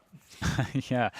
Well, I mean, I'd love to see Nemiga, you know, go the rounds, maybe first 30 seconds of the round, maybe getting some map control and not losing a player, perhaps even getting a pick. But the mid util has been a losing exchange for them largely. Okay, they've dodged some of the utility this time. And you kind of have to respect these smokes and just have the util and team play to clear these positions. Different approach from G2 this time. Nemiga not willing to sacrifice a man in mid. But G2 went A to Donuts rather than mid to Donuts. Looking to play out a longer round. And now comes the denial of information. Looks like we may get a cheeky boost, however. But you've got to be careful. If you're falling off this position, we saw it in a match yesterday, a spray through the smoke. That smoke won't be there forever. Ooh, Nemiga way better than we saw. Okay, there's some lessons for yesterday's matchups. How to do it properly. They're faking B right now. They're trying to send some utils, try to create an argument. Hey, you guys need to get the attention onto the B site, but the bomb's walking into A right now. Yeah, there's still a big focus on B for the CTs. They've dropped Robo, and A has been compromised. Bomb getting planted. Wrinkle's got angles, but not the one he needs. And there's util here as well. Well, now the util's with Cypher, who is flanking the squad. So we'll see if Wrinkle is rewarded while his teammates run distraction. Khan's got a great angle into CT, but is he covered for Temple? Gonna find delay here. 1 kill, that's something from Chiron, but they need to find delay. Oh, Cypher's gonna go down in the back, and now they've got nowhere to defend from. It's just one angle, one position. Zawalio with the spray down only gets the one, and the defuse comes in here, and there should be enough time for this one. There we go. Round is secured by G2. It was a much better construction from Nemiga, but the quality of G2 still shines through. That Nertz punish on the flank was humongous for the squad. G2 turned to show their depth there with the spatial awareness. A big swing as well. Someone taking a bullet for the president, but it was worth it. They created the space they needed to secure the rest of the round, and it's G2 first to double figures, and they know they're in for a fight. You can see how much that means to them, their release when they secure that round. Making things hard again for Nemiga now. Another early 5-on-4, made 3 by Hunter. He is the man when it comes to multi-frags. Such a sick highlight for him, that 3K on the B bomb site earlier on. The transfer was beautiful, and he's still doing great work for the squad. Yeah, it just feels like Nemiga just don't have a solution for mid at all. They just keep kind of running into the blender, as opposed to maybe like waiting and then just doing a retake utility set. Yeah, Chiron especially keeps getting jettisoned into the sun here. 7 for 14. Yeah. Shining bright on some prior maps, but now things are looking a little tougher. And somebody will have to step up if it continues that way. I mean, we've seen great highlights from Khan, but will soon be 3 rounds behind G2. And Hunter is just having a field day. Looking for number 5. Denied. But he did his job and then some. Great stuff. Hunter's doing good work for G2 right now. Yeah, 11-8. Again, here again, just great HE to get the punish on there. but you don't need to be in the smoke necessarily that early as well. So it's again one of those things where if Nemiga look back at this game, they're going to see that they lost so much value on the T half by how they reacted to the mid util from G2. But still a close game. All right, Molly to deny that right side position. Nerds on the fade away, headshot with the AK-47, and they retake that mid position. Oh my god, what on earth was that? First kill from Cypho. Very nice headshot. And finally, we get an early advantage here for Nemiga. How do they use it though? Yeah, Hunter's still alive, which is a problem, and he's holding an AK, which is a bigger problem. They've got time to work with. They can spread the CTs thin. Heavy God's kind of committed alone at present. You know, we saw in a new base, you've got 3 CTs. They might combine on one bomb site. If it's the wrong one, they save and so on. But as Hunter's got quite a forward position, Heavy God's got a forward position. Hunter will gamble in that direction and join his teammate. Chiron maybe holding down 2 jobs here now. For the timing, he spotted one, but it's going to be a great bait for Heavy God. And now the numbers are somewhat even, racing into the B bomb site as Hunter looks for another multi, but he'll be traded by Khan. Yeah, Heavy God seems like a big problem here. He's got a good timing, swinging around the B ramp position. Will they be ready for this one? Heavy God, quicker to the trigger though, against Khan. And now Cypho has it all to do here. This is such an important moment here for him. He's had some good clutches so far. Wrinkle and Heavy God starting to set up the util, applying the pressure onto the site. Playing this one patiently. They don't know where Cypho is. That's his only advantage he can play with. And now he's revealed his position. Forced to buy the tap on the bomb, and it's another round for G2. A great bait, mate. Very big round there for G2, especially with the early losses. It's their turn to claw things back, as we saw Nemiga do time and again. But that's some great grit from G2 to force their way back into that one. Positional bait for Heavy God was fantastic. He continued to cause problems for them. Smoke working perfectly. Now G2 are very close to that line.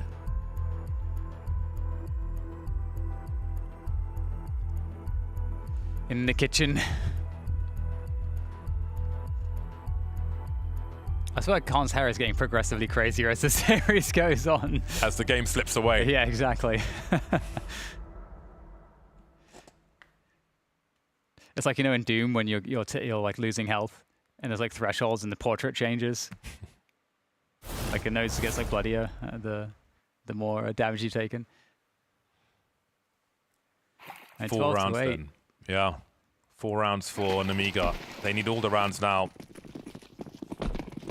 This is a great time for Chiron to get active. Yeah. It's been the hardest game for him for sure. I think G2 just really showing the experience on this one. There's no question about that.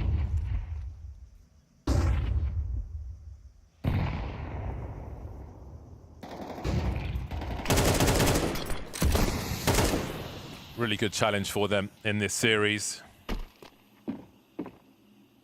And for Nemiga as well. Certainly lessons in that second map, if it is to be the end of the road here.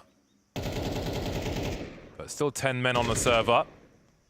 Heavy God wants to reduce those numbers somewhat. Found a great angle onto Robo, and he squeezes a second out of it, and Hunter will do even better. That is such a dangerous combo. 2 versus 4. Again, just consistently playing from behind Nemiga on Ancient. It's going to get caught off guard by that very deep position towards red from Chiron.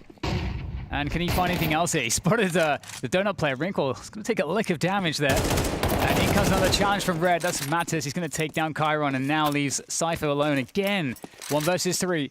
Does have some space to work with, but I mean, this is going to be just a gargantuan effort that is required to surmount this obstacle.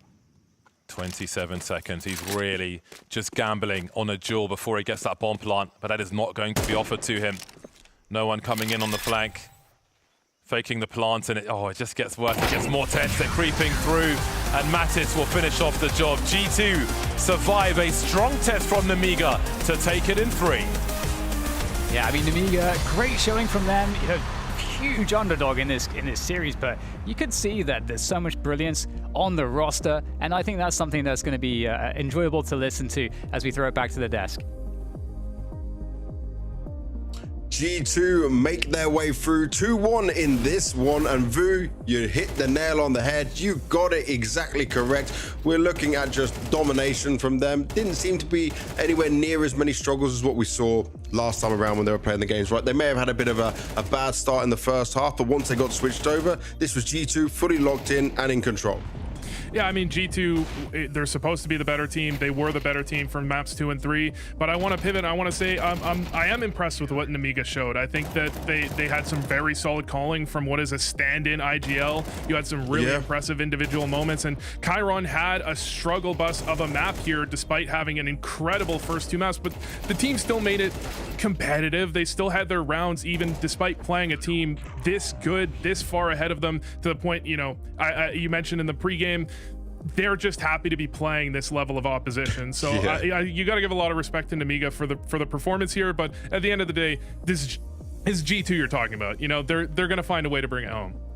Yeah, it was a good test for Nemiga, right? And some of the individuals were able to hold their own. I think that is what they can look at as a positive. And if you've just changed IGL, right, even if he is being given everything by the coach, this is still a good showing that they were able to put this much of a fight up against a team like G2 and take a map from them as well in the way they did that first half starts. And do you know what, one thing other than the Mirage, it was their first halves that were really strong, right? They were coming out the gate running. It's just when some pressure was applied back to them, that's when they started to struggle some more. So hats off to Nemiga, but positive signs for G2. And guess what? We've got Nerds with us, joining us for the interview right now. We had a big talk around him. Nerds, how you doing after that one, my dude? I'm doing good. We're having fun. Thank you, guys. How are you? Very good. We're all in this online world right now, but I know you've just been on boot camp, so give me the lowdown to start off with, right? How long have you guys been on boot camp, practicing, getting Wrinkle ready? I think we already, from home we played like 4 days, boot camp maybe 5 days, something like this. Overall, it's still new. I think like for Wrinkle to kind of adapt and understand what we have, it's really hard. We have a lot of things, but overall, this guy is an animal. You guys felt pretty comfortable on maps 2 and 3, but coming into map 1, I mean, they just kind of blew you off the server there. Obviously, your team has lost. I think you've lost 3 or 4 Anubis games in a row. Is that a map that you're like focusing on quite a bit in your boot camp? Yes, we are focusing on Anubis, and I feel like we didn't lose because of like we played bad, or they were dictating the pace, I would say, as a city, and we didn't punish them when we needed. And this is why, like, I feel like they did the right things, and it was about duels. That's it. All right. Other than Anubis, there's a new map in the map pool. You guys second map Bandit, but I want to see some cash. Can you don't have to leak anything, but you be practicing it a little bit. You hype for cash? Of course, it's not a secret. I like cash. It was my favorite map. It was my top 2 for a long time. I'm happy that it's coming back. It's unfortunate they remove Overpass when we had like good run as a team in Overpass, but cash for us is really good. We are keeping practice almost any map, and the vibe is good. Everything is good. And then I just wanted to end on asking you your individual form. You know, you came from Liquid. People were talking about the roles there, maybe not working out that well. You reunite here with Saw, and you had a couple of pretty solid events, and then I think you've had a little bit of a struggle. Like, do you feel like you've needed to reinvent yourself or to get to the next level, to push G2 over the edge? Because I think your individual level hasn't been what I think it could be. You know, it could be a top 20 player again. Yeah, I completely agree with you. I feel like reinvent is something that I was working, not exactly reinventing, but I mean to have kind of fresh character in-game. I feel like I'm, like this season I will focus on doing it 100%. And yeah, like everything is feeling really good. Well, hopefully it works out going forward. Thank you very much for your time, nerds. Enjoy the rest of your day, and we'll see you later on throughout the bounty. Thank you very much, guys. Have a good day and having fun. Let's have fun to watch these next games. Hell yeah. Hell yeah. That's what I like to hear.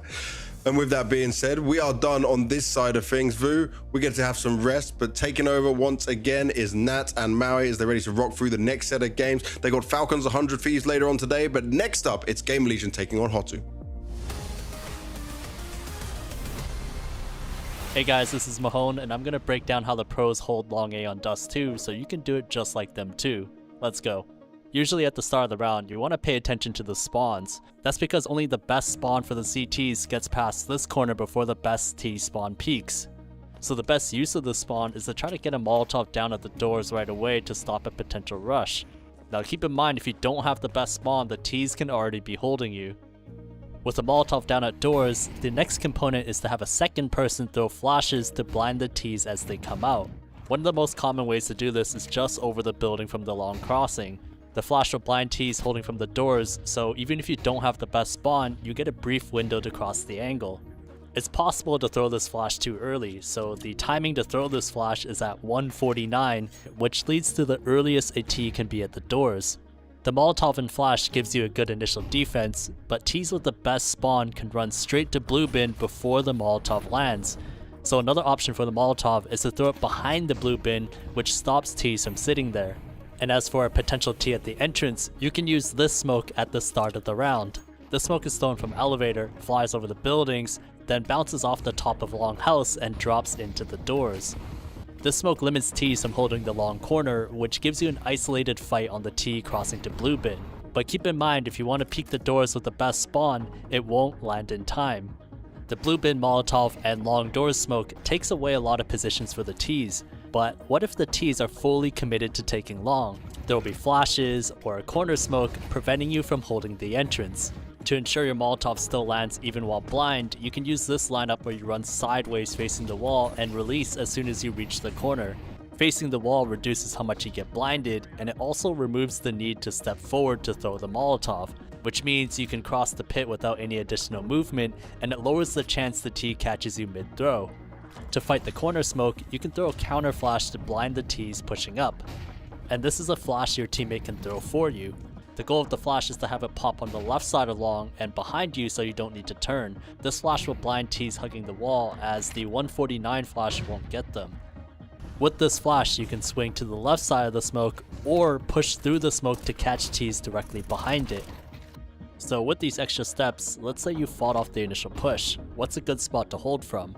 There's this position at the pit where you aren't directly holding the doors, but the side of the blue bin. The idea is to catch the Ts at the moment they have to clear the right side.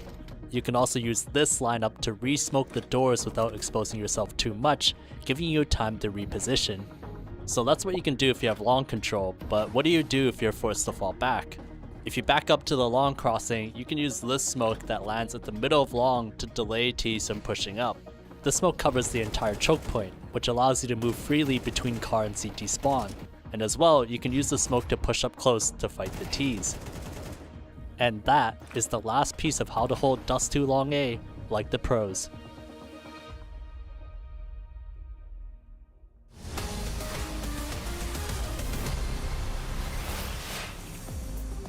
Welcome back. We are continuing into our second half of Blast Bounty here, Season 2, presented by Polymarket. And joining me now is Maui. Yeah, we're going to be the duo for this online portion for sure. And how are you feeling looking at the last two best of threes we have coming up?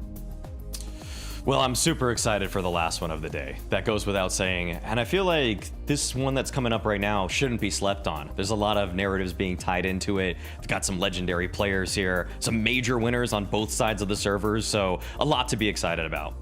Yeah, I think one of the biggest stories, and I did get to talk to him a little bit before, is Flamus as well, right? Like when we look at what has been the last year and a half for him, he's just kind of being passed around from org to team, on loan, inactive, back and forth, and you kind of got to feel, is GamerLegion now going to be that long-term home for him? Like he did say that he's happy that he can finally play and be fully committed to the team, so I'm hoping that this is a longevity project for him, Maui.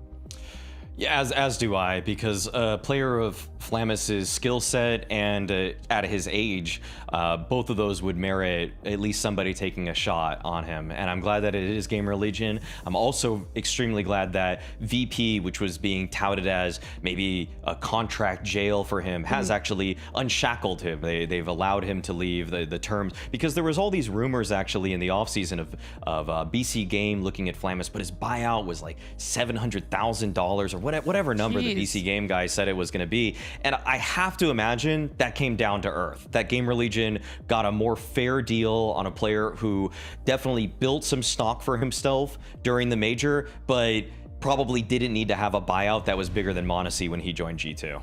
Yeah, look, that's a pretty fair assumption, a conclusion to come to. But of course, looking at that major run, right, they were a stage 1 team when he was playing on BetBoom, and they made it all the way to top 8, right? 32 teams down to being in that top 8. There's a chance that they could have a similar sort of story here going through the rounds of Blast Bounty Maui.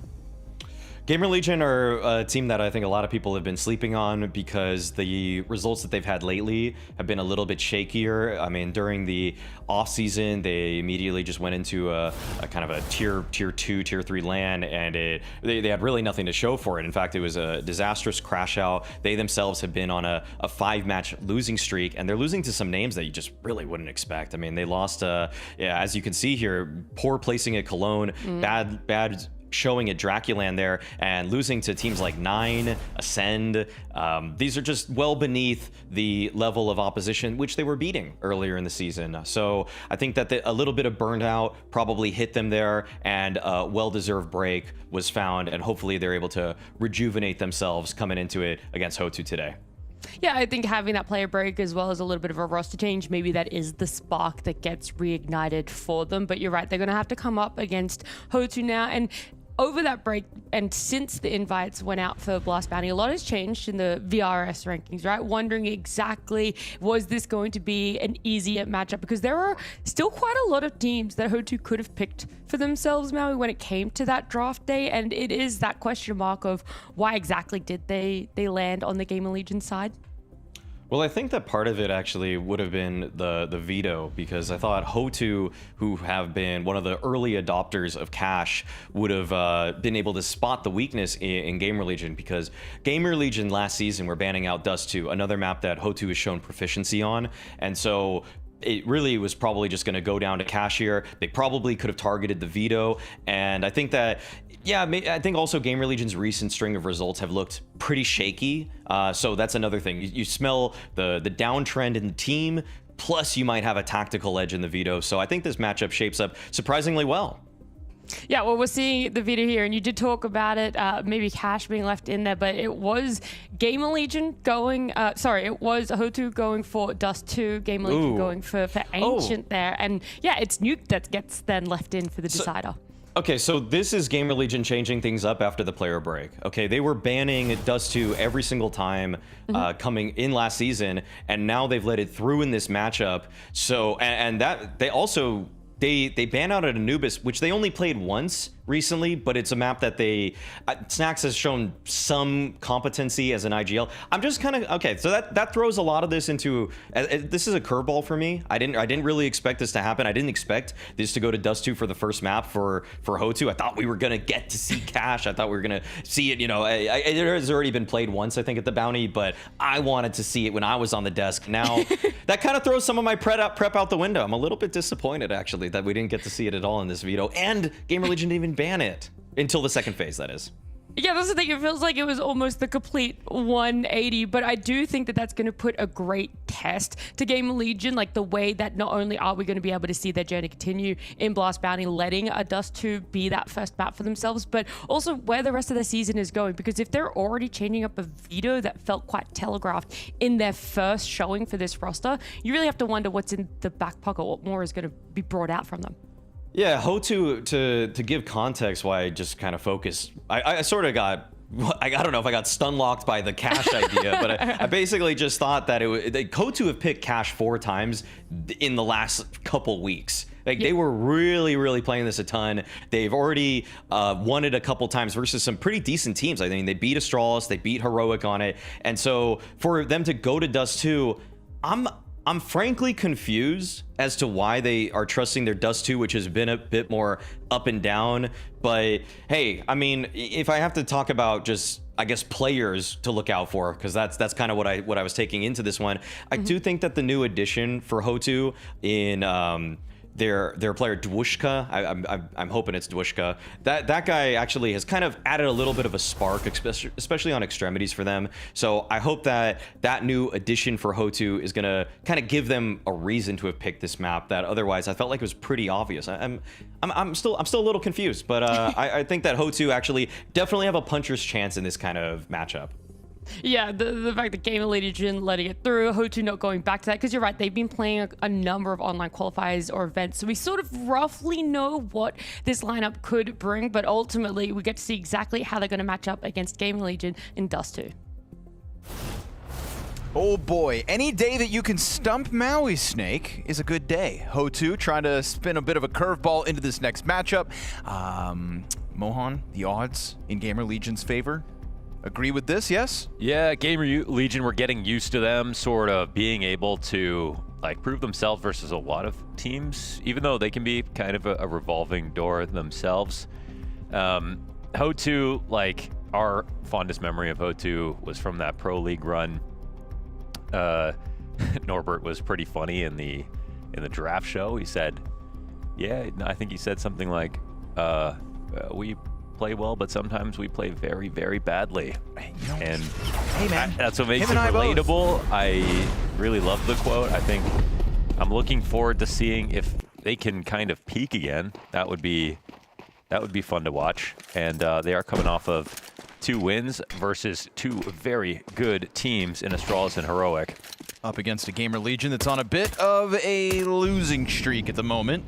Off of the major, that is, but Freshface and Flawless, his GamerLegion return is tonight. No PR in the roster. Will it cost them? They've still got Rez and his wealth of experience, but unfortunately here in the pistol, he's only able to body bag the 1. We've got a man advantage for HOTU momentarily. They hit the pause button because you've got Norbert up catwalk. So that scramble from GamerLegion to get over to the B site, yeah, it's given Norbert the space he wants to call the troops yonder. But they're going to take the long road, Mohan. And those that take too long can sometimes fail. It is Dust 2, though, so there is no path that will lead you astray in a minute. I will tell you that much for free. They have enough time to get out towards long. It sends the CTs around. Norbert just has to play it cool. Just hang on. Ooh, and he gets his chance to disengage from Flawless. Drops down into the doorway. We'll see if that really draws Towson over. No, not so much. Flawless is going to pick this up himself. Now with the smoke for the cross, Towson can't get his hands on it unless he gets crazy. But he won't. Pauses momentarily and will allow for Flawless to get this long flank under wraps. Now the car player tucked into position with the instant headshot. Nicely done from Mizu. Towson still trying to kind of go unnoticed, has now been found out. There's the second player remaining, and HOTU's wrap around the world pans out. Good on Norbert. Caught on Xbox, sure, but his team still walks away with the first round win. Yeah, and it wasn't being held from there. They wouldn't have expected them to have that much stamina. They'd be willing to work their way all the way around the map. So good for them on trying it. And also, there were some great shots mixed in there. There's our boy Norby.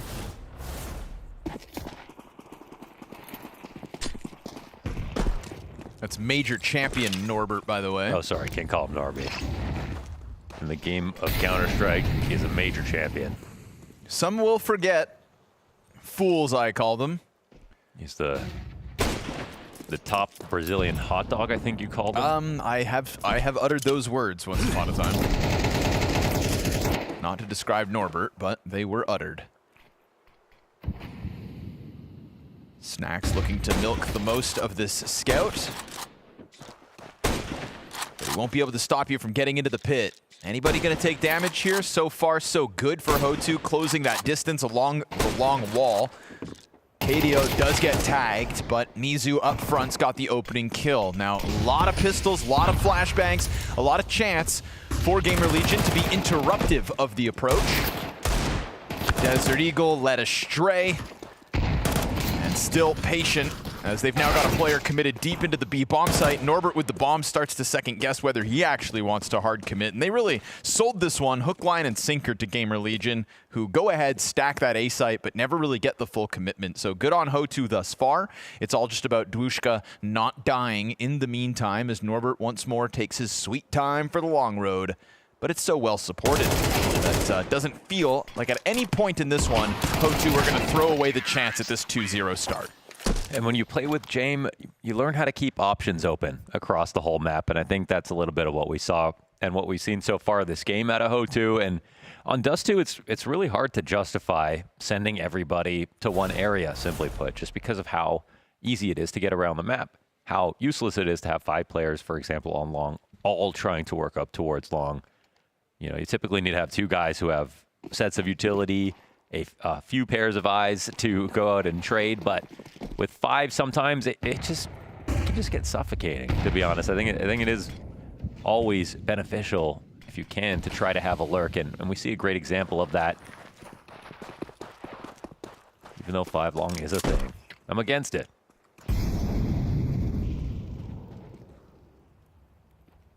It's nice to hear you've got principles. I'm standing up. Strong opinions. Sometimes you gotta throw your hands up.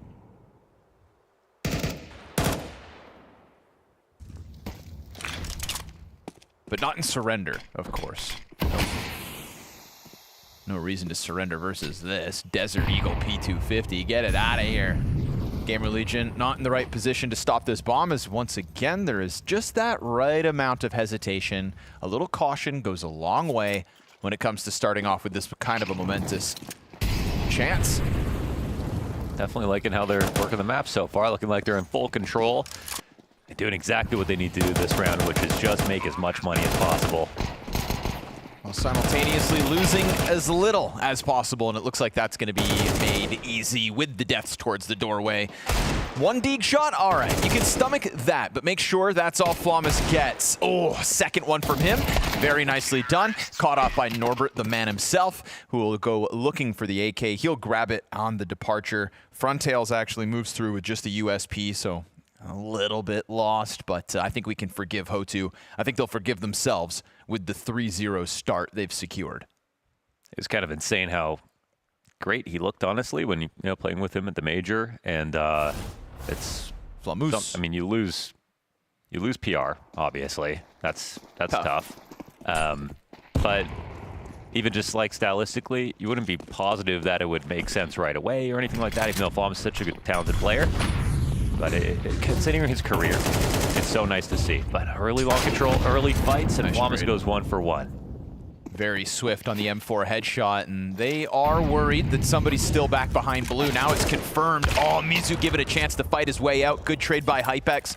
Really only felt like he was going to get that one shot off before the team could get back into the smoke, but this push into the tunnels, this is what's going to cost them a body. However, Rez making the most of it, totally blindsides KDO, goes wide into his own duel on his terms. And it's going to be Rez to be the only player to secure a multi-kill so far this round. Frontails would have to do it himself, op in hand. Bomb obviously back on that second death means that it's going to be a tough recovery. And Frontails going to have to wait this smoke grenade out. So time on Rez's side, he chucks the nade in to soften up his potential 3rd target. But can a 50 health Rez battle versus this Opper? Oh, steps into it, almost gets the frag. 6 health the difference, and it's all about sighting up Hypex now for this 1v1. It's crazy, though. We still have enough time to go anywhere. That was maybe a little bit early from Rez. I mean, he threw the molly down, so he didn't think that Frontails was in front of it. He is here on 6 HP, but we're talking about 2 ops. I wouldn't really be counting HP as a factor in this map right now. And Frontails is going to have to... Oh my god. Easy! Free. Just like that, Frontails clutches 1v2. Not the only multi-kill for Rez. Frontails comes up big, 6 health, the difference based on Rez's M4 spray down, but that 6 health gives HOTU their 4th. It's not often you see Rez staying a little bit too long, and to be fair to him, he threw that molly down and thought for sure there's no way you would have got out of it. And obviously his plan was to delay for long enough, but Did leave Hypex in that 1v1, and Frontails made a great play out of it. Strong kickoff here for HOTU's T side. Back to the SMGs and Pistols Spiral GamerLegion. Norbert has a 10-9 map win record against Snacks. Damn. Only played against him in the modern times. I wouldn't have thought that they had so much of a head-to-head, but I suppose they are a couple of old dogs, huh? Mostly Snacks? Mostly Snacks. Well, a little bit of Norbert. Trying to go for the cat crunch, and it works wonderfully for 2. Frontail's cover, though, is good through the doorway. Poor Snacks. Not going to get away alive. Towson versus Mizu. Mizu's been kind of sharp. It would take him not clearing this is the thing. He's worried about the corner, but he doesn't give it up. Towson's got support now. Rez in the doorway. Rez could draw attention, really giving Towson the edge in this duel, but now both sides have support. Norbert walking up. Gun in hand, clears close. Rez kills it. Oh, draws it out. No, awkward moment here for Rez, but he'll recover. Of course he will. From the SMG to the 5.7, he knows. Sweat off the brow. GamerLegion find their first via force buy. Saw that from the winner's POV. It was a missed shot, though, from Frontails with the op for the trade. And that could have brought another disastrous situation to GamerLegion. Very close call. Shocking to see Mizu actually pull out a grenade because it's not the guy on the top of the box that gets the kill. Yeah. It's Rez behind it. He never, yeah. And then the moment he knew. Gets the kill up top, puts the gun away.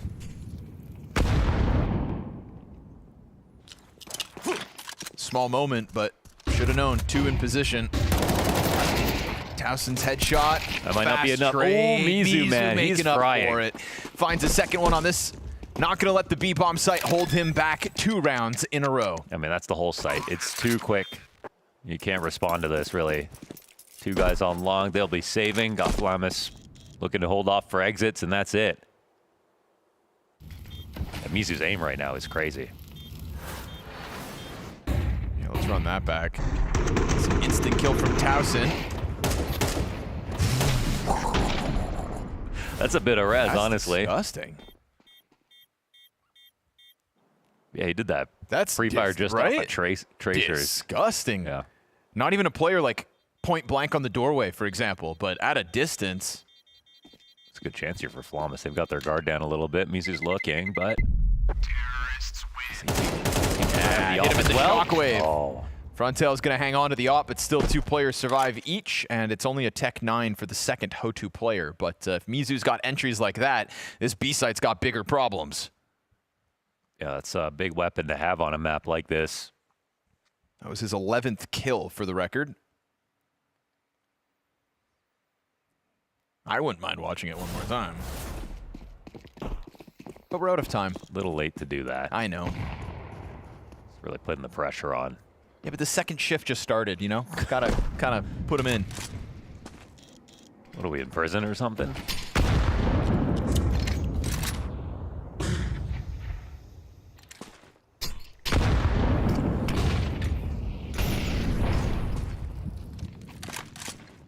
I can hear J-Raz sighing. Second shift.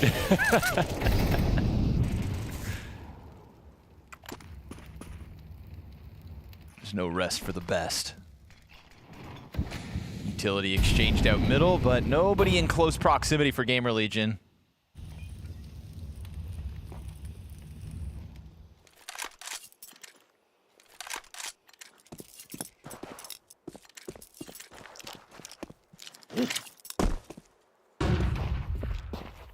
I mean, it's all of Cat that gets taken.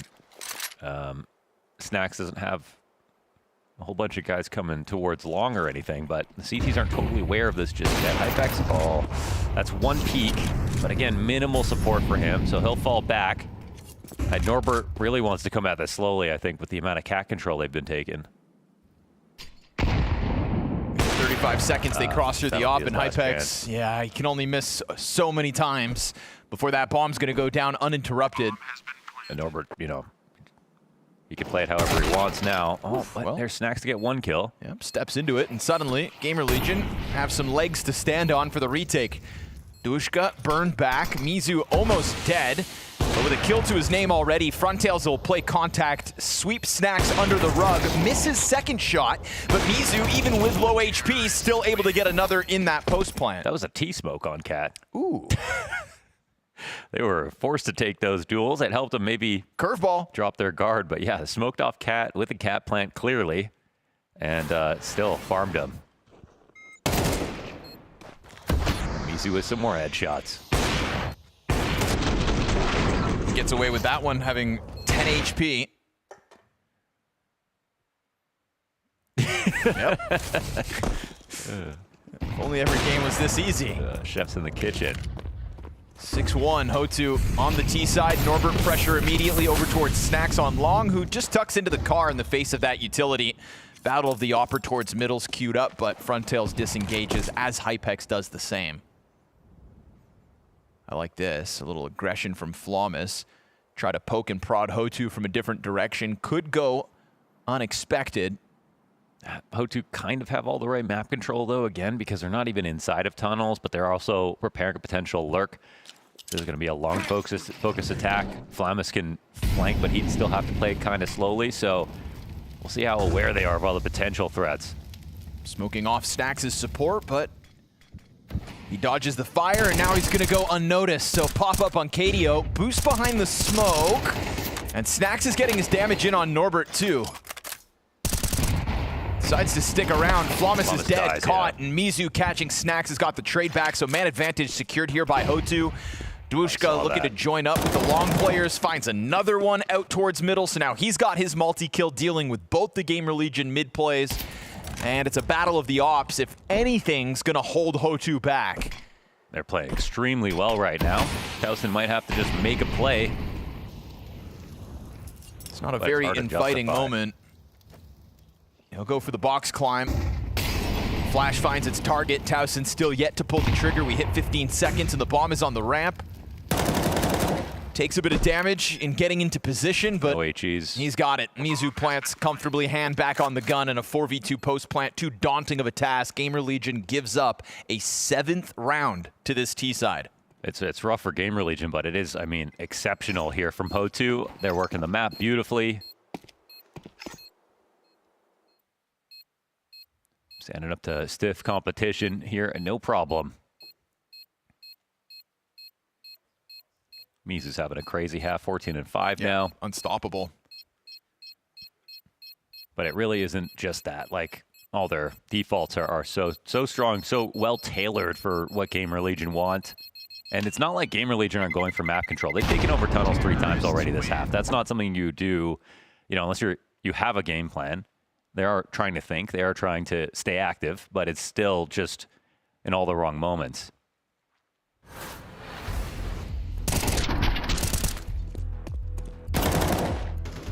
Wow. That first kill was kind of crazy, clearing that corner.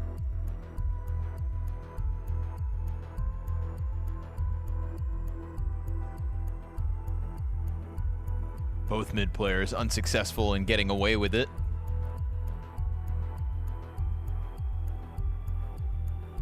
Very nicely done. Like you said, even with the tunnels pushed, Dushka never goes noticed. Able to just work around through T-spawn on his terms. It's really smart to have a dartboard on your door. Like, no one's ever just going to barge in. That's a very good point. Norbert's got a smoke machine in his room.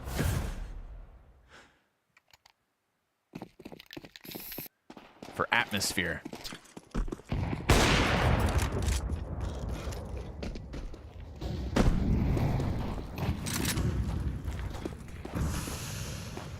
Dartboard on the back of the door is really it's just, it feels like you're trying to get away with murder. Yep. It's a power move.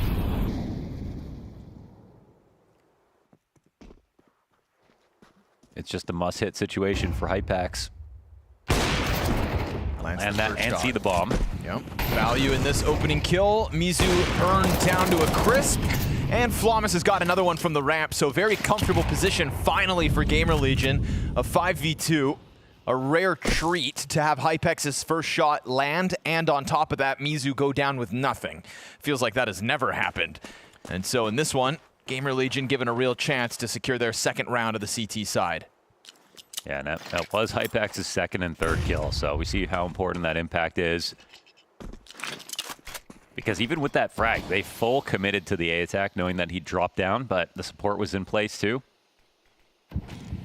Maybe there's going to be more jump. Oh, it's a safe spot. And a great grenade.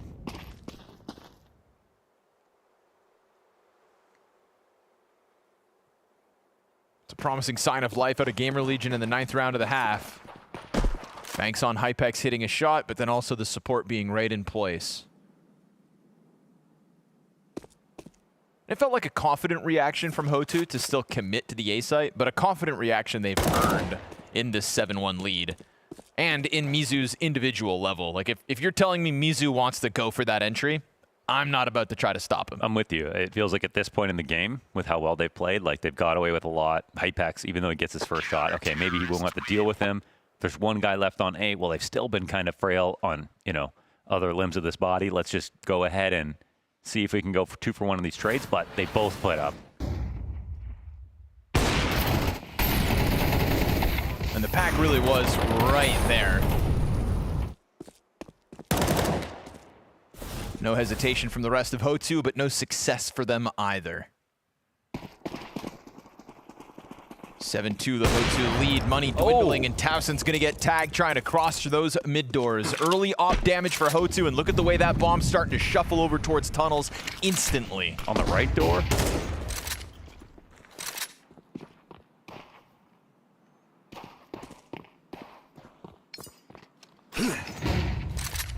Wow. He's donked it up. Kill around until they finally lose one.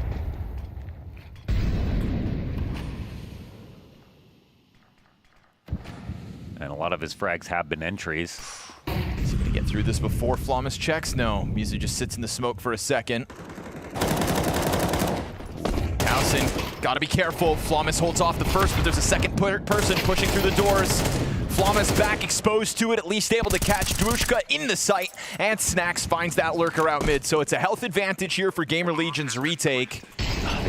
Okay, no, they have lots of utility. T's have a little bit as well, and an extra smoke. Oh, excellent HE. We'll see if it matters.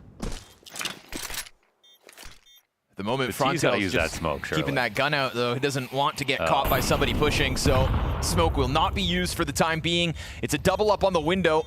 Frontail's concerned about both sides, slips the net in between the CTs, calls that someone's hit the ground, and Hypex finds that point-blank headshot, scoped in on them. Very awkward post-plant, I'd say, between HOTU's players, I mean, you don't have anyone watching the window. They let the big box guy let them walk out, and the molly on the back of the site. The funny part was they kind of mollied everything on the right, didn't clear just beneath them on the left, but Hypex still hit a fantastic shot.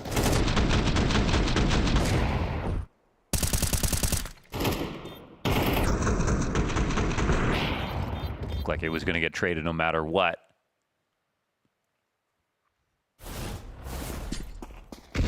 GamerLegion really needed that. Second round, all the money gone for HOTU. Puts the pressure on these Tech 9s to do something crazy. We have seen an explosiveness from HOTU towards this B bomb site. Whether that's Mizu's entries or Norbert's double last round. Yeah, they come into this one with a plan. I mean, they spend a little bit to get their utility. I think the beauty of this T side is we haven't seen HOTU without a plan. Just trying to keep it fresh. That second layered mid play looked like it was going to work out wonderfully, if not for Snacks' top mid flank. Stomping to the doorway. Ooh, Hypex, awkward. Pulls back. Towson's got 2. Still res in the back of the site, though, to clean up what's left of the tunnel push. But Frontails manages to come through in a 1v4 attempt, looking for the plant. Guarantees strong buy for HOTU in the final round of the half. And now we'll see what's left to do in a 1v3. He'll reload, but there's no chance to rush him down. Smoke to the doorway fades, his Molotov in the window soon to fizzle out. He'll get some damage, but it's numbers strong and health bars strong here for GamerLegion. A 4-round CT side at the very least.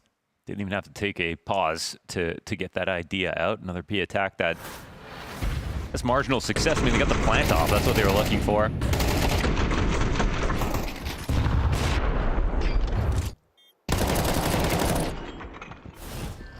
I thought maybe Hypex would be put in a tougher spot as he fell back from the door challenge, but pops the smoke open, clips KDO, and really lets that retake occur. Bomb plant secures guns across the board for HOTU's final round.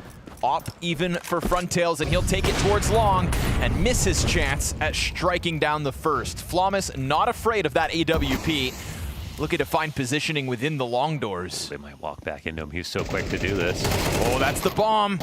Dropped at Flawless's feet. Full possession, and yeah, he knows better than to stick around. And while we've been sat here in awe of Mizu, Flawless has now secured a 13-8 half himself. Looking solid in the GamerLegion debut. Hypex trying to find his moments and now collecting those kills. So a 5v3 for a 5-round half. That's where GamerLegion sit. Mizu, little to lose in the final round of this T side, trying to get that entry towards the A site, but he's gone down with nothing. And as he is unable to collect kills, HOTU unable to win rounds. Those two things go hand in hand, and it's a rock-solid finish out of GamerLegion, securing these last 3 rounds and a 5-round CT side.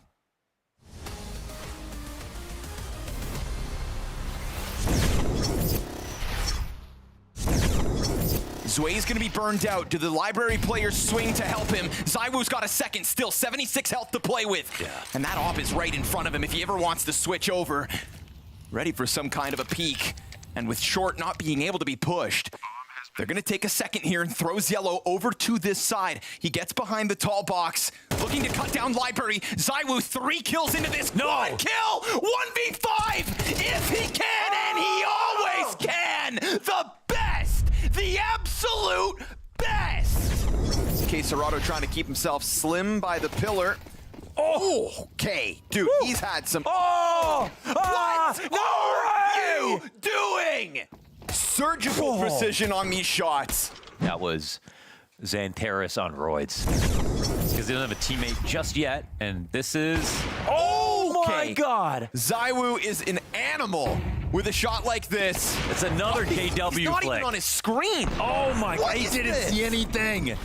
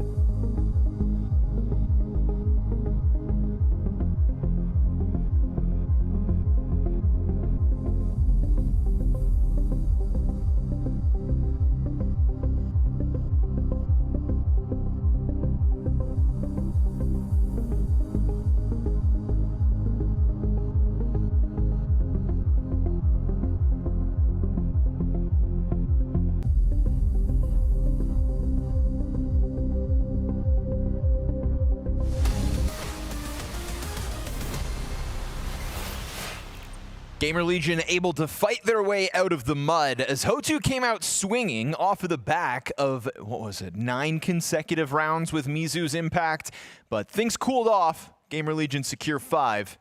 And a pistol here could start to set a different tone.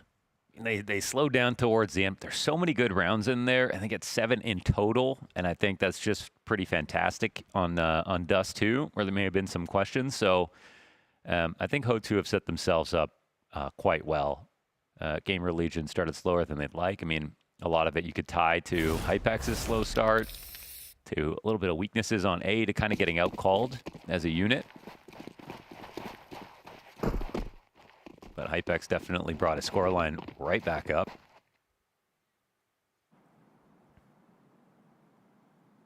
And in PR's absence, we've got Flawless with an impactful first 12 rounds in this GamerLegion jersey. Not the first time he's donned it.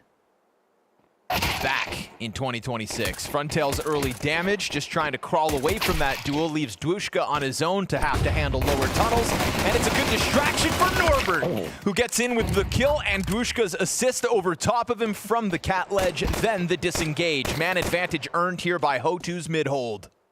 And there are some low HP bars and potential walkouts here for the T side, but still more CTs for the meantime. Chance for Mizu, who has fallen off a bit, man.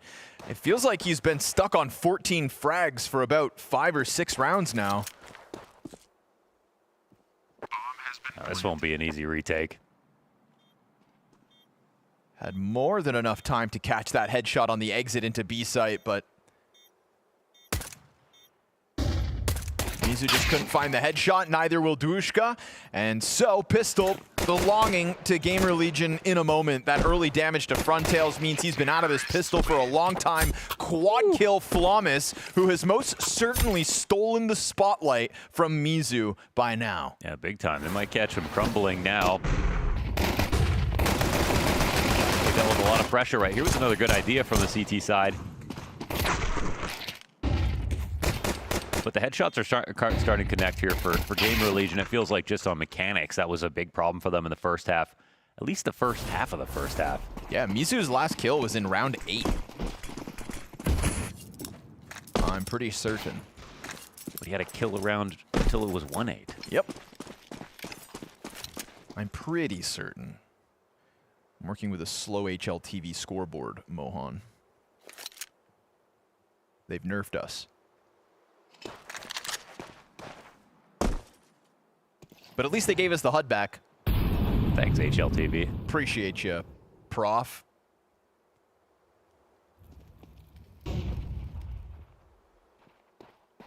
Three, 2, 1. And he's trying not to get ground to a halt, but that's exactly what happens. 2 kills to the MAC-10 means Snacks makes a bit of extra money, and Flawless with another multi-frag is up to a 20-8 scoreline. He's just writing his own story right now. He's just suddenly owning. It's the Flawless show.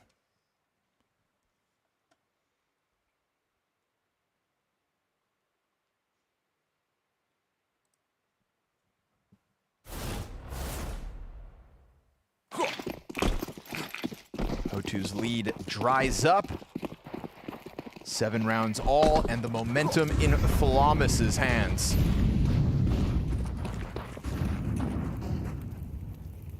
Felt like HOTU had a plan for the entire T side. Flawless is 12-1, and Mizu is 0-6 since round 8. He has indeed stolen the spotlight. And right now, third man in on this GamerLegion pack that are just looking to find timing over KDO, who's fighting his way through with the Flawless. A single frag for him, but the flames will engulf him. Rez's nade catches Frontails. The utility earns them 2 opening moments here, and HOTU banking on Norbert doing something in the middle of all of that. Unfortunately for him, dropped empty-handed, and the B players rotate up from CT spawn to their demise. Flawless keeping this one sharp with another headshot, and an unfortunate 1v3 attempt here for Dwushka. Not gonna happen. It's another episode of the Flawless show, and a 3 kills for him. 23-8. Multi-frag, multi-frag, multi-frag. Every kill every round this half. Man, nice to use an idea like that. You know, 5-up cat's not something you see, especially walking contact explode like that. And early on, before HOTU really know what kind of half you want to have, you throw something like that out. I feel like that's just such a nice call to make. Look at this death ball coming out of GamerLegion. AGs were excellent too. Made sure not to get tunnel visioned on whoever was in CT spawn. That'll be GamerLegion now with a lead.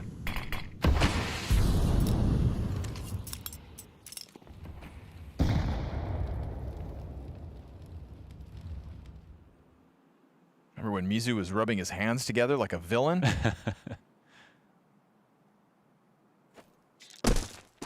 Poor guy hasn't had a kill since.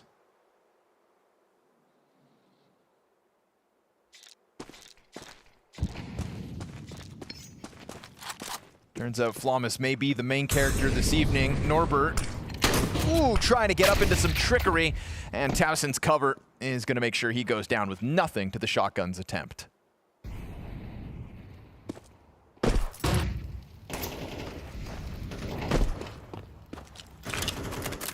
Well, now that that trap's been avoided, it's a much less scary round here for GamerLegion. They have their eyes set on a mid-B. It's a good idea, and Towson gets one in the back. That's K-Sharp down. Just Mizu's 5-7 from inside of the smoke, but that gets found out. He's dropped with nothing to show for it. Not a point of damage versus GamerLegion as they slowly get through piece by piece of the B defense. And this lead grows. Just shaping up to a very, very fun finish for GamerLegion, considering how they began.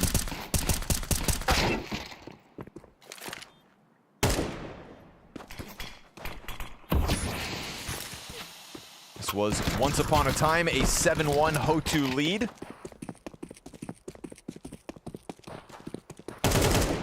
But as Mizu's cooled off, so has the round wins for HOTU. GamerLegion pulling ahead by 2. Another multi-kill for Flawless. He is 25-8. I mean, at this rate, he could get to 40 kills. That's a huge ask. That would be, especially considering it wasn't just, you know, great the whole game. Yeah.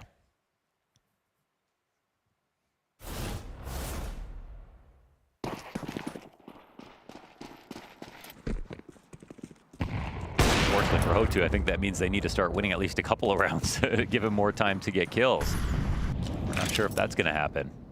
Mizu gets tagged down. If things couldn't be worse for him now. Going on the cross.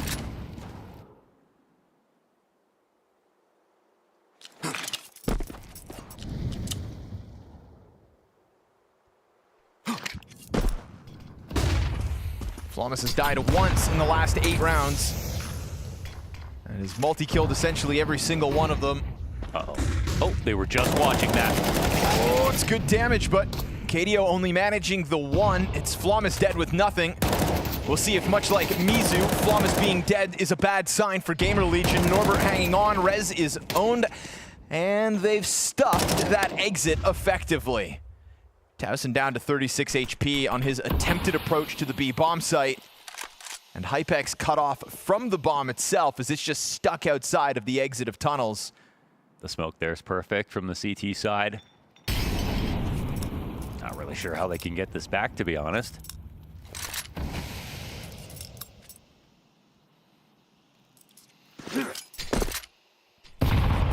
So nades continue to pour in.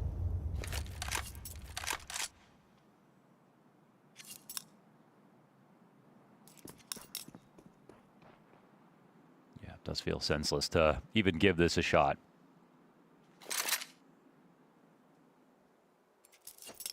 They're still breathing.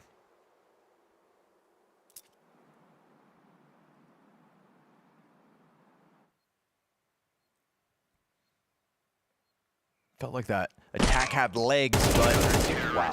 Okay, really? Hypex wants a little more blood as this one fizzles out, and HOTU find their first round in quite some time. Put an end to the GamerLegion streak, but does it come with more? It's that mid push that they were just watching.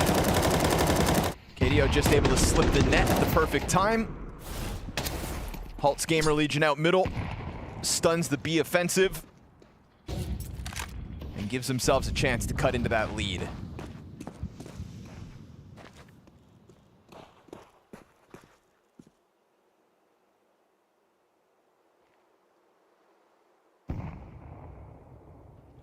Smoking long and leaving nothing behind it. HOTU sensing that it's not GamerLegion's fixation. Flawless blind in the corner is going unnoticed. Back turn to him, he'll catch Dwushka, and you give him a chance, he'll find his multi-kill moments. Almost another on the fallback. Flawless and Rez v3. They could have cleared him. Had him flash right there as they push, but too many targets to worry about. But this is that open long that has been here since the beginning of the round. HOTU go numbers strong out middle, and Rez trying to slip by them. It's kind of an interesting moment. It looks like it almost works out in favor of GamerLegion. By the time Flawless makes it back around, if Norbert starts to think, all right, let's just start clearing this out, we'll see. Actually, Rez isn't worried about this. Yeah, he's going to get blindsided from the top mid push. And with that, it's bomb possession for Norbert. His second kill of the round. Flawless starts stomping, looking for this 1v1 duel versus Norbert, which he'll lose. Triple kill to Norbert, who slips the net at the perfect moment and ties this game at 9. That's the problem with starting slow. You reach a point of inflection here where the team with the big lead had lots of time to think.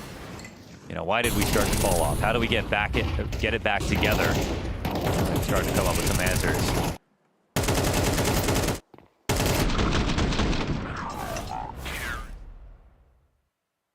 But activity out of HOTU with the mid push in a gun round is risky business.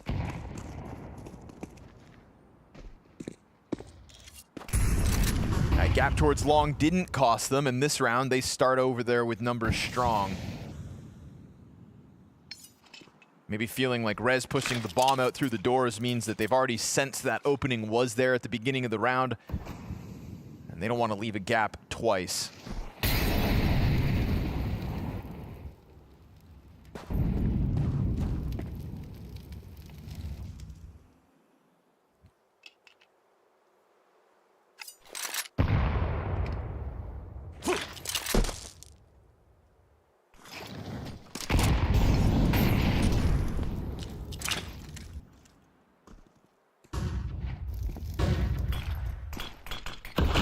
Tense moment, actually. If they don't have mid support, playing this close to the tunnel might not be that great. Mizu's got to watch his side and his back. Dwushka trying to clear it, but we'll see if he misses timing on that smoke push. Sure enough, Flawless emerges. KDO catching him, though, opens the smoke. Rez has got the rebuttal back, doesn't find a second. Norbert wins the duel, and now Dwushka from the back of sight finding kills alongside Mizu, stuffing it on tunnels and taking the lead back. It's double digits first for HOTU as multiple bodies step up to the challenge. That was definitely a close call, but taking Flawless out right away absolutely helps. Because even though Ipex brought it back a little bit, they sort of just tapered off again.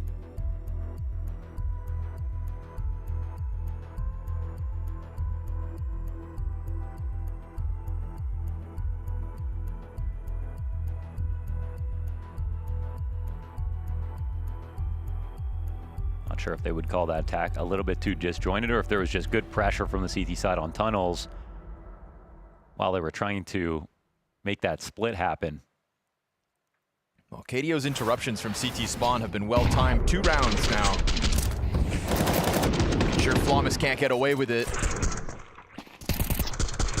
Put a little disjointedness in the attack and totally stuffed out tunnels.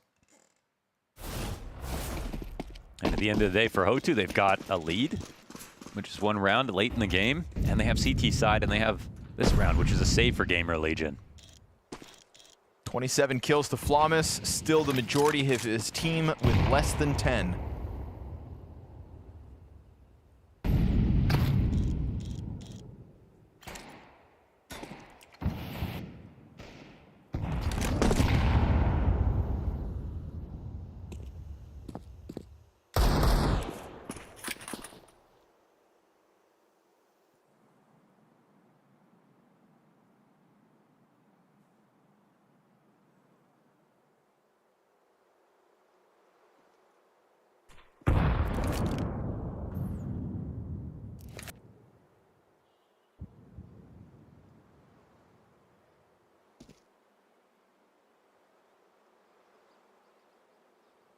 Totally hoping that it's an A split, playing Goose.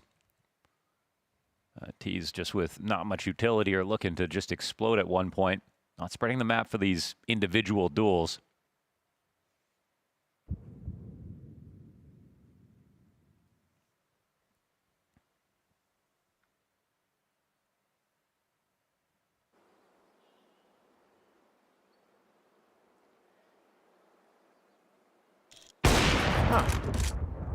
Townsend offers up a distraction and gets the Desert Eagle out somewhat, but Frontails kills Snacks off, and it's all about setting up KDO this entire time. We'll see what's left of GamerLegion by the time he swings out.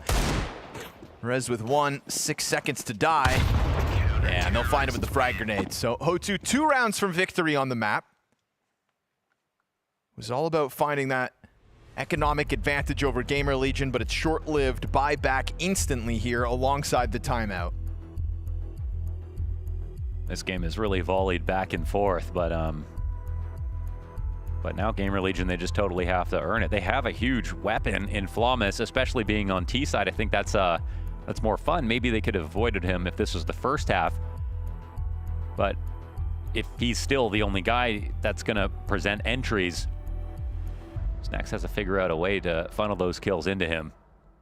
Mizu also looking like a rock star. Once upon a time, we watched that taper off. Why wouldn't we get an eventual slowdown from Flawless? And as they've actively countered him, nobody has stepped up in his place for the GamerLegion. HOTU answer with a timeout of their own before the round goes live, their first of 3.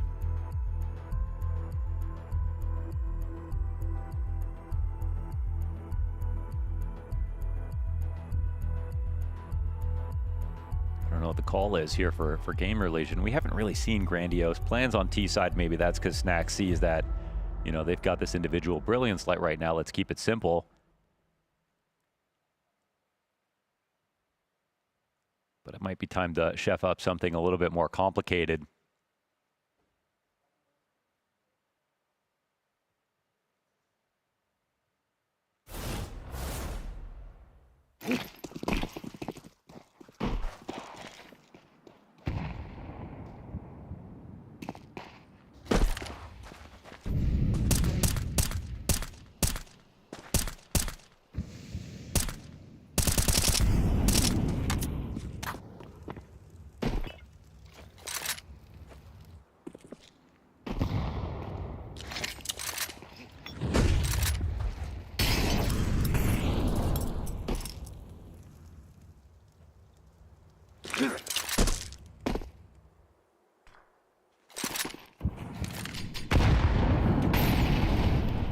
Mentioned it earlier, but KDO doing a great job of tending to mid as the support. Flash in place by Dwushka.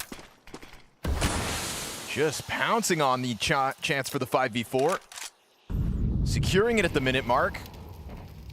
Sending Hypex right back up into the back line of this cat attack with Rez at the helm. Flom is trying to set it up, but they'll eat a frag grenade. And it is not only a 5v4, but a good softening blow to the cat approach. And their economy is really at stake, you know, along with map points. But Mizu dies. Ooh, offered over. They won't know that he's close. It's a B player dead. Dwushka tries to jump the offer, but this is an open B bomb site and a scramble for HOTU. Smoke at the end of the tunnels popped open. They're thinking somebody's gonna play close. Not the case. KDO outside of the door, traded over by Dwushka. Full blind, and then we get Hypex out through middle, striking one down and opening the door for Rez to clear the site. Ooh, a bit messy there for HOTU, and a real chance now for GamerLegion. It'll have to be a 1-on-3 for Norbert. He takes half damage on the first duel, and with that, it is a clutch attempt fizzled out. HOTU's B defense goes running over towards the mid doors, offers up that opening, and it's a GamerLegion scramble to the vacant bomb site that's going to put them on double digits too. I think if I'm Norbert, I'm still trying to put pressure on them. You get the kills here. They're the ones who will be broke. They'll take him out. They've got 2 players left alive. It's not the cleanest round out of GamerLegion. It's a very close call. In fact, they probably should have been some better trades here from HOTU, especially after getting the first kill this easily. But ultimately, I feel like it's the Hypex push through the smoke out of mid that makes the biggest difference. One of the few moments the KDO doesn't stop them in that attempt out middle. Lay Cross and Snacks will be the one that takes damage between the oppers. Still a battle of the ops queued up, but Frontails knows better than to walk out on the line. Flawless wants a little bit of mid-space here, extending beyond his teammates' reach.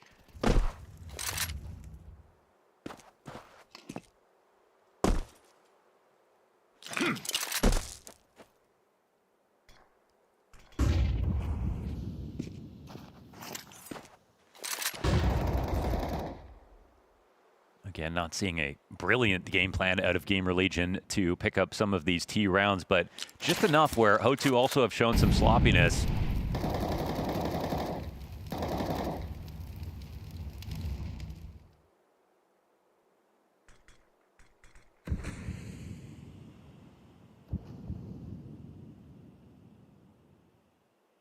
Oh, that's a chance. Huge kill here for Hypex.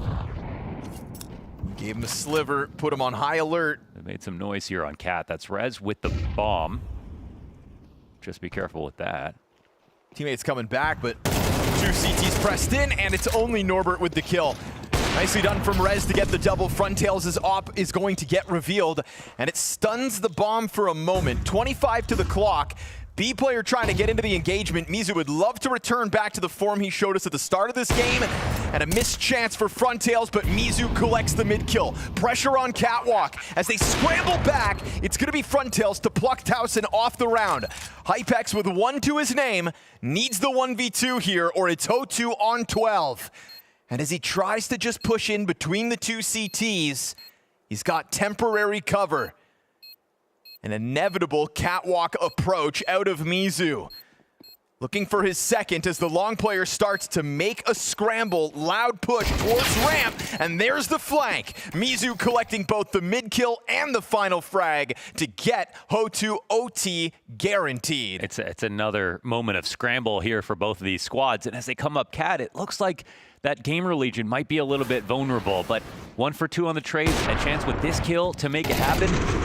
But it's now GamerLegion who can't close the 5v4. Just a little bit too easy for Frontails, and a great bait to distract from Mizu, who was waiting on Cat. Where I think Flawless's positioning was really strong.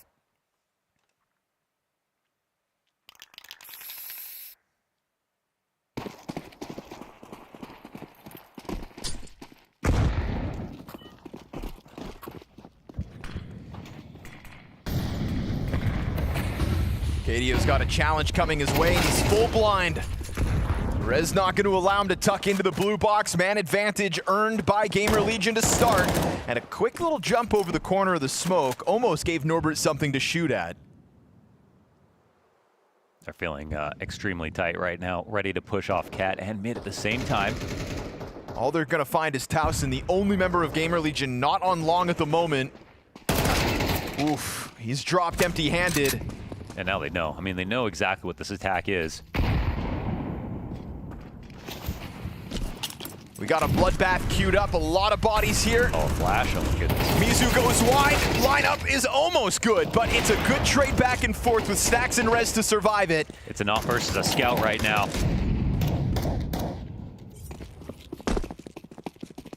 But all the time in the world to peel away. Norbert also gonna try to get back into this towards top middle. And it's a total bait. They've actually got them rotating completely out of this. Running early. Norbert thinks he's ahead of the game, but it's actually GamerLegion who are just going to make this attack happen towards A little later. Rez with the smoke for the cross. And potential to pick up utility on the approach as well. It's a matter of timing here. I mean... Oh, that's an awful smoke. They've got the flash at least. Oh, and Frontails misses his shot. Takes damage as well. Drop down to 40. That's both members confirmed. Bomb planted. And how do HOTU try to play this? Shoulder to shoulder up the catwalk they'll go. No kit on the players surviving. And as Hypex eats the flashbang, he's just going to keep his head tucked low. Rez has got the cover on the ramp. In anticipation of the wide swing, Hypex just waiting for a chance to pop up. Also missing an opportunity to strike them down, but he will collect his kill. Frontails finds it, and Rez is going to win out 1v1. GamerLegion push us to round 24. Man, it felt like Norbert was on top of everything they wanted to do in moments like that. He was very good when it came to flanking in both sides. But here's one where he gets outdone. They make this fake run back towards long. He thinks they're not privy to that noise.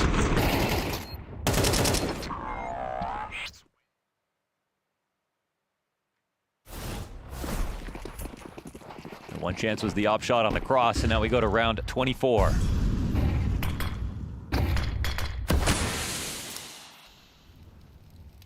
Only 2 good guns here for HOTU.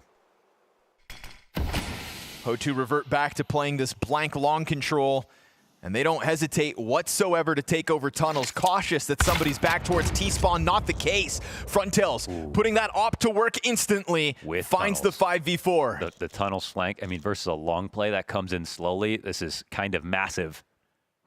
And Mizu, they've all got chances here.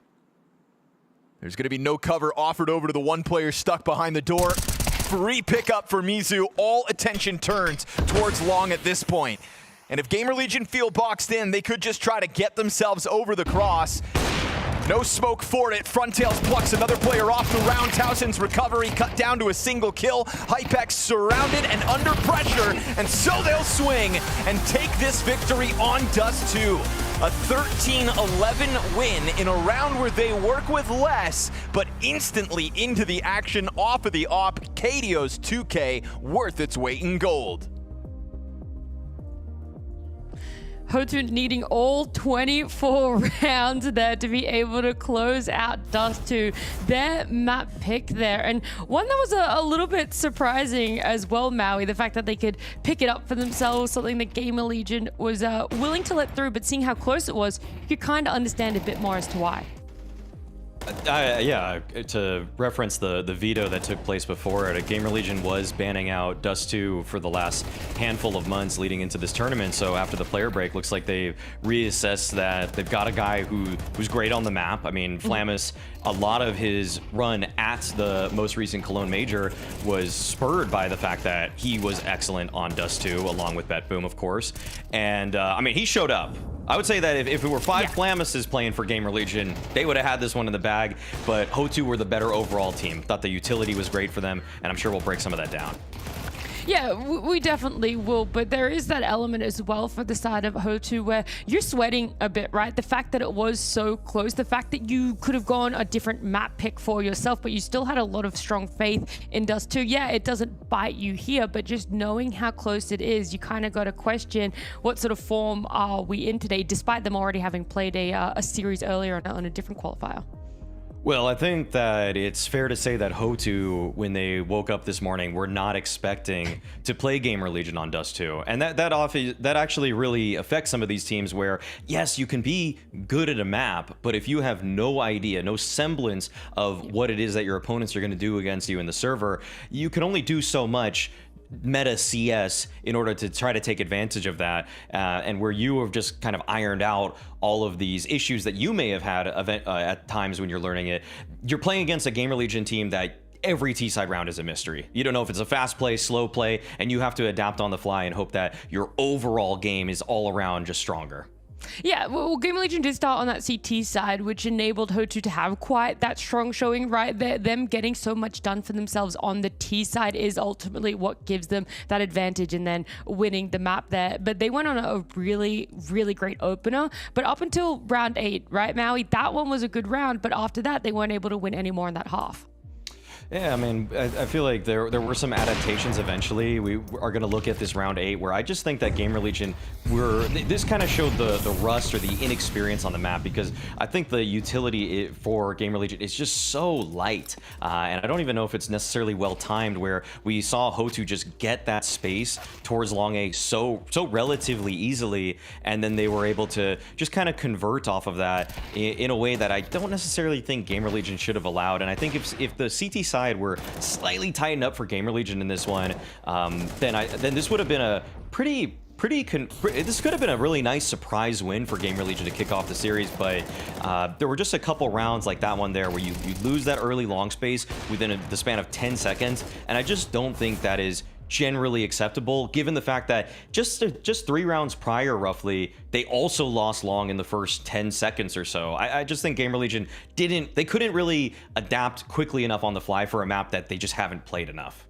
Yeah, and then when you look back at it, right, seeing how close it was, the fact that it was 13-11, and you just picked out 2 rounds right there where they lose long early. It's like, if that was just slightly different, if you played it in just a small different way, could overtime be on the cards for you? Could, yeah, again, that earlier map win be there for them as well? But HOTU looked great, and you did talk about as well, 1-star player on the side of GamerLegion, Flamus, their newest addition too. He really kept them in this one outside of everything else GamerLegion was doing.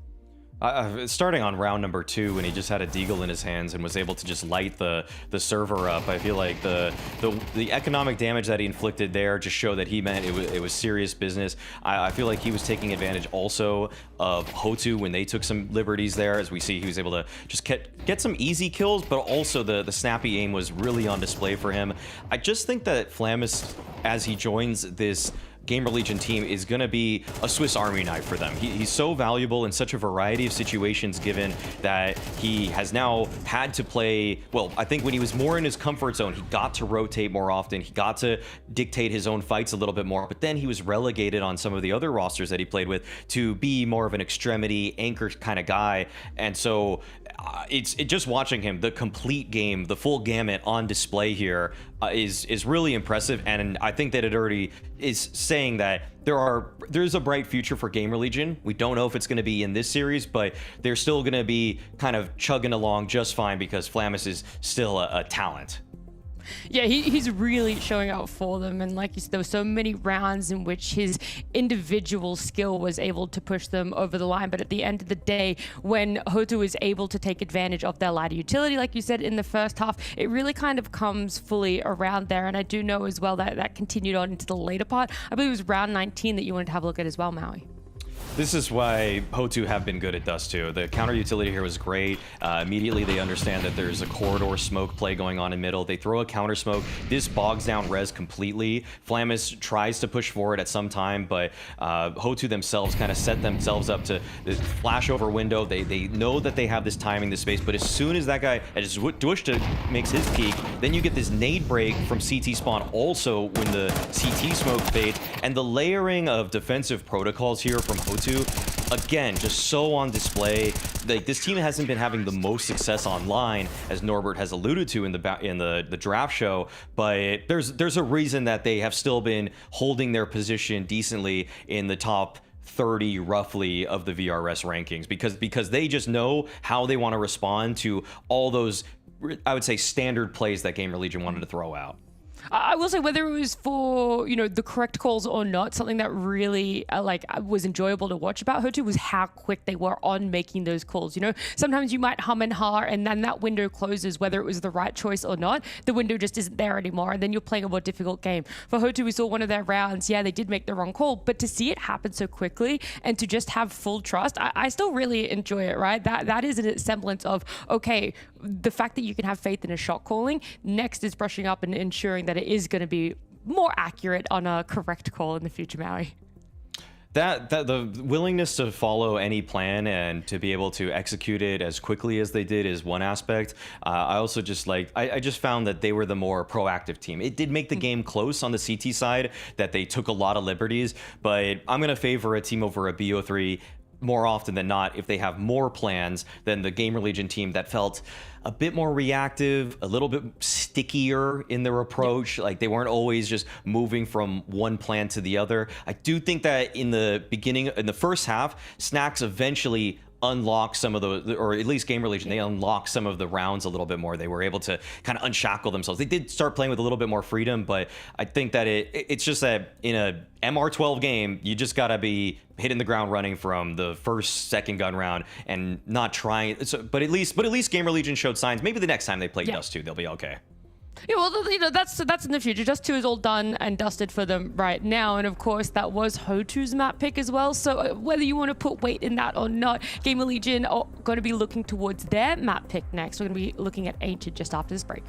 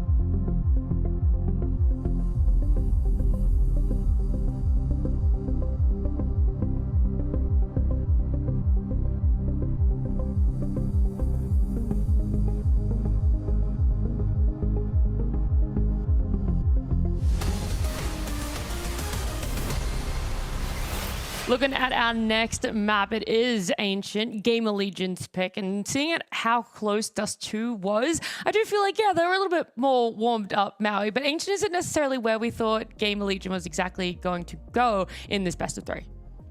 No, I would have predicted that GamerLegion would have gone with something more in their comfort zone like Mirage. I thought that Ancient actually was probably going to be the decider in this kind of veto, so I think HOTU's pretty happy that they get the map that they otherwise would have been playing last in the series second. But if I have to make a guess as to why GamerLegion did this, I'd say one aspect is that Flamus beat them on this map. Like, Flamus beat his new team at the major and he just dominated them. So they probably have some faith in his abilities. Also, HOTU just suffered a pretty embarrassing 13-0 loss on Ancient in the last week. And I think that there's a lot of footage there that you can take moving forward. I mean, it was Fnatic that actually beat HOTU, and looking at that game back pretty quickly, I would say that Fnatic, they just understood that HOTU leave A lot. So if HOTU are on the CT side and you're on the T side, GamerLegion, and you don't know what to do in the round next, maybe try walking into A, because I think that might be a bit more available than other teams allow it.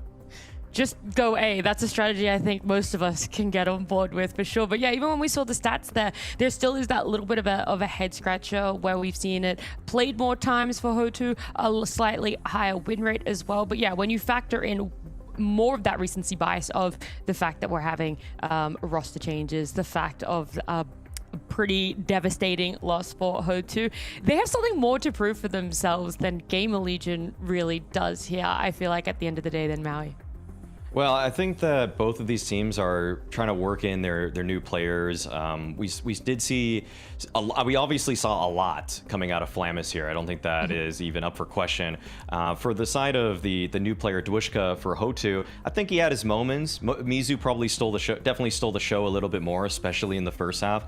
But it's that, I think both of these teams are just trying to right the wrongs of the previous season, where HOTU had expectations that were a bit higher than they were able to fulfill with themselves by they missed out on the major despite that EPL campaign that Launders referenced from 2025, and I think they're just trying to course correct here. That's really the big issue with HOTU, and I think Dwishka's enough of a shot in an arm. He can get a little bit aggressive. He can be a bit of a game changer, and so hopefully that extra flair will help close the series out for them.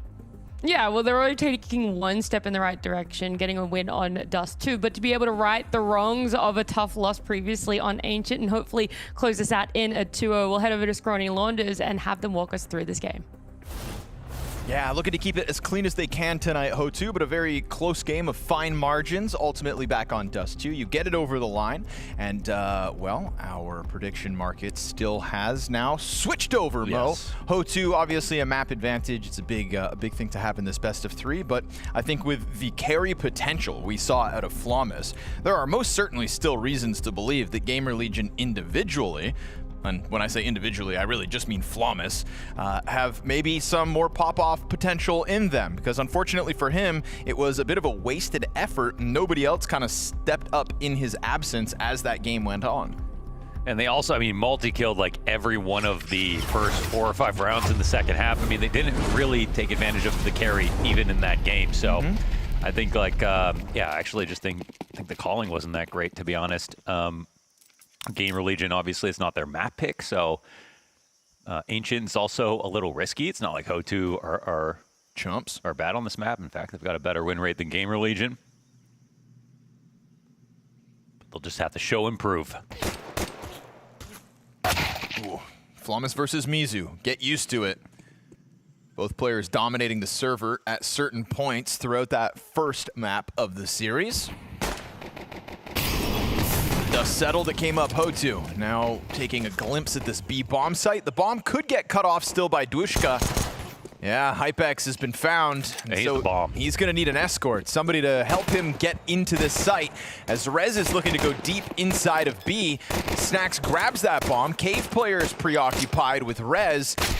And still the bomb's not down. Snax has not been able to make the most of that, and so with the bomb on the ground, the CT swarm, everybody starts to falter, and a very much missed opportunity here for GamerLegion to start off this pistol. Yeah, big time. Yeah, there's a lot to be said back on Dust 2, and I think both these teams have had higher points, absolutely. Though a little bit stronger more recently for HOTU.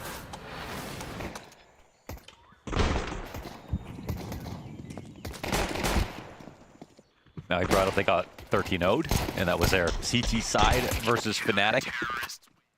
And even though there's like a lot of rounds in there, it is only, you know, that one half essentially that you really get to study. And for HOTU, you know, sometimes you have the best conversations after you get 13-0. Like, you make sure that you deal with the problems that happened at that moment. Yeah, you can't ignore a 13-0 loss. Yeah.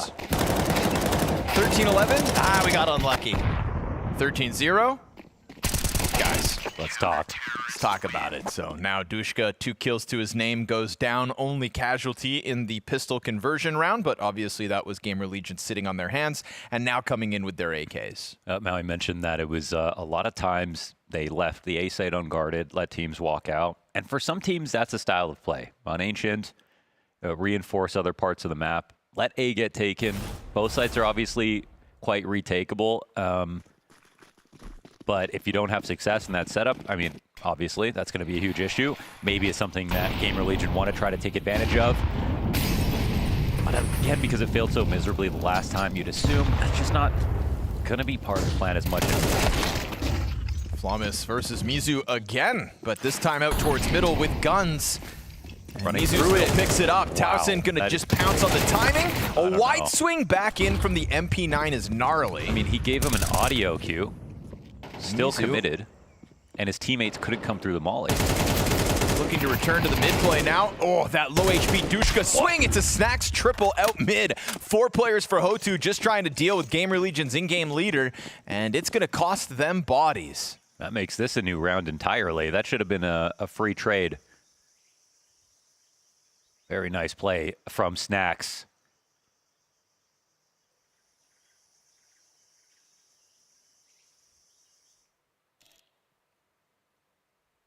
It's looking like this op's going to get positioned in time for the mid walkout here for GamerLegion. Yeah, like right at the perfect moment. Unless he oversteps, he's going to be extending. He's on full display.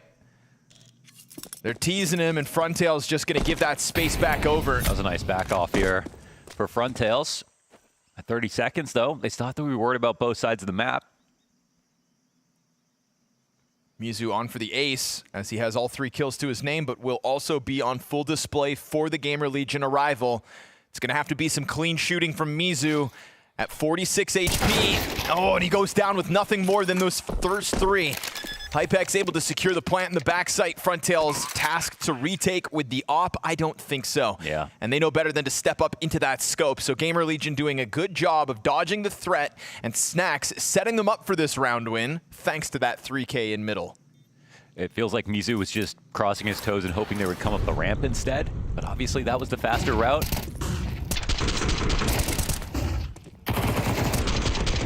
And this is just really all about Snacks getting, you know, this amazing hold inside of middle. 3 guys just looking to trade him, knowing that he's by himself as well.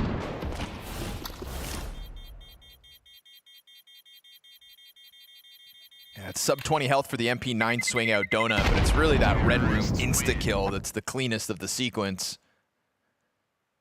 So credit to Snacks where it's due. GamerLegion on the board with their first gun round in round 3.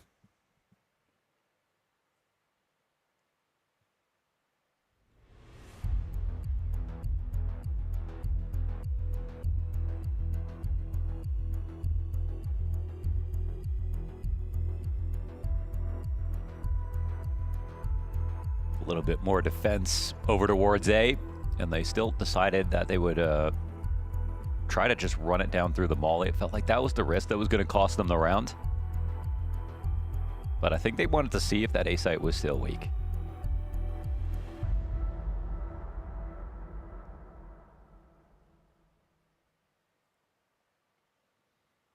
Vi comes back, and it's fairly healthy here for HOTU. It's 2 SMGs. But they have all the grenades they want. They have an op.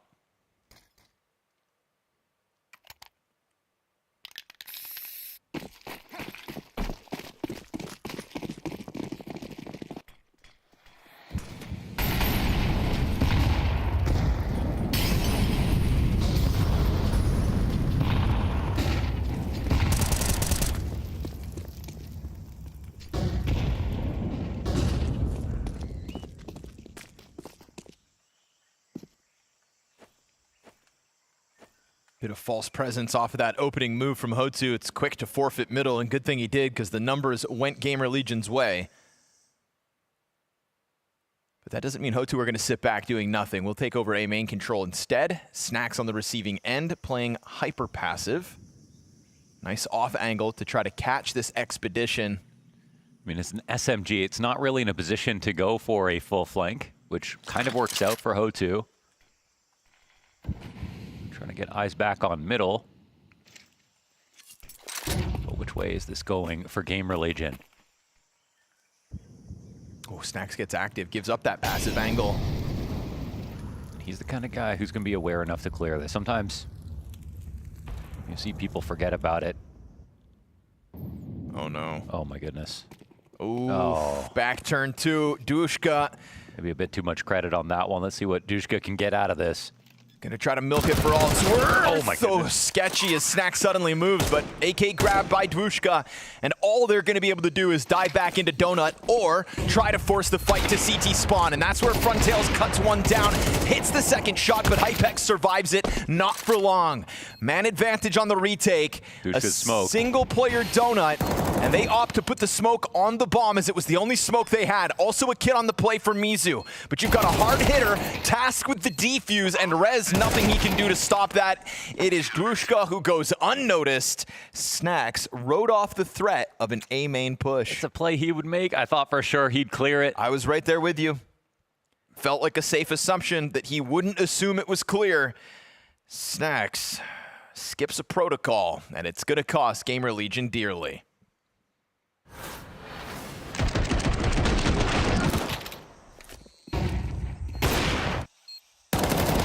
Credit to Frontails as well, survives the pressure. Obviously, GamerLegion kind of set into a scramble. They sprint to CT spawn, and Opper holds his nerve. Okay, here it comes. Fast round instant called here for GamerLegion. Gonna just try to barrel their way through the Zay site. Dvushka's AK from Snacks' hand in the last round. Good for the triple on the hold. And a missed op shot is not gonna be whiffed a second time. Quick scope onto Flawless on the exit out through main. Towson just looking for a gun to maybe try to pull this out of the hat. But versus 4, HOTU can lean back and just let him lose to the eventual time. Yeah, we'll see if Towson can try to find a way to plant. I mean, right now there's nobody in Donut and no one coming up on his flank through A main.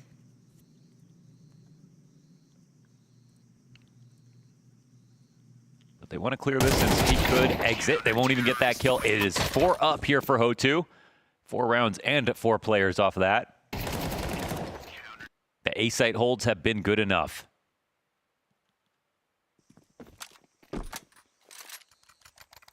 Looks like they've learned a lesson.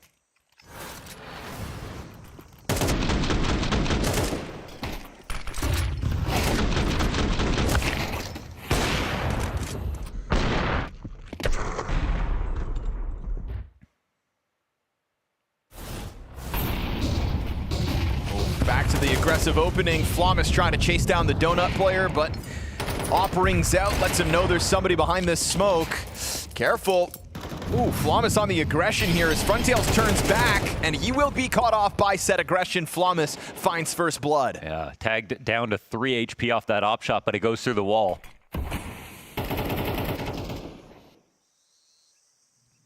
And more activity towards A. They just want to make sure this is never a problem. A jump up will get spotted. It looks like my Norbert. Ooh.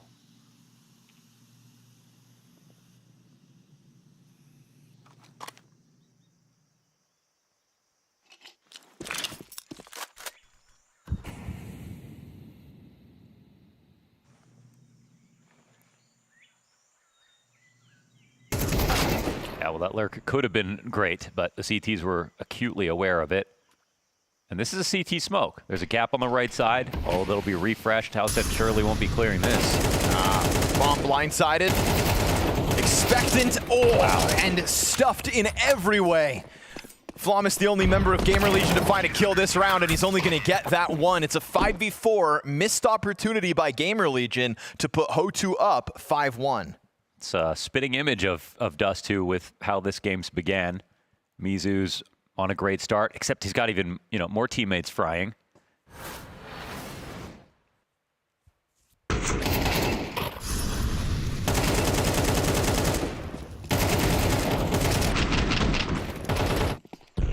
one round that GamerLegion have won was just because Snacks got his 3K in a very losing position.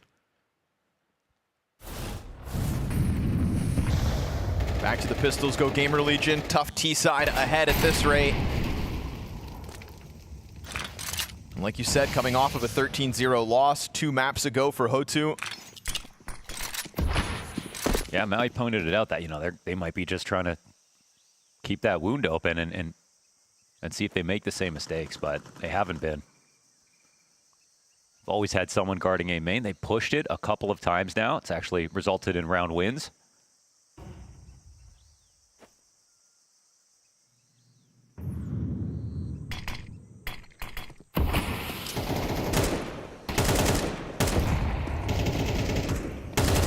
Mizu slips the net in sight, and Dushka's the one getting kills on the attempted entries. That's a good gun to grab. Llama's hands on it in the middle of the site. 2 players inside of the temple, though. He's going to get blindsided by Norbert. Good patience in the corner. As Towson now just wants the bomb plant, but he's not even going to get away with that. Keeping it as clean as need be. HOTU still 4 players up. Mizu the only casualty of this one.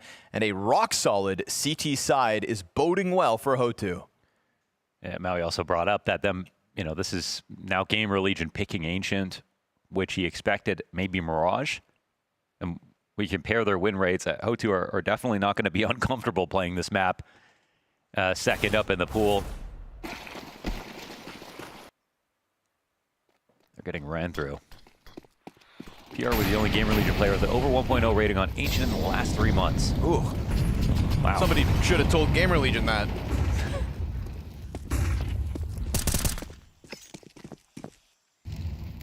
Excellent damage from this AG. They walk into a chance. Apex is fast, but that shoulder peek was too precise. We saw Flamus try to find value from Red Room before.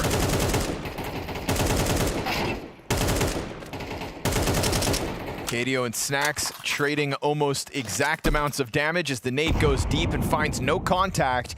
It is the majority of GamerLegion low HP.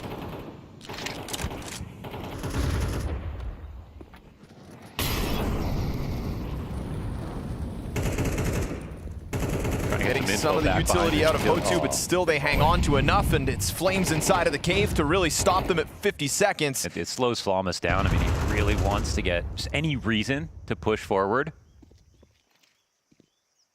Norbert's looking for a flash.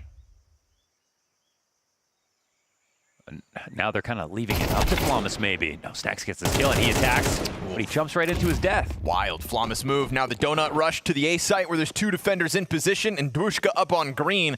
You'd think is the one to catch them off guard. They're cautious about this position, but not cautious enough. Towson doesn't go for the full enough clear. Mizu's arrival clips a player out, and with Dushka still up here, he stops it all. Another multi-kill for Dushka as he is taking over map 2 of the series, comfortably at the top of the board. 13 kills, 3 deaths. We've got back-to-back rough T-sides here for GamerLegion. I mean, this round they run into 2 players on the A site, as if they haven't done that enough times already this half. And I mean, fair play to HOTU. There was enough pressure on B that you'd think maybe they wouldn't be playing 2 here. Maybe this would be one of the retake rounds they have in store for us. But no, I mean, clearly they're quite happy about how this is going.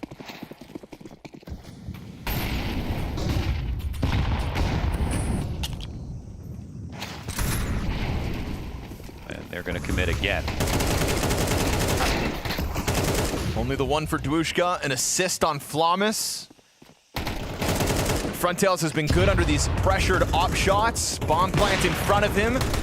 Not able to stop that. It's a little bit of money made, but Rez 43 HP, no primary. And another moment where it's a bomb plant and a single kill is all for GamerLegion's attack. HOTU very quickly trying to work their way to this 11-1 CT side. Yeah, they really don't look extremely prepared right now. It's I think for HOTU playing against this, it just feels one-dimensional, oversimplified.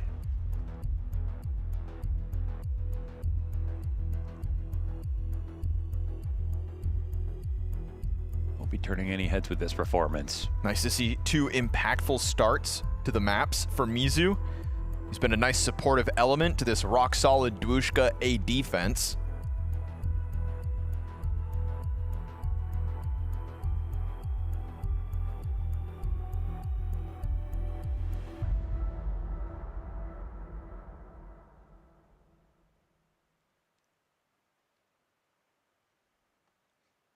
GamerLegion might be wondering, how do we take more advantage of their mid lurks? They're getting a lot of space there. They're crossing Donut early.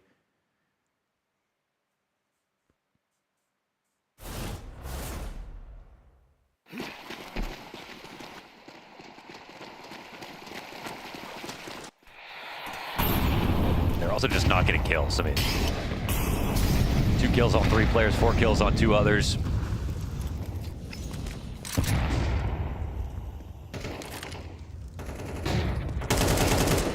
Norbert with the quick pounce. I think the confidence here for HOTU just continues to boil over.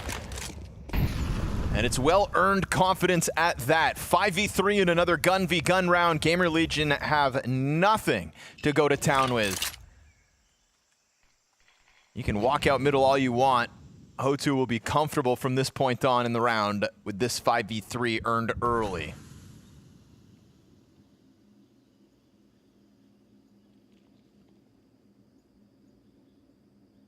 Gonna pray for a missed shot here. Won't happen. Headshot on top of it. Insult to injury as Flawless gets splattered, and Frontail's managing to survive. The nade doesn't go deep enough. Towson's gonna know exactly where you are, but what the hell is he gonna do about it? Oh, loses his teammate to the instant headshot. Norbert remains on point. And this gun round fizzles out with truly nothing for GamerLegion to show for it. They were dead in the opening gambit. That approach to the B bomb site cost them 2 bodies. 9-1, HOTU made easy in that last one. Brought it to round 24 on Dust 2. You know, coming back from a steep scoreline to start off, but not as steep as this. Got to appreciate Norbert in this team. It feels like all his positioning, even some of the reads he's had on Dust 2. Great glue. Yeah, he's moving the rounds forward. His less experienced teammates, the ones stepping up individually, to really slam this door closed on GamerLegion. Frontails with another opening kill. I mean, it's going to take a calamity of a second half out of HOTU to throw away this victory, which is still a possibility. But every round they own GamerLegion, kill after kill, it's feeling less and less likely like they'll lose control of the reins. Oh, he hit him. 75 through that wall. Back turn to Norbert. Towson wounded due to the wall bang like you called, and Hypex dead with nothing to show for it. I mean, can we throw in the towel? For game, I mean, yeah, I guess so. Well, not actually. Somebody wave the flag, ask for mercy. They're like just getting a kill around, honestly. Okay, there's 2 this one. A rare multi here for GamerLegion, unfortunately. They're lucky they're not going to get 13-0. That was, again, that one round from Snacks. The explosive, play out of elbow. It's the only thing they've gotten out of this game. 17 kills across all of GamerLegion, 11 rounds into this game. Barely more than a kill a round for the entire team. HOTU laughing their way through the end of this CT side. Double digits secured. Not bad for a team that was 13-0'd only 2 ancient outings ago. Frontails again with the opening kill, and Mizu finds his moments. GamerLegion not even really given a chance to show us what they want to do, as they run out middle to their deaths, to their demise. On the brink of embarrassment tonight, sadly, our GamerLegion.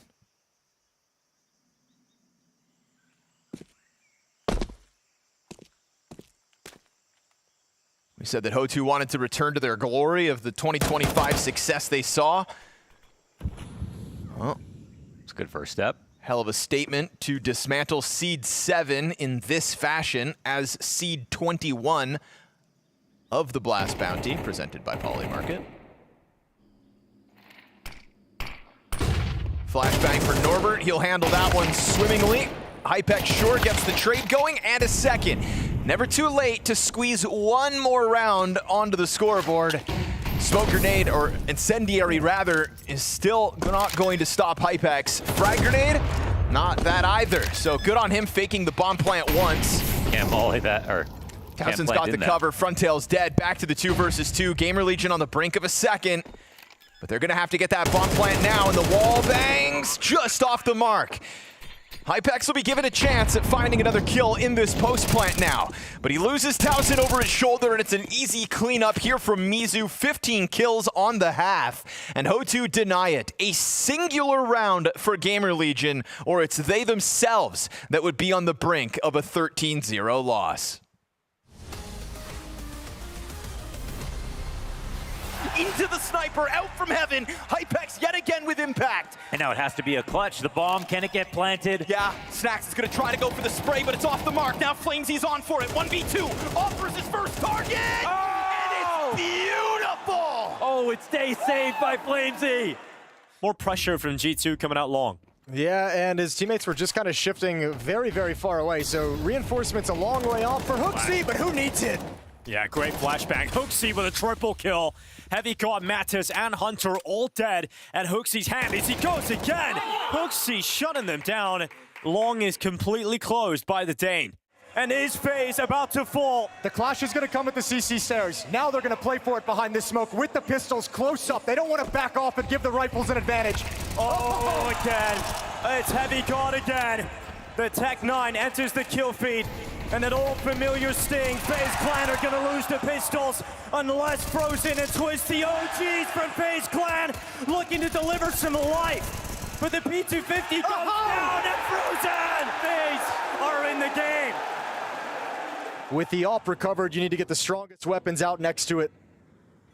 AK for Hunter stepping in. The Lion's dead. Oh, what? How has he done that? Hunter, that is something special out of the AK. That is just unreal. Feasting on his prey.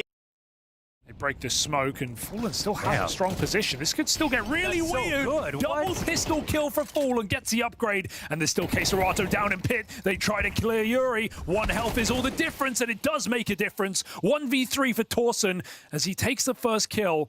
Might have another body in store. Fallen falls for information.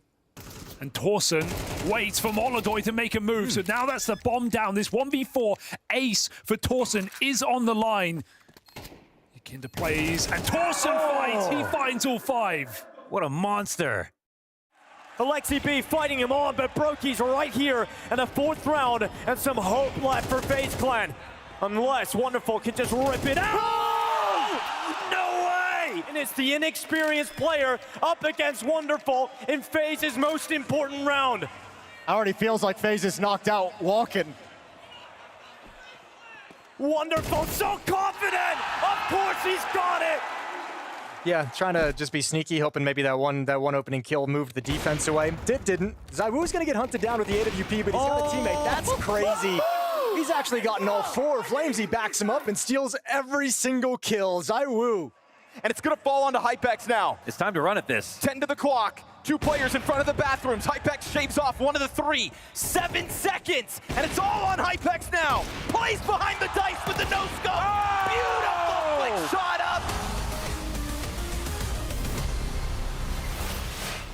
Not the outing GamerLegion we're looking for tonight. Their Season 2 debut featuring Flawless in 2026.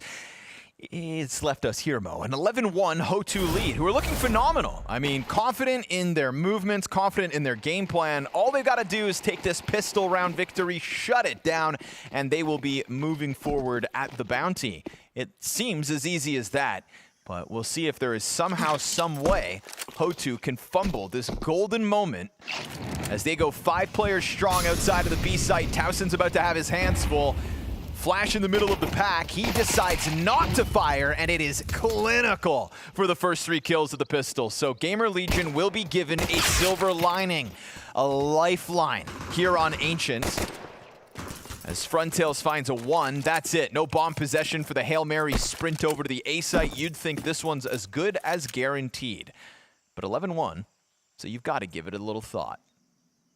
How could he possibly pull off this 1v5 ace clutch? You know, in this particular spot, there are going to be some fights that he can take on his own terms. They're going to take some open lines versus him, but they'd all have to be as clean as that first one.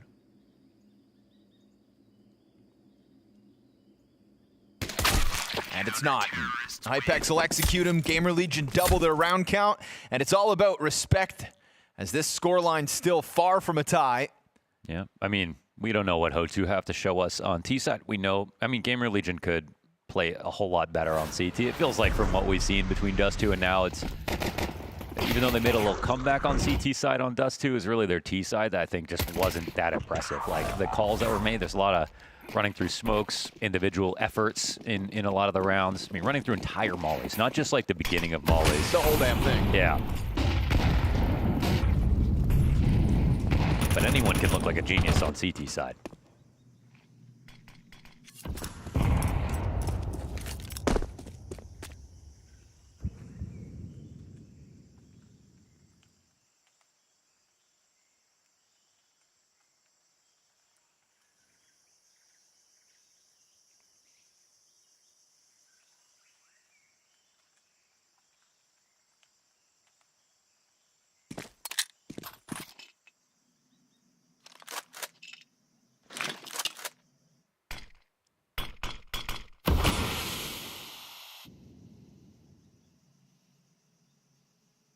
Waiting for the buy in round 15. HOTU are going to take their sweet time in this one. Let them waste their smokes. See if Frontail's Desert Eagle can catch a kill. And in the craziest of worlds, somehow this bomb goes down.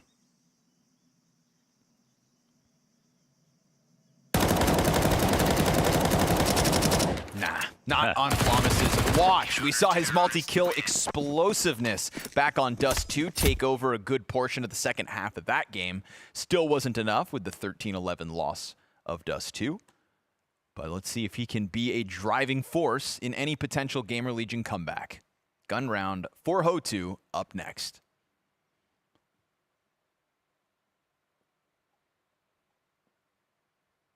You think when Snacks is coming up with strategies, he's just throwing darts? Probably. Yeah.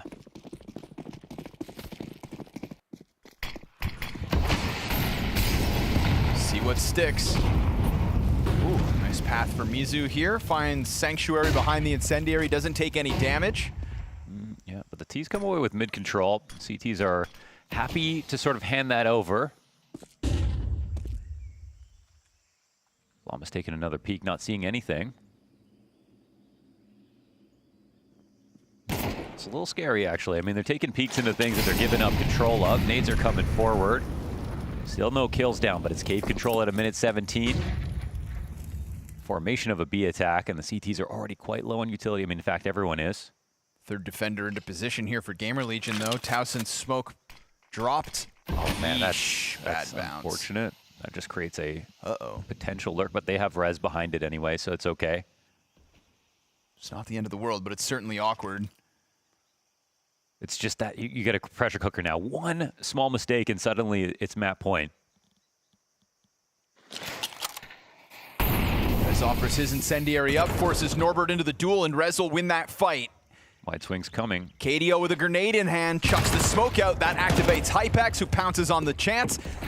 And they will get a bit of value out of KDO's smoke by pushing through it. And Glushka wins the duel versus Flamus, catching the headshot. Bomb's looking to go A, and it will find its exit.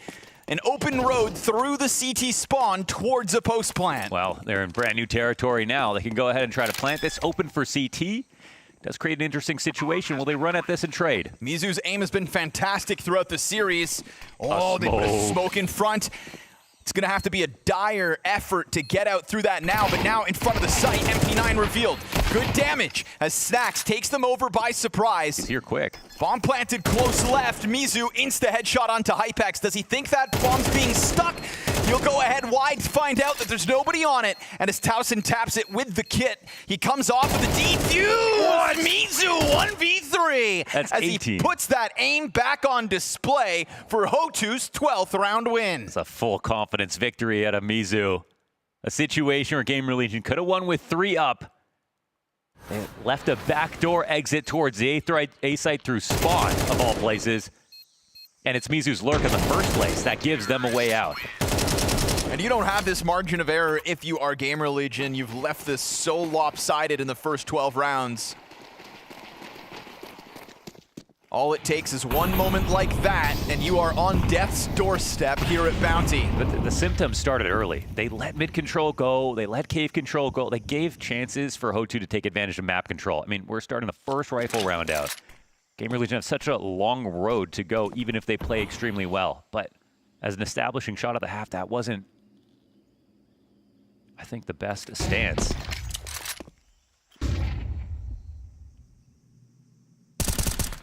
That's a nice peek. Ollie bounces out.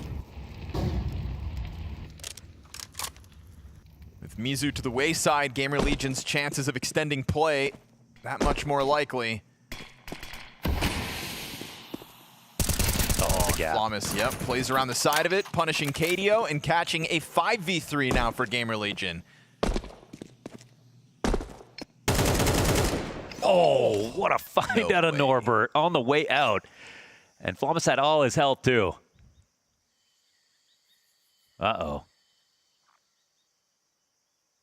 Don't let it be a 3v5 that sends GamerLegion packing. Fake B execute. 2 donut players over towards A where the bomb is actually heading. CTs don't move, and I think they know, though. They just got to go with this block smoke out. Can't get too much farther out of donut, though, on the CT side. Be careful. Okay, Norbert will drop the bomb.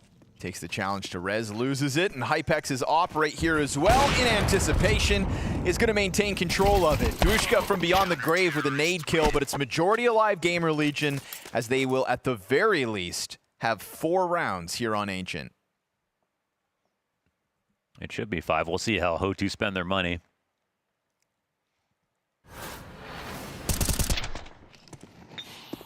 Hell of a shot from Norbert, back on Flawless, the fadeaway AK kill. Yeah, felt bad about that one. Makes you think that it's still within the realm of possibility, but it escapes them, and the only money they spend in this one is for a couple flashbangs and a Tech 9 on Norbert. They'll go for the fast mid-clash and catch Rez off guard. He loses his support, but will just maintain on his own. And Hypex given an easy shot on an unprepared Dwushka. So, yes sir, a 5th comes with round 4 as HOTU stave off for the next bye.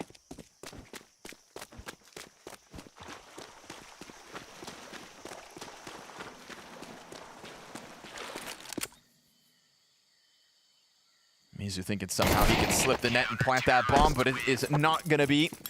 7 rounds to overtime, our GamerLegion. Just in jeopardy of losing at any moment if there wasn't enough pressure on GamerLegion.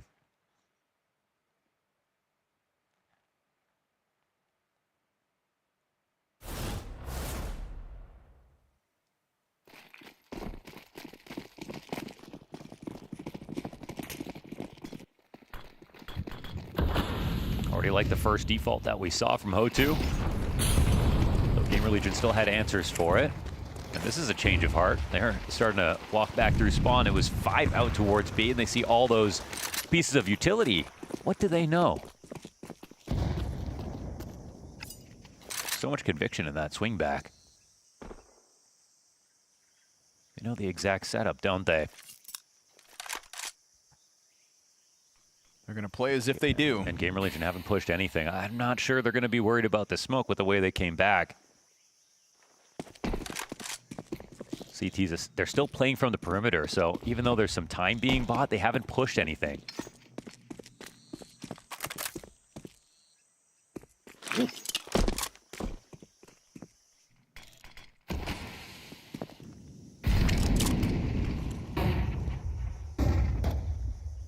Just to draw some attention towards middle, weaken up the extremities. Rez the only one with open lines towards main.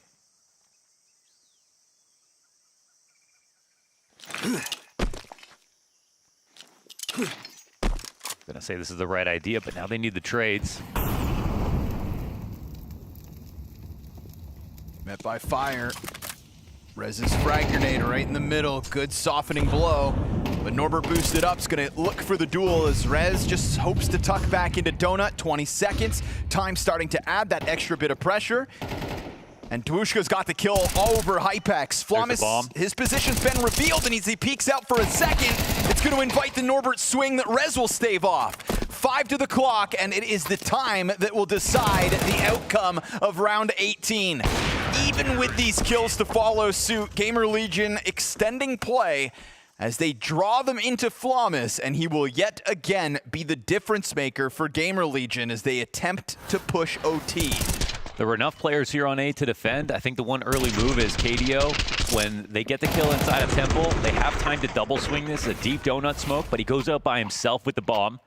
They had 3 players that they could have swung with, and they knew that they've already taken out one rotator. That would have been a more guaranteed position, but GamerLegion, they held their position really well. Didn't freak out. Rez didn't overextend.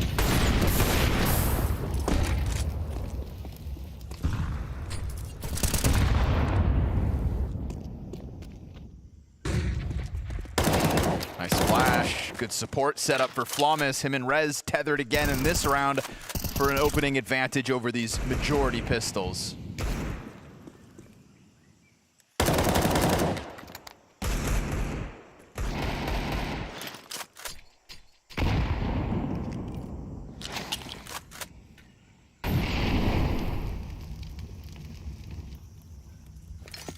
An 11-1 CT side from HOTU, always meant to be enough.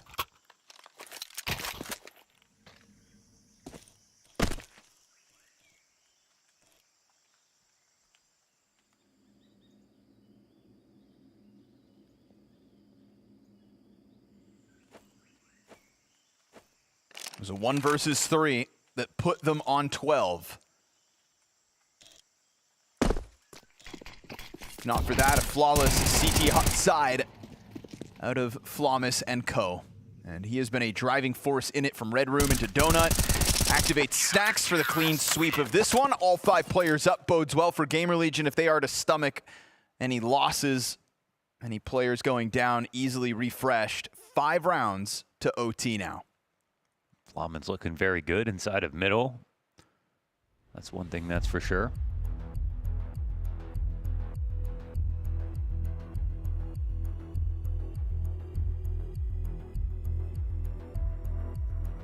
Must feel like the right moment for a timeout here.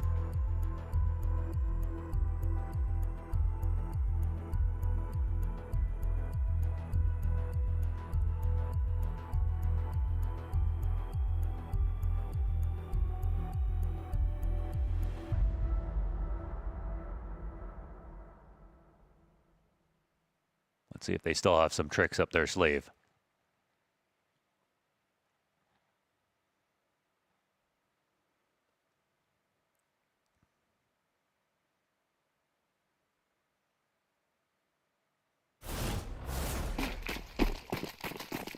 But it's still limitations. Tech 9s and a Mac 10. And a waiting game for the next gun round. But just because it's lesser weapons doesn't mean they can't still pull this out of the hat.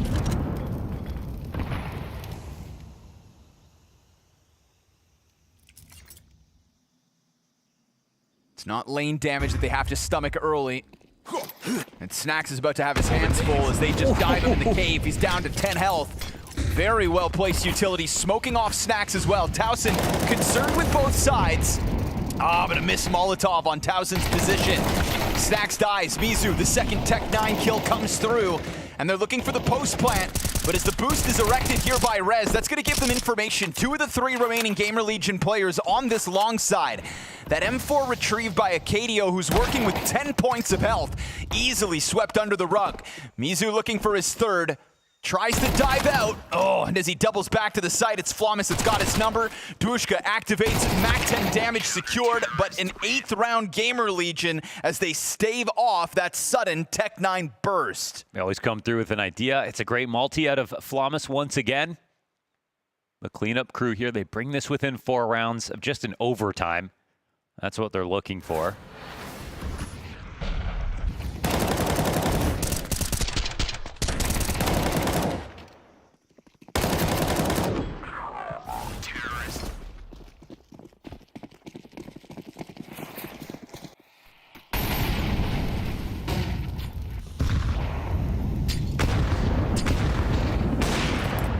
Tails down to 29 HP already. looking to find a punish. Snacks getting aggro. Good I on like this Norbert. move. Yep. Oh my goodness. Norbert's got him.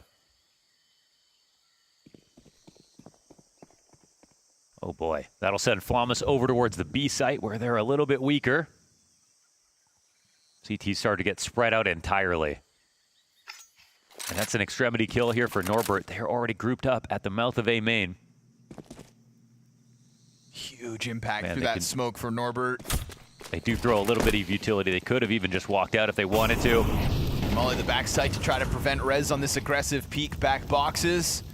Donut smoke goes down. There's still a moment of hesitation here for HOTU. Flash is coming wide. Bullets whiz over top of Dwushka's head.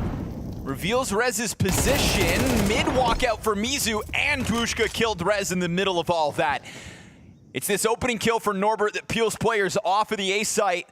That disjointedness put between them, and sure enough, they'll close. HOTU send GamerLegion home early here at Bounty as Norbert finds a critical kill on Snacks and unravels the high hopes of GamerLegion, who were in the midst of a CT side comeback.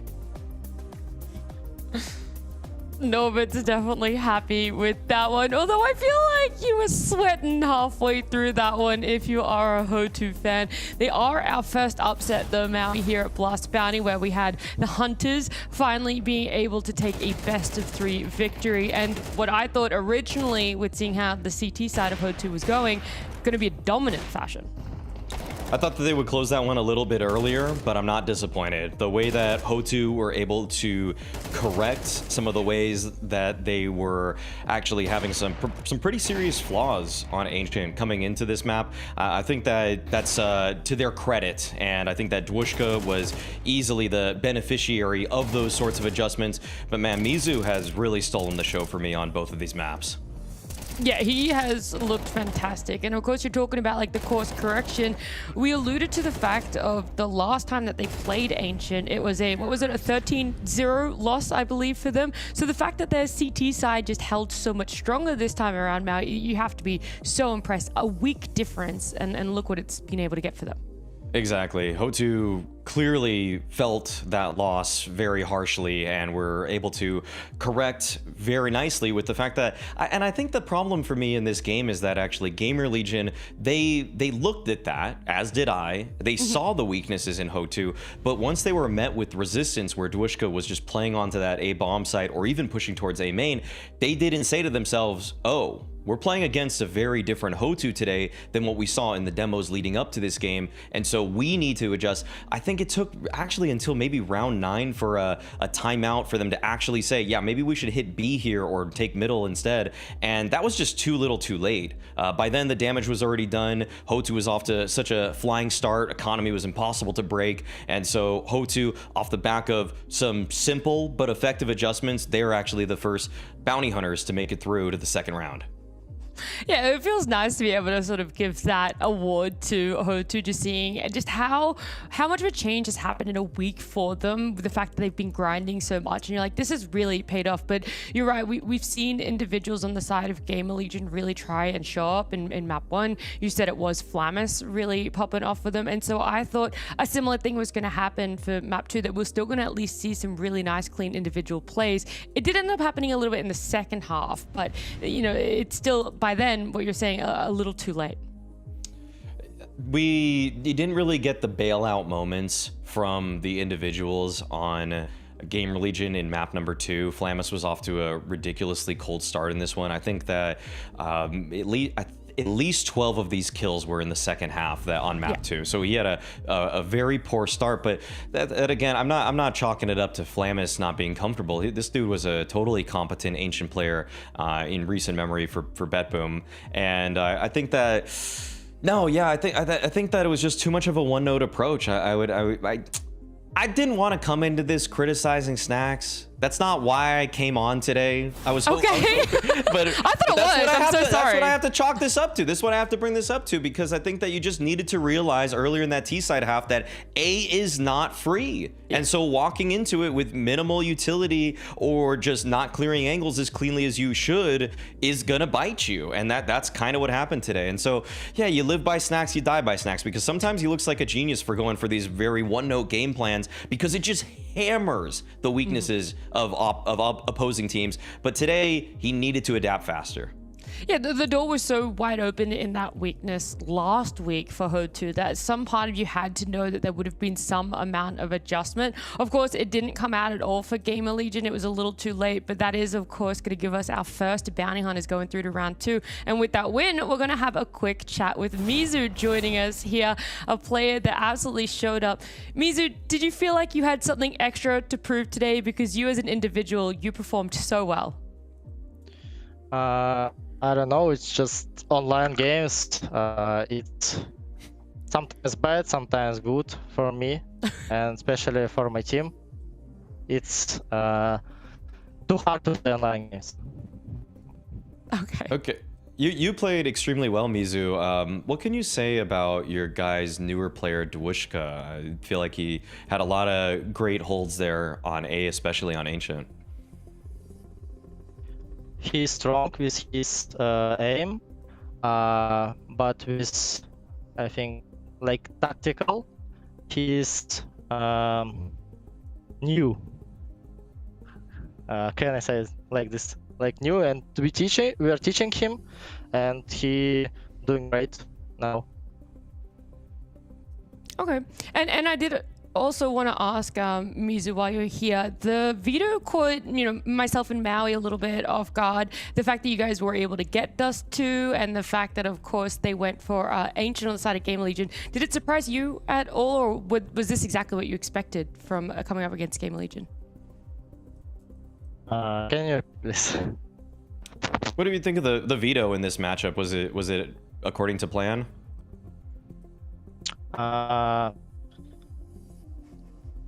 I think we plan to play Anubis, but they ban it, and they don't pick that, so it's like their ban, and it was a little bit for us. Okay. But other maps is good for us. Awesome. Well, Mizu, we're going to let you go celebrate in the win there, and we'll see you for round number 2. Congratulations again. Thank you. I was gonna say, I'm gonna hope that he said thank you, but it is fair what he was saying, right? That little bit about Anubis being banned, of course, them not really wanting to play Dust 2. So it definitely felt within the realm of what you were saying, Maui, with the veto, and then of course, yeah, giving us some more information on how the team performs online. Sometimes good, sometimes really shit. Yeah, I think that's echoing the sentiments of Norbert in the draft show that HOTU's just had some really rocky results lately. So this game actually, in a weird way, when the veto is probably as unexpected as it went, where I think both teams went for maps that were probably they weren't their first picks. I think HOTU would have probably he mentioned Anubis because yeah, GamerLegion, again, like they've played that map lately, so it was a little bit of a surprise to see that out in the first stage veto. I just think that it kind of shows that HOTU has actually a surprisingly well-rounded game, that even when you catch them on a couple maps that maybe they didn't expect to play in their preparation, they're still a solid team. So I'm glad to see that. I haven't been catching as much HOTU lately other than in preparation for this tournament. And so I'm glad to see it's a pleasant surprise for me in the first round. Yeah, and we're going to get to see them in round 2 and maybe even see what their offline ability is if they do get there. But of course, just making it to round 2 already, being our first bounty hunters to do it, there is a potential that we get to see that happen again, because we do still have one more series here at Blast Bounty presented by Polymarket. We got 100 Thieves coming up against Falcons. Speaking of fun, of course, Blast Bounty is a pretty fun format where we're seeing some of the lower ranked teams getting to choose from the higher ranks. Was there a little bit of a laugh or feelings hurt when 100 Thieves picked you guys over Spirit when they were down to the choice?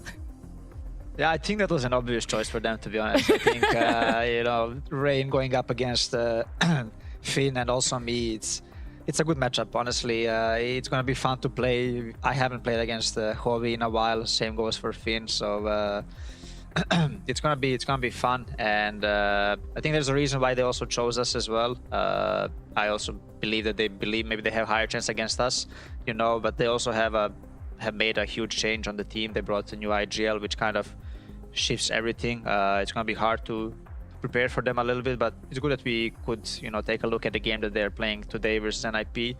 But it's gonna be fun. Looking forward to it. You know, I was also speaking to Nico a little bit earlier for his pre-match interview, and I talked about the fact that 100 Thieves had the choice between either Falcons or Spirit, but I wanted to know your point of view as well about some more info as to why you picked Falcons over Spirit. You were stuck between a rock and a hard place.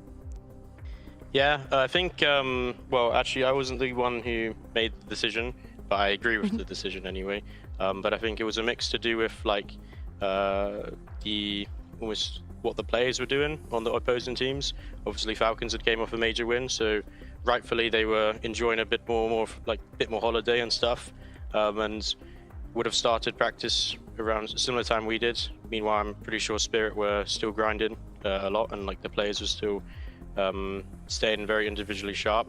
So that was one part of the reason. I mean, the other was just that like I'm very familiar with Falcons because I've played them a lot. Regarding Spirit, I've only played them in practice. So for the officials, like, it just felt more comfortable for us to go with Falcons, but we'll see how the match goes. Obviously we're a fresh team, so things will be harder, but you know, we're still very confident for the match today. Yeah, a nice little bit of insight there from Gizmy, because that's one of the hardest things, I think. Well, one of the two hardest things, right? Maui is becoming an in-game leader, and then the second thing is being an in-game leader coming to a brand new roster. I don't know which one's more difficult, but they definitely feel like the two most difficult things you can do in CS. And I'm definitely curious how Gizmy's going to handle the fact that he's now playing with people who are a bit more set in their ways. People that have been around the block a handful of times. And for Gizmy, it was clear that his last team gave him all of the buy-in in the world. If he says jump, they jump and they ask how high. And then for these guys, for Rain and Device, if he asks them to make a weird play and they don't like it, we're gonna see perhaps the shortest honeymoon ever. But I just hope that Device and Rain also recognize that, hey, it hasn't been all sunshine and rainbows over here in the 100 Thieves camp, so they should entrust their future to an up-and-coming in-game leader, a guy that I've personally earmarked to be the next up-and-coming tier 2 IGL, because I have been so wildly impressed with Gizmy. I think that this guy is absolutely a star in the making. I feel like his individual level is fine for tier 1, which is already a plus, because there's so many tier 2 IGLs who cannot hold their mics. Like, it's actually the biggest detracting factor when coming up to this space for these guys, like, because a lot of them call well, but a lot of them don't shoot their guns. Gizmy shoots his gun, and he also can run circles, call circles around some of the better teams in the world. Look, if there's one thing that I've learned in my time for CS Maui is if you're going to sing the song of a player, I have to follow suit, all right? So Gizmy's also now on my watch list. I'm just a follower, a disciple of Maui's gospel here when it comes to up-and-coming IGL. Wise choice. Wise choice. Yeah. That's what I thought as well. I haven't learned a lot, but that one I know for sure. But of course, there is so much experience already on the server, right? Whether it's that up-and-coming aspect that might bring something fresh to 100 Thieves, the fact that we're looking at both sides here, it is across both of these teams that is the most tenured match, over 15,000 HLTV maps between the two teams here, Maui. That's ridiculous. I had a glance at the GamerLegion and HOTU players maps. Roughly speaking, each of those guys were averaging 700, 800 maps, even including some of the stars and legends like Rez and Snacks on the team. So yeah, that would have been like 8,000 maps shared amongst those 10 players in the server. This is practically double that.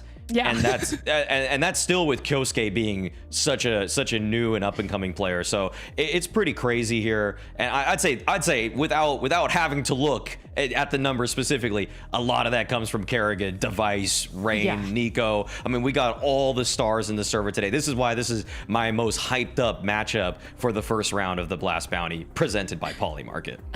Yeah, I feel like the hype, or at least the names of the two teams, speak for themselves. But of course, we had the video quickly pop up, and if you guys missed it, it is going to be 100 Thieves map pick that we're going to first. It's going to be a Nuke casted by Scrawny and Lotus. A little bit of Nuke for the, wait for it, waiting, Cologne Major Champions. On our Polymarket odds here have, what?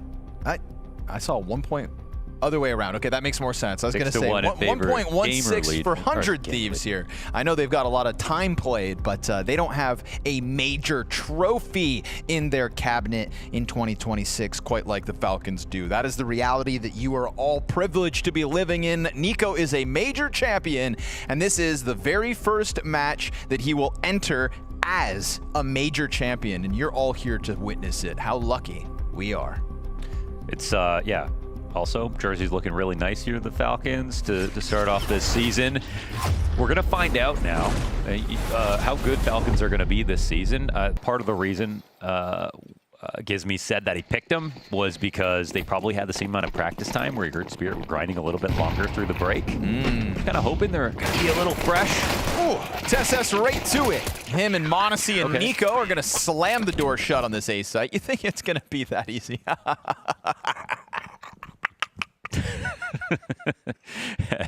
Gizmy said he also has practiced more versus the now he's actually coughing. That he practiced more versus Falcons than he did versus Spirit. And again, rock in a hard place. No easy teams to pick. This isn't just an ego move out of 100 Thieves. This is just also, but it's also Rain who gets to go up against Kerrigan, go up against Nico. That's kind of fun. But it's a big task for Gizmy. I mean, brand new team as the IGL, as Maui said, with veterans too. Not used to playing with players like that. Although very exciting pickup, I think, 400 Thieves to be the team that snatched Gizmy away. Another moment where I think is that over? That's that Messioso effect. The man knows a good deal. Well, they can speak the same language. Ah, that'll help. Kyosuke, Nico, TESS, Kerrigan. Ooh, 1 kill shy of a team ace. Monacy doesn't get into the action this round, but 2-0 Falcons start. I think that, you know, it's fair for Nat to be kind of caught off guard by this Gizmy pickup, right? Because it's just his stock skyrocketed back at Cologne. It happens fast, and it usually happens at majors, you know, when you go, okay, well, now's the time. This is a primo pick. It's because the major just has, there's no other way to replicate the amount of pressure someone's under, and if they perform in that situation, or they call as well as Gizmy did, then that just speaks volumes. You know, when that time comes again with better players, you could only expect better results. It's got to be the logic. So the umbrella, Kerrigan is 15-1 in best of 3 series played against Rain. Well, that's what in the world pretty damning stat. That's pretty damning. But when was the last time they went head-to-head? Maybe that'll help. Nico, quick kill onto Rain, who's put to the wayside in round number 3. It's a crazy stat. Astralis versus FaZe. And I guess a little bit of Mouse sprinkled in there versus FaZe. That's a nice one, B-Trams. You know, part of this Gizmy pickup for 100 Thieves is also the fact that the rest of his team back from the Major and Monty were signed by Luminosity, reports were, before the Major started. And so, not included in that conversation, Gizmy, a player who had been with that roster and that org for so long, had been most certainly a part of building it up. And he's kind of given a boot out the door, but a ticket to a whole new opportunity. Because, again, there's maybe difficulties in the fact that he's managing guys like Device and Rain and the expectations that come with both a great major run, but then also having, you know, impressive known quantities at your disposal now. And the promise, of course, of Poi and Sierra. But I'm excited to see what Gizmy can do with said project. So, 100 Thieves making the most of Luminosity's losses. Kerrigan kills Device, but they do still manage to slip that bomb down through the single door of the B site. The thing is, 100 Thieves have a couple players still up inside of the lobby, and it doesn't look like they're going to let their guard down now. They clear every single corner as need be. Kerrigan with a triple kill off to the 5-0 start individually, and a 3-0 start for Falcons. I think the tricky part for Gizmi as well is, like, he's an IGL, clearly comes in very prepared, tailored game plans, all that stuff, and it feels like this particular style of play just has a longer onboarding process. You take, like, someone like Kerrigan, he can adapt so quick. I proved it on the Falcons, obviously, instantly winning. Like, he just comes in very loose, can adapt to a lot of players, and also tons more experience, and knows how to onboard himself a lot faster. But yeah, there's both the problem. Let's say there's no ego. Let's say ego's not even an issue. And a little bit ego's always good. That's not even what I'm highlighting. Let's just say that he comes in and it's more of an issue of Device and Rain. They just have ways that they play that even if they were willing to change, you know, some stuff will be harder for them than others. And like Maui said, if he comes up with a great idea, but they don't really vibe with it, it might not even be possible to really get that kind of malleability out of guys that late into their career. Old dogs and new tricks and whatnot. Yeah. Sierra said in the draft show that they've brought in most of Gizmi's stuff and kept some of their own. So they've been, it seems like, pretty responsive to what he wants to bring in. Kyosuke's got his hands full as that single AK for Sierra challenges successfully. They'll cut a player down to size outdoors behind the smokes. So you know that it's not a fake with that wall, but there really was a looming threat. And now both sides of it look to join up. AK changes hands to Rain. There's a second rifle to grab. Takes a little extra second, and in that timing, Kerrigan's gonna find contact versus Poi. Ooh, really wants to force the issue, and he'll get there. But the chase is on. The bomb, though. Sierra's got a double back, has to prioritize the plant. That opens the door for the ramp flank to come through in a moment. And Device awkwardly in between duels goes down empty-handed. So 4 players up for Falcons, I think, is a much better place than where they could have actually ended this round. There was a chance there for a couple more casualties, but they'll be happy to have gotten away with it. More than majority alive, and the 4-0 start. I feel like the interesting question, like narrative-wise for Falcons, is with Kerrigan coming into this team, getting a major and doing it with this new lineup was like the entire goal. I mean, being able to do that fast is like beyond a miracle, and it was incredible to watch, and it's huge. Got Nico his chip. I mean, that alone is like a career moment. But when Kerrigan picked up his first major win back at Antwerp, like that was one of the years where, you know, sometimes you get the championship hangover, which is a week. FaZe really disappeared after Antwerp for like a few months. Oh, yeah. It was quite a drastic fall off for how good they were at that moment. And Kerrigan's brought it up before. He always plays to the level of his opponents, and you know, for him, motivation is almost exclusively come at majors, and he has every reason to have that. He's already won everything else. Okay, but Gizmi gets this opening kill. 1 trade back quickly. In fact, maybe 2. Kyosuke will let him live. Boy, Gizmi has got himself another headshot here. 2 on the round as m0NESY is going to spray right through that smoke, equal out the numbers. And it is still a chance for 100 Thieves to take it to the A site, but that's where TESS's lobby control is put into the question. And it's going to be the Rain departure with bomb downstairs in the hopes of a 1v2. Here comes the plant, and a rare moment. We'll see Rain in the clutch. 2 smokes. Stomping it. Rain doesn't waste the moment to try to chase m0NESY out of this, who's just now opened up those doors. No fast step. No. So they have 2 smokes again. Takes the stairs up and around, and Rain is going to give chase to the control panel. Okay. Now they're still just dodging him, but Rain, this reposition is huge. Blindsides the player up top, and TESS is going to get the trade with enough time for the defuse too. He's managed that one just, again, it's a moment where TESS shines from inside of the lobby, cuts off the players coming out through main, obviously set up by m0NESY, getting those 2 kills through the smoke and flushing them into TESS. But Falcons not letting 100 Thieves get away with these robberies. TESS, he's the Rain of the Falcons. Just like Rain was to FaZe, TESS has kind of been there through every roster move, survived every iteration, and puts up insanely strong performances, even throughout that major. Could you have argued they could have won just replacing TESS with anybody? No. Even though this team is jam-packed with stars, he somehow still shone.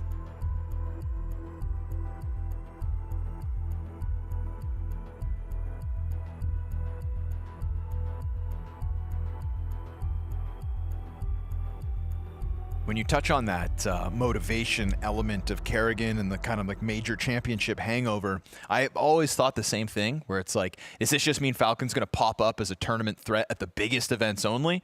But then I remember just how hungry the likes of like m0NESY is going to be to have a season that he can really stamp himself across. And Kyosuke, obviously, if he's satisfied, there's something wrong with the kid. Like, right? So I was always hoping to myself, like, that's where it would come from.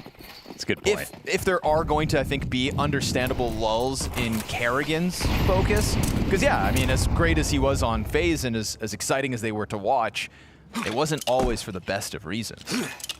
The highs were high, but man, those lows were low. And I don't think Falcons, as an organization, are interested in those lows, per se. But that's obviously something that only time will tell. And right now, no hiccups. Falcons banking on this 7-1 Kerrigan start, 8-1 m0NESY start, 5-1 TESS start. And keeping 100 Thieves' T-side challenge at bay. There have been moments here for 100 Thieves to potentially win rounds, but Falcons are finding consistency in the nitty-gritty. But opening kill device as Kyosuke gets plucked off of Heaven. Love that. He chips off the grenade. They'll respond to getting seen. No lobby control means Kerrigan's going to carve a path. It's quite a confident move. Net some information. This one off of the tactical timeout. Gives me trying to fine-tune things. Rain instant with the headshots. Oh, come on. Plural. Kerrigan and m0NESY slain. We go to 25 seconds. You've still got TESS on this bomb site. Getting wrapped from both main, lobby, and the Heaven. And so now, with nothing to show for their efforts, it's the tactical timeout into the first round win here for 100 Thieves. That's just a great round out of 100 Thieves, honestly.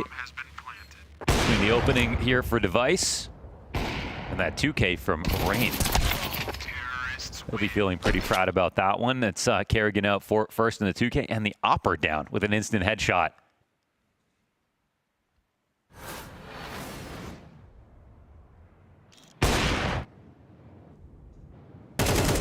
Ready for Kerrigan, but this one, oof, just perfect crosshair placement as m0NESY steps into it.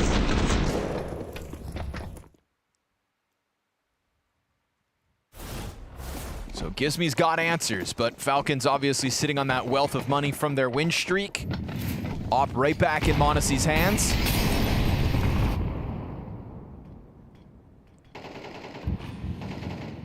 That op set up for first blood, but the AK spam is just enough to deter it for a second.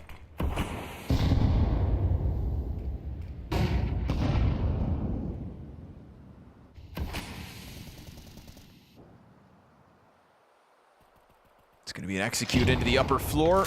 Many bodies ready for lobby, and TESS under pressure because of the utility. Well placed. He gives himself a little room to work within, but that smoke push is going to give Poi the first.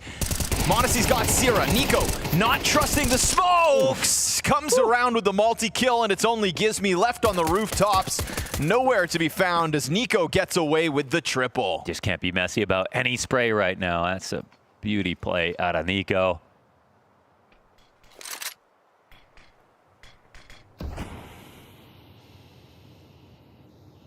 Now he had praise for Gizme's individual ability, but m0NESY's not going to miss his chance either.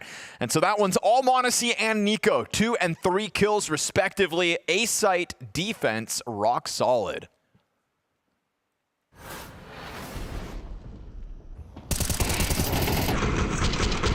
And if there's something that m0NESY still has on the docket, Nico too, he's never got that top one on HLTV, but I don't know if that's really in the cards for Nico, even in, you know, for himself. He can always be close, he can always be whatever, but I feel like that window for him is probably closed. I don't want to say it is closed, but it's probably closed. But for m0NESY, I feel like that's kind of wide open, being on what could be the best team this year, with him opping as well. I mean, 2025 was his like lowest rating ever, right? 18th in the top 20. Has he fallen out of top 20 in the past? He was 18th? He was 18th in 2025. Nico. Oh, Nico. Yeah. I was like, m0NESY? No. Was it that bad? No.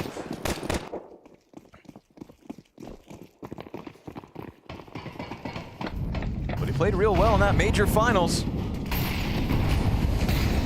It's really been Donk who's ruined everyone's plans. Maybe fired people up.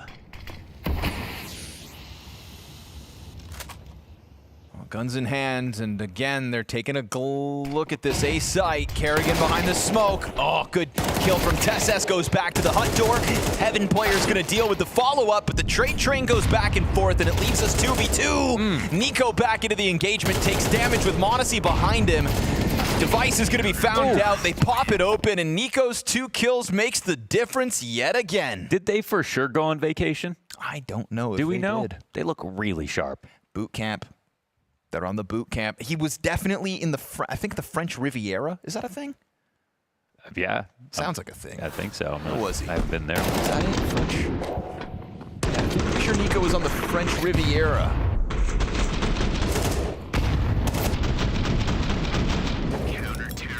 The glamorous Mediterranean coastline in southeastern France. Fast action for 100 Thieves, looking to get back down into that B site, and they will just dive the vents with tempo. Ooh, nice main challenge for not only the kill, but the damage on csgo. m0NESY's reaction is clean, so it gives me calls from the sidelines as at least the bomb goes down. They're kind of catching him off guard in certain spots, but it still numbers up here for Falcons.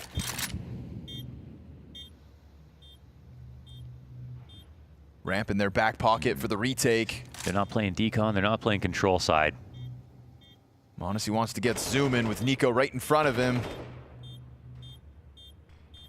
Man advantage for Falcons, but the bomb's past that halfway point.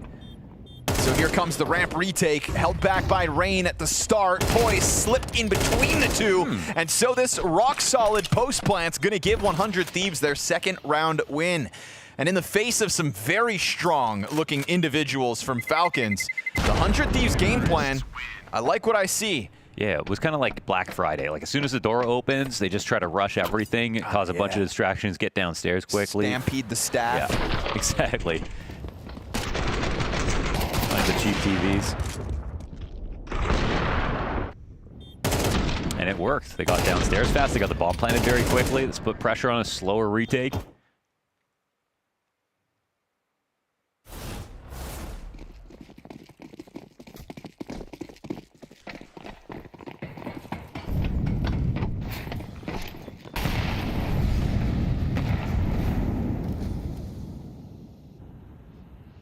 Looks like a boost up here inside of the ramp. Ooh, it's a tease that want it. Just as the flashes come through, Kyosuke's gonna activate. Oh, this feels like Nico's chance to strike, and he will execute Rain, plus drop the bomb on top of it. m0NESY's missed op shot, though, does give a chance back over. And 100 Thieves have been great with these slight chances, so let's see what else they can make of this round. Yeah, still a 2-on-4. Dire straits here. But maybe if they want to take it upstairs, that might be the moment.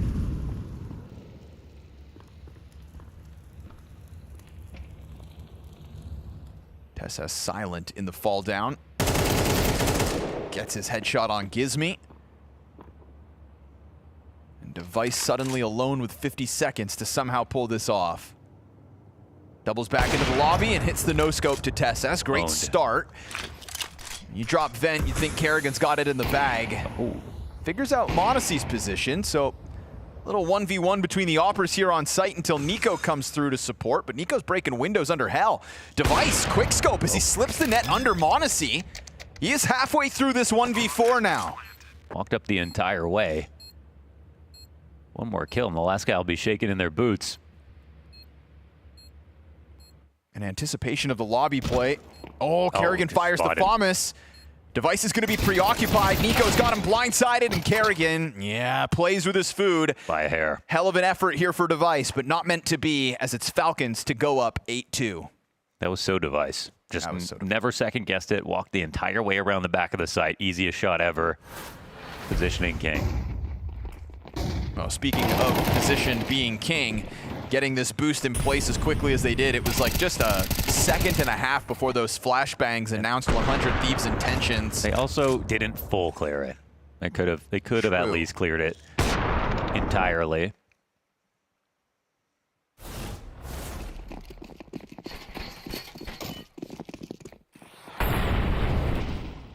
No easy rounds here for 100 Thieves. But the two they've won have looked good.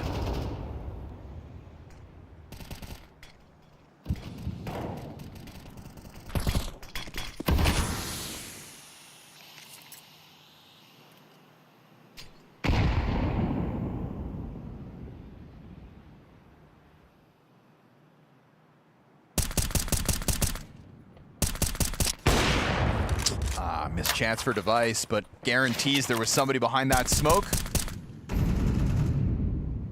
They'll be cautious about the lower drop, surely, but still seeing some utility trickle out of this pack from 100 Thieves is going to keep Nico preoccupied. In the off chance they head back up those secret steps.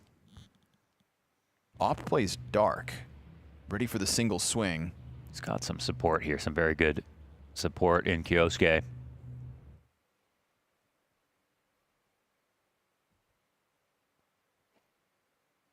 They're ready to turn this into a split to lower. Ramp will soon be protected. Nico's the linchpin. He's found good timing on the peak. Does he get the kill, though? It's a little labored. Yeah, but they can't get out ramp without him. Honesty still towards single, collects Gizmy. Oh, smoke's not deep enough for that. Get a crawl from their counter Opper on the edge of the smoke. Oh, Kyosuke turns, Device has got a second. It's another 1v4 attempt, and csgo gonna make sure that it doesn't get away from him as he crawls through that smoke. Creepy crawly Device almost gets away with more than he should, but it is Falcons with 9 rounds secured instead. The tap back to ramp from Kyosuke on Rain. It's beautiful. I don't like that Rain took off his glasses for this player photo. I don't know if you've noticed that yet. Well, he's also not wearing glasses. Ever?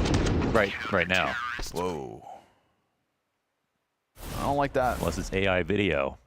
You never know nowadays. That might not even be Rain. This might not even be Counter-Strike. Kyosuke eats the flash, but they don't kill him fast enough. You gotta pounce on those moments. Go for the spray. He recovers vision, and it's only Gizmy to get him after 2 members of the attack drop.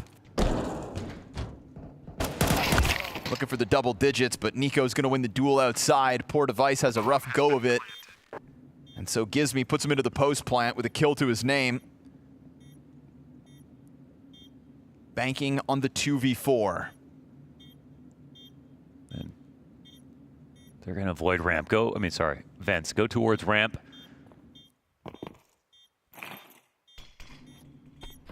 Again, retakes coming in slowly. Gizmy's gonna have a tough go with both the doors to hold, but he gets the kill first. csgo's trade, Rain's position revealed. He's gonna look to get his hands back on that bomb as they're going to have to Hail Mary defuse in the middle of all this, and of course, Monacy gives just enough cover as needed. An excellent first half in the second season of 2026 by the way of your Cologne Major Champions. They have to connect, and so far they have. Little peek on short, gets Magisk a double, missed shot. ZywOo, he leaves the door open. No! What is that? Quadruple deagle out of Jabby. He's going to be able to stop them before they even set up the grenades. That's devastating.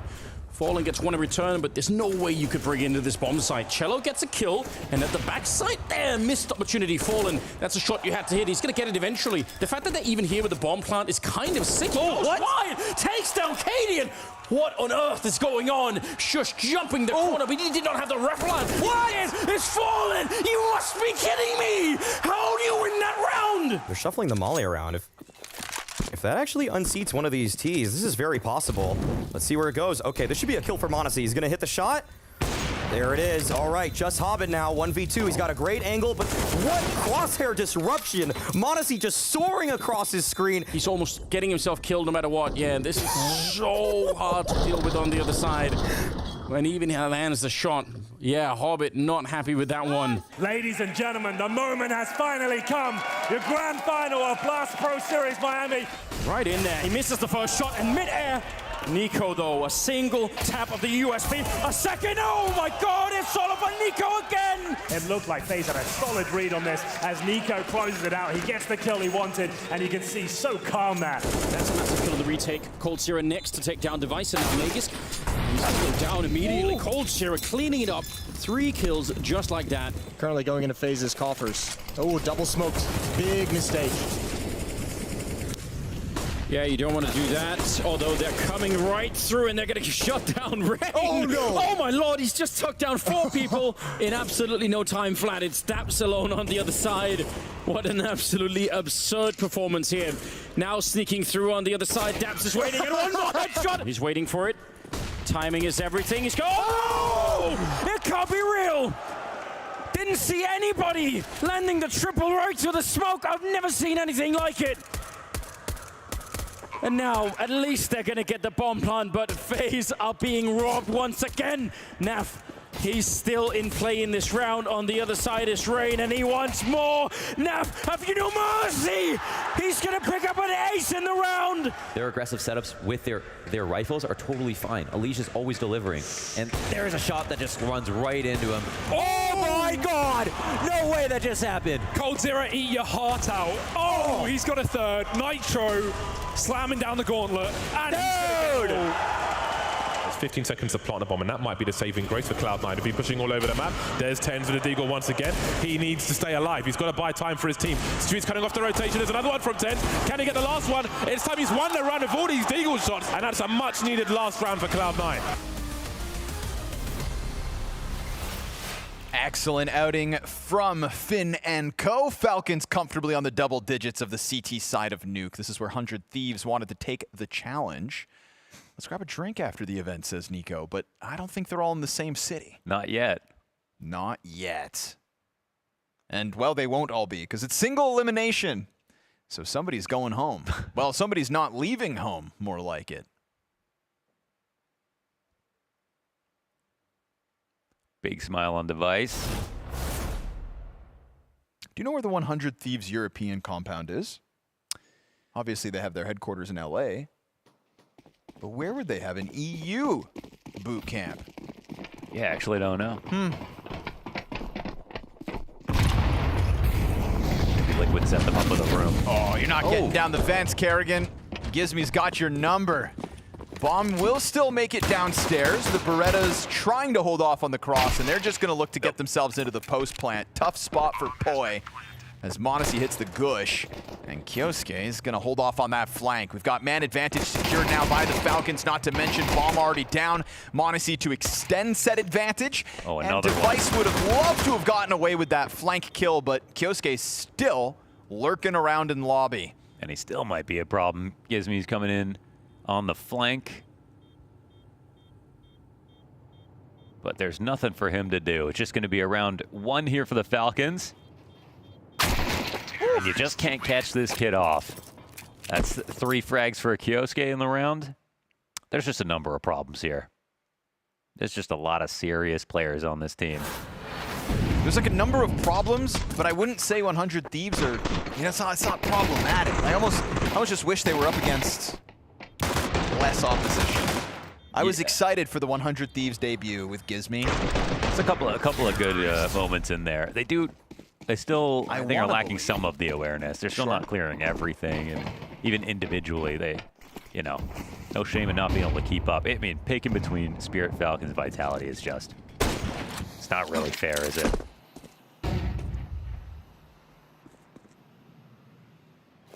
$100 problems. I wish Alliance had picked Falcons. Then we could have watched They have their own Thieves problems, versus though. Wildcard. I think after their performance, they didn't deserve it. Oh, no. Unfortunately. They went for an easy pick and same result. Got pieced up, yeah. Yep. 100 Thieves on the force. Let's hope for their sake map 2's got a little bit more life in it than this one seems like it will, as Falcons no hiccup to start the season.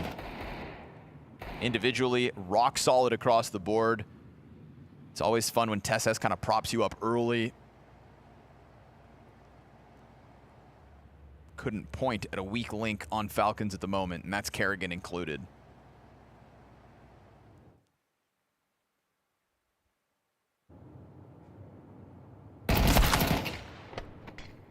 Nice slow squeeze as they find the first kill with 30 seconds left. And then the party moves towards ramp, where at the moment we've got nobody in position for 100 Thieves.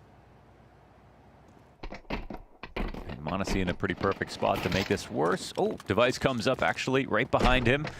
And with a few seconds to spare, the bomb will go down. The CTs take a big gulp here as map points on the line. Yeah, we don't get one of those clock hiccups where Falcons end up walking into a site with a problem on it. Chance for TESS to farm a few, but it's a strong trade out of Poi, putting that Galil to work. Kyosuke's AK in the rafters, meant to be set up by Nico, who's just looking to get lethal with the push through the double doors. They've got that pinch on the last piece and 10 map points. No question so far for the Falcons. They look fantastic. No championship hangover in sight.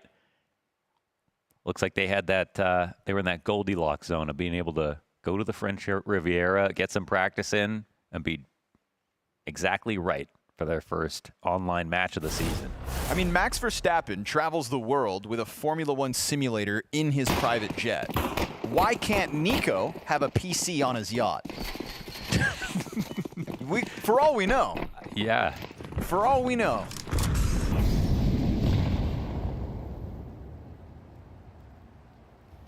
It's got to be the only way, honestly. This man may have a mouse and keyboard tan line. You never know. But Nico having as strong of a start as he is a welcome sight. No weak links for the Falcons. Nico flies way more than Max anyway. Wonder if that's true. It just counts the stops.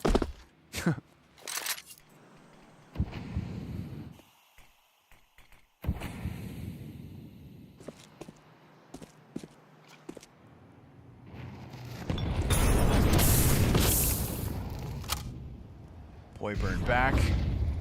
Doesn't take a prod at the top of the steps, instead just gives over the space, and they're going to be preoccupied with this outer presence. Oh, Kyosuke instant with the headshot. He'll get traded out by a Device quite nicely, but then Nico strikes. He's got the weapon advantage over this MP9, but it's a nice move from Sierra over top. Desert Eagle from heaven misses Kerrigan. Won't matter. They'll find him on the ladder itself. Gives me into the kill feed. Guns being procured here by 100 Thieves. And as long as you don't drop down into the vent, that MP9's not going to get a chance to really strike you down. They've done a good job of dodging the most part of the threat. Oh, the flash is good. m0NESY clutch queued up as he takes a bit of damage with the fresh mag back out. Bomb in front of him. They've got presence on the site. Now tapping that defuse. Oh, he's forced into the retake. It's going to take another fresh mag. Still nobody defusing, and so they'll come through with the force buy victory. It's not over just yet. Yeah, only him could make that look viable. That was surely a done deal. So they get that retake in. Good kills here with not that money to work with. They stave off map point for now. Oh, they're on map point, but they at least save the map.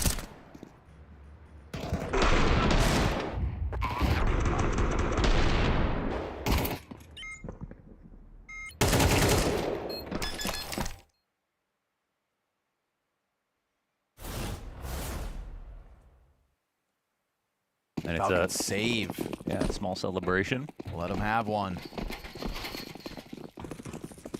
Kerrigan will treat himself to a deagle. You know, Nico, Kerrigan, and m0NESY, all with deagles. 3 peas in a pod.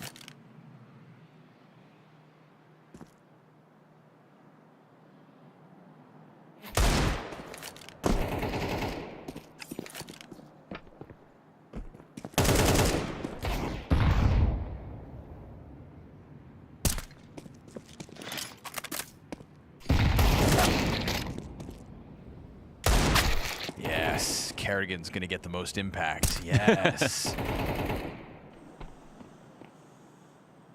Just as you could have expected. Between the three of them, it's Kerrigan with the kill. You know, there was a big conversation about Kerrigan having to bring up his individual level. Yeah, it was like the worst. Yep. Like, well, the B-Tram stats, like just the worst performance of all time. Yep. But then they won. Yep. Insane.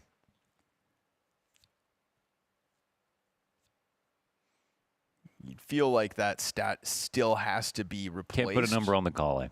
That's fair. It's fair. HLTV haven't figured that one out.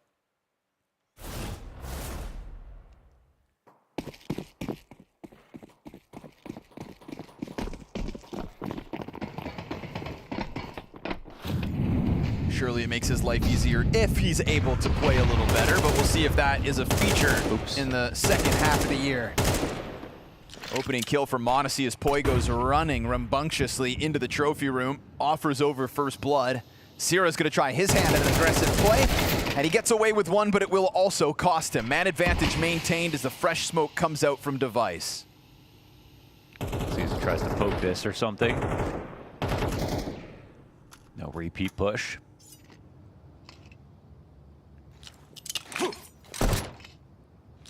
Maybe set up for a lurk here.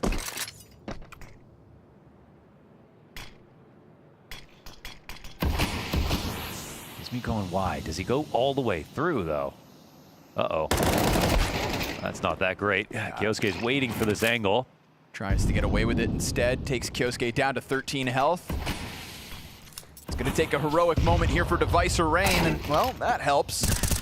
A single bullet gets the job done. Device will get the double, but Nico returns the favor through the smoke.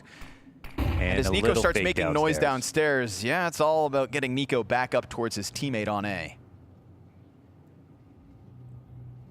Rain realizes it's a ruse. We'll try to follow up behind Nico, who does have the bomb on his back, and they don't know where Rain is. Yeah, Rain could catch this off. Nico wrapping around Red. Oh, it's got the cover and the aim, as Nico will not skip a beat. Returning to play after the player break are all of the Falcons, and that was impressive. A 13-4 victory here on Nuke, just dispatching of the new look 100 Thieves with Gizme, but they'll still have a chance in this best of 3 after the break. Yeah, it's a bold choice from the side of 100 Thieves to be coming up against Cologne major champions, but of course then picking Nuke for themselves in the veto. And we heard from Scrawny and Launders yesterday, Maui, that if they were in the position of being a bounty hunter, they would pick the team that had been most recently winning, spending more time on boats, but it seems like not even that is going to stop Falcons right now for this brand new season. It was always going to be a tall order for 100 Thieves in this iteration to hold a candle towards what Falcons has in store. But no, it was a good attempt in the aspect that Falcons probably would be going to be on a little bit more of a championship hangover. I also think that the intangible effect of the familiarity between individuals here in the server, like Rain and Device, on paper, all of that sounded really good, but Falcons just had too much in the tank. Yeah, there's those things that you can't really put a word towards. You can't really explain it. And so I was hoping to see a little bit more from 100 Thieves, but you're right. At the end of the day, it is still really difficult for them. And Falcons impressively just really not letting anything stop them in any way, I want to say. Well, I will say that we did see a lot of great bomb plants from 100 Thieves, and I know that kind of seems like a weird metric to gauge this by, but they were able to find 6 bomb plants despite the fact that they only won 2 rounds in that first half. And you know, we just, a lot of people just got off of watching the World Cup. You know, everybody's talking about shots on goal, and I'd say bomb plants is kind of a similar stat to try to gauge how much offensive pressure you're putting on the opponents. Obviously, you want a quality shot in football, just like you want a bomb plant with a man advantage situation. But it does show that you're getting it down, you're taking some space, you're finding some ins on rounds, but they just weren't able to close. I mean, there were a handful of situations situations where the bomb is planted, and I think Rain is probably looking back at his clutch attempt and hoping that he was able to hit a spray transfer. There were a couple moments where just these fine margins, and I would say a lot of that comes down to player quality went the way of Falcons, and unfortunately that's kind of what we expected, where the multi-kills came out for people like Kyosuke when he was fully blind to get 2 kills. Like everything that could really work in favor of Falcons on the individual level did. Yeah, and that's where you have to factor in those things you're talking about, right? A metric that might seem a little bit silly, but in the long run could mean a lot for 100 Thieves, because we've said it before, Gizmo coming in, being a new IGL for the 4 players, you do love to see that at least some game plans are working out, and to be able to have an ability to get that bomb down is still a really good silver lining. And so despite them not getting to win their map, it does look towards like Dust 2, maybe another map that might be more favorable towards retakes being harder, could be something that they get more than 4 rounds for. You would hope so. I think we're gonna get into that after a break or anything, or should we just talk about it? Should we talk about Dust?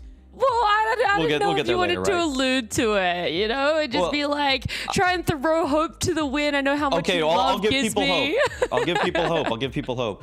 Falcons in this iteration at Cologne were flawless on Dust 2, except they lost to Gizmy's Monty. Okay, so if you're thinking it's all doom and gloom for 100 Thieves, it's not. All right, this was already, to me, the eye test said that this T side was actually called pretty well. There was misdirection. They were able to. It's just unfortunate that they had to play Falcons, where practically every single player, barring Kerrigan, is good for 2-3 multi-frags per CT side, because they put themselves in winning positions, or at least tactically strong positions, enough times that I would have hoped for a few more rounds on the board. But it's the same thing again. Back to the World Cup the analogy there. I mean, you got to put the ball in the net. You got to put the ball in the net. Unfortunately, they didn't close out some of those rounds despite being in good situations. Yeah, well, we love the shots that they took, the attempt that was there. But yeah, like you said, I love it. The hope, however strong you guys might believe in it at home, it is still there, right? And of course, we always wonder, like, how long are teams prepping, right? How long are they at boot camp? How long are they playing online, whether that's individually or potentially even in duos, Maui? Because some people love to play in duos. If you are one of those people that loves to duo queue, then Refrag is going to be your place to go and do it, because whether you want to duo together for utility usage or crossfire practice, you can also 1v1, and I would not want to 1v1 you, Maui.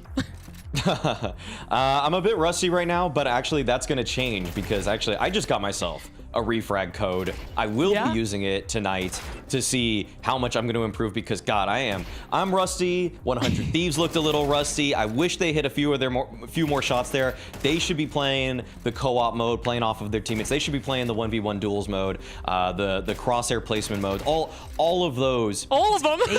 If they just had like 10% better mechanical ability in this game versus Falcons, I think the scoreline would have been drastically closer. But that's it. I mean, you can only call so well.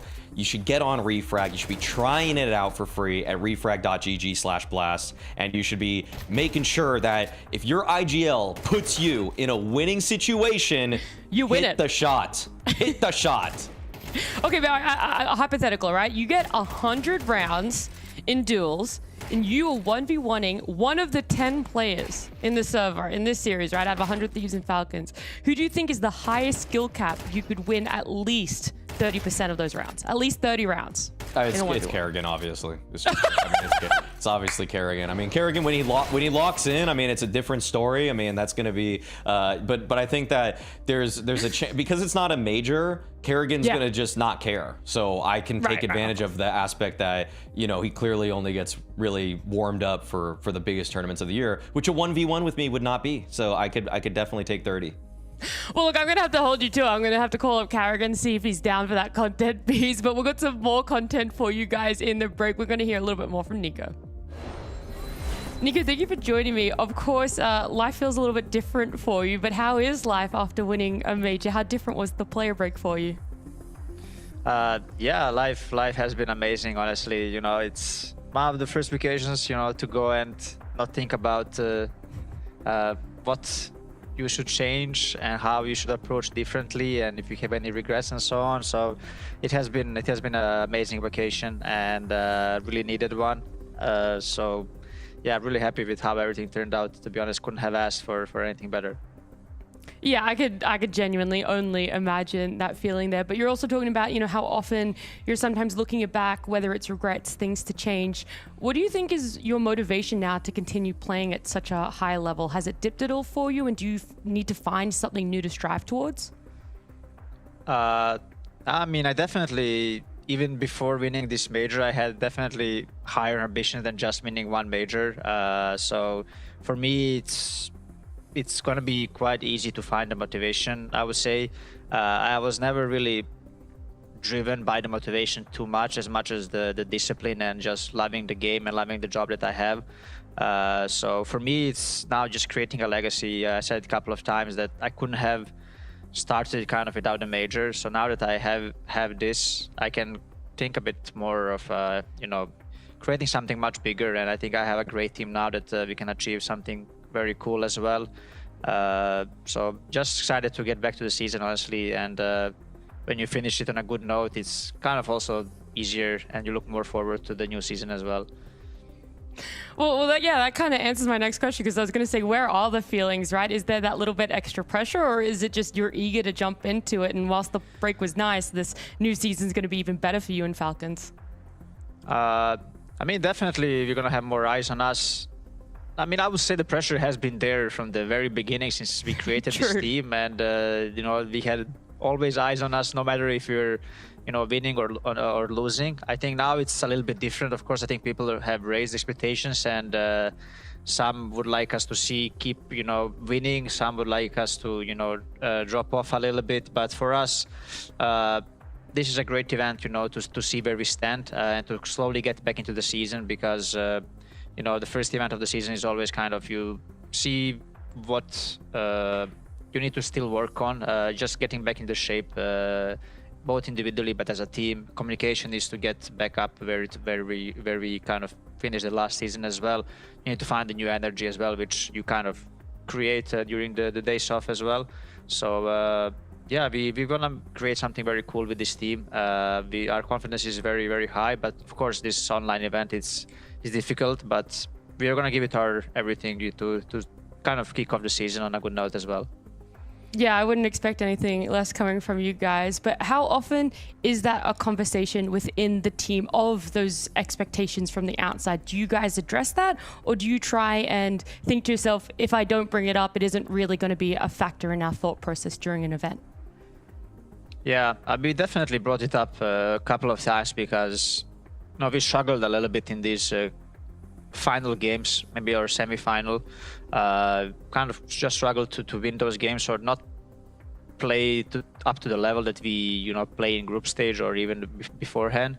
So there was definitely a topic. I think we were all way too focused on just wanting to win too much, maybe, and it kind of hurt our feelings a little bit when we get closer to the, you know, end goal, to the trophy. So I think that's something that we have changed after CAC or going to the major, that we kind of just started enjoying more playing on the stage and playing in front of people, and just having fun while doing so as well. I think that has helped us a lot with Finn coming in onto the team. So this is something that I would really like us to kind of continue doing and having this mindset going into this season as well. And I think it can help us a lot, just, you know, releasing the pressure, but just enjoying more and doing what you love, basically. Another one of those intangible factors that you're not going to be able to measure, right? They talked about it, CAC going into the major. It wasn't so much about their desire to win, whilst that would always be there for competitors. It was about just enjoying the Counter-Strike that they were playing, and wouldn't you have it, Maui, a win was to follow after that.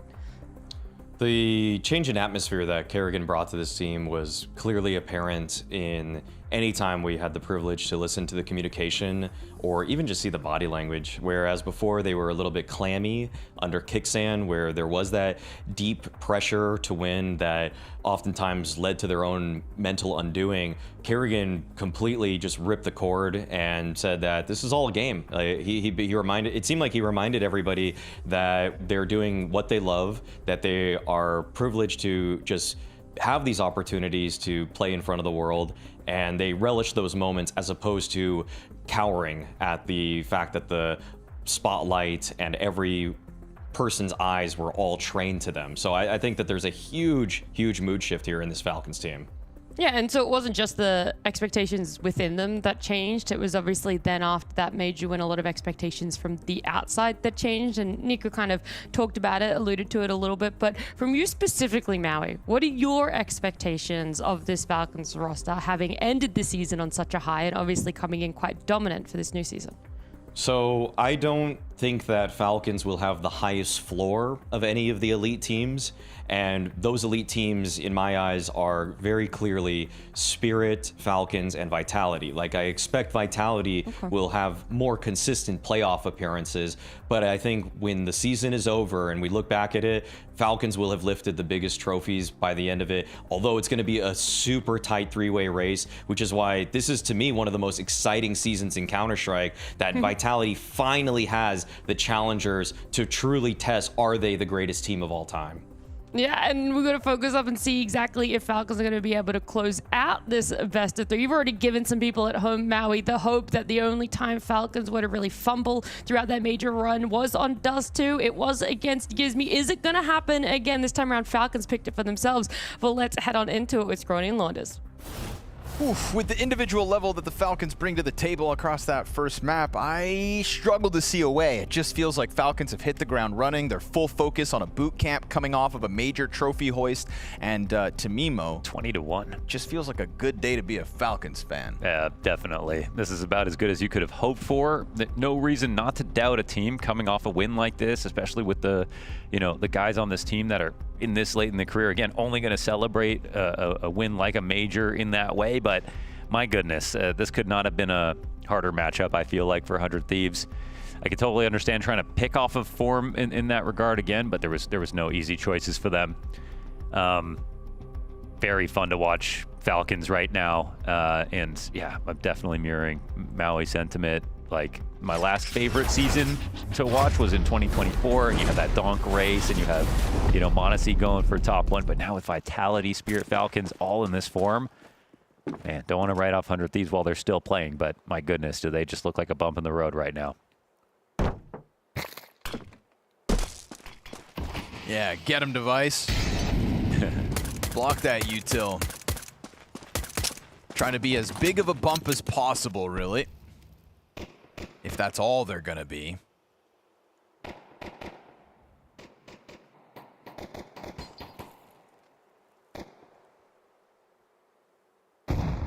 Cast many Falcons games with stakes like this one, where we suddenly watch their opposition break into the match, but I've also never had to cast the Falcons as major champions. It's a whole different level of reputation. Ooh, Gizmi sees just enough to try to give chase to this. Yeah, you want to follow up pretty quickly. Oh, they check it though. Yep, Monacy. Sixth Sense kicks in. csgo takes a tidbit of damage, but Rain's gonna go down with nothing as Nico's the one to get the long kill. And so Nico and Monacy right back to it. Sierra dead with nothing, and a smoke grenade that covers the flank just long enough for that bomb to be a guaranteed plant. So very comfortable looking 5 versus 2 post plant here for Falcons. They send bullets through, just reminding 100 Thieves, we know you're back there, and they're not wrong about it. It's Dust 2. It should be such a fun map for the Falcons. Could be a complete highlight reel right now. And moments like that when you're on the flank, it's like, okay, big play was getting on the flank, getting that info, but just got to be sharp. It's Dust 2. Need to hit that headshot right away. Make use of that information. Hellcat kill coming down. Their odds tank.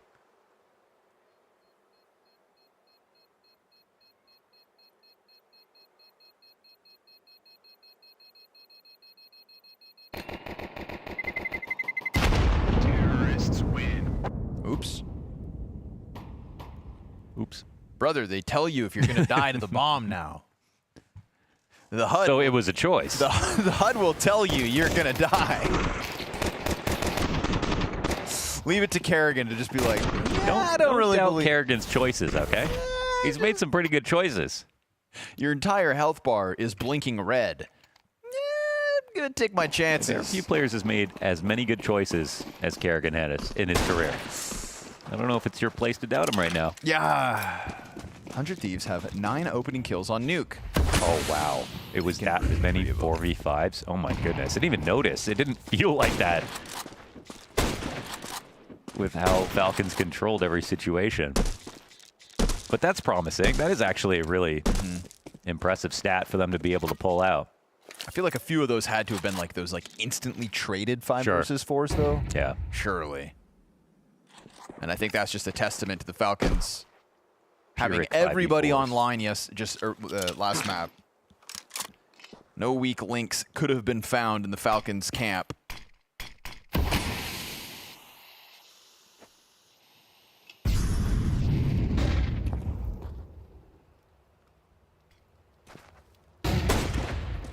Scout contact for 30 damage. Make TESS a little bit nervous about the approach, but Monacy's Scout also going hunting.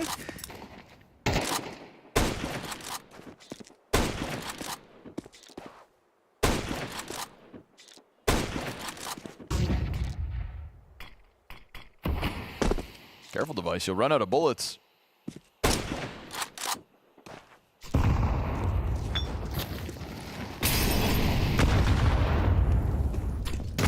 Get onto the site with their HP intact for the most part. Utility still keeps whittling away piece by piece, but Device has gone quiet after all of that scout spam. And as he goes wide around, it's Kyosuke with his second of round 2 in anticipation of the pistols, but these pistols still too far gone, too far removed to do anything about Falcons converting their pistol. What do you think is the upward potential of 100 Thieves now that they've got Gizmy? If you were to be optimistic. If I were to be optimistic, like everything goes well and top 10. Top 10. Yeah. Just right there on that, but like 10th, you know? 10th. Damn. I like Gizmy. Yeah. I mean, I doubted Monty every single step of the major and was just consistently wrong, so. But, top 10, that's tight. Yeah, but in a world where like Legacy and BetBoom are top 10 right now. Right now, yeah. You know? Those, I always feel like number 10 and number 9 are constantly in flux. But Foot are 12. But Foot are 12. Yeah, but they don't have Lonks anymore. And Mongols are, well, Mongols. Mongols are... Well, we don't know. Mara's still on the team, okay? What if they made a roster move and it's just not worked out no matter what? Mongols are Mongols. Hey, they have Ulan Batar to fight for, That's okay? true. That is true. And another Asian major on the horizon. I know they're not from Singapore, but it's about as close as it gets.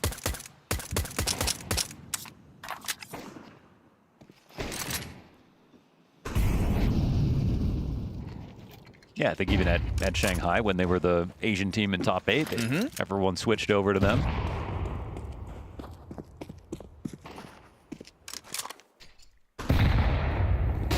Problem is, if you go to China, you got to compete with Nico and Monacy's popularity. That's true. You're not winning that fight. They just have unexplainable aura over there. I don't care where you're from. You're going to lose to them. And Kyosuke, for that matter. What's the Chinese nickname for Nico? I forgot. It's like weak-kneed shrimp or something. Okay, we're going to have to make sure of this one. That one I actually didn't know. That's weak-kneed shrimp. Yeah, because he always well, not always anymore, but right, he was Choco, yeah, but he got the major now, so.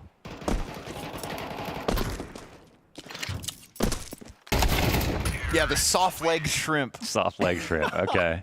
The soft-legged shrimp, somebody who collapses under pressure or chokes. Wonder if they'll ever update that. Honestly, I feel like the Chinese community is very on top of their game. Yeah. So it's probably already, that's so outdated.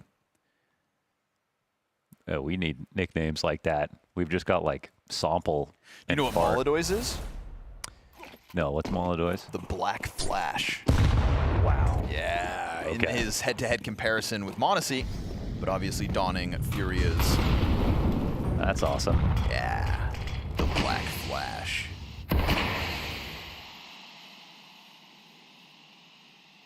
But back to 100 Thieves. First gun around to the second map, and it's going to be Seer to let him know he is up close and personal on that long door.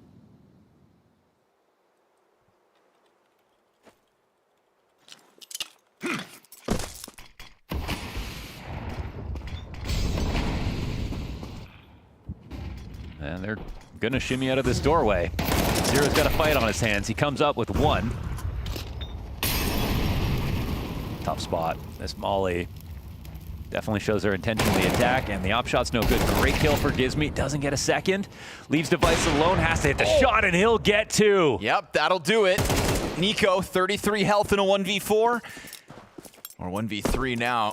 Cuts it down as Poi is his first. 2 to go. And with that departure over towards the bomb, Device securing all the spaces Collateral gave him. He kind of knows one's just like a rotator and that they're separated right now. They can join up towards long, but, you know, that doesn't seem like the wisest option anyways. Everything felt like it was going well for the Falcons to try to roll forward with that momentum, but a Collateral shot will give you something to think about, and Device isn't going to waste the chance. They didn't even look like they were layered up like that. Not really. Kind of like elbow to elbow, perhaps. But hey, you take what you're given. The Device locking down long sets up 100 Thieves for their first round, 4 rounds into this.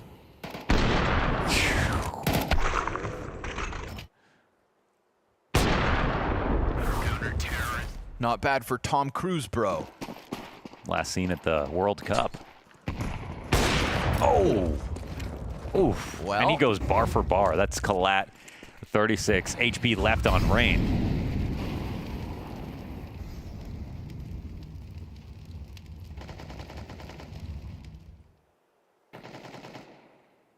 Oh, this is very dangerous for Device. He's playing with fire.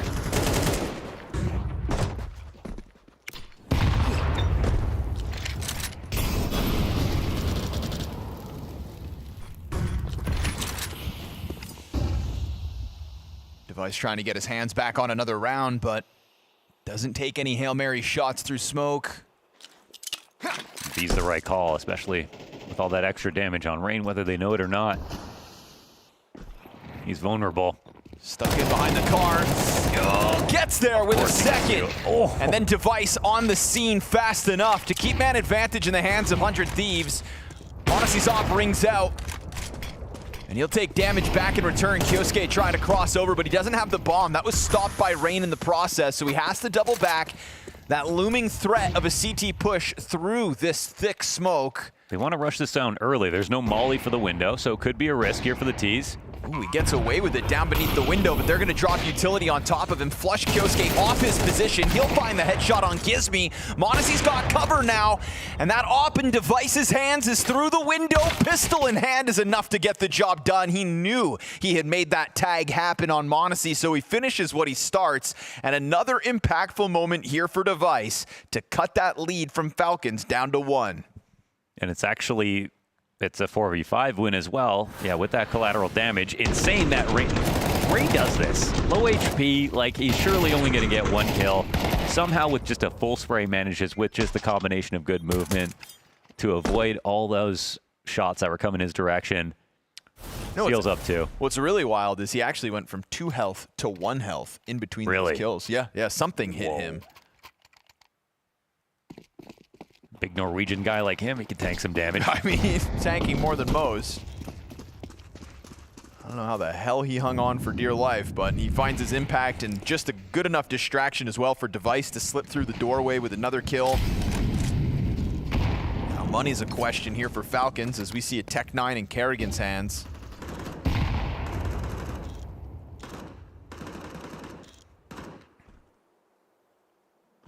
Looks like they're going to keep this one dead simple as well.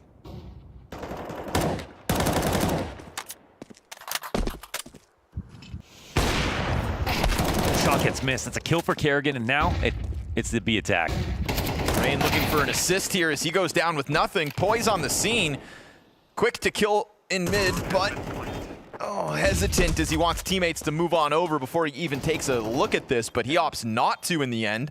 And Falcons, even with that limitation for Kerrigan, walks the Tech-9 through the mid doors, finds a kill for his efforts, and a round win swiftly with it. It really is that one frag, isn't it? I mean, just an op-shot miss in a moment like that, even with a teammate to trade right away. That's enough to just ruin your plans.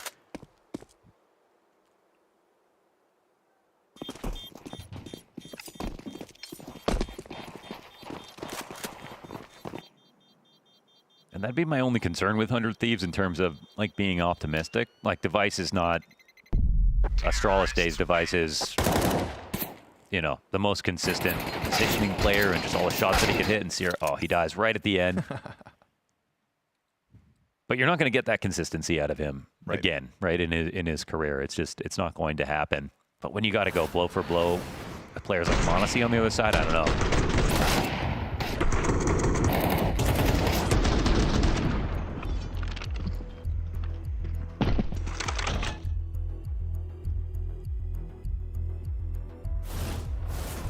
I love that Kerrigan knew once he got that dink, he had to commit to trying to get that kill. Support or not for the Opera out middle. Can't let a chance at that opening kill go to the wayside. So jumps on it, opens the door for the B hit, and with it, the 4-2 lead.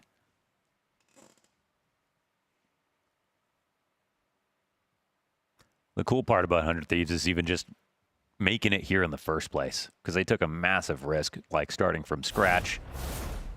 Did an excellent job climbing the VRS ranks, which is just terrifying to try to do. And found a great pickup in the offseason. 5-7. Nade damage in front of it. Poise got a second.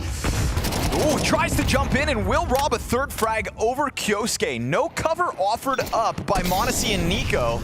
Poi with a bit of a robbery on that one as they just go smashing into this B bomb site. Nico tasked to plant in a moment. Tunnel's arrival is there, and the smoke now fades. Oh, missed chance at getting Monacy dealt with. Nico's going to be swept under the rug. Skizmy gets aggressive through the smoke, and it is Poi who gets 3 kills on a very explosive moment from the Falcons, but one that's going to cost them a round. That's awesome. That's a great look from Poi, and we really haven't talked about the new guys, but lots of great things to say about them for sure.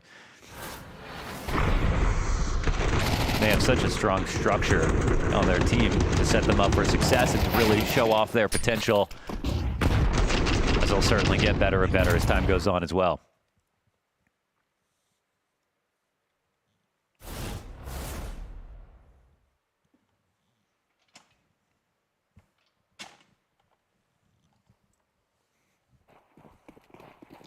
Connor's falling out of his chair. This thing is, I'm barely keeping it together.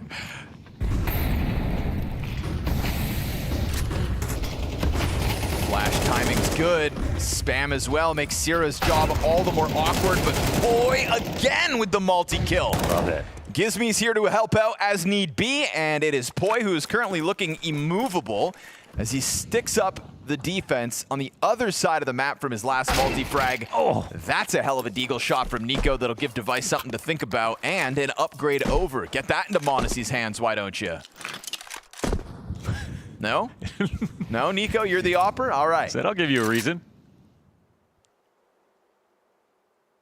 This is very funny, though. He totally just could. Might even should.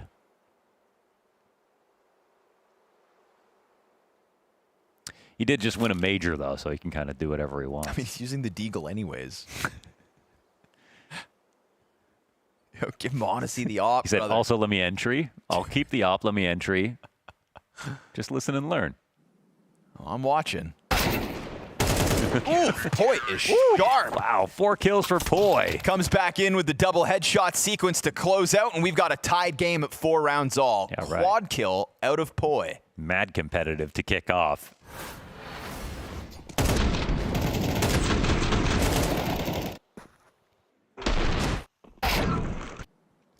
With that eagle shot, though, I do understand why Nico switches back to the sidearm. That was disgusting. But then maybe just make the donation, you know? Who am I to question them? They're major champions. That's true. Leg tag here for Device, and then one finished off. Just a bunch of pistols jumping around, though. Squirrely Glocks.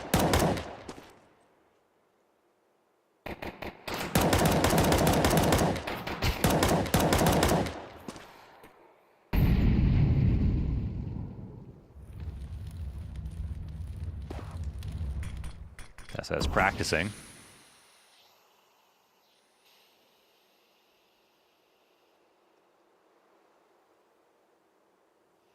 You think you went to the Danish Riviera on the break?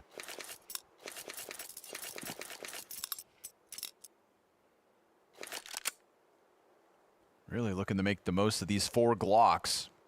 Get a little mid-sprints. Rain given the shooting gallery. Nice, clean control to spray down with the double headshot to close it. It's an A4 commercial. You need every bullet there. You've got 100 Thieves with a lead. Ain't that something?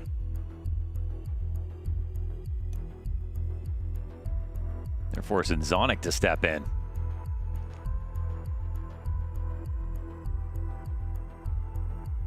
I knew it was going too well to be the Falcons.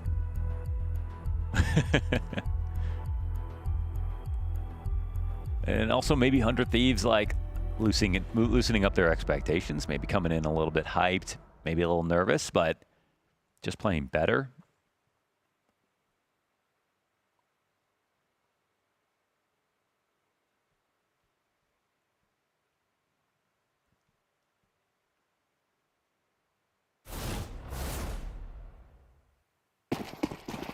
Kerrigan said it at the major. It almost doesn't matter who they play against. Throughout his career, he's always played to the level of his opponents.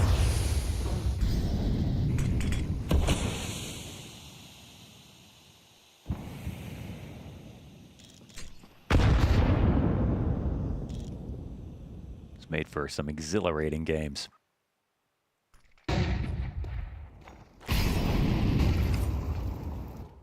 Flash gets Device off that lower angle. That'll open the door for the Tunnels players to creep out and not get killed early.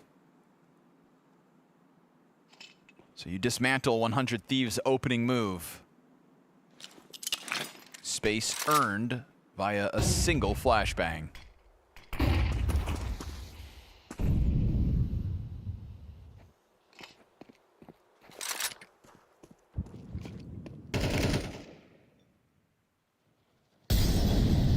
Got Device on a strong sight line. Definitely possibly walk up into this. Shot comes out early. Kerrigan just trying to scare him a bit. What a punish, man. Half of Device's health gone as well. Yep, tough one to stomach there. Kyosuke handles it well to go for the dive out. Now isolated B bomb site. Device doesn't have a nade for this mid cross as well. They can re-smoke it, go forward with the split. Really comes down to Sierra, how fast he can flank him. And whether somebody anticipates the move, but he's not going to find anything as he arrives. A very quiet Falcons at the moment. We hit 20 seconds, 4 players up inside of the tunnels. Only Kerrigan left towards middle on his own. And even that next smoke is now soon to fade. Rain gets his, activating. Oh, boy, again! Another multi-kill. Kerrigan turns it back, and the op chase from Device is fantastic. Poi is currently the difference maker. Yeah, he's making massive moves every round now so far this game.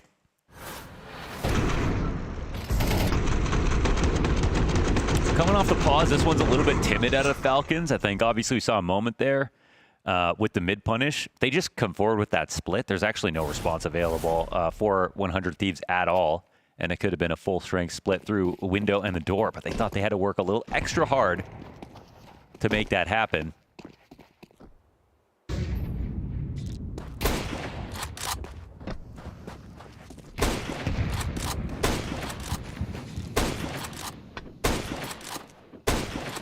Poi would have been in a very compromised spot with a proper split.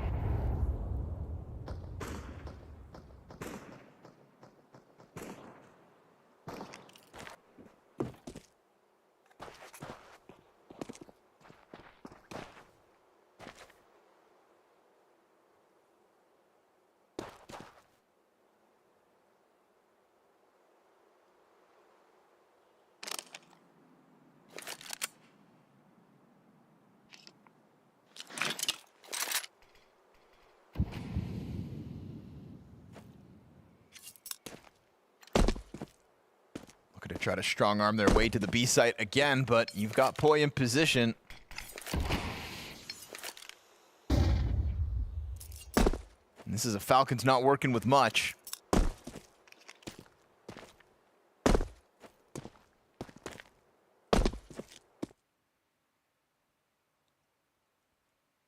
Blocking the bomb in the front, scout in the backdrop, but nobody's gonna overstep here as Rain just sits underneath the window instead. Tessa's dead already. Of all the rounds Poise offered us Impact, this one meant to be all the easier. 2 kills already. Nice and smooth. Wow. He will find a quad kill and shows no signs of stopping. This is a strong sight between him and Rain. It's been a beautiful half so far from Poi. Lots of highlight moments, both on the retake and on the holds. Sitting comfortably 16-5 off of that mowdown.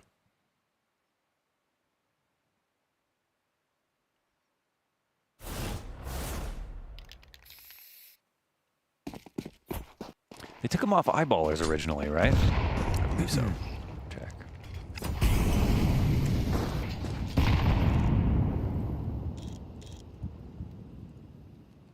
I remember Eyeballers thinking... and Alliance most recently. Right, okay.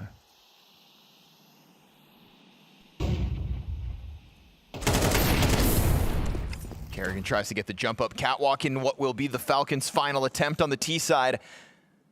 They've had to wait for guns. Squander the chance. m0NESY kills Syrah. And that's pressure on an A site that doesn't feature the hard carry of Poi. Gizmi and Device instead, meant to erect the defense, and Kerrigan will get cut down from the catwalk approach, leaves Nico on his own in that direction. Oh, and he finds just the edge of the smoke to challenge, catching Gizmi unprepared. So Device now gonna have to be the hero. And as he sees the approach inbound, it's gonna be Poi on arrival with a kill over Nico already. Poi has gotten here in time, but Kyosuke's got his head on a silver platter, Rain to the 1v2. And as m0NESY brings up the tail end of the play, Kyosuke hands busy for the plant.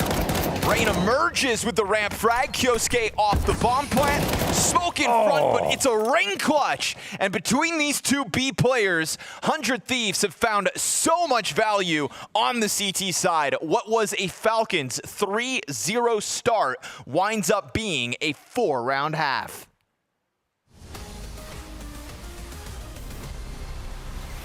Would you say that you're a grumpy person? Definitely, yeah. I'm very much a grumpy person. I think that it's not even a week ago that my boss told me that I need to stop complaining so much.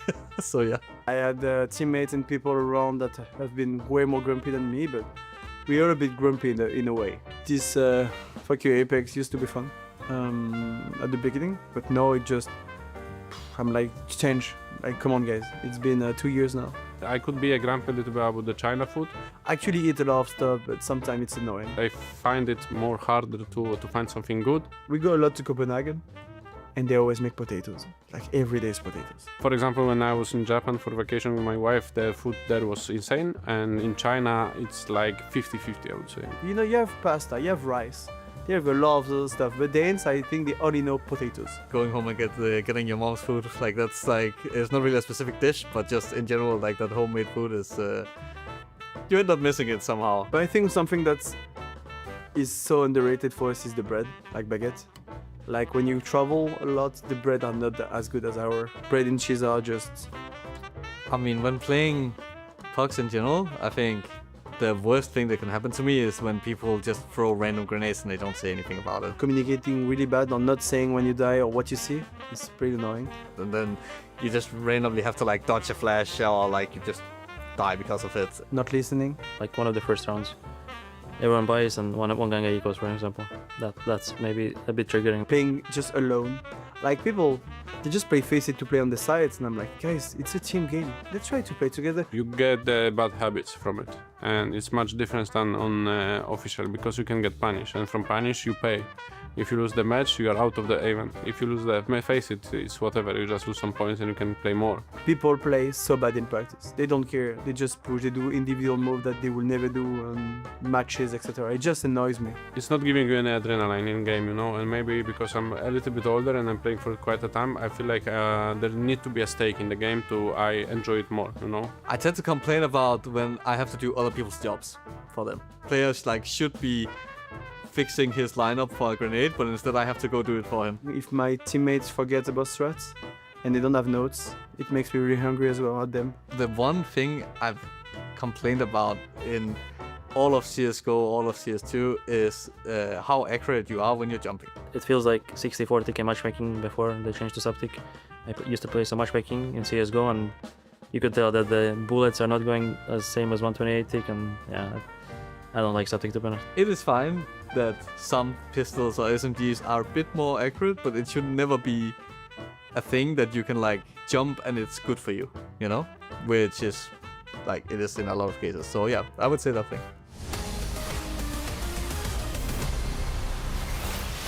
Poi, with a mouth-watering first half, has put Falcons on notice and left them with a measly 4-round T-side. Now, unfortunately for Poi, it wouldn't be the first great performance that doesn't net a map win we witness tonight. Talk to Flawless. Okay. Talk to poor Flawless. Yeah, well, but they've got Gizmy, though. That they do. Gizmy with a game plan. Maybe they can make something of it. Certainly enough to test the Falcons. As we watch csgo with 1 kill so far this map. m0NESY, it's a one and done down in the lower tunnels. Do not waste Poi's efforts.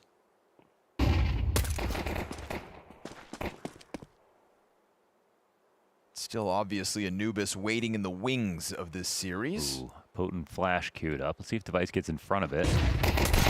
Ooh, they're all blind actually, but Zira gets that one while blind.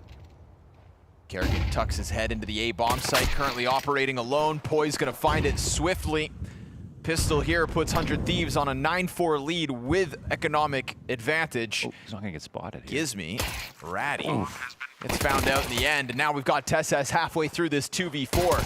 Positions known to 100 Thieves, duels queued up, and it's gonna fall on Zira at a quarter HP. Catches the little that was left of csgo. Kyosuke, he's got the advantage, and he'll come through swiftly with the headshot. Falcons with a CT pistol victory. Now both pistols in this series, or map rather. Yeah. Let's hope it's not in vain. That's tough. 2-on-4 as well. I mean, it could be critical that the 100 Thieves didn't let that go. Knowing they have to close this out on T side. Could not have gone better on the attack. Gizmy just tucked a little bit. He was looking for the jump up, obviously, towards Xbox. So it's just really nice from Kyosuke to be scaling that way up through the top of mid. He made that look extremely easy. And m0NESY goes directly into the AWP. What could go wrong? In the face of the 100 Thieves force buy.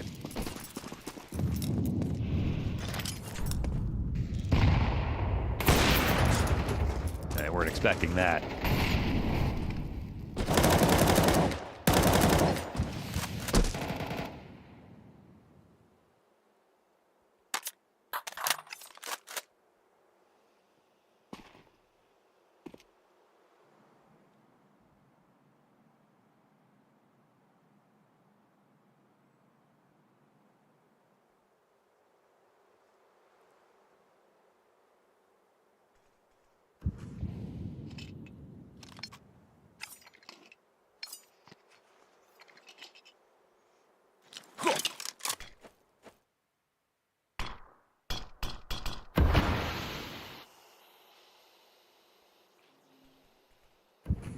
m0NESY's in a tough spot at the moment. If Nico's stuck down in CT spawn.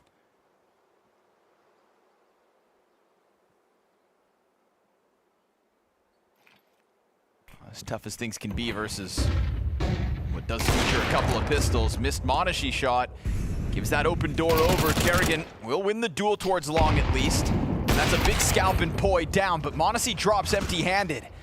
Nico's able to get to the ramp. Activation here from Rain late out long, and he's got a second headshot. 20 seconds to pull off this 1v2. Low health for Kyosuke as well. They could line up. Oh, but TESS's MP9 will make the difference, and that's a TESS from the bottom of the scoreboard with an MP9 up against a very winnable spot for Rain. However, too much of an ask, and ultimately one survivor there for the Falcons. It did look awkward, but they organized a double swing just in time to kind of guarantee that spot. And yeah, TESS's third kill.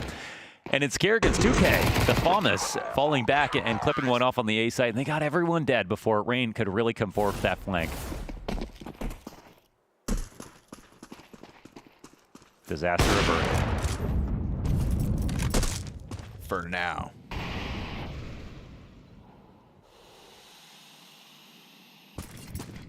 Three deegs for the Thieves.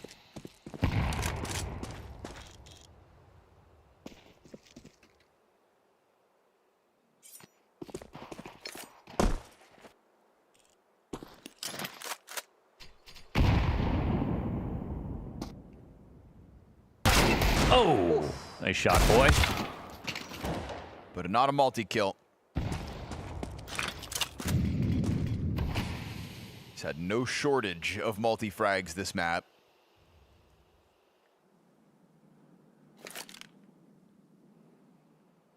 Gizmy scoops up the deagle, not wanting to lose the bomb in the process and looking to go join his teammates, all of which up Xbox.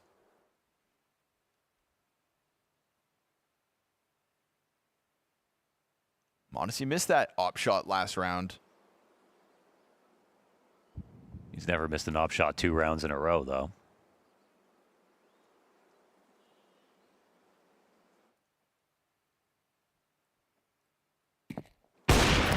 There we go. Sierra gets blown away. It is a fast move by the Glock to just try to create space for the bomb plant. And it's guaranteed. So, device comes off of said plant as Rain's Desert Eagle looks down into the spawn, missed chance at catching a little more damage. And a jumping Kyosuke to just put this one on ice. That is 100 Thieves with money made, but Falcons close the gap. You know, I wasn't sure if he'd actually miss or not. I just thought it'd be a worthwhile bet to take. And it paid. Good on you. Looks like one weird round for Monacy, and that's it. A 1-round game.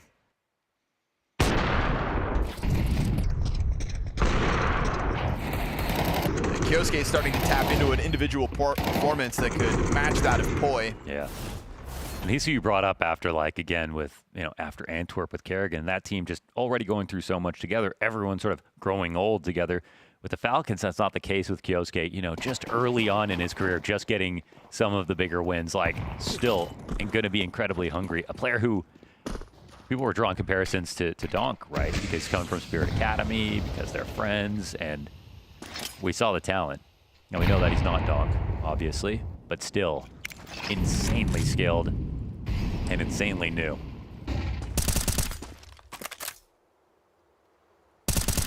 Somebody who just can't quite relate to the struggle of Nico's career and how long it took him to win a major. Yeah.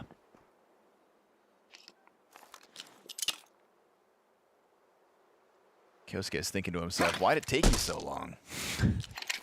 This Counter-Strike thing is easy. Some more than others.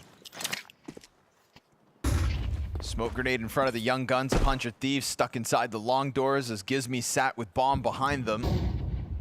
Clearly a test coming Kerrigan's way as the flashes ring out. It's a bit of a scramble here from the CT. They don't have control of anything right now. They're going to go and get it back, though, right away. That'll help. Definitely a scramble, but one that works. As they establish man advantage off of the utility and in anticipation of Rain pushing the smoke. Monacy's attention drawn back over towards the car cross. 2 kills come through for 100 Thieves. They're still considering the smoke. They turn. Just turns. Rain, he's got 3 players in front of him. Nobody ready. Kerrigan's able to recover, but at what cost? 2 teammates dead. Molotov on Gizmy flushes him out, but it's gonna be Rain's activation from inside of smoke that costs Falcons dearly. Waited just the perfect amount of time. It almost felt like Kerrigan knew he was in there for all those seconds, but he just, with his teammates dying behind him, and teammates all around him, to be honest, he thought he was fine. And that keeps the lead for 100 Thieves.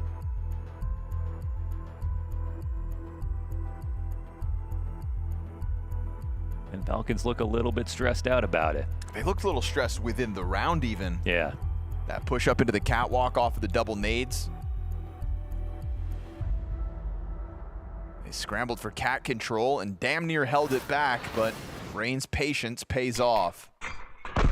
Great nades though.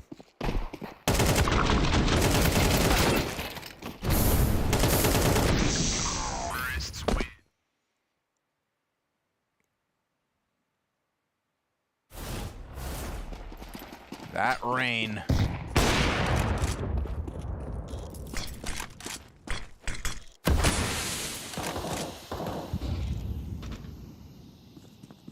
Honestly, getting real frisky on this round. Oh my goodness. The timing is incredible. Who's it work out for? Molly's great. Good to see Protocols get them out of that mess.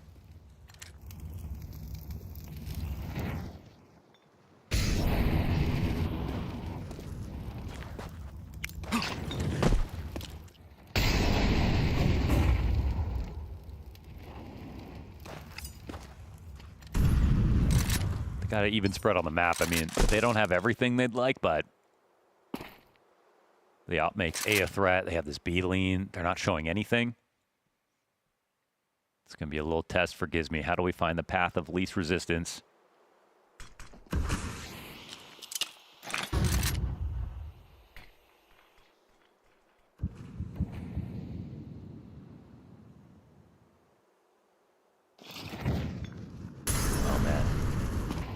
Might play into what Falcons want.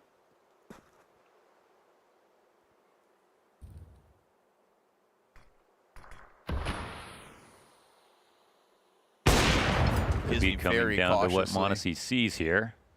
Try to test the waters, but his head gets spotted. m0NESY missing a chance to strike him down. But it gives him a lead towards A, actually, and long push is coming out quickly, but loud at the same time. Gizmy does ultimately get killed, and still now the rest of the team trying to cover that distance. Lower tunnels held off by Rain. Just enough time to spare. Rain's position now known to Falcons. They're gonna try, wild blind, finds the headshot onto kyoSke. Such a good flash as well. Sits him down and queues up Rain's challenge. Now that's a gun offered over, but do they still want to take a swing at this with no kit? Device comes back from the catwalk play. Looking to block off all 3 exits. And just looking to make this one costly. So even though Gizmy doesn't get a kill there and gets, oh my goodness, nice shot to SS. That's his 4th. Don't know why I had to throw that in. Just for good measure. Stay humble, SS.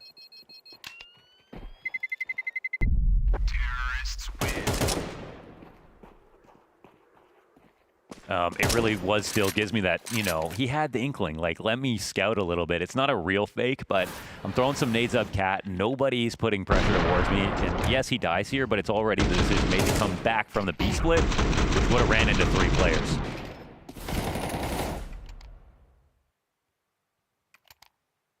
This puts his team in a very good position.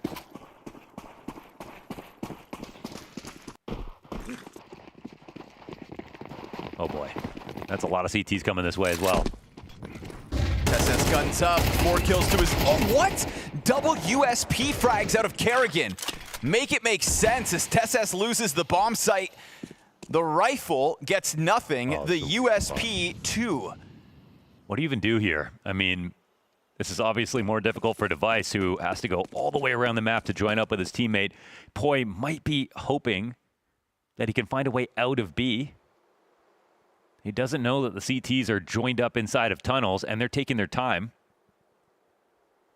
Oh, and he gets spotted. The bomb gets spotted. But he only sees 1. They're still considering that there's somebody outside of the tunnels. Not the case. But I mean, surely, when Device doesn't see anything here,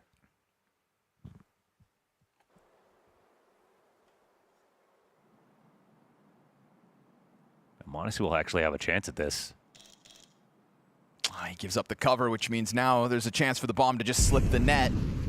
Nico versus Device out middle, and Device lands his shot. Molotov in front of m0NESY. Still, that bomb's got to move, and now with the smoke grenade, it's free to do so uncontested. And m0NESY tucks tail and gets out of there. Kerrigan's double USP kills, all for naught. Yeah. Ends up being one of those moments that, you know, for Poi, it's hard to kill him. You have to retake B to do it. He just has to trust that Device knows what to do ultimately. A safer route around the map to lock this in, but m0NESY, he still sees odds. No kit. Close enough to pull this off. He's gonna have to catch them by surprise, and a Molotov announces his intentions. Headshots quick, but he needs that second one instantly, and he's trying to hunt him down, but time's playing against m0NESY, and he just looks to depart in the end. Device is up, dealt with, and that'll be a round for 100 Thieves, an 11th to the scoreboard, costing m0NESY his life. Nice patient play there from Device to guarantee the round win. Money still fine here for the Falcons, but that's an 11th now for the 100 Thieves, and it's actually a great chance for the Falcons. Like, in spite of their guns, they had the appropriate stack, the tunnels push. It's just ironically their weaker guns getting the kills.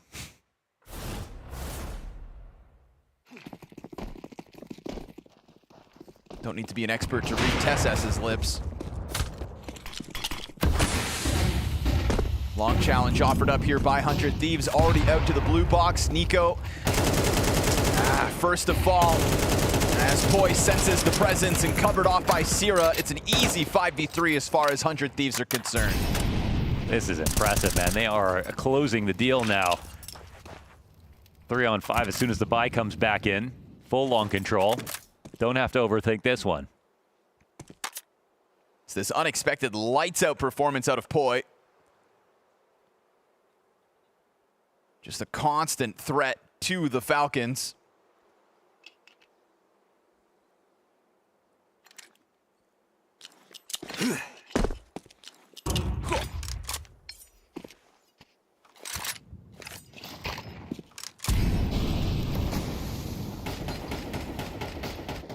Insane to think that it's 2 3-0 starts each half for Falcons, one round otherwise. True, yeah, they do this with the pistols. Both pistols, both full conversions, and one additional round. Other than that, it's 100 Thieves the entire time. Falcons map pick, by the way. Yeah, I mean, if I told you some of the guys Falcons have beat on this map, you wouldn't believe me.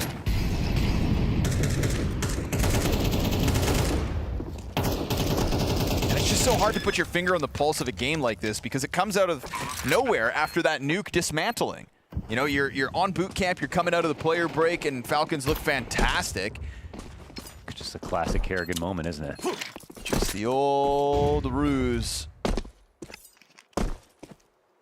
You know, Poi, by the way, bottom performer back on nuke as well, just to really add more unknown entity to all of this. He was 5-14 on nuke, and then pulls this performance out of the hat, and totally upends the story that was meant to be Falcons starting the season flawlessly. Anubis will remain a question mark as 100 Thieves secures their 12th, and again, 3-0 start each half, one round otherwise. Why wouldn't they be able to close this?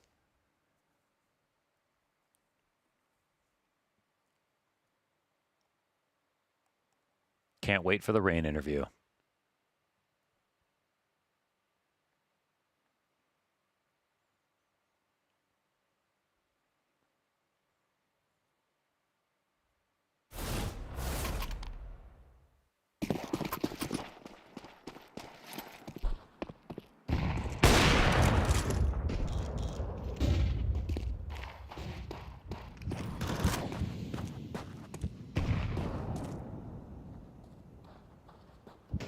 Triple cap play here for the Falcons, trying to take action at the start of the round. Trying to find a solution to the onslaught, but testing through mid doors goes Sierra. No hesitation here for 100 Thieves on the approach. Trying to jump onto Device. Gizmy is going to be the one to take the brunt of the damage, but mid-control goes the way of 100 Thieves only momentarily. Sierra activates and catches TESS's towards that B site. Kyosuke's deep position on long will catch Poi off guard, and so he won't be a part of this potential final nail in the coffin. But that would mean man disadvantage reclaimed by 100 Thieves. They've got a B site, they've got the bomb inbound, but Kerrigan's gonna catch Sierra before he can be a part of this. Device and Rain in a 2v4 to try to close. Yeah, go for a peek. Missed shot out of Device as he goes back in for second servings, cuts Kyosuke down to size. We'll have 10 health left to work with. 2 kits on the play here for the Falcons. As bomb nears the halfway point, they're trying to set themselves up with the utility that they've still got, a flash included. Incendiary goes over. We've got a Molotov chucked out by m0NESY. Flashes next, and here comes the retake attempt. And we've got Rain offering up that cover. Device stays in behind the tower, and as he gets cleared out from behind, it's down to the final seconds. I don't know. Kerrigan misses his timing, and 100 Thieves strike unexpectedly, shutting down this Dust 2 in convincing fashion. That was an absolute insane way to close out a map. Just when you think maybe the time is going to be on his side, Maui, it isn't. The diffuse just a little bit too short. But of course, it's not just that moment that was the bad side for Falcons here on Dust 2. It was pretty much all of it. It felt like there wasn't too much fight in Falcons compared to what we saw happen from them in Nuke. I just gotta say that Poi is. I'm glad we're getting this segment because he's not a guy that we were able to talk about too much in the pregame. There's just so many other narratives in play, but I'm so pleased to see him play at this level because he is definitely one for the future. If not even just say it. He's one for today because after what he did. Yeah. Yeah, no, he looked fantastic, and of course it felt like, again, Scrawny and Launders weren't really listening to and already saying the praises of your gospel when you talk about new upcoming IGLs, but you've talked about it before. The fact that Gizmy has been able to, with these IGL calls, take Dust 2 off of Falcons. Now, yet again, it feels like this man just knows exactly how to read the Dust 2 Falcons book. I would say that that's definitely one aspect. I mean, I think the finisher there on the T side was probably due in part to how he wanted to construct the round, but I can't, even though I want to double down on my narrative here, Nat, I definitely think that a little bit more of the credit here goes to some of the individuals. I don't know if it was always Gizmy telling them to get double kills every time Falcons decides to challenge them on the B bomb site, and that's probably more of my narrative, what I'd lean into on this one, because simply put, I'm also really impressed with Rain because he has, I think, all 4 of the positions we've seen him on thus far today in terms of the nuke, CT and T side, and the Dust 2 CT and T side, all new. So turns out you can teach an old dog new tricks here. You know, there was that question about it, right? It isn't just necessarily a new IGL coming in, but it's also what happens when you're no longer IGL, right? The expectation is that you step up, and it's not like he necessarily ever stepped down, but it does feel like Rain is taking it to another level. You're right, there's so many individual players from the side of 100 Thieves in this map that really shined, but Rain especially looked great up there with Poi. I am seriously, I'm impressed in how rehabs have played out for Rain today. That's what's crazy about it. But you know, if we're gonna focus on Poi here, I mean, his highlights are all queued up, and he chose so many good starting positions. Like, I want to highlight that in a handful of these rounds, he's playing towards B. He was at long A. I feel like this was.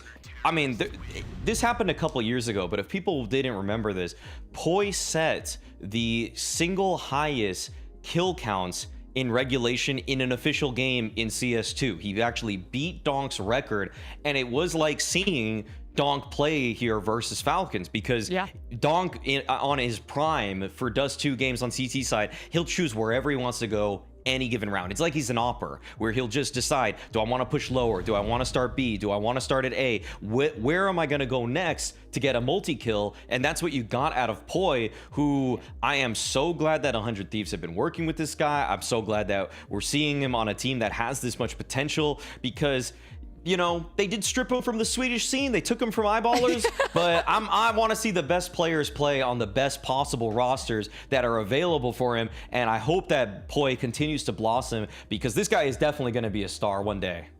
Yeah, you're willing to let him go over, see him sort of depart from that Swedish scene. If it means there's going to be great success, and of course he looked fantastic. I feel like even if they don't necessarily go on to win this best of 3, Poi himself has definitely made himself a night terror of the Falcons camp after this one. And of course, the other player that we were talking about briefly just before was Rain. You've talked about Poi, how he was able to have great positioning, get a lot of multi-frags for himself, but a very pivotal round is where we saw Rain be able to get a great 2K after a smoke ended up dissipating. I can't believe how great Rain has been actually at lurking, even in just the 2 maps of T-sides that I've watched thus far. We obviously have this round playing out where opening kill goes the way of Falcons, and Rain just kind of bides his time. This is just the old man experience, you know? Look for a win condition here. If you charge through at the wrong time, if you don't let your teammates cause a bit of a distraction, you're going to be peeking too early. You're just going to be gray screen going through it. He also won a 1v1 versus Kyosuke off of the catwalk earlier because he went into the smoke, then swung out with full velocity. Like, those little moves, they still actually really pay off for somebody like him, where you think that he's older, he's just gonna stand in the wide open, he's just gonna pick a bad time. I mean, I love what I've seen from Rain today. I thought that it was a little bit more of a toss-up should they have kept Agile instead of Rain, but the experience is already showing up, and I think that it's no secret that Rain plays to the level of his opposition. When he sees that it's Falcons in the server against him today, he's gonna absolutely lock in, 100% focus. So 2 pivotal rounds that he won, but yeah, that smoke play was devastating for Falcons. Yeah, and there was that extra layer of 100 Thieves sort of explaining their pick in Falcons. Yes, again, they didn't have a lot of options when it came to their turn to get to choose, but they were still very happy and confident in their Falcons pickup because they said that's, a lot of familiarity between players on both sides, but also just a lot of comfort, whether that's coming out from Gizmi and of course Rain there as well. So it's just knowing the players to a level that we necessarily don't even know. So you're able to do that next level there. And so, yeah, it's nice to see that translated and to actually see them really step up. And so now we finally get our first game, map 3 here, Maui, on the evening shift. And I did not think it was going to be the series of 100 Thieves and Falcons. No, but that's why I was still excited for it, because you just don't quite know what'll happen. And I think, though, unfortunately, stats say one thing, and I hope history says another after the end of today, because B-Tram's already brought up the fact that on the ticker there that Kerrigan is 15-1 in BO3 series versus Rain, which is just crazy in terms of that head-to-head. But there's that one. Yeah, but there's that one, and I'm hoping that it becomes 15-2. Because if 100 Thieves pulls this off, it would just send such a message for how 100 Thieves maybe just got away with the Gizmi sweepstakes, how they're the winners of it, and how that actually is changing the fortunes of this team. And we'll see though. We'll see. I'm getting pretty excited already though. No, that's totally valid. You see the grind that some of these tier 1.5, 2 teams, whether we're talking about 100 Thieves specifically, or even more out of the 32 teams that we get for Blast Bounty. But you see them grind so often, whether that's through online qualifiers or online events, and then they get this opportunity. It is single elimination, so there is that pressure there. But if you make it to a round 2, it's already a great story. And if you make it to LAN, that's an even better one, right? You get this opportunity not a lot of people can get, and 100 Thieves taking it fully by the fact that they can force a map 3 here. And who wouldn't even want to just see Rain, Device playing at a LAN already at this point in their careers? I feel like that would just be such a shock, especially doing it with the lineup in their first outing. I don't want to get too ahead of myself, but I'm also going to say there were signs with Device too, okay? That no scope actually to help close out the 2v1, the collateral kill he had in a very must-hit situation when he was stuck on the A bomb site by himself. Pivotal moments that are being determined by the youngsters like Poi and even the vets like Rain and Device. Yeah, they have clutch in their DNA when it comes to a lot of the players on 100 Thieves, and right now they're clutching up to looking towards a map number 3. It's going to be Anubis after this break, but we're going to hear a little bit more from some of our 100 Thieves players.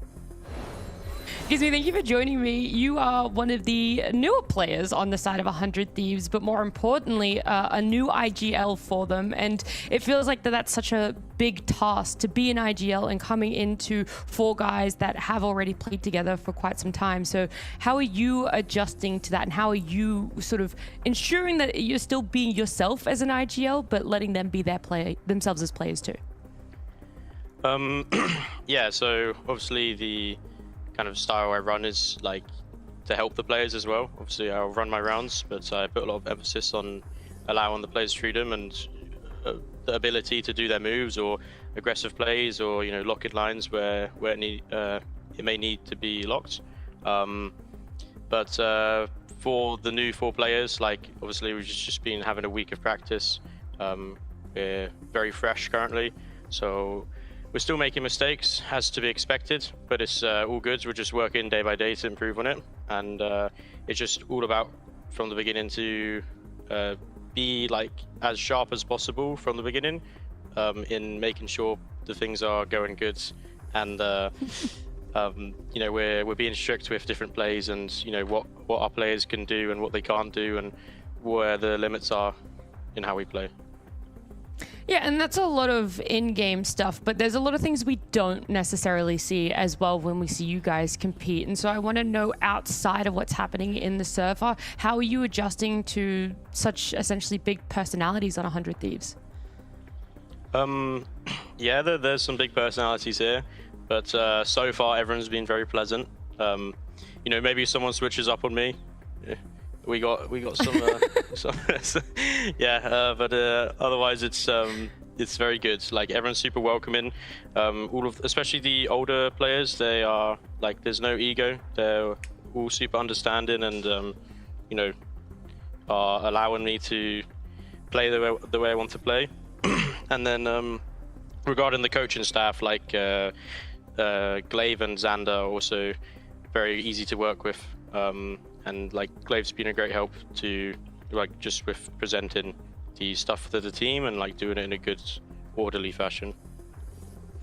Yeah, and I was also speaking to Nico a little bit earlier for his pre-match interview, and I talked about the fact that 100 Thieves had the choice between either Falcons or Spirit, but I wanted to know your point of view as well about some more info as to why you picked Falcons over Spirit. You were stuck between a rock and a hard place.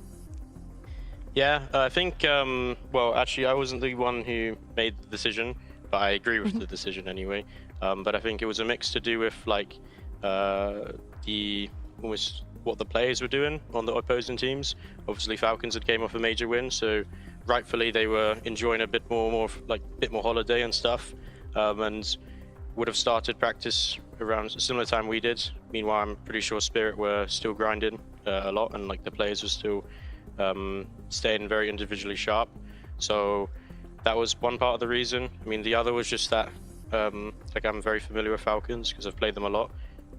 Regarding Spirit, I've only played them in practice.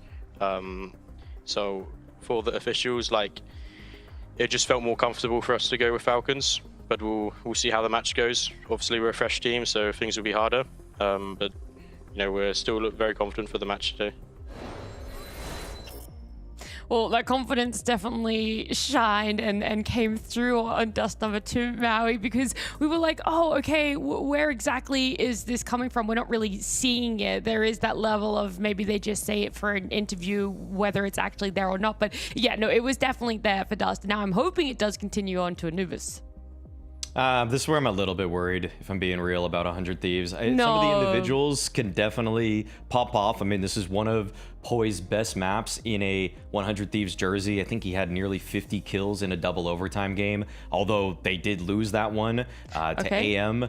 But it's not really been part of the recent strengths for Gizmy. It was not part of his campaign at PGL Astana.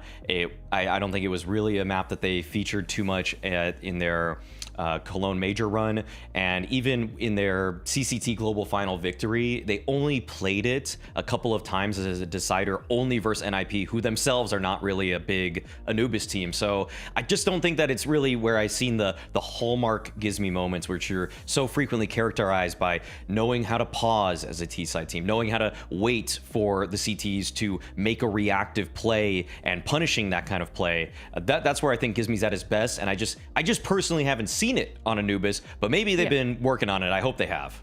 Well, of course, when it comes down to these deciding maps, they decided to take out Mirage and leave that Anubis for potentially being the decider. So there has to be some amount of confidence, but the stats are backing up what you're saying. 4 times played, 25% win rate for the side of 100 Thieves.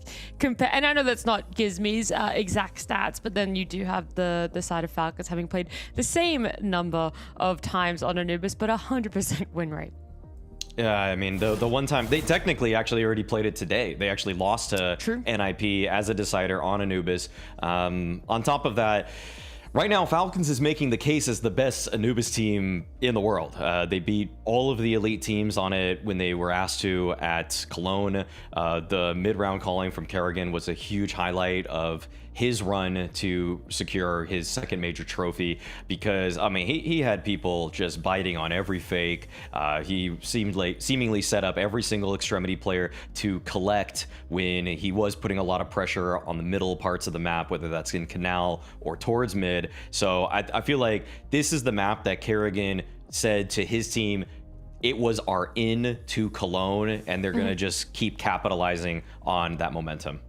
Well, you haven't necessarily instilled me with faith that 100 Thieves are going to make it to round 2, but I know that there is still that chance. We're always holding on to what might be the 25% win rate, or the one time that Rain was able to beat Kerrigan in their matchups. It could potentially be bumped up here, as we are going to see our third and final deciding map here on Anubis with Scrawny and Launders. Ooh, you can always believe, Nat, but Maui speaks truths, and our prediction market partner has Falcons now as the favorites for this one. Polymarket's got it painted that 100 Thieves aren't able to upend versus the damning stats that are indeed skewed the way of Falcons, and Maui was dead on with it, right? When push came to shove back at Cologne, Anubis does wind up being a feature for them and a place where they are able to just have their opponents make mistakes.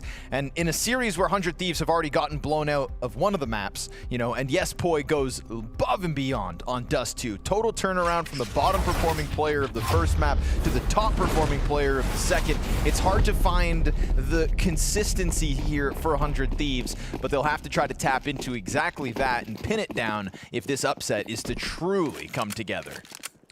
I mean, it's a bit much to ask for consistency for a team like them. I mean, with Gizmy coming in and all their players, I mean, 1 week practice, it's not even remotely comparable with the experience. Yeah, those problems compound on a map where Falcons are again very comfortable on. I think they could have picked this. They could have played Dust 2 and maybe should have won, but even without pistols, it's incredible.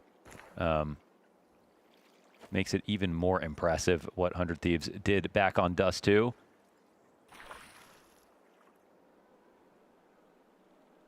He sat back with support right behind him. We'll see if Falcons jump the gun and run into what is now still the last 2 players of 100 Thieves. And they could skip protocols and make the mistake, but they will still at least throw the smoke out into the camera. Bomb's going to take its sweet time on Kerrigan's back.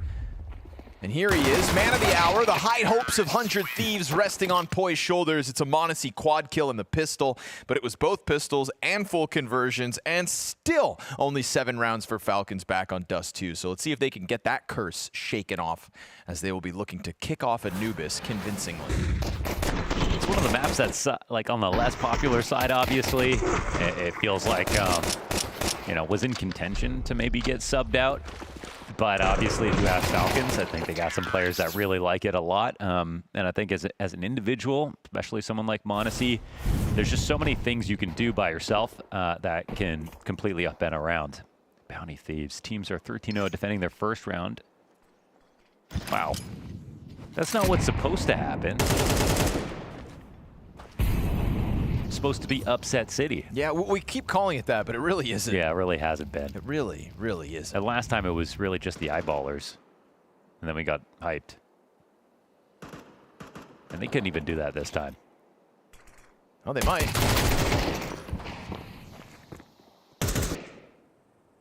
Maybe this is indeed the upset of the day. Fingers crossed if you're cheering for Gizmy. But unfortunately here, nothing to work with for round 2. Kerrigan almost whittled out of existence. Him and m0NESY both down to 3 HP. Come on, 100 Thieves. Get a little value out of those vanilla USPs.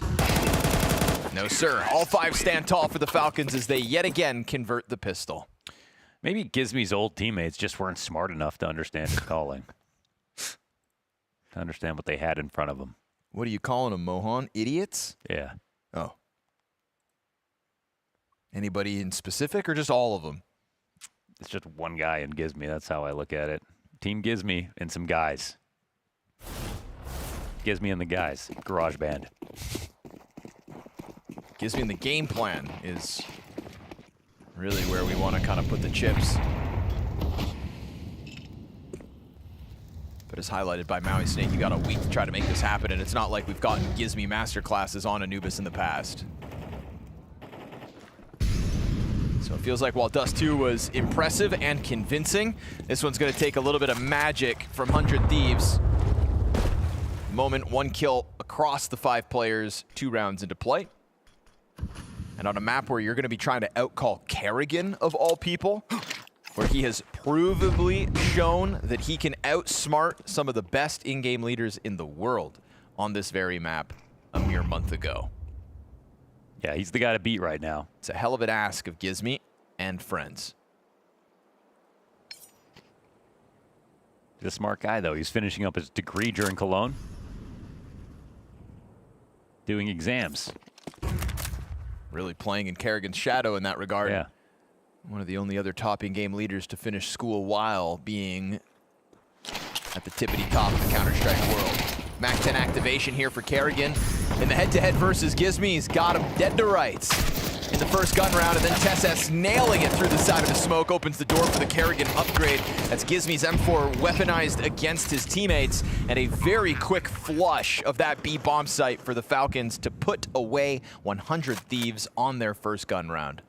We said very nice things about Falcons coming into Dust 2, so I'm not going to say them again because all those same things should happen here on Anubis, but we were definitely eating our words with that 100 Thieves masterclass. But they'll be very happy to be at least starting T side, that's for sure, where they can kind of control the ebb and flow of everything. It'll be hard for 100 Thieves to slow it down. It was Nuke, man. It was just so convincing. Yeah, they look like major champions back on Nuke. Major dorks on Dust 2.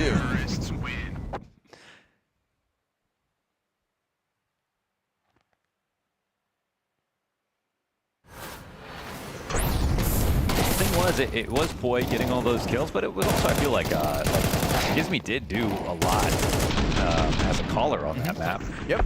I think, I mean, Maui did a good job of highlighting like Rain and Device's moments as well. Yeah. The experience Rain is just kind as of stable as ever. Yep. Like, playing to his opponent's level, really. It's the point Maui was hammering home, and I think he is very much correct in that. You know, we talk about how Kerrigan needs a major to kind of roll out of bed. Well, a guy like Rain, when's the last time he had a chance to play versus a major champion team? Yeah. So, you bet your ass he's going to take the chance.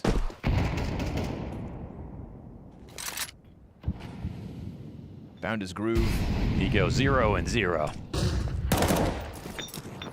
They'll need him when they need him.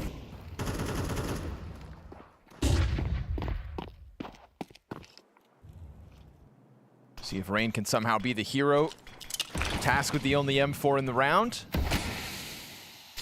Right now that's positioned over towards the A side as m0NESY and Kerrigan tear through the heads of the pistoleros out middle. And that's going to compromise this B bomb site. You can see Sarah kind of running back desperately through Temple. Getting away with a 5-7 kill could help. Would love to find an upgrade, but obviously bodies on top of it, and csgo testing the other side of site means it is indeed B free for the taking. And a 4-0 Falcon start. Tore through this one like a piece of paper, as expected, considering the guns. We're on Nico 0-0. Watch how long will this last.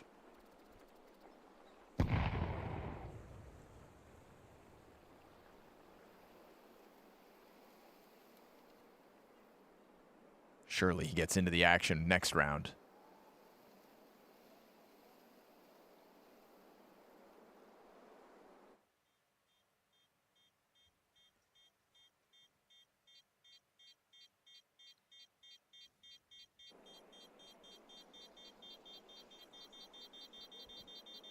So who will be the champion of Season 2? Which team? A Bounty? No, just the whole second half of the Season 2 year. of Yeah. Counter-Strike. Oh man, such a tough call. Would I be lame if I just said Vitality?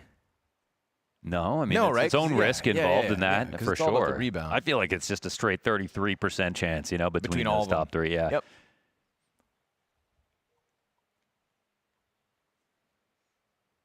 No, they're the underdogs now, so okay. Yeah, it's cool to cheer for them No, again. My brain wants to say Vitality, my heart wants to say Spirit, and my balls say Falcons. Your balls talk, eh? Sometimes. It can get you into trouble. 'Cause you gotta really dig deep to believe in the Falcons. Damn. Odyssey finds Sierra to kick off this next one. The second gun round for 100 Thieves nets pull them up 2 kill like losses to the B site. Bomb's already in. And it is going to be a swift call to here it action comes. as we get the Nico lurk into the action. He will finally find himself 5 rounds into play. Gets his first kill or death or assist even.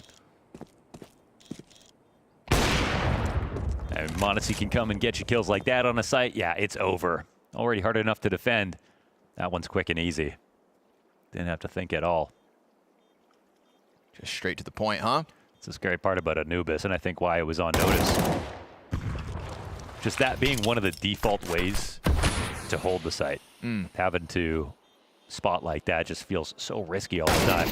Oof, and he's just not done. 10-0 start here for Monacy. Jesus. Clearly coming through with confidence are the Falcons off of the start. Won the knife round, chose T-side, and have set a tempo that 100 Thieves simply cannot keep up to at the moment. Who dies first, Nico or Monacy?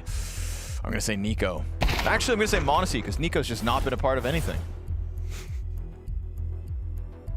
What's he doing, watching flanks? Ooh, tough guy. Mr. Von Spreckelson trying to get his troops into the game. That's Gizmy for the uninitiated. It's like Freckle or Spackle, you got to pick one. Spreckle. Spork. You win That's this kind time. of what he did. You win this time, Now he was Launders. cooking. I mean, at the end of the day, it is the best utensil. It's just not very cool.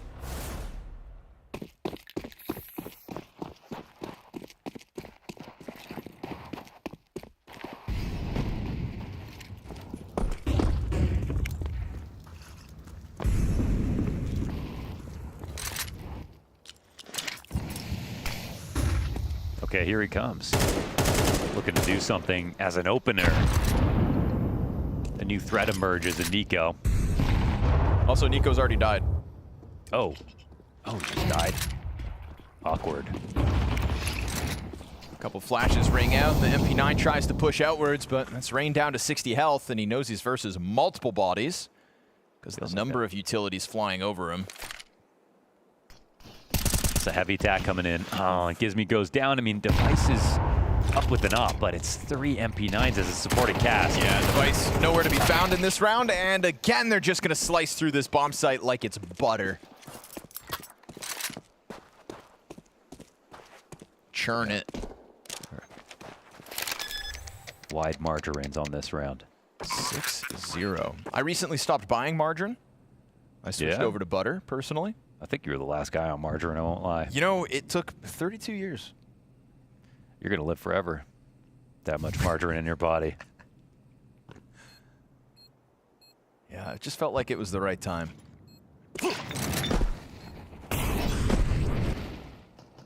Had to get a butter dish. You couldn't put the margarine in a butter dish. What's that? Couldn't put the margarine in a butter dish. No, I mean, like, I started buying butter sticks, or Right. sticks of butter. Are they called butter sticks? Butter sticks? I think that's like when you whip a shot. They call like butter sticks. Nice shot, butter sticks. Yeah, I had to buy a jar to put my butter in. I was like, this is... Wait, it's a jar now? Well, a container, a dish, a glass dish. Okay. You have one of those? Can you open it? Yeah. Okay. No, mine goes in the fridge. And you just right out of the foil. I'm so North American. I just put like everything in the fridge. Okay. I just recently started putting my hot sauces in the cupboard, realizing like they don't need to go in the fridge. Butter in the cupboard, though, you got to keep it soft. I'm saying. Okay, here's a push.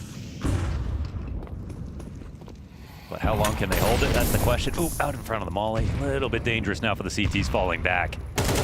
Really dangerous, in fact. Just sat on the angle, insta-kill Sierra. Yeah, and he can get molly, too. Just an MP9 stuck behind the column, so that one's going to get taken down quickly. Gizmy also dropped empty-handed. Oh, and 100 Thieves looking like a bunch of butter sticks. Yeah. As they just fall apart inside of that B-bomb site again and again and again. The Falcons have had their way with every single bomb site they've chosen to attack, and they've kept it fresh in both directions. Hell, even sprinkling in mid-plays. Very good ones at that. Monacy still yet to die. And Device yet to kill. Kerrigan walking across the bridge is going to scare Device. And that's a 7-0 Falcons T-side start. He's upgraded to an M4 just for fun. That's how much they're winning.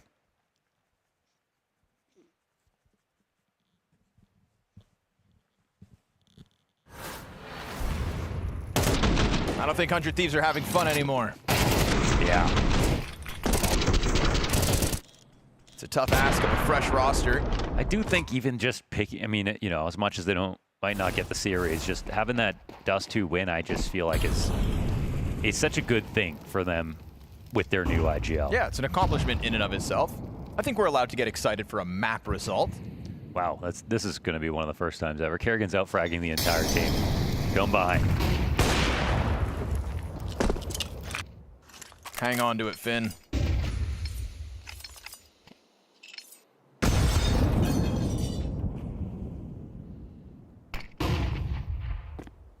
I mean, odds were so skewed in Falcons' favor at the start of this series that, again, Dust 2 result, especially out of nowhere like it was. I think there's a lot of people at home that have hope for Gizmy and this 100 Thieves project. You got to be a just whole other level of freak if you're not cheering for the likes of Device and Rain after everything they've committed to Counter-Strike and the highs they've had. And Gizmy being one of the breakout major stories. I think also just from an organizational point of view, it's nice to have 100 Thieves back in a place where they're... Yeah, definitely. Looking to get back Since to the majors. Aussie days. Oop, not even a shot out. Device gets his first. Yep, he's on there. Man advantage collected, and at 25 seconds, Falcons are going to just go sprinting back to the B site. It's a bit of a Hail Mary moment. One of the less already. convincing positions they've been in, and the MP9, good for one. Device is off, collects another kill on Kerrigan, and then Rain fast into the flank. Opens the door for Poi to clean up. So you finally get Falcons in a spot where they feel like they're kind of scrambling for a position and not totally in control. And it's within that moment that 100 Thieves will find a one singular round win. It's better late than never, and it's a good-looking CT round, and it's involving the op from Device. And funnily enough, it's not even a full buy. They will now get all the guns they want, plus the extras and a little bit of savings, too.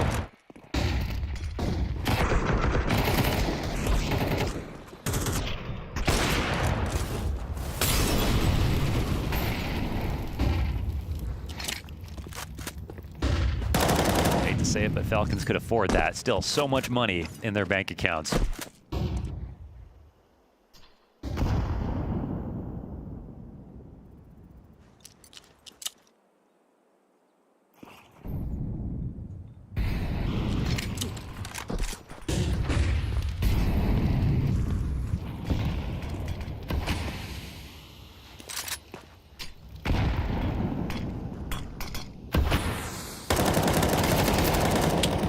gets it, climbing over the smoke and dealing with a Kerrigan that was in an untradeable spot like that. Yeah, fortunately, it wasn't him. Rain stole the thunder, but he helped.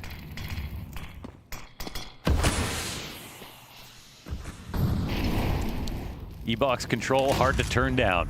Even in a 4v5, it's a scary spot here for the CTs. They need a little bit more control, I feel. Now that and nade's only good for a quarter, and Poi's gonna get active. That's awesome. Very much sensing the approach of Team Falcons, they decide to jump the gun, and in doing so, comfortable looking 5v2. E-Box smoke fades. Nico sent back towards a main, will find contact versus Device and won't waste the bullets, finds the headshot. And Kyosuke gonna take a look over towards the other side. He'll find Sierra. And still sitting on 74 health. Kyosuke and Nico now stepping into the crossfire. And it's gonna be Gizmy to make the difference. He'll get his kills by the end of the round. 1 and 2 secured off of the platform. But they have dug themselves a deep hole. Even with that, there's still a ton of money. Falcons will buy in this, they'll buy in the next. They gotta go up against it all.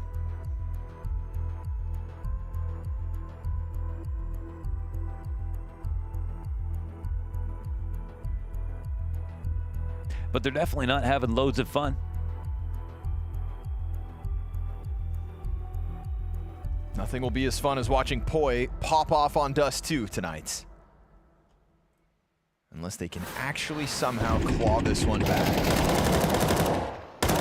They were 7 rounds into this game without a successful opening duel. 100 Thieves. That was the interesting stat about Nuke, though, as well. They somehow got 9. Right, and you know what's nuts is back on Dust 2, Falcons had 14 of the 21 opening duels, and still lost that game in a total blowout fashion.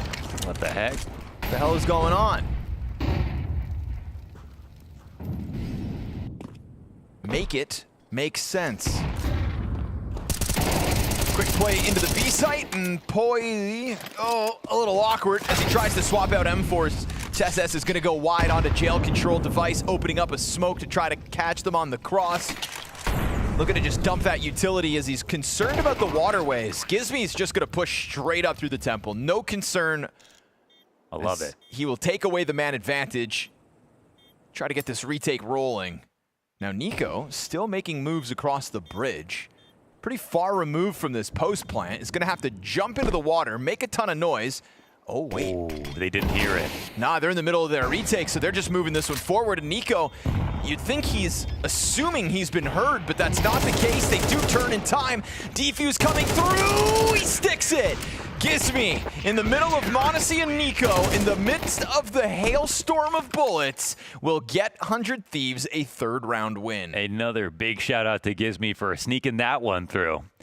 Even with Nico's flank coming in time, they had that smoke diffused. They moved fast enough to avoid him for enough time, and that's 3 in a row. Brave move by Gizmy originally just to get out of there.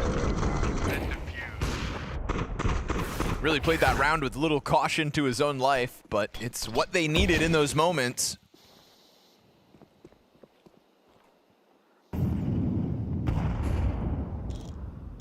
And Gizmy one of the IGLs that can frag out when needed. Just enough offered in that last round to put it on the board. When you're facing all the money that the Falcons have because of that 7-0 start, just squeeze out round wins by any means necessary. Oh, not my map pick. Just the decider.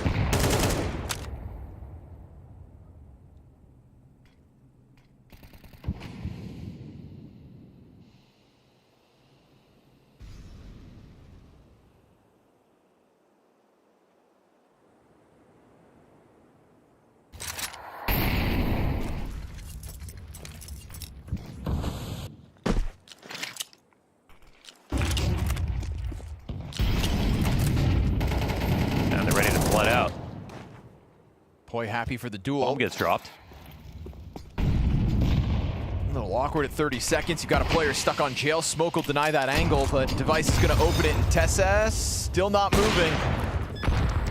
Locks in what is now the secured post plant. m0NESY shapes Poi off the play just as that smoke was about to go back up, and it welcomes a nade out of Nico. m0NESY collecting Rain on the flank.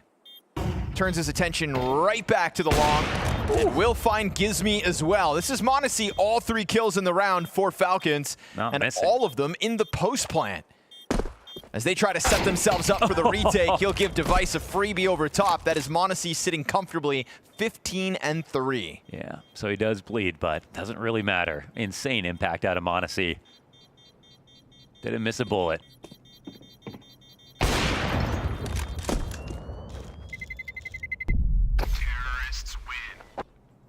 Falcons looking to round out this half nicely.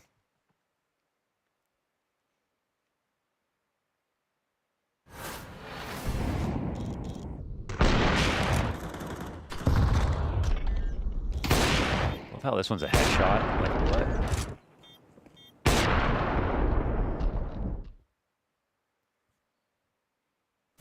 Just m0NESY things. Final round of the half, and m0NESY looking to just leave his name on every round as needed.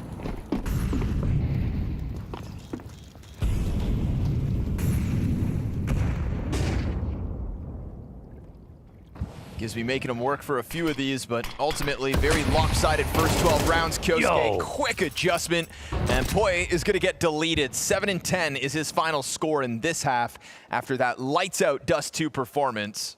Oh man, poor Poi. He did nothing wrong there. That was just an unreal reaction out of Kyosuke. Just met the wrong man at the wrong time. Now numbers strong into the A long play. Device going to collect Kerrigan.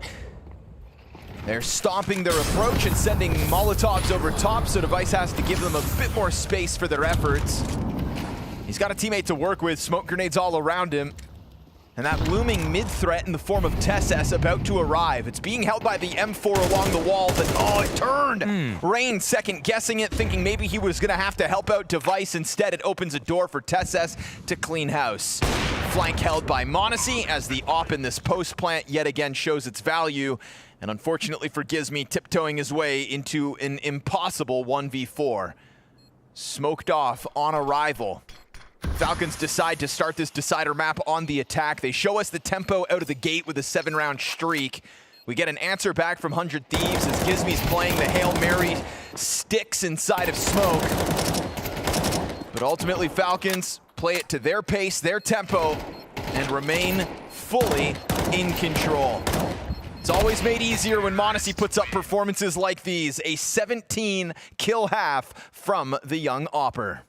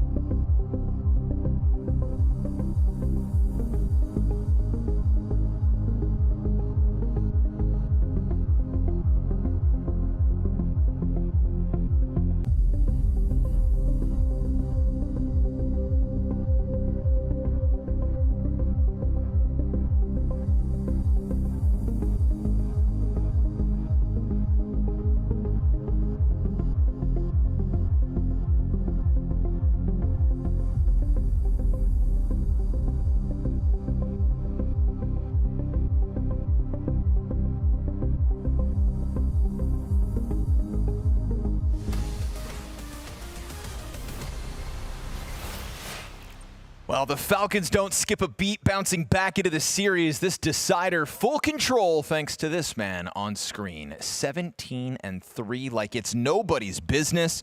I mean, not missing shots in the post plants. If Falcons were on a bomb site, m0NESY had his hands on the round. And so it is a tough go for Gizmy and co. to try to make this upset truly happen here on the decider. m0NESY was really perfect that half. Every single shot. I don't know if he actually missed. Perfect. Did he miss a shot? Surely there had to be one. Did he miss an op shot B-Trams that half? Yeah, B-Trams. You've got the stats. I think I can only remember the hits. The greatest hits. Everything Falcons wanted on Dust 2, they got here on Anubis. 4 rounds to go for them. We'll see if they can make the hard side look easy. Pistol to kick that one off and converted, so that's something they've been consistent with winning even in Dust 2's loss. 100 Thieves have not made this easy for themselves.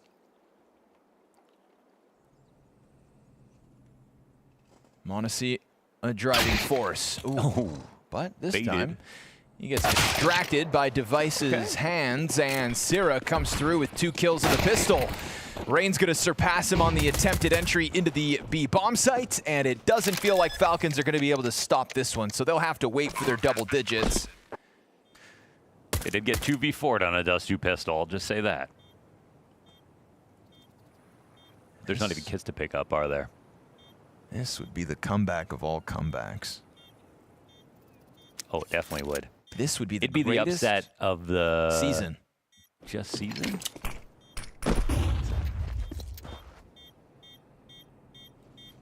Yeah, I think just season. Decade? Of the decade. Oh, a 10-second No kit. ninja would be insane.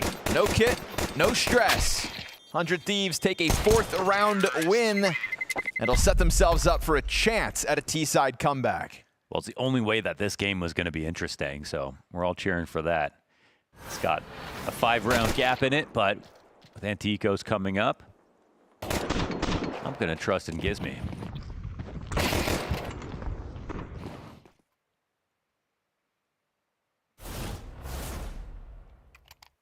This would be the biggest result for 100 Thieves.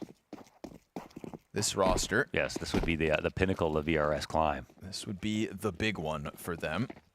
This is their Everest. Falcons. Their online Everest. Off of the major championship. And here we sit on map 3. Ooh, the bragging rights for Rain would be awesome. Remember, 15-1, Kerrigan over Rain in their head-to-head. Damn, got away with that. It's gonna be a quick answer from the bomb carrier. Just go running on over to the B bomb site. They've seen enough bodies out middle to know that there's gotta be a gap, and they are correct in taking this. The Falcons grabbed a MAC-10 in the middle of all that chaos.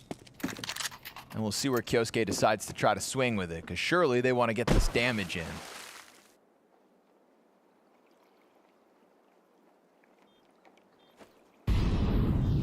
Falcons 9, 100 Thieves 5.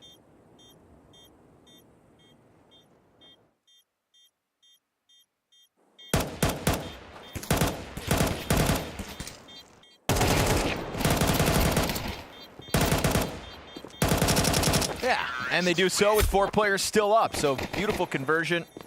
Deal with those USPs out middle. And Falcons still chasing their 10th.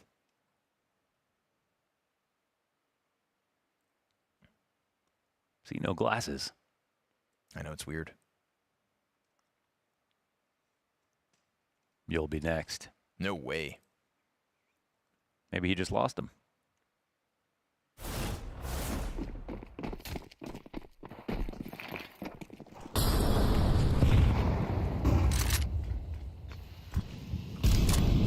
Maybe it was one of the 100 Thieves.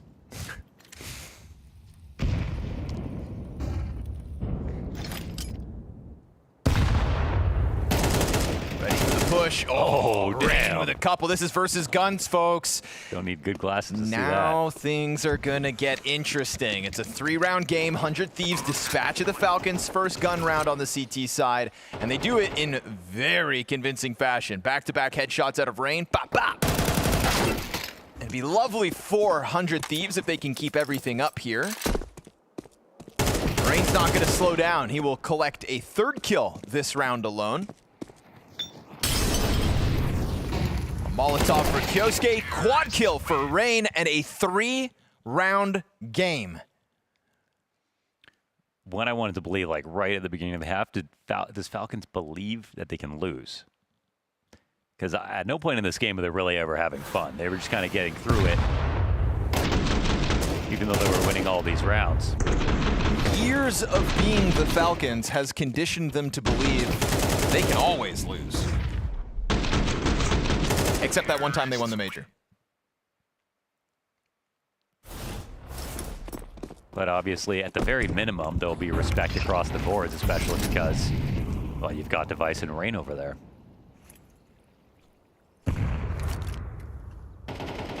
What was the stat with $60,000 bounties?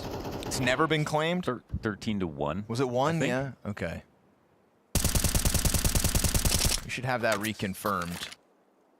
Because this would be a hell of a time for it to happen. Yeah, was it just EYEBALLERS winning their series versus FaZe, but then no one else did? It was like an openers, right? Yeah. Can't remember.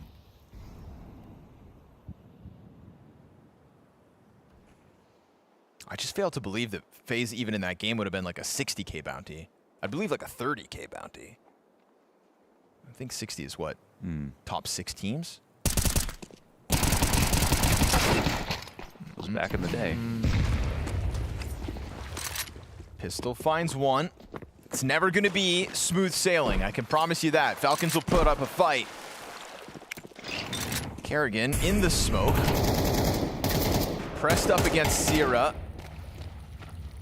who turns his back unnecessarily and dies out to the 5-7. Now a man advantage. Kyosuke's got 1 point of health, single HP to work with. Bomb plant comes through, Kerrigan grabs the gun. Now a second rifle in the mix for Falcons. Wide swing, gets traded by Kerrigan. Now it's gonna be Poi's problem. Device takes damage, all on Poi. He's got the Kerrigan kill secured. It's Nico with 14 HP and no kit. A 10-second defuse as Poi puts a bit of distance between him and that bomb. Will he anticipate a 10-second defuse? Well, right now it's Nico not even sticking it, so Poi goes back in, finds the headshot, and 100 Thieves 7th comes at a cost. Yeah, but it's still a lock-in for that. Now make it a 2-round game as well. They've got enough money, plenty of money, I should say, to buy. Pop comes out for m0NESY. Now that we see this game isn't going to be free, these wins start to bleed into more rifles.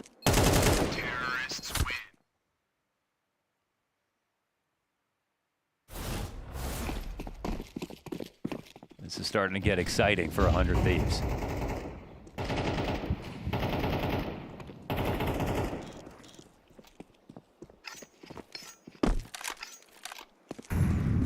That round does get dangerously close, though. It's enough to keep you on your toes if you're 100 Thieves.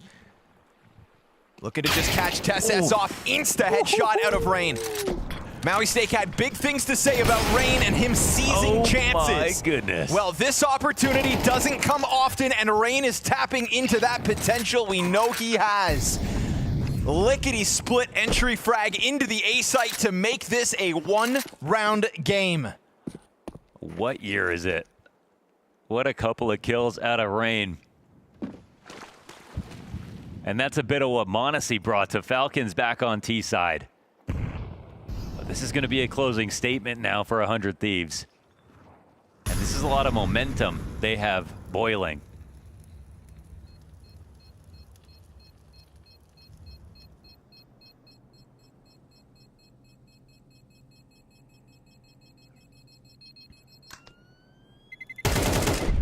Ooh, and another kill. It's 2 saves in this round for Falcons. Looks like that'll be the end of it. Oh my goodness, Nico takes a bullet in the end. but survives. So far, Rain is a driving force on this T side. He has had his hands on every round. I just need the Rain interview after this. That was real perfect. No jiggle right there, just waited up until the point where he knew TeSys might have been spotting, went wide, instant headshot.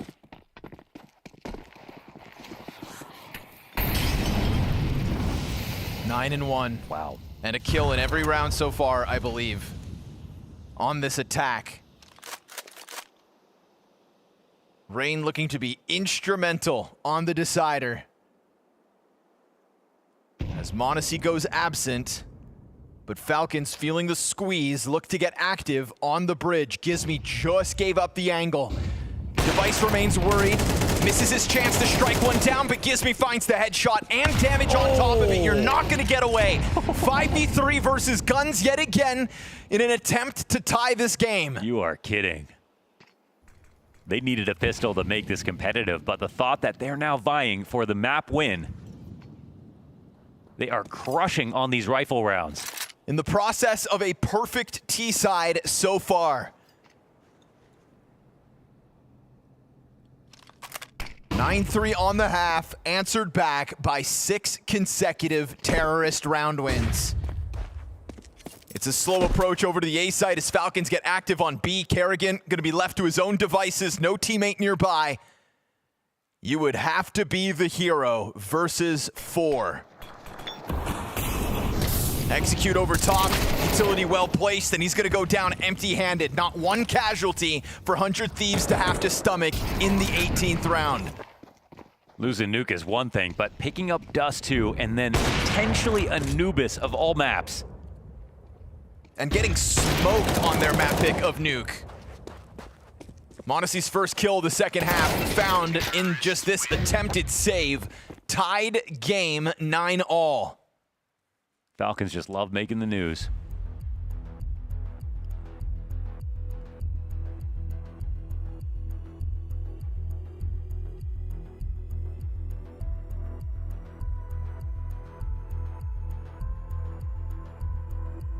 And that notorious pressure starts to sink in.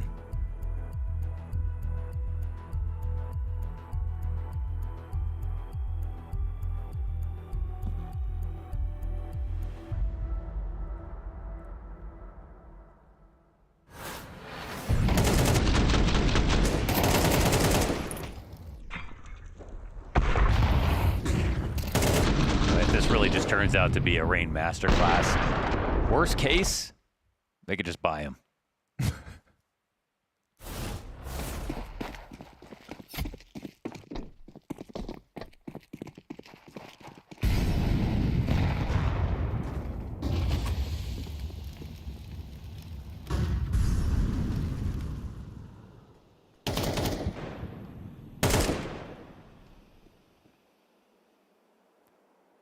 This round for the lead on Anubis.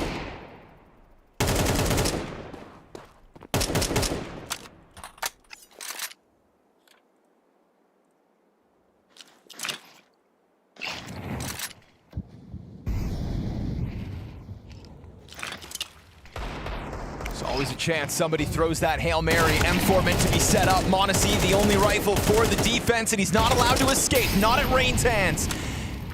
Fire burns him. Finds impact even from beyond the grave. Rain still gets his. And that rifle irretrievable, as Nico would have to push through the T-smoke. Doesn't want to take the gamble.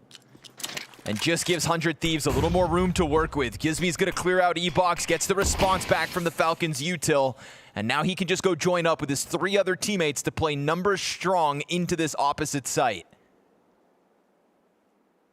Unless Nico cuts him off before he gets there. You have to drop out, I mean. Not willing to make that noise. Utility confirms the intentions. Kyosuke's Desert Eagle in hand, misses its first shot, but will still recover. Nico's got one as well, poised down. A little damage for Device to have to stomach. Kerrigan, a late arrival, 5-7 in hand.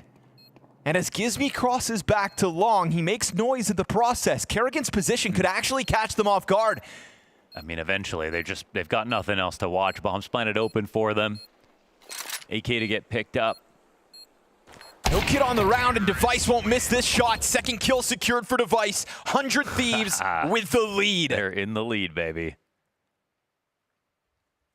10-9 on a decider map over top of your most recent major champions. The same Falcons that opened up on Nuke with a dismantling of 100 Thieves. A roster that's had 1 week of practice with Gizmi at the helm. Breakout in-game leader of the Cologne Major. Has had little time to try to put together a master plan to pull off this, the unthinkable.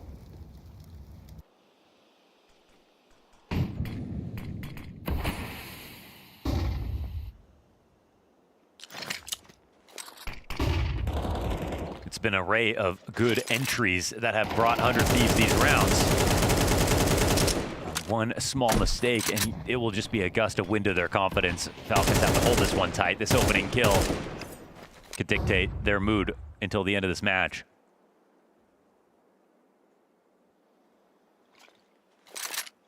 But that doesn't mean they can forego being proactive at the same time. But what's the idea?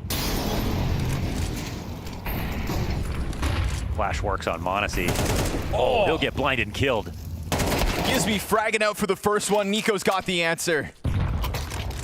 Up goes down. He'll pick it up. Pulls back with the sniper. Rain takes a quick look over smoke. Sees nobody up on Fountain. We've seen a lot of default victories out of 100 Thieves. And I mean, just like the tactics to get the kills to turn into site takes. Not the longer, more drawn out defaults. Where they have to come forward with a full exec. It's a matter of building off the basics. Kyosuke is looking to be the interruption for this half of it, but it's Device and Rain on the attack. Oh, again, it is what a instant! Rain, and the time to kill is damn near unbelievable. Another, just straight through, skewers Kerrigan. TESS fast activation on the flank, and Rain's gonna go right back at it, you'd think. Molotov in front of him, flashbang finds Rain. This time they've got him blind, and so the retake's on. It's gonna be the kit on Nico. But Nico's still playing with that op that he picked up off of Monacy. There's rifles to swap out here behind TESS, who's looking to just make this happen with 20 health. It's the new kids on the block for 100 Thieves to close this. Poi and Sierra with pressure on them as that tap comes out. No one's peeking. Nobody bites. TESS hits the headshot. Poi back into the cover. Nico's gonna try to chase this down as that kick could still pull it off, but no sir, and no save. 100 Thieves, 2 rounds from the upset. And he'll also, did he get the op in the end? Switched out just in time. Yeah, he's grabbed it as well. That's incredible. 11 rounds now for 100 Thieves. A tactic that works out beautifully. The flash to assist that kill. And Rain's entries are as good as donks right here. They couldn't be any faster. This guy is electric. Playing up to the opposition. A still flawless T-side. I mean, Rain has completely taken over this T-side to a level that you just could not precipitate. Double entries on sights with his rifle.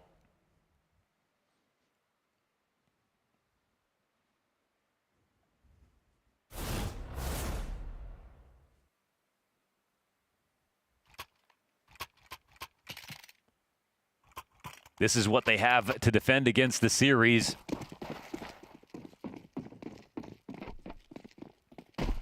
A half by. They've got TESS on a M4. Their only rifle. And a dry spell of X Factor out of Falcons. A 9-3. We might have seen the full collapse.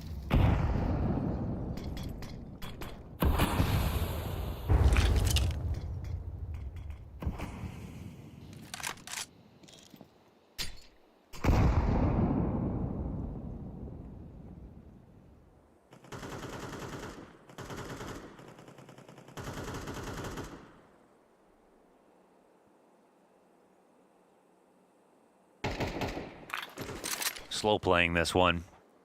Don't want to fumble it at the goal line. You know, Falcons are low on money, that they're desperate, and that they're still dangerous.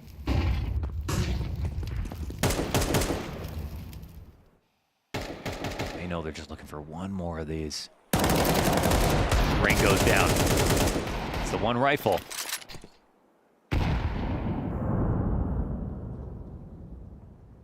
And now Falcons are actually completely back in business. Now they can't go grab that gun, obviously. Curious to see if Gizmi gets the troops into that gap. If they just call out the bluff as if that M4 is going to move. Classic tactic.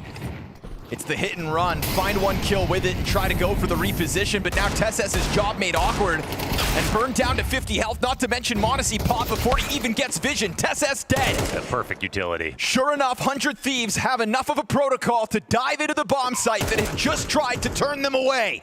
Desert Eagle on the flank denied, Device has got his frag, and with bomb down and weapons picked back up, 100 Thieves sit comfortably on top of this A site to secure themselves their 12. Kerrigan takes a sniff at sight and goes down empty-handed. 3 map and match points secured. They have leveled up as this game has gone on. They have answers at every point in the round, whether it's as an individual with the entries from Rain, or if it's later on they go down 4v5 and they have to go forward with a full exec. Everything is landing in place.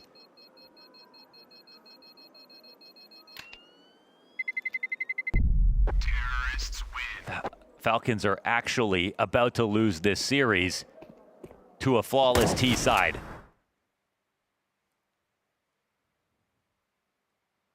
I don't know what's crazier, the fact that it's Anubis, the fact that it's 100 Thieves.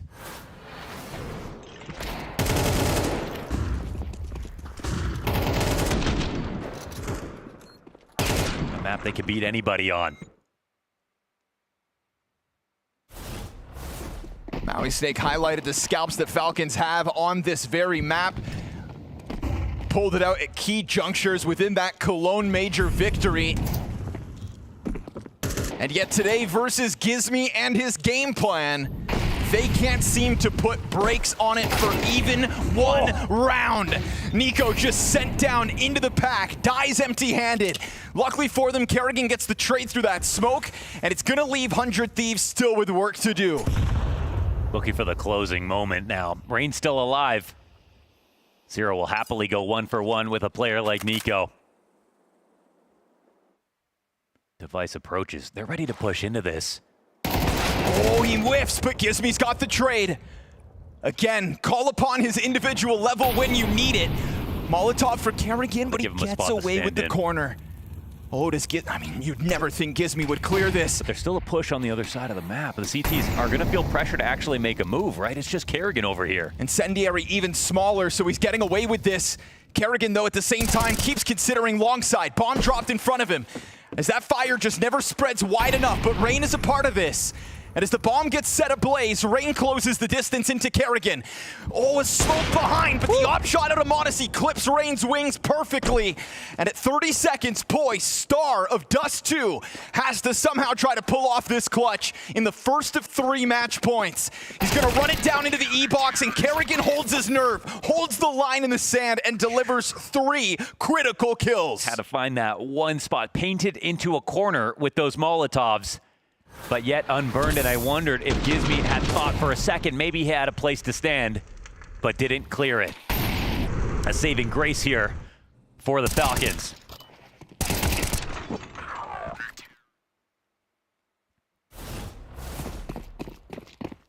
So they deny the fantastic finish that would have been a flawless T side. But more than that, they give themselves a real chance to actually make this into overtime. It's still close because of their early lead.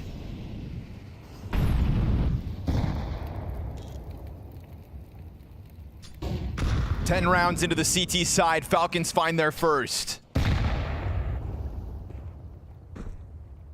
They've got one more tactic late in the game. A fresh strategy to try to catch Nico off guard.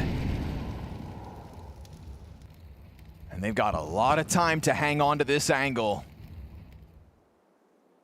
Gizmi trying to slide closer in front of this. Device inching his way closer to the spot that Nico holds. He's seen him. And he's gonna wait for a prime chance to pull that trigger. But Nico now disengaged. Gizmy's going to slide forward. It's also info. Spotting from that far back. They know that this is an open line. Gizmy, what can he do with this? Oh, the push comes out. Dangerous. But he survives. Bomb remains back at T-spawn within 40 seconds of the end of this round. And Kyosuke gets tagged by those flames, so now they're gonna know this position's occupied, surely. Kyosuke eats the flashbang. Kerrigan's gonna hang on, gives the assist. Gizmy activates out towards middle, but what more can they do? He's gonna try to put that squeeze on Temple, and found out by Finn. Another multi-kill from the Falcons in-game leader. Back-to-back triples from Kerrigan, critical. Okay, just when you need them. And with 15 seconds, there's gonna be no chance here for Rain. Another attempt up that E-box, another move towards this B site, but it is Kerrigan himself to hold the line. Like clockwork. Leave it to Finn to wake up this late into it when they're finally, truly in jeopardy.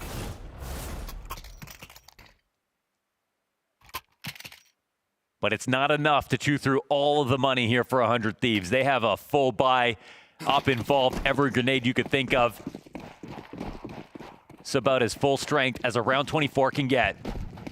Falcons still don't know about that op setup, but they're gonna send their own sniper into the canal. Quick look for m0NESY, met by smoke. He'll pop it open and still see nothing.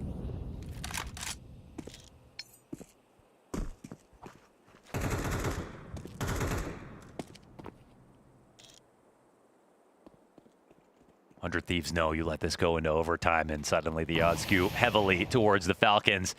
It's another situation where they'd have the edge. This is their best chance to close. Heavy utility usage to get them closer towards mid, met by CT presence. m0NESY's Oppo waits, and the frag grenade finds good chip damage. Device tiptoeing into this line is gonna be dropped by m0NESY, who's got a teammate up front and right there for Gizmy to get the response back. He takes damage from Nico. Smoke over to the B site. Kyosuke's got Poi. And as Gizmy will look to yet again inch his way out middle, the rest of 100 Thieves still stuck stagnant outside this B site. Yeah, but they do have E-box. Kerrigan has been the solution 2 rounds back to back with his triple kills, and soon to be called on again. Sierra from long, Rain from inside E-box, and Gizmy moving his way back from middle, looking to join up alongside Rain, whose entries have dried up now. Kyosuke's got the cover of the bomb site, still Kerrigan to work with, but it's gonna be Gizmy himself to move it forward. Kerrigan still managing to hang on, and so Sierra's 1v3's got a bit of space between him and the next challenge. Enough space to get away with the bomb plant. It's a gun up for Sierra. Heart pounding, ops wide, get away! And 100 Thieves with the robbery of the season eliminate your Cologne Major champions. Gizmy is a steal.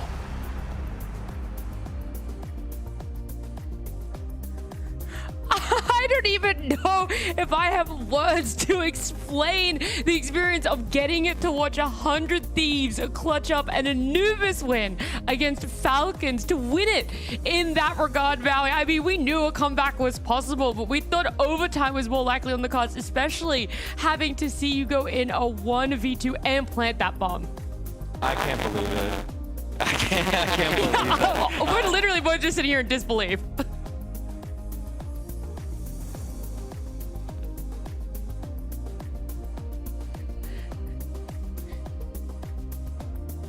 Oh, apparently, Maui, your audio is not coming through, unfortunately. But you can express your emotions to me, and I can try and explain. That's just how stun locked Maui is at the moment right now about the fact that yeah, we're seeing literally the unthinkable happen. We talked about it, we toyed with the idea, and we knew that there was at least that 1% chance of it potentially happening. But to witness it, to see it, for Falcons to be our first 60,000 bounty team to be eliminated in round number 1 off of what was such a strong start in a best of 3 with how strong Nuke was for themselves.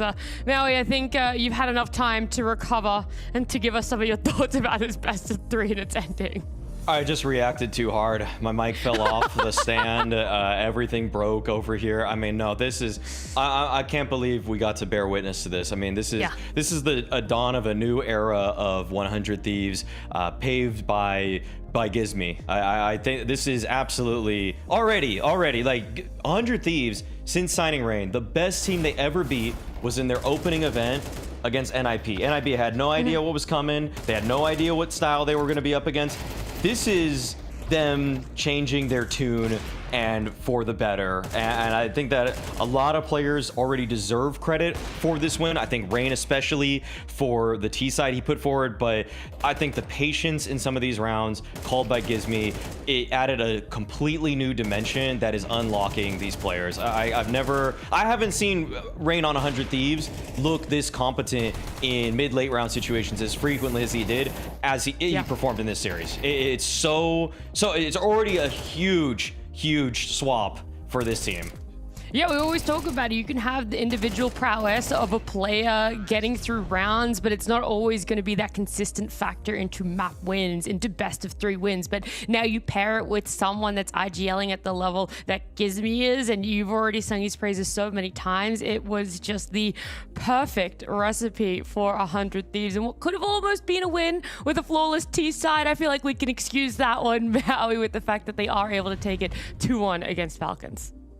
I'm simply spellbound by this performance from 100 Thieves. The Dust 2, I thought it was kind of a cheeky one, how at the Cologne Major, Monty with Gizmi leading them was able to beat this Falcons, does it again, now beats them on their 100% win rate Anubis with this at the Major 2. I mean, how could it even get better? You basically beat Falcons on their 2 best maps, and even if they had a little bit of a longer break than some other teams, you would think that the embers of whatever was burning for them at Cologne would have been hot enough that it would have actually carried them through this. But you could see 100 Thieves, they've shifted into a completely new gear. This is a totally different team than what we got last season from them, which were more just throwing their heads into the walls. They were just running plays, hoping for the best. You know, they're just running through the strat roulette. But this is a Gizmi that has a vision every single round. He knows how he wants to use his pieces, exert pressure on multiple sides of the map at times,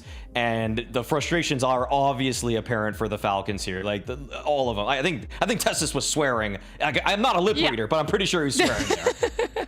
I feel like even just reading the body language, you can see, they're also obviously in quiet disbelief, but I'm just running back through that 2v1 right at the end of the winning moment, and there's nothing to really explain how it felt watching it, but I could only imagine as well playing in it, thinking that you have this advantage, right? Because so many of the odds stacked against 100 Thieves. You're not even just talking about a map that Falcons has that 100% win rate on, but the fact that in the last 4 times that 100 Thieves played it, they've only won once. They played it earlier today against NIP. They lost. You know, we brought all these things up. It felt like everything was stacking against them, and then to win it in such a clutch moment for one of their new players as well, Maui, this is like the perfect beginning to the most amazing chapter in history for them. I mean, this and actually what BC Game did were my favorite moves in the offseason. It was just one player here, though, and it is already paying off in a way that I don't even think Messioso, Sean Gers would have imagined in the front office of 100 Thieves. They're celebrating right now in their Culver City studio. There's absolutely they're looking at this game and thanking the stars that this guy landed on their team. They are thanking Luminosity Gaming for not picking this guy up with the rest of the lineup. If that had happened, completely different story here. So already just have to tip my hat once again to Gizmi, who just brought a new level of composure to a 100 Thieves team that I felt like was spinning their wheels for the last 2 months.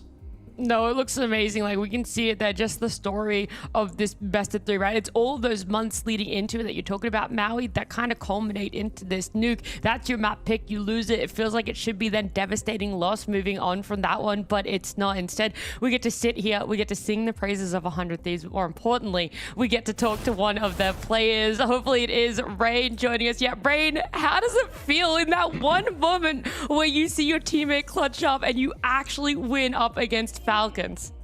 No, it feels really good. It's a nice win to have. But yeah, not much to say. I feel like your energy is too low for how insane it is. You know, it's almost like, oh, we expected tired. it, you know? This is True, the it's been a second long day day of for 3 you. today, so I'm a little tired, not gonna lie. It's late there, you know. But it's definitely a really big win for us, so yeah. I respect that.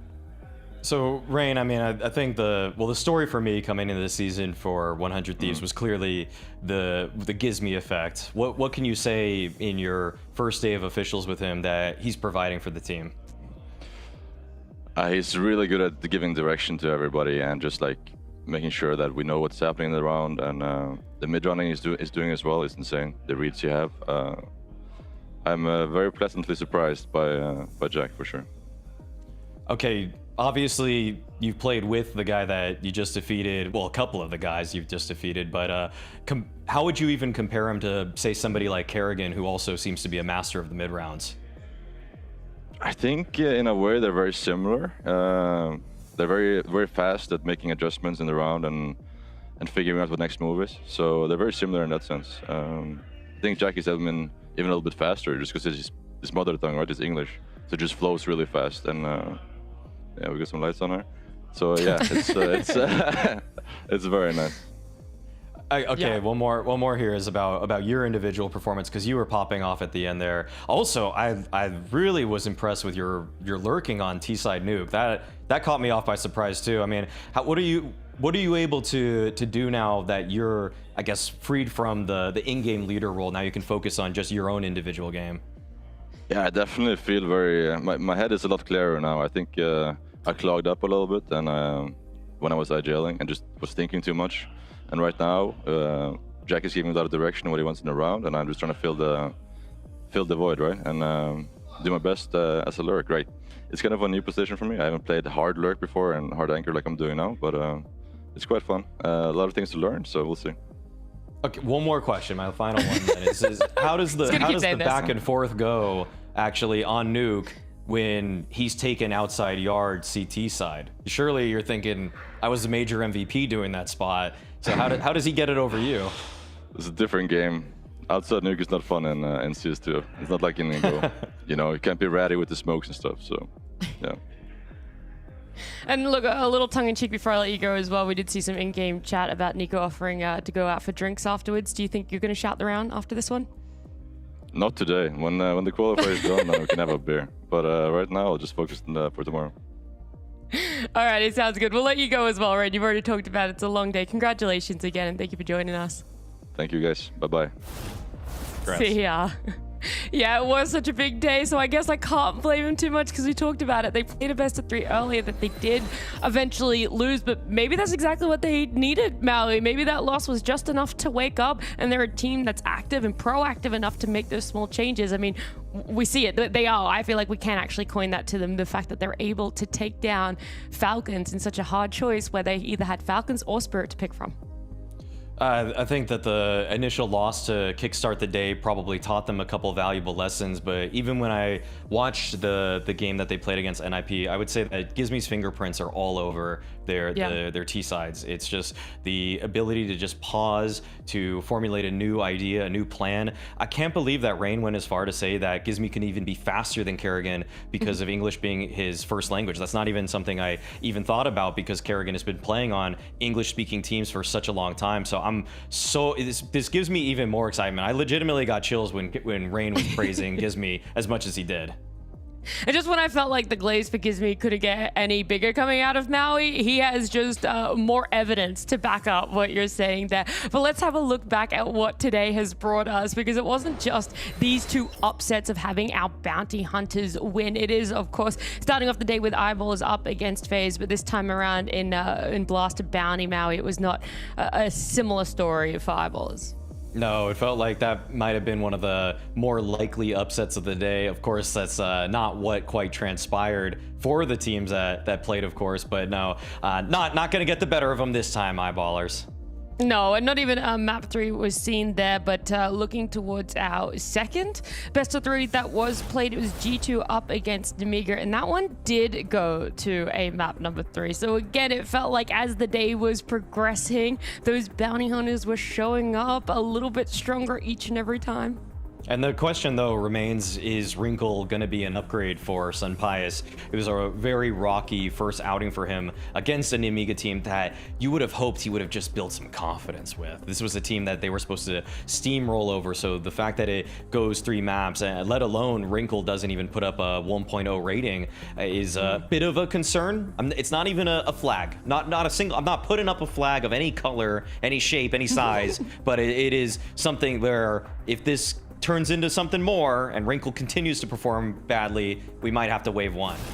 It's just like that annoying mosquito buzzing around you, but it could turn into something a little bit more sinister, as it did with HOTU being able to take the series off of GamerLegion. This one was done in a 2-0 fashion. I mean, their Ancient looked fantastic. And again, it's always that question, is a Bounty Hunter's reasoning right? Are they going to be correct in why they picked the teams they did? But HOTU, yeah, really just proven that they knew what they were doing and gave us our first upset here. I'm just going to say, every time I hear an Eastern European team say things have been going badly, where practice is bad, they're just going to pop off. You're just not ready for it, okay? Because they learn through the arduous process of defeat. So HOTU definitely also looking like a team to watch out for. Mizu totally caught my attention today. He was good at EPL, but it felt like he was sort of simmering, but man, he's boiling again. Yeah, he's back on top for sure. And you're right, sometimes there are just those teams, it doesn't matter what game they're playing, when they say the scrims are going bad, they still are able to show up there. But it has been a lot of fun. We're already halfway through round 1, where we've seen, for the majority of it, our most wanted teams being able to come out on top, win their matchups as what would be expected. But of course, now our day number 2 ending in 2 unexpected results. GamerLegion losing to HOTU, but as well now, more importantly, Falcons losing to 100 Thieves. And we touched on it just before a little bit, Maui, but our first $60,000 bounty team losing in round number 1 of Blast Bounty history. It's a huge shock. I mean, this is what now, the 3rd bounty? So, yep. I mean, there's been a fair share of 60K teams. So that... Yeah, no, it's really, really impressive. I think that people usually write off first events of seasons because there's prone to be some more upsets, but it really, for me, hasn't been since, gosh, was it Blast Spring 2023 where EG beat Go back to the retirement, Heroic. Old man. Yeah. No, it was EG beating Heroic, and well, this time around there's no gamer doc to tell us that all we were fixated on was the team choking, because I'm actually excited for the underdogs today. Suck it, EG. No, okay, I don't know how to do that. Bro, have you seen the shirt that the chair that I'm in, by the way? Oh yeah, true. Yeah, noticing.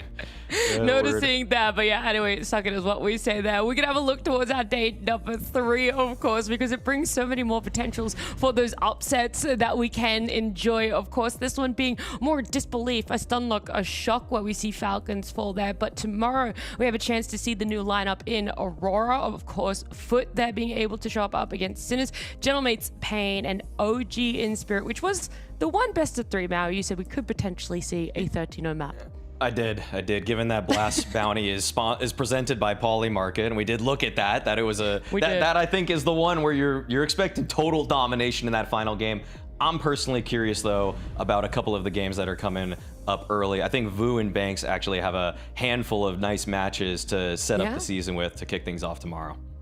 I just feel like even after seeing what happened here with 100 Thieves and Falcons, you don't give a little bit more credit to OG. I want to end on like a good note. Some more believers in the upsets that the most wanted are going to lose. Nah. It's not. You can't. No, tune in early tomorrow for the possible upsets, okay? I think Focus actually have a great team to work with there. Yeah. I think Sinners are in their comfort zone online, so that they might actually pull off an upset versus Foot. Yeah, there are possible upsets tomorrow, but that Spirit OG one, that is a lock. That is a lock. All right, well, you heard it here first. Maybe you don't want to tune in for that final series, but I promise it's going to be a fantastic day number 3. So tune in same time as always. We're going to have a lot of fun here at Blast Bounty, presented by Poly Market. Welcome to the Bounty, a new, bold Counter-Strike format where every round raises the stakes. Here's how it works. The prize pool isn't just split at the end. It's distributed as bounties. Each team starts with a bounty based on their seed. Lower seeds begin with 0, but can still strike it big by hunting bounties from higher ranked teams. Win a match and you secure 50% of your opponent's bounty as a guaranteed payout. The other 50%, it carries forward, growing the stakes for the next round. After each round, the lower seeded teams pick their opponents from the higher seeded pool. This happens during the live draft shows, taking place before the tournament first begins and after each round of play. Bounty hunters can choose from the most wanted teams, deciding if they want to choose their opponent based on strategy, past history, or simply going for the biggest prize available. This is Counter-Strike like never before. Are you ready to go bounty hunting?